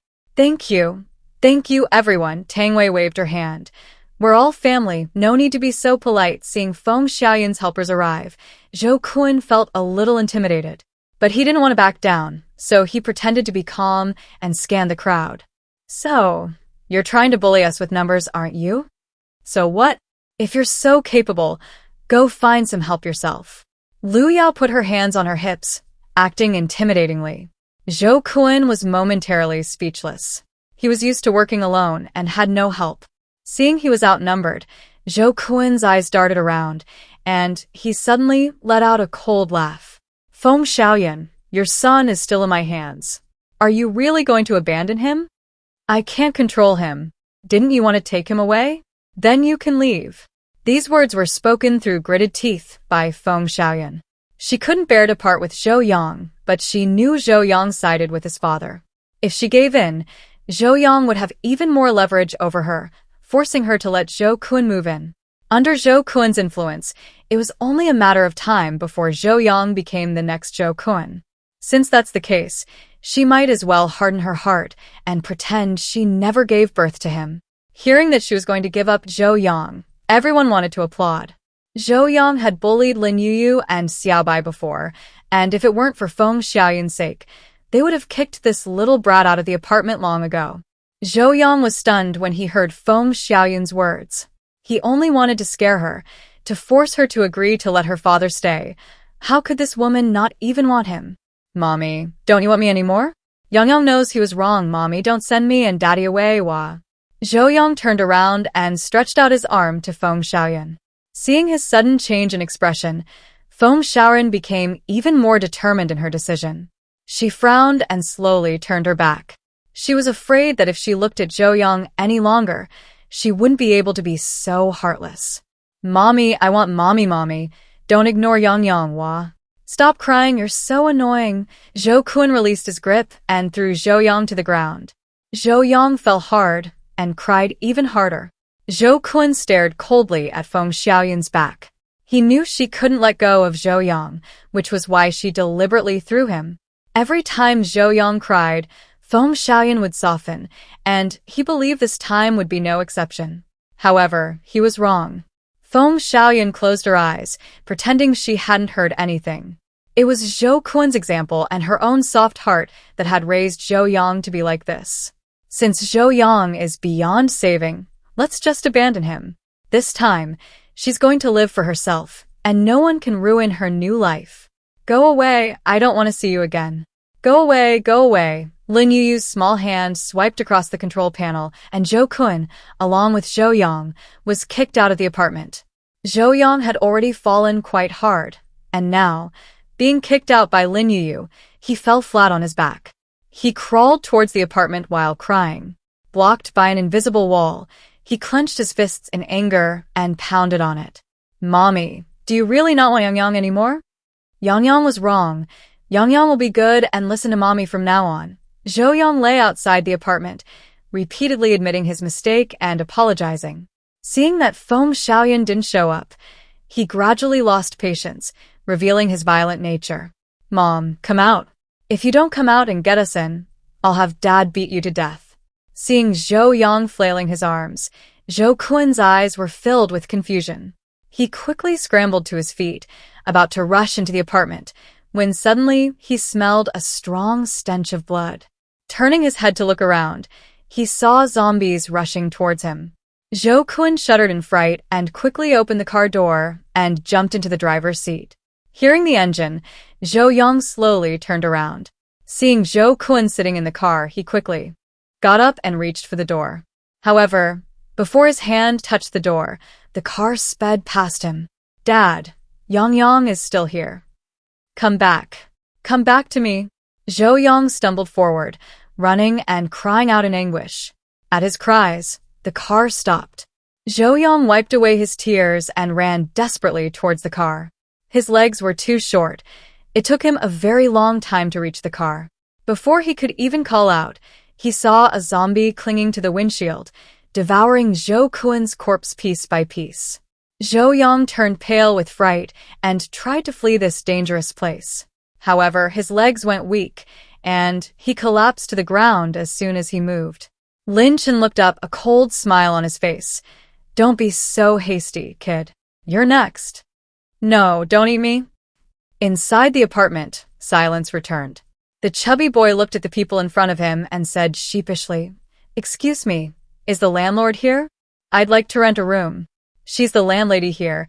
Tang Wei pointed to Lin Yuyu. But there are no vacant rooms in the apartment.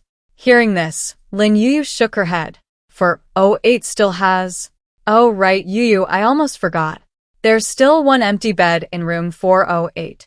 Tang Wei looked at the chubby boy. But they've already paid a month's rent. If you want to rent a bed, you'll have to talk to them. Thanks, I'll go talk to them right away. The chubby boy thanked everyone and carried his luggage into the elevator.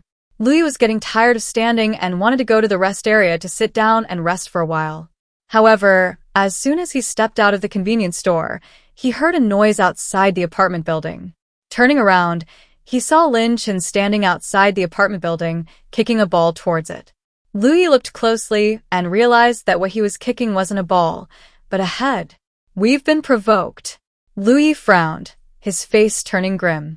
Hearing his words, everyone came out of the convenience store and followed his gaze. They saw Lin Chen grinning as he placed two severed heads outside the apartment. After recognizing the heads as those of Zhou Kuan and Zhou Yang, Zhou Xiao couldn't help but gag. Tang Wei frowned and turned to look at Feng Xiaoyan, who was peeking out. She was afraid that Feng Xiaoyan would be heartbroken and regretful upon learning of Zhou Yang's death. Yuyu, the mutated zombie is guarding the door. No customers will come. Why don't we let Feng Xiaoyan go back to her room and rest? Okay, Lin Yuyu nodded and ran towards the convenience store. Su Muyang's gaze followed her. Just as she ran into the convenience store, Yun Zheng's voice suddenly came from the side. "Everyone, the mutated zombie has come to our door. Shouldn't we go out and meet him?" Su Muyang withdrew his gaze and nodded in agreement. Since a plan has been made, it should be put into practice. I have no objection. However, everyone should act according to their abilities. If you really can't win, don't linger, retreat quickly. Zhou Xiao looked at everyone and made her only request. The others nodded in agreement. The five-person team, along with Zheng Jiehui, left the apartment. As previously arranged, Tang Wei remained within the apartment's protected area. The others dispersed to work together to eliminate the mutated zombies. Lin Chen, who was guarding outside, saw people come out and excitedly licked his lips.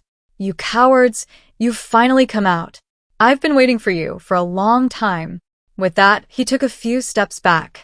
Once everyone was out of the apartment's protected area, his eyes swept across the room, and he quickly pounced on the relatively weaker Zhou Xiao and Zheng Jiehui.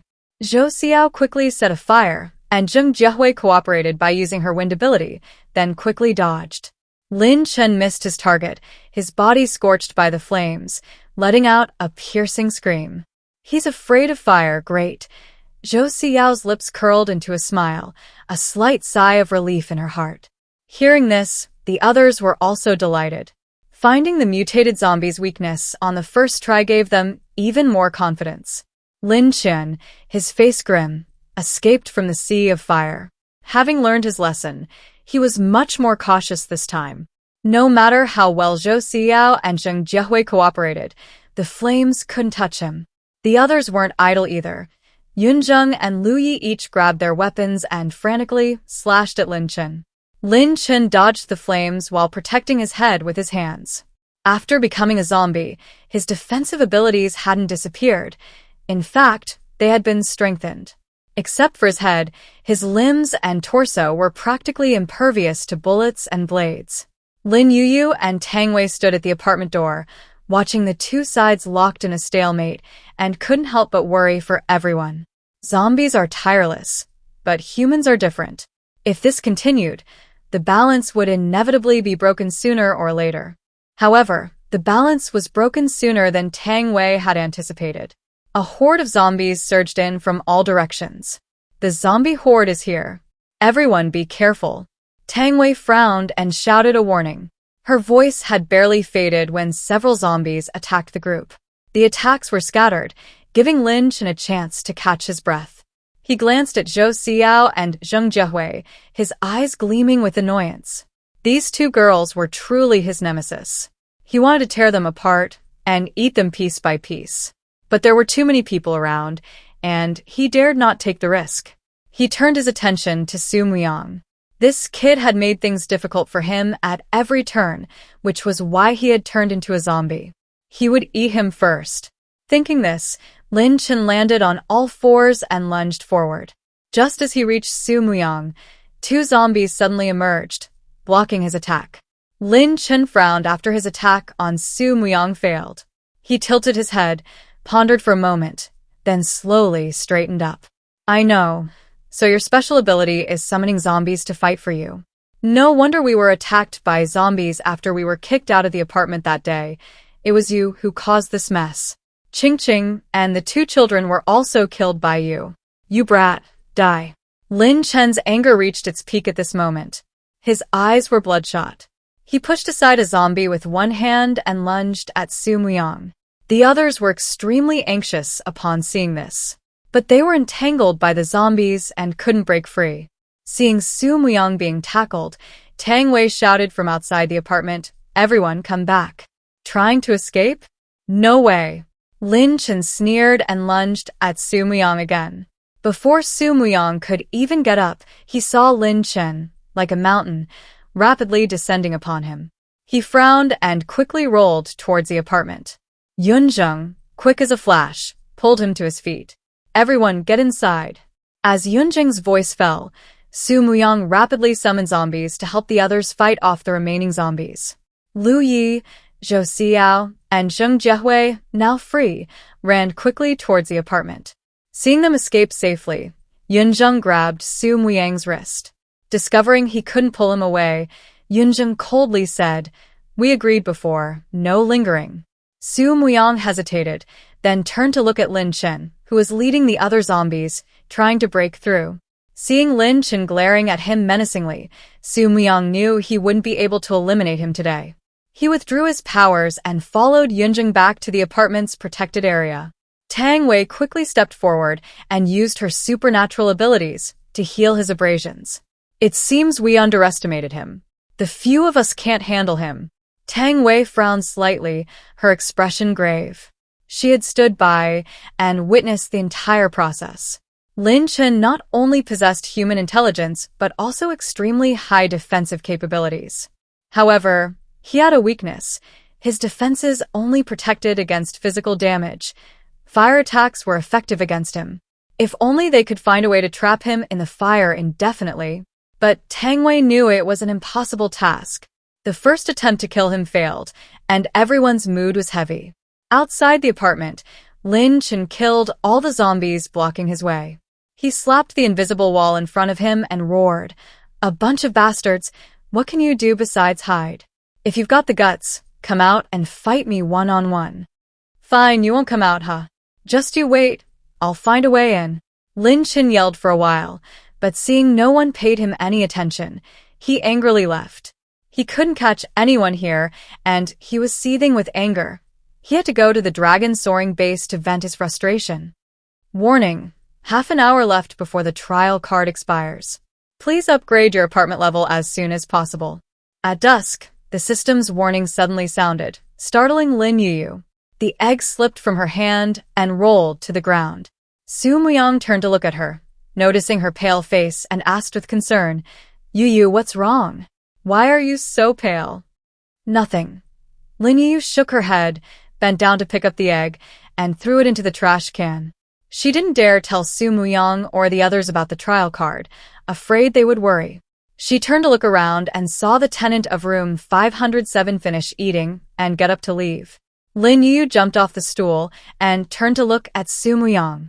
"Brother, I'm full. I'm going downstairs now." With that, Lin Yuyu toddled out the door. Su Muyang frowned slightly and muttered, "Yuyu's acting strange today." Strange? Tang Wei, eating her Odin, turned to look in the direction Lin Yuyu had gone. Seeing her run out of the restaurant, Tang Wei shook her head. "Yuyu's always like this. It's not strange, is it?" "No. I'm still worried. I'll go check on her." Su Muyang quickly stood up and chased after her. He had just stepped out of the restaurant when he heard Lin Yuyu's voice. "Uncle, your rent is due. Do you need to renew it?" She stood at the top of the stairs, looking up, completely unaware that Su Muyang had followed her. The 3 men stopped when they heard her voice. They looked at Lin Yuyu, then turned to look at each other. They had already discussed this issue during their meal, but hadn't reached an agreement. "Little sister, give me some more time to think about it. There are mutated zombies guarding the apartment. Going out is suicide. Is there even a need to consider this?" Su Muyang slowly stepped forward, coming to Lin Yuyu's side. Lin Yuyu turned to look at him, then at the 3 men standing above, and nodded heavily. The 3 men naturally knew about this matter, and it was precisely this issue that had caused their disagreement. One of the tall men sighed, making his stance clear. "Since you asked, I'll be frank. If it weren't for this mutated zombie thing, I'd be happy to stay here indefinitely. But everyone saw it. That mutated zombie outside is clearly targeting apartment 27. Who knows, one day we might get eaten alive in our sleep. Brother, but where can we go if we go out? This area is all ruins. We'll probably run into mutated zombies before we even find a place to stay. Yeah, I still think it's safer to stay here. The other two men wanted to stay. After all these days, the mutated zombie was still blocked outside the apartment. This was enough to prove that apartment 27 was safe. The other's words made the tall man waver slightly. He looked towards the window. A street lamp illuminated the area outside, providing a barely visible view. I just checked from the window. The mutated zombie isn't there. It's safe for us to leave now. What if he's hiding? The other man shook his head, unwilling to take the risk. Brother, that mutated zombie is very intelligent. He might be hiding in some corner, waiting for us to walk right into his trap. But staying in the apartment isn't a solution. The man frowned, his entire being enveloped in despair. Even if they didn't go out now, they would still be evicted when their money ran out and their rent was due. Lin Yuyu thought he was worried that the apartment couldn't protect them. She raised her chubby little hand and patted her chest. The apartment is very strong. Zombies can't get in. As if to convince herself, Lin Yuyu waved her hand exaggeratedly. Although the apartment was fine now because she had used a trial card. But as long as she raised enough gold coins needed to upgrade the apartment, she could improve its defenses, so it wasn't entirely a lie. Warning: 10 minutes remaining before the trial card expires. Please upgrade your apartment level as soon as possible. The system's cold voice suddenly entered her ears. Lin Yuyu panicked, her small hands instinctively clutching the hem of her clothes. 10 minutes left. If she couldn't collect enough gold coins, it would be too late. Lin Yuyu bit her lip, pacing anxiously. Sensing her panic, Su Muyang gently ruffled her hair. In Su Muyang's view, her panic stemmed from the apartment's business plummeting recently due to the mutated zombies. Yuyu wasn't earning money and feared she wouldn't be able to keep the apartment running. The current situation is only temporary. We've already gained experience dealing with mutated zombies once. I believe that in a few days, we will definitely be able to eliminate them. Why should I believe you? The tall man looked at Su Muyang, wanting to get definite information from him. However, Su Muyang didn't tolerate him at all, coldly glaring at him. Believe it or not, if you want to go out and die, no one will stop you. With that, Su Muyang took Lin Yuyu's hand and turned to walk towards the elevator. Lin Yuyu pursed her lips, turning back every few steps. While the tall man was still hesitating, the tenant of room 504, having overheard their conversation, quickly said, "Landlord, I want to renew my lease." We want to renew our room leases too." The tenants of rooms 504 and 505 quickly took out their gold coins and approached Lin Yuyu. Both double rooms were renewed for another month. As soon as the gold coins entered her account, Lin Yuyu breathed a sigh of relief. Previously, including her personal savings, she was only a little over 3,000 gold coins short of the upgrade required. Now that both double rooms had been renewed for another month, her system balance had reached 48,010, and her personal savings had increased by 1,026 gold coins. Lin Yuyu glanced at the lit-up upgrade icon on the control panel and clicked it without hesitation. The next second, the system's voice slowly entered her ears. "Congratulations, host. You have successfully upgraded apartment 27 to level 5. Defense level upgraded to intermediate, capable of withstanding attacks from low-level mutated zombies and low-level supernatural abilities. Soundproofing enhanced. Quarterly rentals unlocked. A fruit section added to the convenience store, with unlimited apples and sugarcane." Lin Yuyu was delighted and looked at her balance below. Her balance instantly emptied. 1990 gold coins were deducted from her savings, leaving her with 6662. Although the deduction from her savings stung, at least the apartment had been upgraded, and its defenses had been strengthened. She no longer had to worry about her brother, sister Tang, or the other residents suddenly being eaten by her father. The change in her was so drastic that even the others noticed. Su Muyang looked down at her. "Yuyu, let's go." "Okay, With her worries gone, Lin Yuyu felt much lighter, and even her steps became more cheerful. She took Su Muyang's hand and skipped to the elevator. Just as they stepped into the elevator, she suddenly peeked out, kindly reminding the tall man. "Uncle, my brother said it gets more dangerous outside after dark." "It's getting dark, uncle. You need to hurry." Lin Yuyu waved to the tall man, then turned her head away. The tall man was stunned. He hadn't expected that the landlord, who had just asked him to renew his lease, would now kick him out. No, he wasn't going to leave. Since they had decided to deal with the mutated zombies, he would naturally stay and witness this historic moment.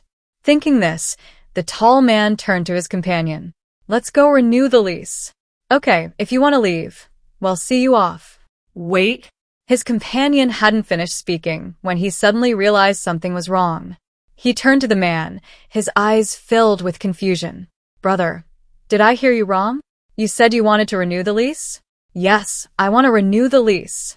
The tall man looked at his two companions and urged them in a deep voice. "Hurry up. Didn't you see the landlord's already kicking us out? What if we're too late and she regrets renting to us?" Lin Yuyu and Su Muyang had just stepped out of the elevator when the three men followed. They'd heard that quarterly rentals were now available with a 10% discount on daily rentals. The three of them quickly discussed it and, without hesitation, took out 16,200 gold coins to renew the lease for another quarter. Successfully renting out the quarterly apartment, Lin Yuyu earned a 15% commission from her savings account. Her savings account instantly increased by 2,430 gold coins. Seeing that her savings account balance was just one step away from the 10,000 gold coins needed to launch the task, Lin Yu suddenly felt even more distressed about the 1,990 gold coins she'd just spent. "System, can you return the gold coins deducted from my savings account to my balance?" "No." The system refused without hesitation. Lin Yuyu's face fell, her eyes brimming with tears. Wah! If only that tall uncle had renewed the lease 5 minutes earlier. She wouldn't have had to spend her savings. She could have used them to post missions at the base and have others help her find her mother. "Yuyu, why are you crying?" Su Muyang noticed the tears in her eyes and was very curious. All three tenants had renewed their leases. Yuyu should have been happy, so why was she crying? Lin Yuyu rubbed her eyes and shook her head. "I'm not crying, my eyes are just sore." Su Muyang nodded slightly, not doubting Lin Yuyu's words. These past few nights, Lin Chen had been taking an axe and chopping at the apartment's security wall. The protective wall was sturdy, without a single crack, but the noise was so loud it was impossible to sleep. Not to mention Yuyu. He hadn't had a proper night's sleep for several nights in a row. They really needed to find a way to kill that annoying zombie as soon as possible. Otherwise, if this continued, even if they weren't eaten by the mutated zombie, they would be worn down to death.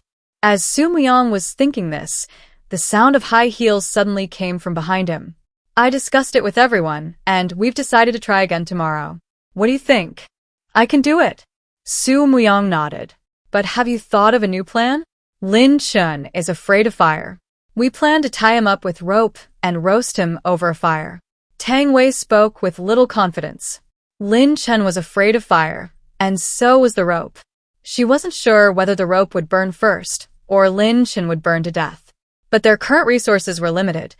The only thing they could find to restrain Lin Chen was a rope. Fortunately, the apartment building could protect them. If they failed, they could quickly retreat. That night, after everyone had gone upstairs, Lin Yuyu had the waiter close the apartment door. Lin Chen hid in a blind spot, making sure no one was coming to check, and then attacked the apartment's protective wall with his axe again. With the improved soundproofing, no outside noise could get in. The tenants were unaware that the apartment's soundproofing had been enhanced. Seeing the apartment was quiet, they all assumed Lin Chen hadn't arrived yet and wanted to get some sleep. They slept soundly until dawn. For the first time in days, everyone had a full night's sleep, and they were all refreshed. Tang Wei stretched, feeling much better after her good sleep. Su Muyang felt refreshed. Last night was the deepest sleep he'd had since the apocalypse began. The fatigue of the past few days had been completely swept away by this sleep. The group went to the restaurant. intending to have a good meal before going to find Lin Chen. But when they were about to order their usual dishes, they discovered several new breakfast items on the menu. Boiled corn, 7 gold coins, steamed buns and soup dumplings, 15 gold coins per steamer. Pea and mincemeat noodles, 18 gold coins per bowl. Chicken giblet noodles, 20 gold coins per bowl. The new breakfast items caught their eye. They'd been eating the same few dishes repeatedly and were getting a little tired of them. But it was the apocalypse and they couldn't ask for too much. Unexpectedly, the restaurant seemed to understand their needs, actually introducing new items. I want a bowl of chicken giblet noodles. I want pea and mincemeat noodles. I can't finish a steamer of xylongbeo by myself. Anyone want to share an order? A rare queue formed in the restaurant. They wasted a lot of time deciding what to eat. Tang Wei had gotten up a little late and was at the back of the line. Seeing the people in front of her dawdling, she impatiently stomped her high heels. Are these people even capable? Why are they taking so long to order? It's just a few new dishes, what's the big deal? Tang Wei frowned, constantly grumbling to herself. However, when it was her turn, she was also conflicted. The soup dumplings looked delicious, and the new chicken giblet noodles looked pretty good too. Tang Wei swallowed hard, hesitated for a long time, and finally ordered boiled corn. No, she was on a diet. She didn't deserve to eat such delicious food. Lin Yuyu also changed her taste today, ordering a basket of xylongbeo soup dumplings. She was full after eating too. Following the principle of not wasting food, she packed up the remaining dumplings, planning to eat them for lunch. By the way, that mutated zombie, did it not come last night? He's always outside chopping things up every night, and I felt a little strange that he didn't last night. Of course. I was afraid he would wake me up as soon as I fell asleep. I waited for him all night with my eyes open, but there was no sound at all. I was so angry. The young couple at the next table were eating and chatting. Tang Wei overheard them and couldn't help but look at Zhou Xiao and Yunzheng, saying, "Thank goodness he didn't come last night. I managed to get a good night's sleep." "No, he was here last night," Su Muyang said casually. Lu Yi looked up, curiously asking, "How do you know he was here?" "I didn't hear anything last night. I stood by the window and looked out, and I saw him chopping at an invisible wall with an axe." "Hiss, if he was here and chopping at an invisible wall, how come we didn't hear anything?" Tang Wei glanced at Su Muyang, then turned to the others. "Because the soundproofing was upgraded." Lin Yuyu's soft, sweet voice reached everyone's ears. Everyone looked at her. Lin Yuyu had just wiped her mouth when she noticed everyone's gaze and froze for a moment. When she came to her senses, she quickly waved her hand. "The soundproofing is good now. We won't hear anything anymore." Her hands were still shiny with oil. Su Myung took out some tissues and carefully wiped her hands clean. "Yuyu, your hands are oily. Wash them properly when we go downstairs, okay?" "Okay, brother, I know." After dinner, Tang Wei distributed the ropes to everyone. 2 people shared 1 rope, and after securing Lin Chen, they worked together to turn in opposite directions. There were 6 of them in total. Zhou Xiao was in charge of setting the fire, and Zheng Jiahui assisted her. The remaining 4 people split into 2 teams and tied Lin Chen up with 2 ropes. Tang Wei explained her plan to everyone and then went downstairs with them. Lin Yuyu watched them walk out and took a few steps ahead. "Brothers, sisters, be careful." Hearing this, everyone stopped and turned to look at her. Lin Yuyu raised her chubby little hand and waved at them. "Uncle Yunzheng, be careful too, Yunzheng." He wasn't that much older than them, so why did Lin Yuyu only call him uncle? Did he look that old? "We'll be back soon." Su Myung looked at Lin Yuyu, unsure what to say, and, after a long pause, managed to utter these words. The person they were going to kill today was Lin Yuyu's biological father. Would Yuyu blame them when she grew up a little more? Tang Wei didn't think so much, waving her hand domineeringly. "Don't worry, with me here, as long as they have a breath left, I can bring them back to life." Yunjing frowned, turning to look at her, feeling there was something wrong with her words. Why couldn't she hope for their success? Perhaps their plan today would be a great success, and everyone would return unscathed and victorious? Outside the apartment, Lin Chen had been hacking at the invisible wall all night, and was so exhausted that he sat down to rest outside the apartment. He noticed that the apartment's defenses seemed to have become stronger. Before, after hacking all night, cracks would appear. Although they could be repaired quickly, there was always hope. But last night, he had hacked all night, expending more energy than usual, yet the protective wall remained intact, which frustrated him greatly. Now, only eating someone could make him happy. Lin Chen, your death is near. Zhou Xiao had just stepped out of the apartment when she shouted at Lin Chen, trying to get his attention. Lin Chen was sitting against the wall. If he remained in that position, their plan couldn't proceed. Hearing the sound, Lin Chen turned to look at her and coldly snorted. He remembered this little girl. Her special ability was his weakness. Ignoring her, Lin Chen had just turned his gaze away when Su Muyang and the others came out. Lu Yi mustered his courage and secretly picked up the axe from the ground. Before he could look further, Lin Chen discovered him. You're asking for death, Lin Chen shouted coldly, quickly standing up. Lu Yi, terrified, dropped his axe and ran away, clutching his leg. Lin Chen had spent the entire night hacking at the invisible wall and was already furious. Lu Yi's provocation only fueled his anger, and he quickly gave chase. Su Muyang tossed the rope to Yunzheng. Now, the two quickly stepped forward, blocking Lin Chen's path with the rope. Lin Chen paused, stunned. He thought the two were trying to use the rope to stop him from eating Lu Yi. Just as he was about to laugh at their foolishness, he saw the two circling him, turning in the opposite direction. By the time Lin Chen realized what they were trying to do, a thick rope, about the thickness of a finger, was wrapped around him several times. Lu Yi breathed a sigh of relief and turned to run back. Tang Wei quickly tied a stone to one end of the rope and threw it in his direction. Lu Yi, catch. Lu Yi caught the rope, repeating Su Muyang and Yunzheng's actions. Two ropes secured Lin Chen securely. The four of them pulled him into the ropes and turned to look at Zhou Xiao and Zheng Jiehui. The rest is up to you. Okay, Zhou Xiao responded and set a fire at Lin Chen's feet. Zheng Jiehui used her wind ability to intensify the fire. Lin Chen's skin was scorched by the flames. He felt no pain, but he could see his burning skin peeling off rapidly. How disgusting, ugh. Lin Yuyu stood at the apartment door, seeing Lin Chen peeling his skin like a snake, and couldn't help but gag. From the ruins, not far away, someone secretly peeked out, looking in Su Muyang and the other's direction. Although Su Muyang was young, his senses were very sharp. He frowned, glancing around. I have a feeling someone's watching us. It's Yuyu, isn't it? Tang Wei replied casually. After we kill this disgusting guy, we'll go back and have a big meal to celebrate. Tang Wei's lips curled into a slight smile, sensing the situation was going very well. However, before she could celebrate for long, Lin Chen suddenly snorted coldly. You think you can kill me like this? How utterly foolish. Hearing this, everyone had a bad feeling. Before they could react, Lin Chen suddenly exerted force, easily snapping the burning rope. Seeing there was no other way to control him, Su Muyang shouted, Everyone retreat.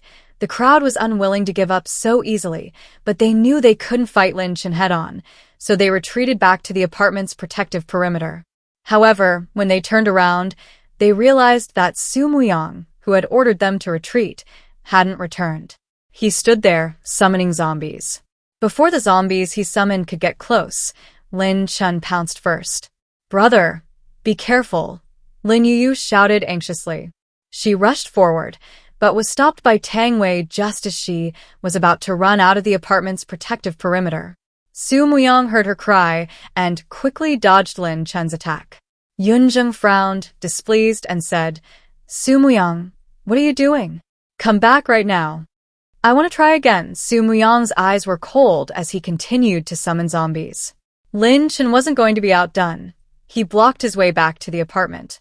Kid, you're dead today. If you know what's good for you, let me eat you. Maybe if I'm in a good mood, I'll give you a quick death and you'll suffer less. Su Muyang ignored him, his gaze fixed on the rapidly approaching zombies. He saw Lin Chen pick up an axe from the ground and bring it down on his head. This time, he didn't dodge, but instead had an ordinary zombie block the blow for him. With one swing of the axe, the ordinary zombie's brain was instantly blown off. The axe became stuck in the zombie's head, and before Lin Chen could pull it out, the other zombies had already surrounded him. Zhou Xiao set it on fire, Su Muyang shouted, taking advantage of Lin Chen being surrounded by a group of zombies, and quickly returned to the apartment's protective perimeter. Zhou Xiao breathed a sigh of relief and quickly started a fire on the pile of zombies. With Zheng Jiehui's help, the fire burned brighter and brighter. Just when everyone thought things were going well, the heads of the ordinary zombies were chopped off one by one. You few alone aren't enough to trap me. What if you add me? A long-absent voice came from not far away. Lin Chen looked in the direction of the voice and saw a person emerge from the ruins, and he was stunned. You're actually alive. Thanks to you, I've become the first mutated zombie in Yu City. The speaker was a woman. As they brought her closer, they noticed that her skin was grayish-white. Normal human skin wouldn't be this color. Tang Wei looked at her and couldn't help but mutter. She's a zombie too, a mutated zombie. Everyone frowned, their expressions turning grim. This mutated zombie wasn't even finished off yet, and now another one had appeared. This is unbearable. Unlike the others, Lin Yuyu looked at the other zombie, tears streaming down her face. She tried with all her might to run outside, but Tang Wei was holding her back, and she couldn't take a single step. Mommy. Hearing this, everyone turned to look at Lin Yuyu. Su Muyang glanced at her, then turned back to look at the newly appeared mutated zombie outside. The zombie's eyes flickered, but it didn't look at Lin Yuyu. She pushed aside the other zombies, using all four limbs to hug Lin Chen, locking him in place.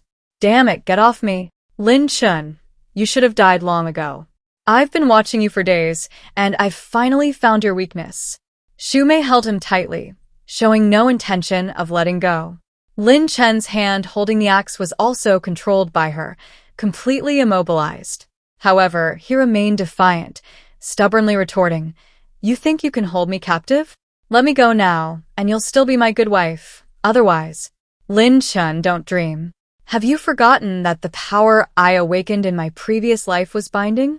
I used this power to save your life. Today, I'll use it to take it back. Why? Xu Mei, you have no right to do this. Lin Chen panicked. After becoming a zombie, he realized that mutated zombies not only retain their previous powers, but also enhance them. Xu Mei's binding power had already reached the intermediate level in her previous life. Now it would only become stronger. Locking him down would be a piece of cake. What to do? Did he really have to die with her? No, he didn't want to die. Lin Chen's eyes darted around, and he thought of Lin Yuyu. Xu Mei, don't you want Yuyu anymore? If we both die, she'll be an orphan. Xu Mei lowered her eyes, her heart aching. Yuyu was her weakness. She couldn't bear to leave her either. But she knew that if Lin Chen were here, Yuyu wouldn't have a single day of peace. Knowing that she was doing well now, surrounded by so many people who cared for her and treated her well, she, as her mother, could leave in peace. Mommy, don't leave Yuyu. Mommy, Yuyu misses you so much. Lin Yuyu's cries reached Xu Mei's ears. She gritted her teeth, resisting the urge to look at her.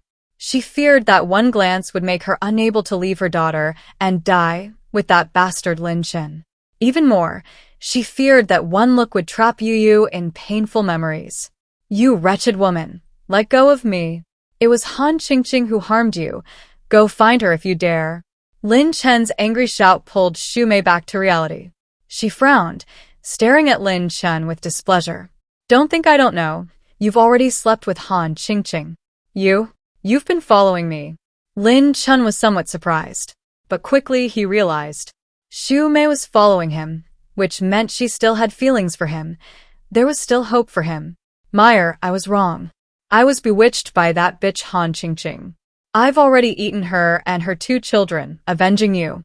Let me go now, and we and Yuyu will still be family. Wouldn't it be better if we lived happily together as a family? Okay, of course. Hearing this, Lin Chen thought Xu Mei had been persuaded and breathed a slight sigh of relief. However, the next moment, Xu Mei suddenly said, but I think it's better without you. Bitch, you just want me dead. Lin Chen was enraged and suddenly roared. He struggled with all his might. However, The more he struggled, the more his flesh tore away. His body became a bloody mess, finally revealing his white bones. Xu Mei wasn't much better off. Her grayish-white skin had almost completely disappeared. "Auntie, let him go." Su Muyang knew how important Xu Mei was to Lin Yuyu. If Yuyu were to watch her mother be burned alive, she would surely have nightmares every night. Tang Wei, realizing what was happening, quickly helped Su Muyang shout, "Yuyu's mother, you can't do this. Yuyu is still so young. She can't lose her mother. Lin Chun, that scumbag, isn't worth your life.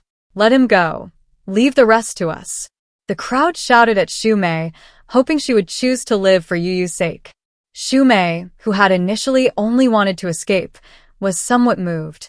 She turned to look at Lin Yuyu and saw that she had fainted from crying. Her heart ached even more. "Yuyu, I'm sorry. Mommy has become a zombie and can no longer be by your side. Getting rid of Lin Chen is the last thing Mommy can do for you. No, you madman, let me go. If you want to die, die somewhere else. Don't hold me back." Amidst the screams, Lin Chen completely transformed into a skeleton. Before he could even finish his sentence, the skeleton collapsed. Xu Mei released her grip and breathed a sigh of relief. Seeing that she still showed no sign of leaving the fire, Tang Wei handed Lin Yuyu to Su Muyang and rushed out. "Tang Wei, what are you doing?" Yunzheng was startled and tried to stop her, but it was too late. She rushed out of the apartment's perimeter, pulling Xu Mei away from the fire. Although she ran very fast, she was still burned by the flames. "You shouldn't have risked saving me." Xu Mei shook her head, breaking free from Tang Wei's grasp. Tang Wei turned and looked at her coldly. "I didn't want to save you. I just didn't want Yuyu to live the rest of her life in endless regret." As she spoke, Tang Wei raised her hand, her palm stopping 2 inches from Xu Mei's skin. Green energy slowly seeped into Xu Mei's body. Xu Mei looked down at the green energy, then at herself. Where her bones had been exposed, flesh slowly began to grow. "Your ability is healing." She looked at Tang Wei in surprise. Soon, a smile appeared in her eyes. "That's great.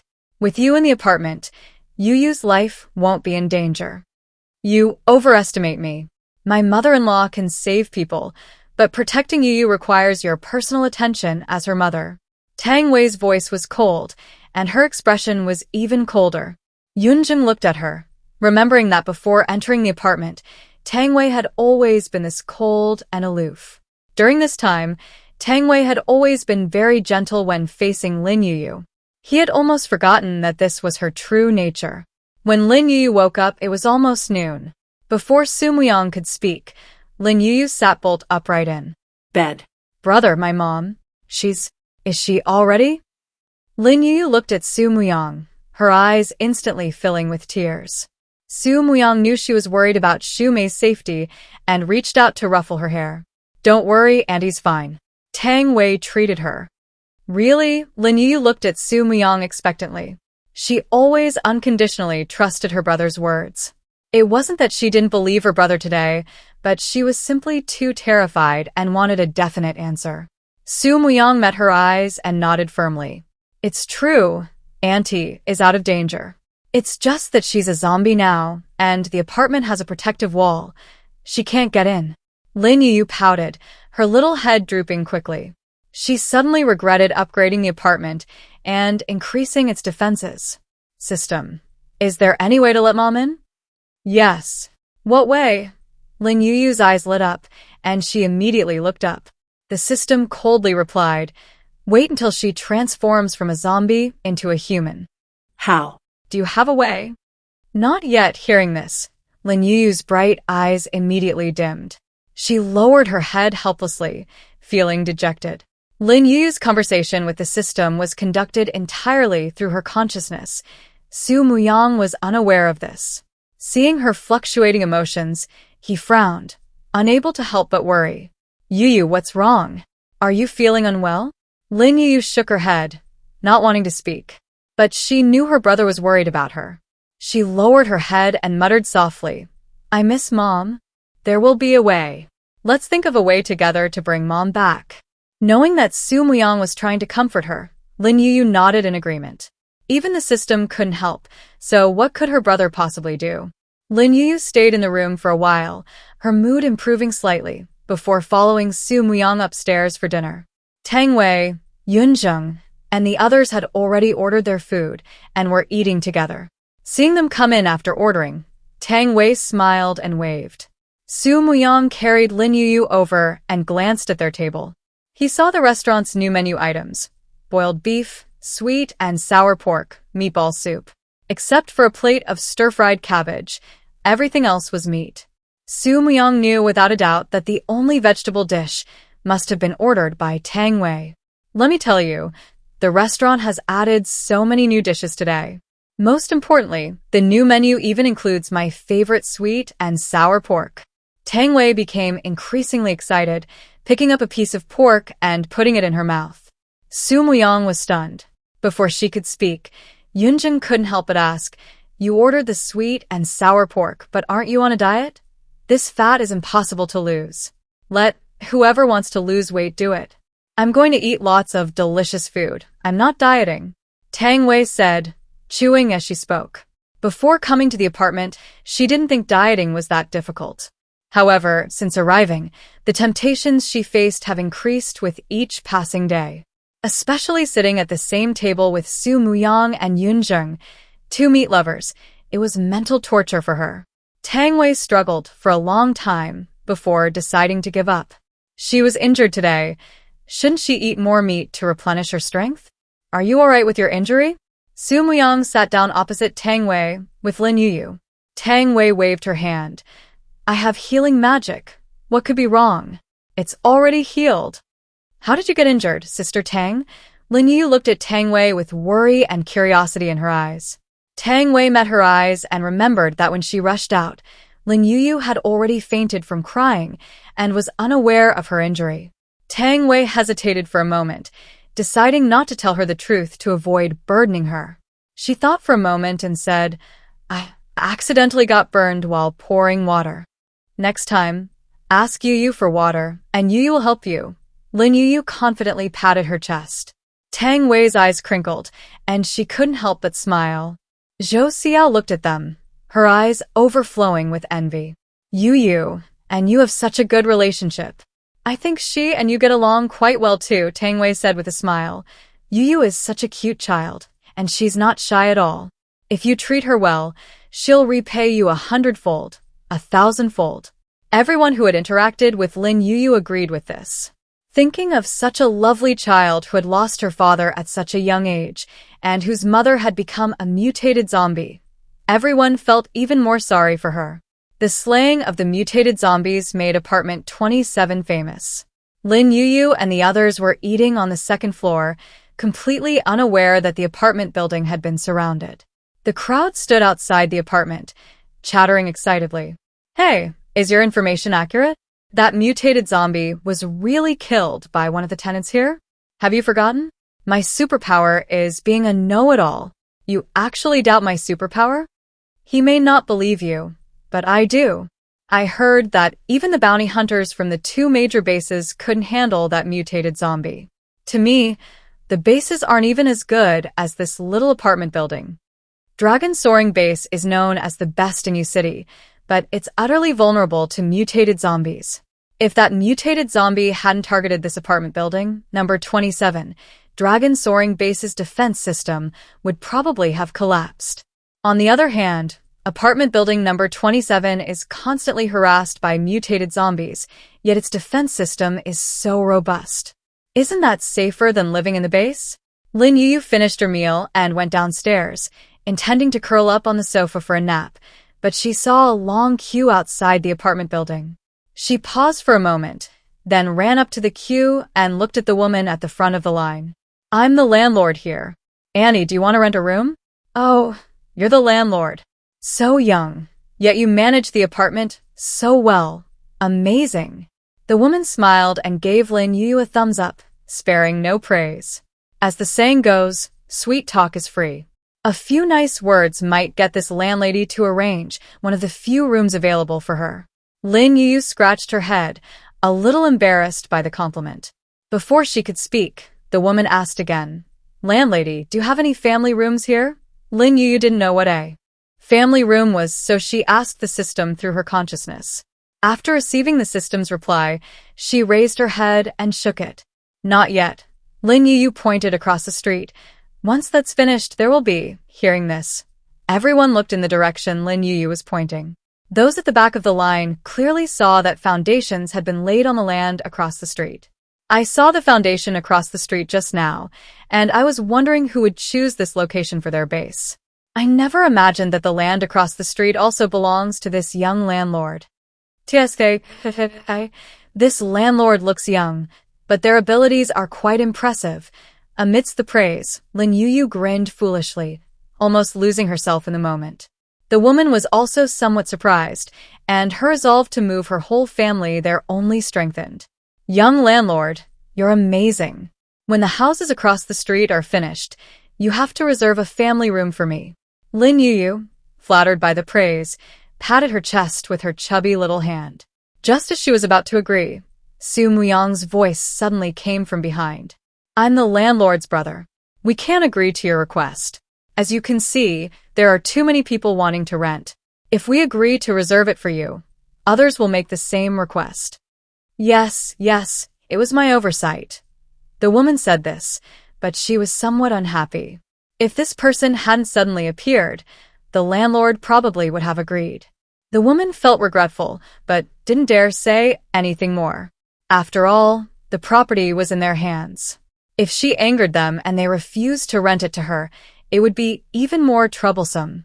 "What room types are currently available?" Hearing this, Lin Yuyu brought up the control panel. Her father had been guarding outside the apartment, and no one dared to rent. After the upgrade the night before, she hadn't unlocked the rooms immediately. Lin Yuyu looked at the icons in the back end while listening to the system's introduction about the room types to be added in the next upgrade. Without hesitation, she unlocked 12 double rooms and 4 triple rooms. Then she bought 4 more washing machines, ensuring 2 on each floor, spending a total of 38,000 yuan. With her actions, the 5-story apartment building instantly became a 7-story building. A sharp-eyed tenant noticed the change and exclaimed in surprise, "Look, the apartment building is taller." "Impossible. No workers added floors here. How could the apartment building suddenly become taller?" "Yes, you must be mistaken. I remember when I came, the apartment building was this tall." The discussions outside didn't affect Lin Yuyu. She put away the control panel and smiled at the woman in front of her. "Auntie, the apartment has double and triple rooms." "My family has 3 people, so a triple room is fine for now," the woman muttered to herself, deciding to rent a triple room temporarily. The apartment building's popularity made her feel a sense of crisis. She was incredibly lucky to be first in line today. Who knows if she'll have the same luck next time? Living across from the new listings, she'd be the first to know once they started advertising for rentals. The woman asked about the rent and paid a month's rent. She'd barely left when a group of people suddenly rushed in from outside. "Get out of the way." A sudden group of people shoved the queue, sending it tumbling about. The crowd was about to hurl insults when they turned to see that the newcomers were from the 9-star base. 9 stars is a homophone for savior. The founder of this base claimed to be a savior, yet his actions were completely devoid of morality. The people of the 9-star base were notorious bullies in Yu City. Upon seeing them, the crowd swallowed back the curses they were about to utter. The 9-star base members stormed into the apartment lobby. The man at the head glanced at Lin Yuyu and Su Muyang before averting his gaze. He stood with his hands on his hips, chin held high with arrogance. "Who's the landlord here?" Lin Yuyu was usually fearless, unless she was truly terrified.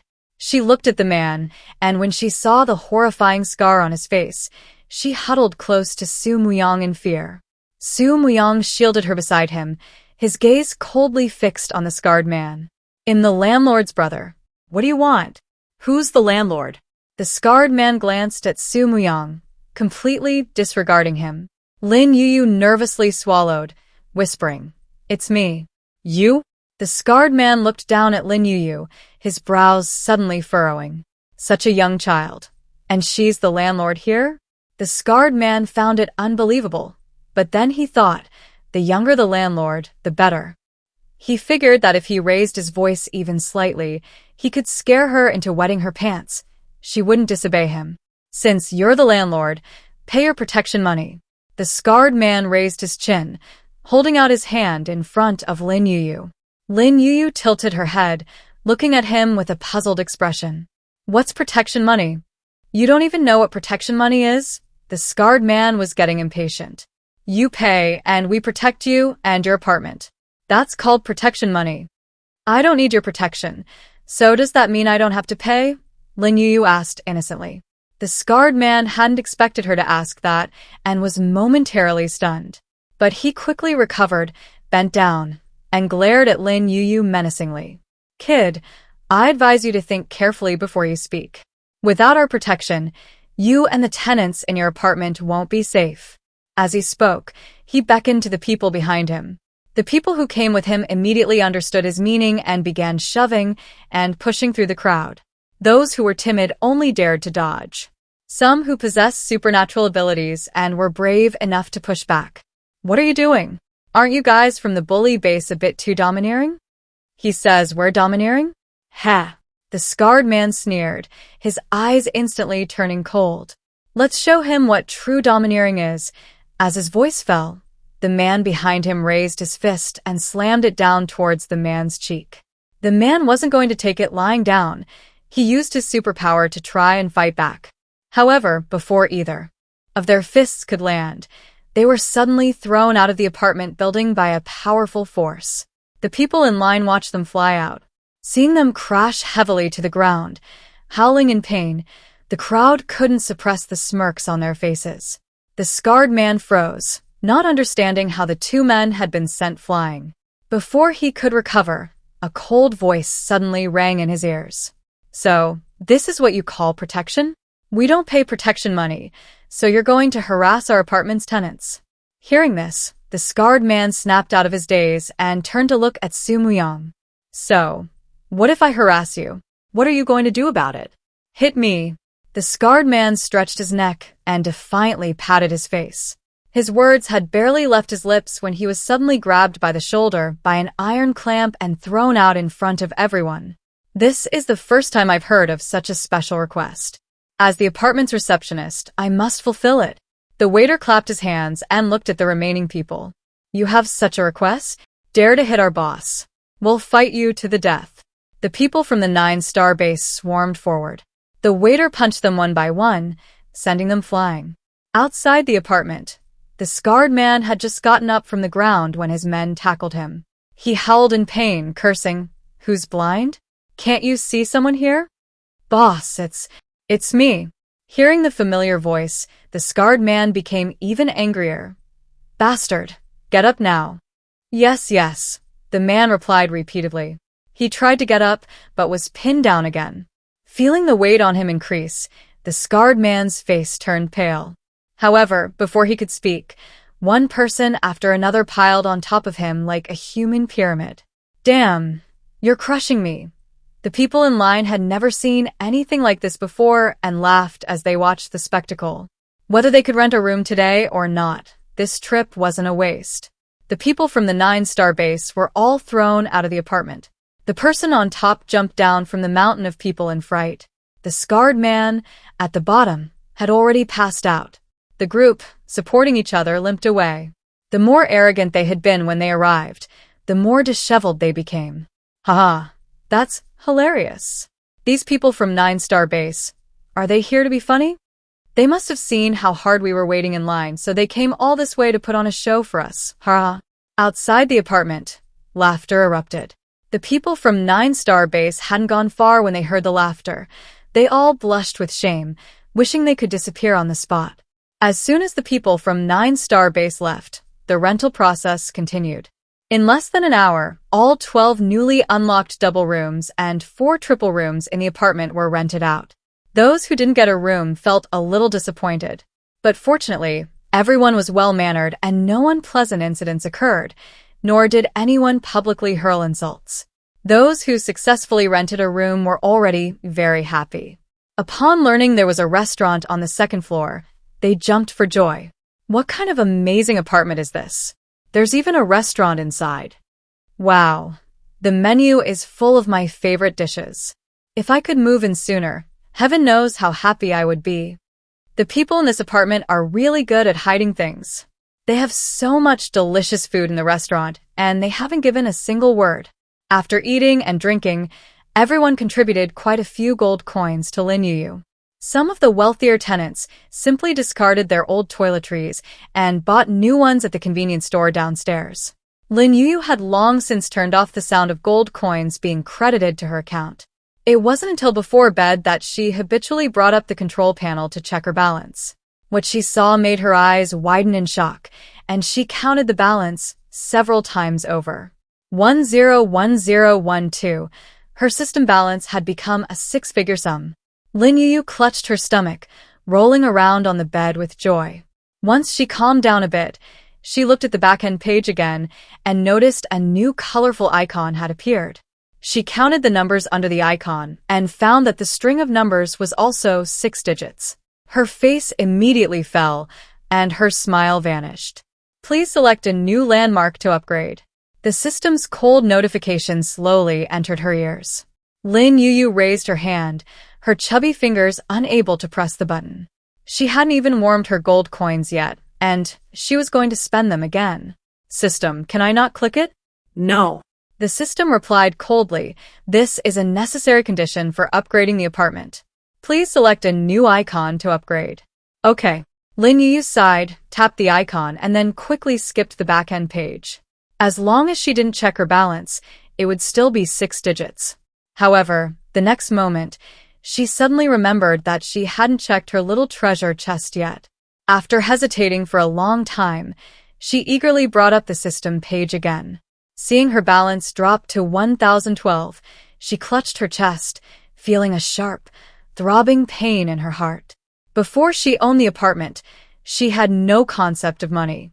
But after experiencing the crisis of the mutated zombies, she valued money highly. She didn't want to live those days of worrying about gold coins anymore. Congratulations, host, on successfully upgrading your new landmark. The new landmark is now a 2-story building. The first floor is for shops, and the second floor is for apartments and family rooms. Once the apartments are upgraded to level 7, they can be leased and rented out. Lin Yuyu didn't understand what leasing meant, but automatically interpreted this as meaning her new landmark would soon be making her money. The thought of more gold coins flowing in made Lin Yuyu suddenly stop feeling the pain. She happily turned her gaze to her little savings account. The balance in her little savings account had already surpassed 5 figures. 17,528 gold coins. She could go to the base and post a mission to find her mother.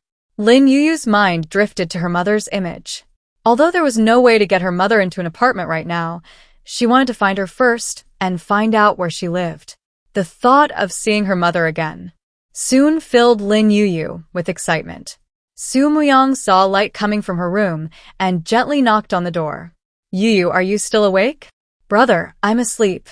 Lin Yuyu turned around, turned off the light, hugged her blanket, and closed her eyes. That night, Lin Yuyu dreamed of Xu Mei. Xu Mei was still human. She nestled in Xu Mei's arms, playing and cuddling, while Xu Mei looked at her with a smile.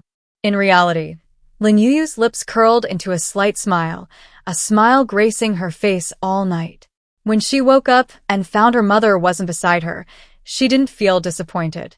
After her mother left, every night before bed, she hoped to dream of her. So much time has passed, and she only dreamt of her mother last night, talking to her for a long, long time in the dream. Lin Yuyu was content. One dream was enough to make her happy all day. She happily got dressed and went upstairs for breakfast. Tang Wei, usually so carefree, noticed something unusual about her when she saw her. Today, Lin Yuyu seemed exceptionally happy. Even while eating, the corners of her mouth were slightly upturned. Tang Wei was infected by her smile, her eyes overflowing with joy. Yuyu's in a good mood today. Yes, I dreamt of my mother last night. Lin Yuyu smiled and nodded, taking small bites of the steamed bun in her hand. Tang Wei's smile faded, replaced by heartache. How much suffering had this child endured? Just seeing her mother in a dream made her so happy. It's such a pity Yuyu isn't her child. Otherwise, even if she became a zombie, she wouldn't abandon her. Recalling that day, Xu Mei's resolute departing figure, Tang Wei suddenly felt a surge of irritation. She knew Xu Mei was a zombie and couldn't enter the apartment. But even if Xu Mei wanted to leave, she should have waited until Yuyu woke up and talked to her before leaving. How could there be such a cold-blooded mother in the world, capable of abandoning her child? Uncle Yun, can you take me to the base later? Lin Yuyu looked at Yunzheng, her eyes brimming with expectation. Yunzheng paused, then asked curiously, "What are you going to the base for?" "I have money now. I can post missions and find my mom." Hearing this, Yunzheng and Tang Wei exchanged a glance, both seeing complex emotions in each other's eyes. The two of them tacitly remained silent. Seeing Yunzheng's silence, Lin Yuyu couldn't help but ask, "Uncle, can you take me? I promise I'll be a good girl." "Okay," Yunzheng replied, burying his head in his noodles. Lin Yuyu's eyes lit up. She was overjoyed. Wanting to get to the base to post missions as soon as possible, she sped up her eating. Before she even swallowed the bun in her mouth, she immediately took another bite. In no time, her cheeks were bulging like a cute little hamster stealing a bite. Su Muyang sighed helplessly and coaxed softly, "Eat slowly, or you'll choke, and I won't let Yunjing take you to the base." "No, no," Lin Yuyu cried out, shaking her head violently. Her mouth was stuffed full, making her speech unclear, but Su Muyang surprisingly understood. "If you want to go to the base, eat slowly." "Okay, slowly," Lin Yuyu nodded, took a sip of milk, and swallowed with all her might. She hadn't felt it before, but now that her brother said it, she really did feel a little choked. The group finished eating and went downstairs. Yunjing's car couldn't fit many people, and knowing they weren't going to kill zombies today, Zhou Xiao and Lu didn't come along. Yunjing drove, with Tang Wei and Su Muyang taking Lin Yuyu in the back seat. Looking at the empty passenger seat, Yunjing's lips twitched. Tang Wei usually sat in the passenger seat, but today, with Lin Yuyu present, she actually chose the back seat. They really weren't being polite to him, treating him like a chauffeur. Yunjing was somewhat speechless, but didn't say anything. He stepped on the gas and drove towards the Longting base. Although Longting and Huyue were both large bases, and their mission commissions were roughly the same, he always accepted missions from the Longting base and naturally trusted it more between the two large bases. The roads in Yuqing were wide, and there weren't many cars on the road. With the traffic system paralyzed, Yunjing drove the SUV very fast. In about 40 minutes, they arrived outside the Longting base. A group of people were working hard to repair the protective fences to keep out the zombies. Yunjing parked the car outside and got out with the others. Tang Wei looked at the protective railing and couldn't help but shake her head. "How come I never noticed before? The protective equipment at Longting base is so outdated?" Hearing this, Yunjing glanced at her. Longting base's protective equipment is top-notch in Yuqing. You think their protective equipment is outdated because the protective wall of apartment 27 is ridiculously strong. You're right, but I still think it's outdated. Tang Wei's lips curled slightly, insisting on her opinion. The ability users who were frantically repairing the railing, hearing their conversation, all cast unfriendly glances at them. "Which base are you from? How dare you speak so arrogantly, saying our base's defense system is outdated?" Tang Wei turned to the speaker. "It is outdated. Isn't that something you can't say?" "You?" Du Zi was momentarily speechless. "You're from Tiger Leap, aren't you?" Du Zi's gaze swept over Tang Wei and the others. He was the chief engineer of the Dragon Leap base's defense system. Although he hadn't built the system, he and his brothers maintained it. He knew better than anyone how robust the Dragon Leap base's defense system was. The defense system was damaged not because it was outdated, but because the mutated zombie was too strong. Although Tiger Leap was on par with Dragon Leap, their defense system was definitely inferior. Tiger Leap was just lucky. The mutated zombie hadn't attacked them. Otherwise, their defense system would probably have been paralyzed long ago. "Stop guessing. We're not from Tiger Leap. We're from apartment 27. Yunjing, not wanting to get entangled with them, answered their question and led the group into the base. Seeing that they wanted to leave after their provocation, The men who were repairing the security fence with Du Zi immediately objected. I know apartment 27. I heard that apartment building is famous because of the mutated zombies. I just don't know if apartment 27 security system is really that powerful or if it's just a publicity stunt. Probably a publicity stunt. I passed by apartment 27 before and took a look out of curiosity. That apartment building is built all alone in a pile of ruins, with no security fences or electric fences at all. Besides, the location is so remote. The mutated zombies probably don't even know it's there. How could they possibly be carrying axes and destroying the security system every night like the rumors say? The two men, working together, completely denigrated apartment 27. Lin Yuyu nestled in Su Myung's arms, her cheeks puffed out in annoyance. Her apartment was clearly very secure, so why wouldn't they believe her? Tang Wei's eyes crinkled with amusement at their words. But then she thought it was a fact that apartment 27 security was stronger and more robust than the dragon soaring bases. They didn't need to prove it to anyone. Yes, you're right. Your dragon soaring base has the best security. It held out for 4 or 5 hours against the mutated zombies' onslaught. Tang Wei shrugged, her high heels clicking as she walked into the base. They were at the dragon soaring base today to accompany Lin Yuyu with her mission assignment. There was no need to waste time arguing with these people. Satisfied with Tang Wei's answer, the two men stopped trying to stop them. Du Zi, standing beside them, frowned at Tang Wei and the others. He had clearly seen disdain in the woman's eyes just now. She looked down on the protective equipment at the dragon soaring base. Could the rumors be true? Was the protective equipment at apartment 27 truly undamaged by the mutated zombie attack? Yunzheng led the group to the mission area. As soon as he entered, the man responsible for accepting and distributing missions stood up with a smile to greet him. Oh, Yunzheng, you've finally arrived. I heard the mutated zombie died outside your apartment. You killed him, didn't you? It wasn't me, it was... Yunzheng turned to look at Lin Yuyu. The one who killed the zombies was Zhou Xiao and Lin Yuyu's mother.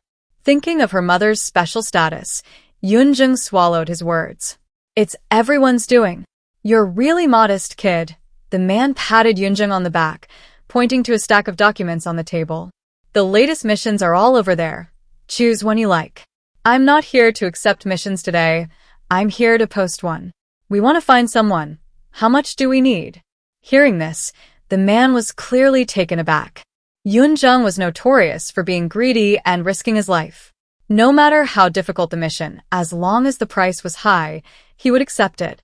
They had known each other for 2 years, and this was the first time he had heard Yunzheng post a mission. Yunzheng, did I hear that right? You're posting a mission? It wasn't me, it was her. Yunzheng turned to look at Lin Yuyu. The man followed her gaze, and his eyes widened in surprise when he saw Lin Yuyu. This child is so young, yet she has the money to post a mission? Little friend, posting a mission at the base starts at a minimum of 10,000 gold coins. Are you really going to post a missing person mission? Yes, I want to find my mom. Uncle, how many gold coins do I need to find my mom? Lin Yuyu looked at the man expectantly, worried that her little stash wouldn't be enough. Seeing that she was a child, the man didn't want to charge her too much. The difficulty of finding someone depends on the search. If it's just within Yu City, 10,000 gold coins will be enough. The man had just finished speaking when he saw Lin Yuyu start pulling out gold coins. Her hands were too small. She could only hold a few at a time. Seeing her struggling so much to pull out the coins, the man quickly waved his hand. Don't rush. Give me a photo of the person you're looking for first so I can make a record. Hearing this, Lin Yuyu froze. She paused, looking at the man pitifully. Uncle, is it okay without a photo? Without a photo, a bounty hunter can't find someone. The man shook his head, feeling somewhat regretful. It seemed this job was off. Lin Yuyu's eyes reddened, her hand holding the gold coins trembling slightly. Tang Wei thought for a moment and asked, Yuyu, do you have a photo of your mother? Lin Yuyu shook her head. After Mom left, Aunt Han burned all of Mom's photos. What a bastard, Tang Wei cursed. She turned to look at Lin Yuyu, feeling a pang of heartache seeing her weak and helpless appearance. She must have saved this money for a long time. She came here with all her hopes, but now, because of a single photo, all those hopes were shattered. Don't worry, Yuyu. It's okay if you don't have a photo. We've all met your mother. We can help you find her. Thank you, Sister Tang. Lin Yuyu thanked Tang Wei, but she still couldn't feel happy. She had been diligently saving money to find her mother. Now that she knew the mission was hopeless, she had no motivation to save any more money. Let's go back first. Su Muyang knew Lin Yuyu had suffered a blow and wanted to take her back first. The others had no objections and turned to leave. When the group returned to the apartment, it wasn't time for dinner yet. Xiao was on the first floor, playing with Xiao Bai. Lin Yuyu got out of the car and ran into the apartment. Hearing her footsteps, Xiao Bai barked twice at her and excitedly ran towards her. Xiao Bai, were you good while I was gone? Lin Yuyu squatted down in front of Xiao Bai and gently stroked its white fur. Xiao Bai barked twice at her, seemingly in response, making Lin Yuyu giggle. Seeing that she seemed normal, Su Muyang became even more worried about her. He opened his mouth, wanting to comfort her, but he was tongue-tied and didn't know what to say. Yuyu, are you all right? Su Muyang hesitated for a long time before finally managing to utter a single sentence. Lin Yuyu lowered her head, her eyes dull and lifeless. She was silent for a moment, then turned to look at Su Muyang, her eyes brightening again. She shook her head with a smile, but as soon as she opened her mouth, she couldn't help but cry. Brother, I'm okay, Wa. Seeing her crying so heartbrokenly, it was hard to believe she was all right. Su Muyang stepped forward and picked her up. Cry? It's not shameful for a little girl to cry. I don't want to cry, but I can't. I can't help it. Lin Yuyu sobbed uncontrollably, unable to speak clearly. Su Muyang carried her to the sofa, sat down beside her, and quietly stayed with her. You, not having a photo, might not be a bad thing for you and your mother. On the way back, I kept thinking that your mother is now a mutated zombie. If the bounty hunters find her, they might not choose to let her go just to complete their mission. So issuing a mission will harm. Mom? Lin Yuyu looked at Su Muyang, her eyes red and swollen. Seeing Su Muyang nod, she wiped away her tears. Luckily, she didn't have a photo of her mother, otherwise she would have harmed her mother today. That afternoon, Du Zi repaired the protective fence of the dragon soaring base and squatted by the roadside with his brothers, eating instant noodles. Third brother, you said you passed by apartment 27 earlier. What's the address of apartment 27? Boss, why are you asking this? Just curious, just asking. Du Zi lowered his head and took a bite of his instant noodles, hiding his guilty conscience. He was indeed curious, but he wasn't just asking casually. He wanted to go to apartment 27 to see just how advanced their security equipment really was. However, he couldn't tell his two brothers about it yet. He knew their personalities. If they found out, they wouldn't just refuse to give him the address, they'd laugh at him. Apartment 27 is located in a very remote area, almost on the outskirts of the city. Despite his complaints, the third brother still gave Du Zi the address. Du Zi silently memorized it, quickly finished his instant noodles, and stood up. I'm full. I'm going back first. You guys take your time. Boss, aren't you eating too fast? The third brother looked up at him. His companion raised his hand and slapped him on the back of the head. The boss has a family, unlike us single guys. If it weren't for keeping us company, why would the boss be eating instant noodles outside? Right. It's understandable that the boss is in a hurry to get back.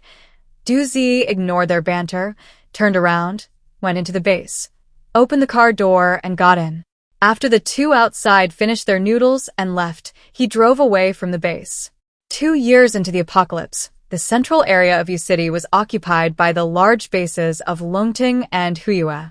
Only areas that the two major bases didn't want could be occupied by smaller bases. If even the smaller bases didn't want it, it would become a no-man's land. Apartment number 27 was located in such a no-man's land. Du Zi drove further and further out of the way. From the initially deserted buildings to ruins, there were hardly any cars or pedestrians on the road, and even zombies were rare. Du Zi suddenly felt a pang of regret. How could mutated zombies possibly find this desolate place? It seems the rumors were all false. Du had already decided he'd been tricked, but since he was already here, he still wanted to take a look before he could completely give up hope. He parked his car outside the apartment building, opened the door, and got out. He saw apartment 27 standing alone amidst the ruins. There were no fences, no iron gates, only a glass door that would shatter with a single blow. Du shook his head in disappointment. This apartment building didn't even have the most basic defensive measures. What were those people who went to the dragon soaring base today boasting about? Du had come full of hope, but now he was utterly disappointed. He had originally wanted to go inside and take a look, but now he only regretted wasting his time on the road. Thinking this, he turned and walked back. He had just opened the car door and hadn't even had a chance to get in. A woman's voice suddenly entered his ears.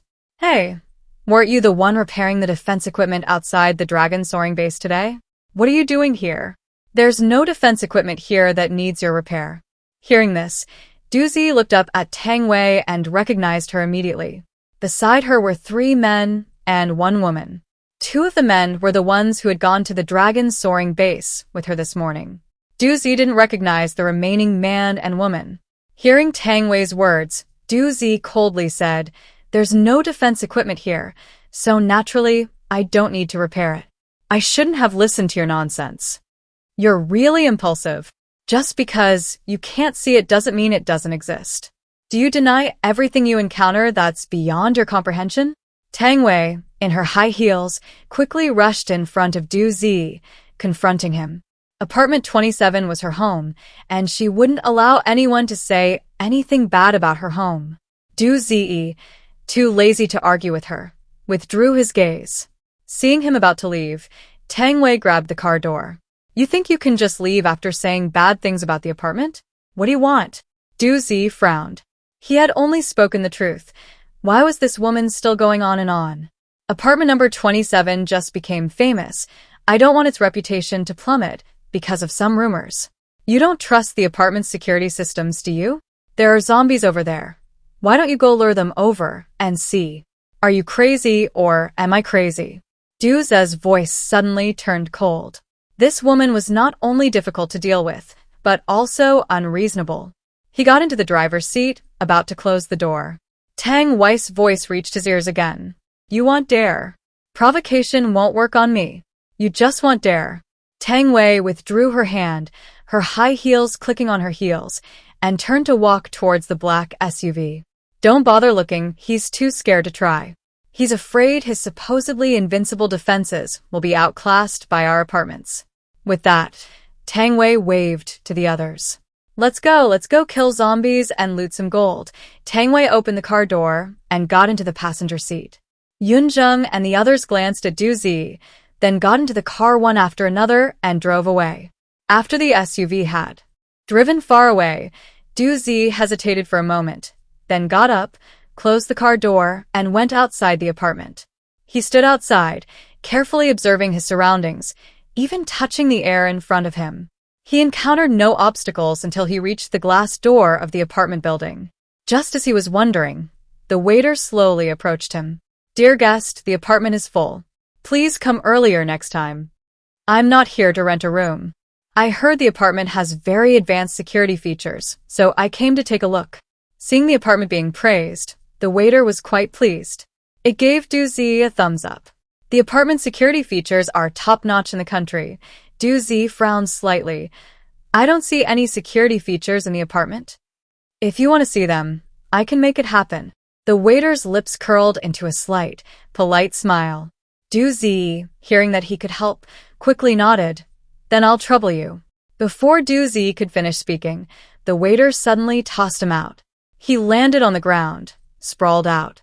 He hissed in pain and slowly got up. Just as he was about to get angry, the waiter smiled and preemptively said, "Want to come in and try it out, sir?" Du's face turned ashen and he limped inside. He had only taken 2 steps when his toes suddenly kicked something, preventing him from taking another step. Du froze, reaching forward, only to have his arm firmly blocked. Now he was even more confused. When he went in earlier, there was nothing in front of him. He had passed through without any obstruction. Why couldn't he get in now? Could this be the security equipment for apartment 27? As if to confirm his guess, the waiter's voice came through again. Guests, don't panic. You're only temporarily blocked by the apartment's protective wall. The restriction will be lifted in 3 days, and you can enter and exit the apartment as usual. It really is a protective wall, a transparent one.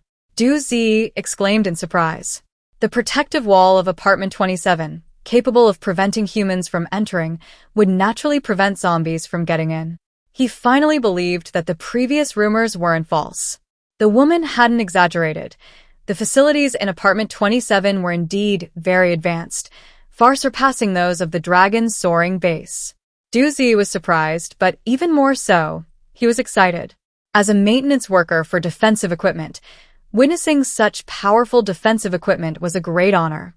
If he could study it, he would have no regrets in this life. Although Du Zi thought this way, he couldn't bring himself to make such a rude request. He lingered at the apartment entrance for a while, then turned and got into his car. When he got home, his wife was already asleep on the sofa. Du Zi took off his coat and draped it over her shoulders. You're back. The woman woke up. She opened her eyes, looking at Du Zi sleepily. The base's security fence was damaged so badly. Even with my husband involved, it still took so long. I just went out to apartment 27. Su Muyang didn't intend to hide it from her. Jinjin, let's move in there when there's a vacancy. Hearing this, Jinjin suddenly sat up. Why the sudden urge to move? We're doing just fine at the Dragon Soaring base, aren't we? I went to apartment 27. The security there is so much better than at the Dragon Soaring base. It's top-notch, even nationwide. If we move there, we won't have to live in constant fear if mutated zombies appear again. For my husband to praise it so highly, the security at apartment 27 must be incredibly strong. Jinjin smiled at Du Zi. If you want to move, we'll move. As long as I can stay by your side, anywhere is fine. Du Zi's lips curled into a slight smile as he pulled Jinjin into his arms. Lin Yuyu, holding Xiaobai, listlessly curled up on the sofa. Knowing she couldn't post missions anymore, she immediately lost all motivation to earn money. She left her apartment to Xiao and didn't want to worry about anything. The system, unable to bear watching any longer, finally advised, please cheer up, host, and earn money to upgrade your apartment. Lin Yuyu stroked Xiaobai's fur, remaining silent. The system's cold voice entered her ears again. Upgrading your apartment will unlock more functions and earn you rewards. If it were before, Lin Yuyu would have jumped for joy, full of motivation. But now, she tilted her head, lazily leaning against the sofa. System, I have nowhere to spend all the money I earn. What's the use of earning so much money? Doesn't the host want to find her mother? I do, but I don't have a picture of my mother. Lin Yuyu slumped her head and sighed. And I know that even if I find my mother, she's a zombie and can't enter the apartment to live with me. There's a medicine that can turn zombies back into humans. As soon as the system's voice finished, Lin Yuyu suddenly sat up straight. Xiaobai was startled, jumped off her, and quickly hid. Lin Yuyu stared at the empty space before her, her eyes brimming with curiosity. System, do you have this medicine? Not yet, but it will be available after the apartment upgrades. The system paused, then added, upgrading the apartment to level 6 will unlock the pharmacy. Unlocking the pharmacy means I can get the medicine and save Mom, right? Lin Yuyu's eyes lit up, her motivation returning. Faced with her question, the system remained silent. Unperturbed by anything amiss, Lin Yuyu jumped off the sofa and ran out of the apartment. She suddenly really wanted to see what the new landmark, which had cost her 100,000 gold coins, actually looked like. The new landmark, as shown in the system's back end, was right across from the apartment. Before the apartment upgrade, Lin Yuyu had glimpsed it from upstairs. Back then, the new landmark was just a large pit. Now it looked like 2 stories had been built. Mud walls, bare earth, an empty structurite looked like it was still unfinished. Lin Yuyu stood outside the apartment, looking at it, and then at the building across the street. The building looked several times larger than the apartment. Wow, it's huge. Lin Yuyu tilted her head, looking at the colossal structure before her. Even the shopping mall in the dragon's soaring base wasn't this big. How about it, 120,000 gold coins, not a bad deal, right? The system's voice slowly entered Lin Yuyu's ears. Lin Yuyu nodded, then shook her head. This building may be big, but 120,000 gold coins is a lot of money. A bag of instant noodles only costs 5 gold coins. 120,000 gold coins can buy so many packs of instant noodles. Lin. Yuyu's words silenced the system. Why was it telling Lin Yuyu all this for no reason? What could a child as young as her know besides eating, drinking, playing, and sleeping? Lin Yuyu dared not go far, afraid of encountering zombies. She returned to her apartment, sat back down on the sofa, and brought up the control panel, staring intently at her balance as it slowly increased. When Su Muyang and the others returned after killing the zombies, they saw Lin Yuyu wiping away tears as soon as they entered the room. Sorry, Su Muyang rushed forward. Before he could speak, Tang Wei asked first, Yuyu, are you alright? I'm fine. Lin Yuyu smiled slightly and shook her head. She had barely opened her eyes, and before she could even see Tang Wei and the others clearly, tears welled up in her eyes. She quickly closed her eyes and gently rubbed them. Her eyes were so sore from staring at the backstage all afternoon. Su Muyang thought she was putting on a brave face and tenderly ruffled her hair. Yuyu, you don't need to be brave in front of your brother. I'm not being brave. Lin Yuyu forced open her sore eyes and looked at Su Muyang. Brother, don't worry, I'm really fine. Thank you for watching Nava Manhwa Recapped.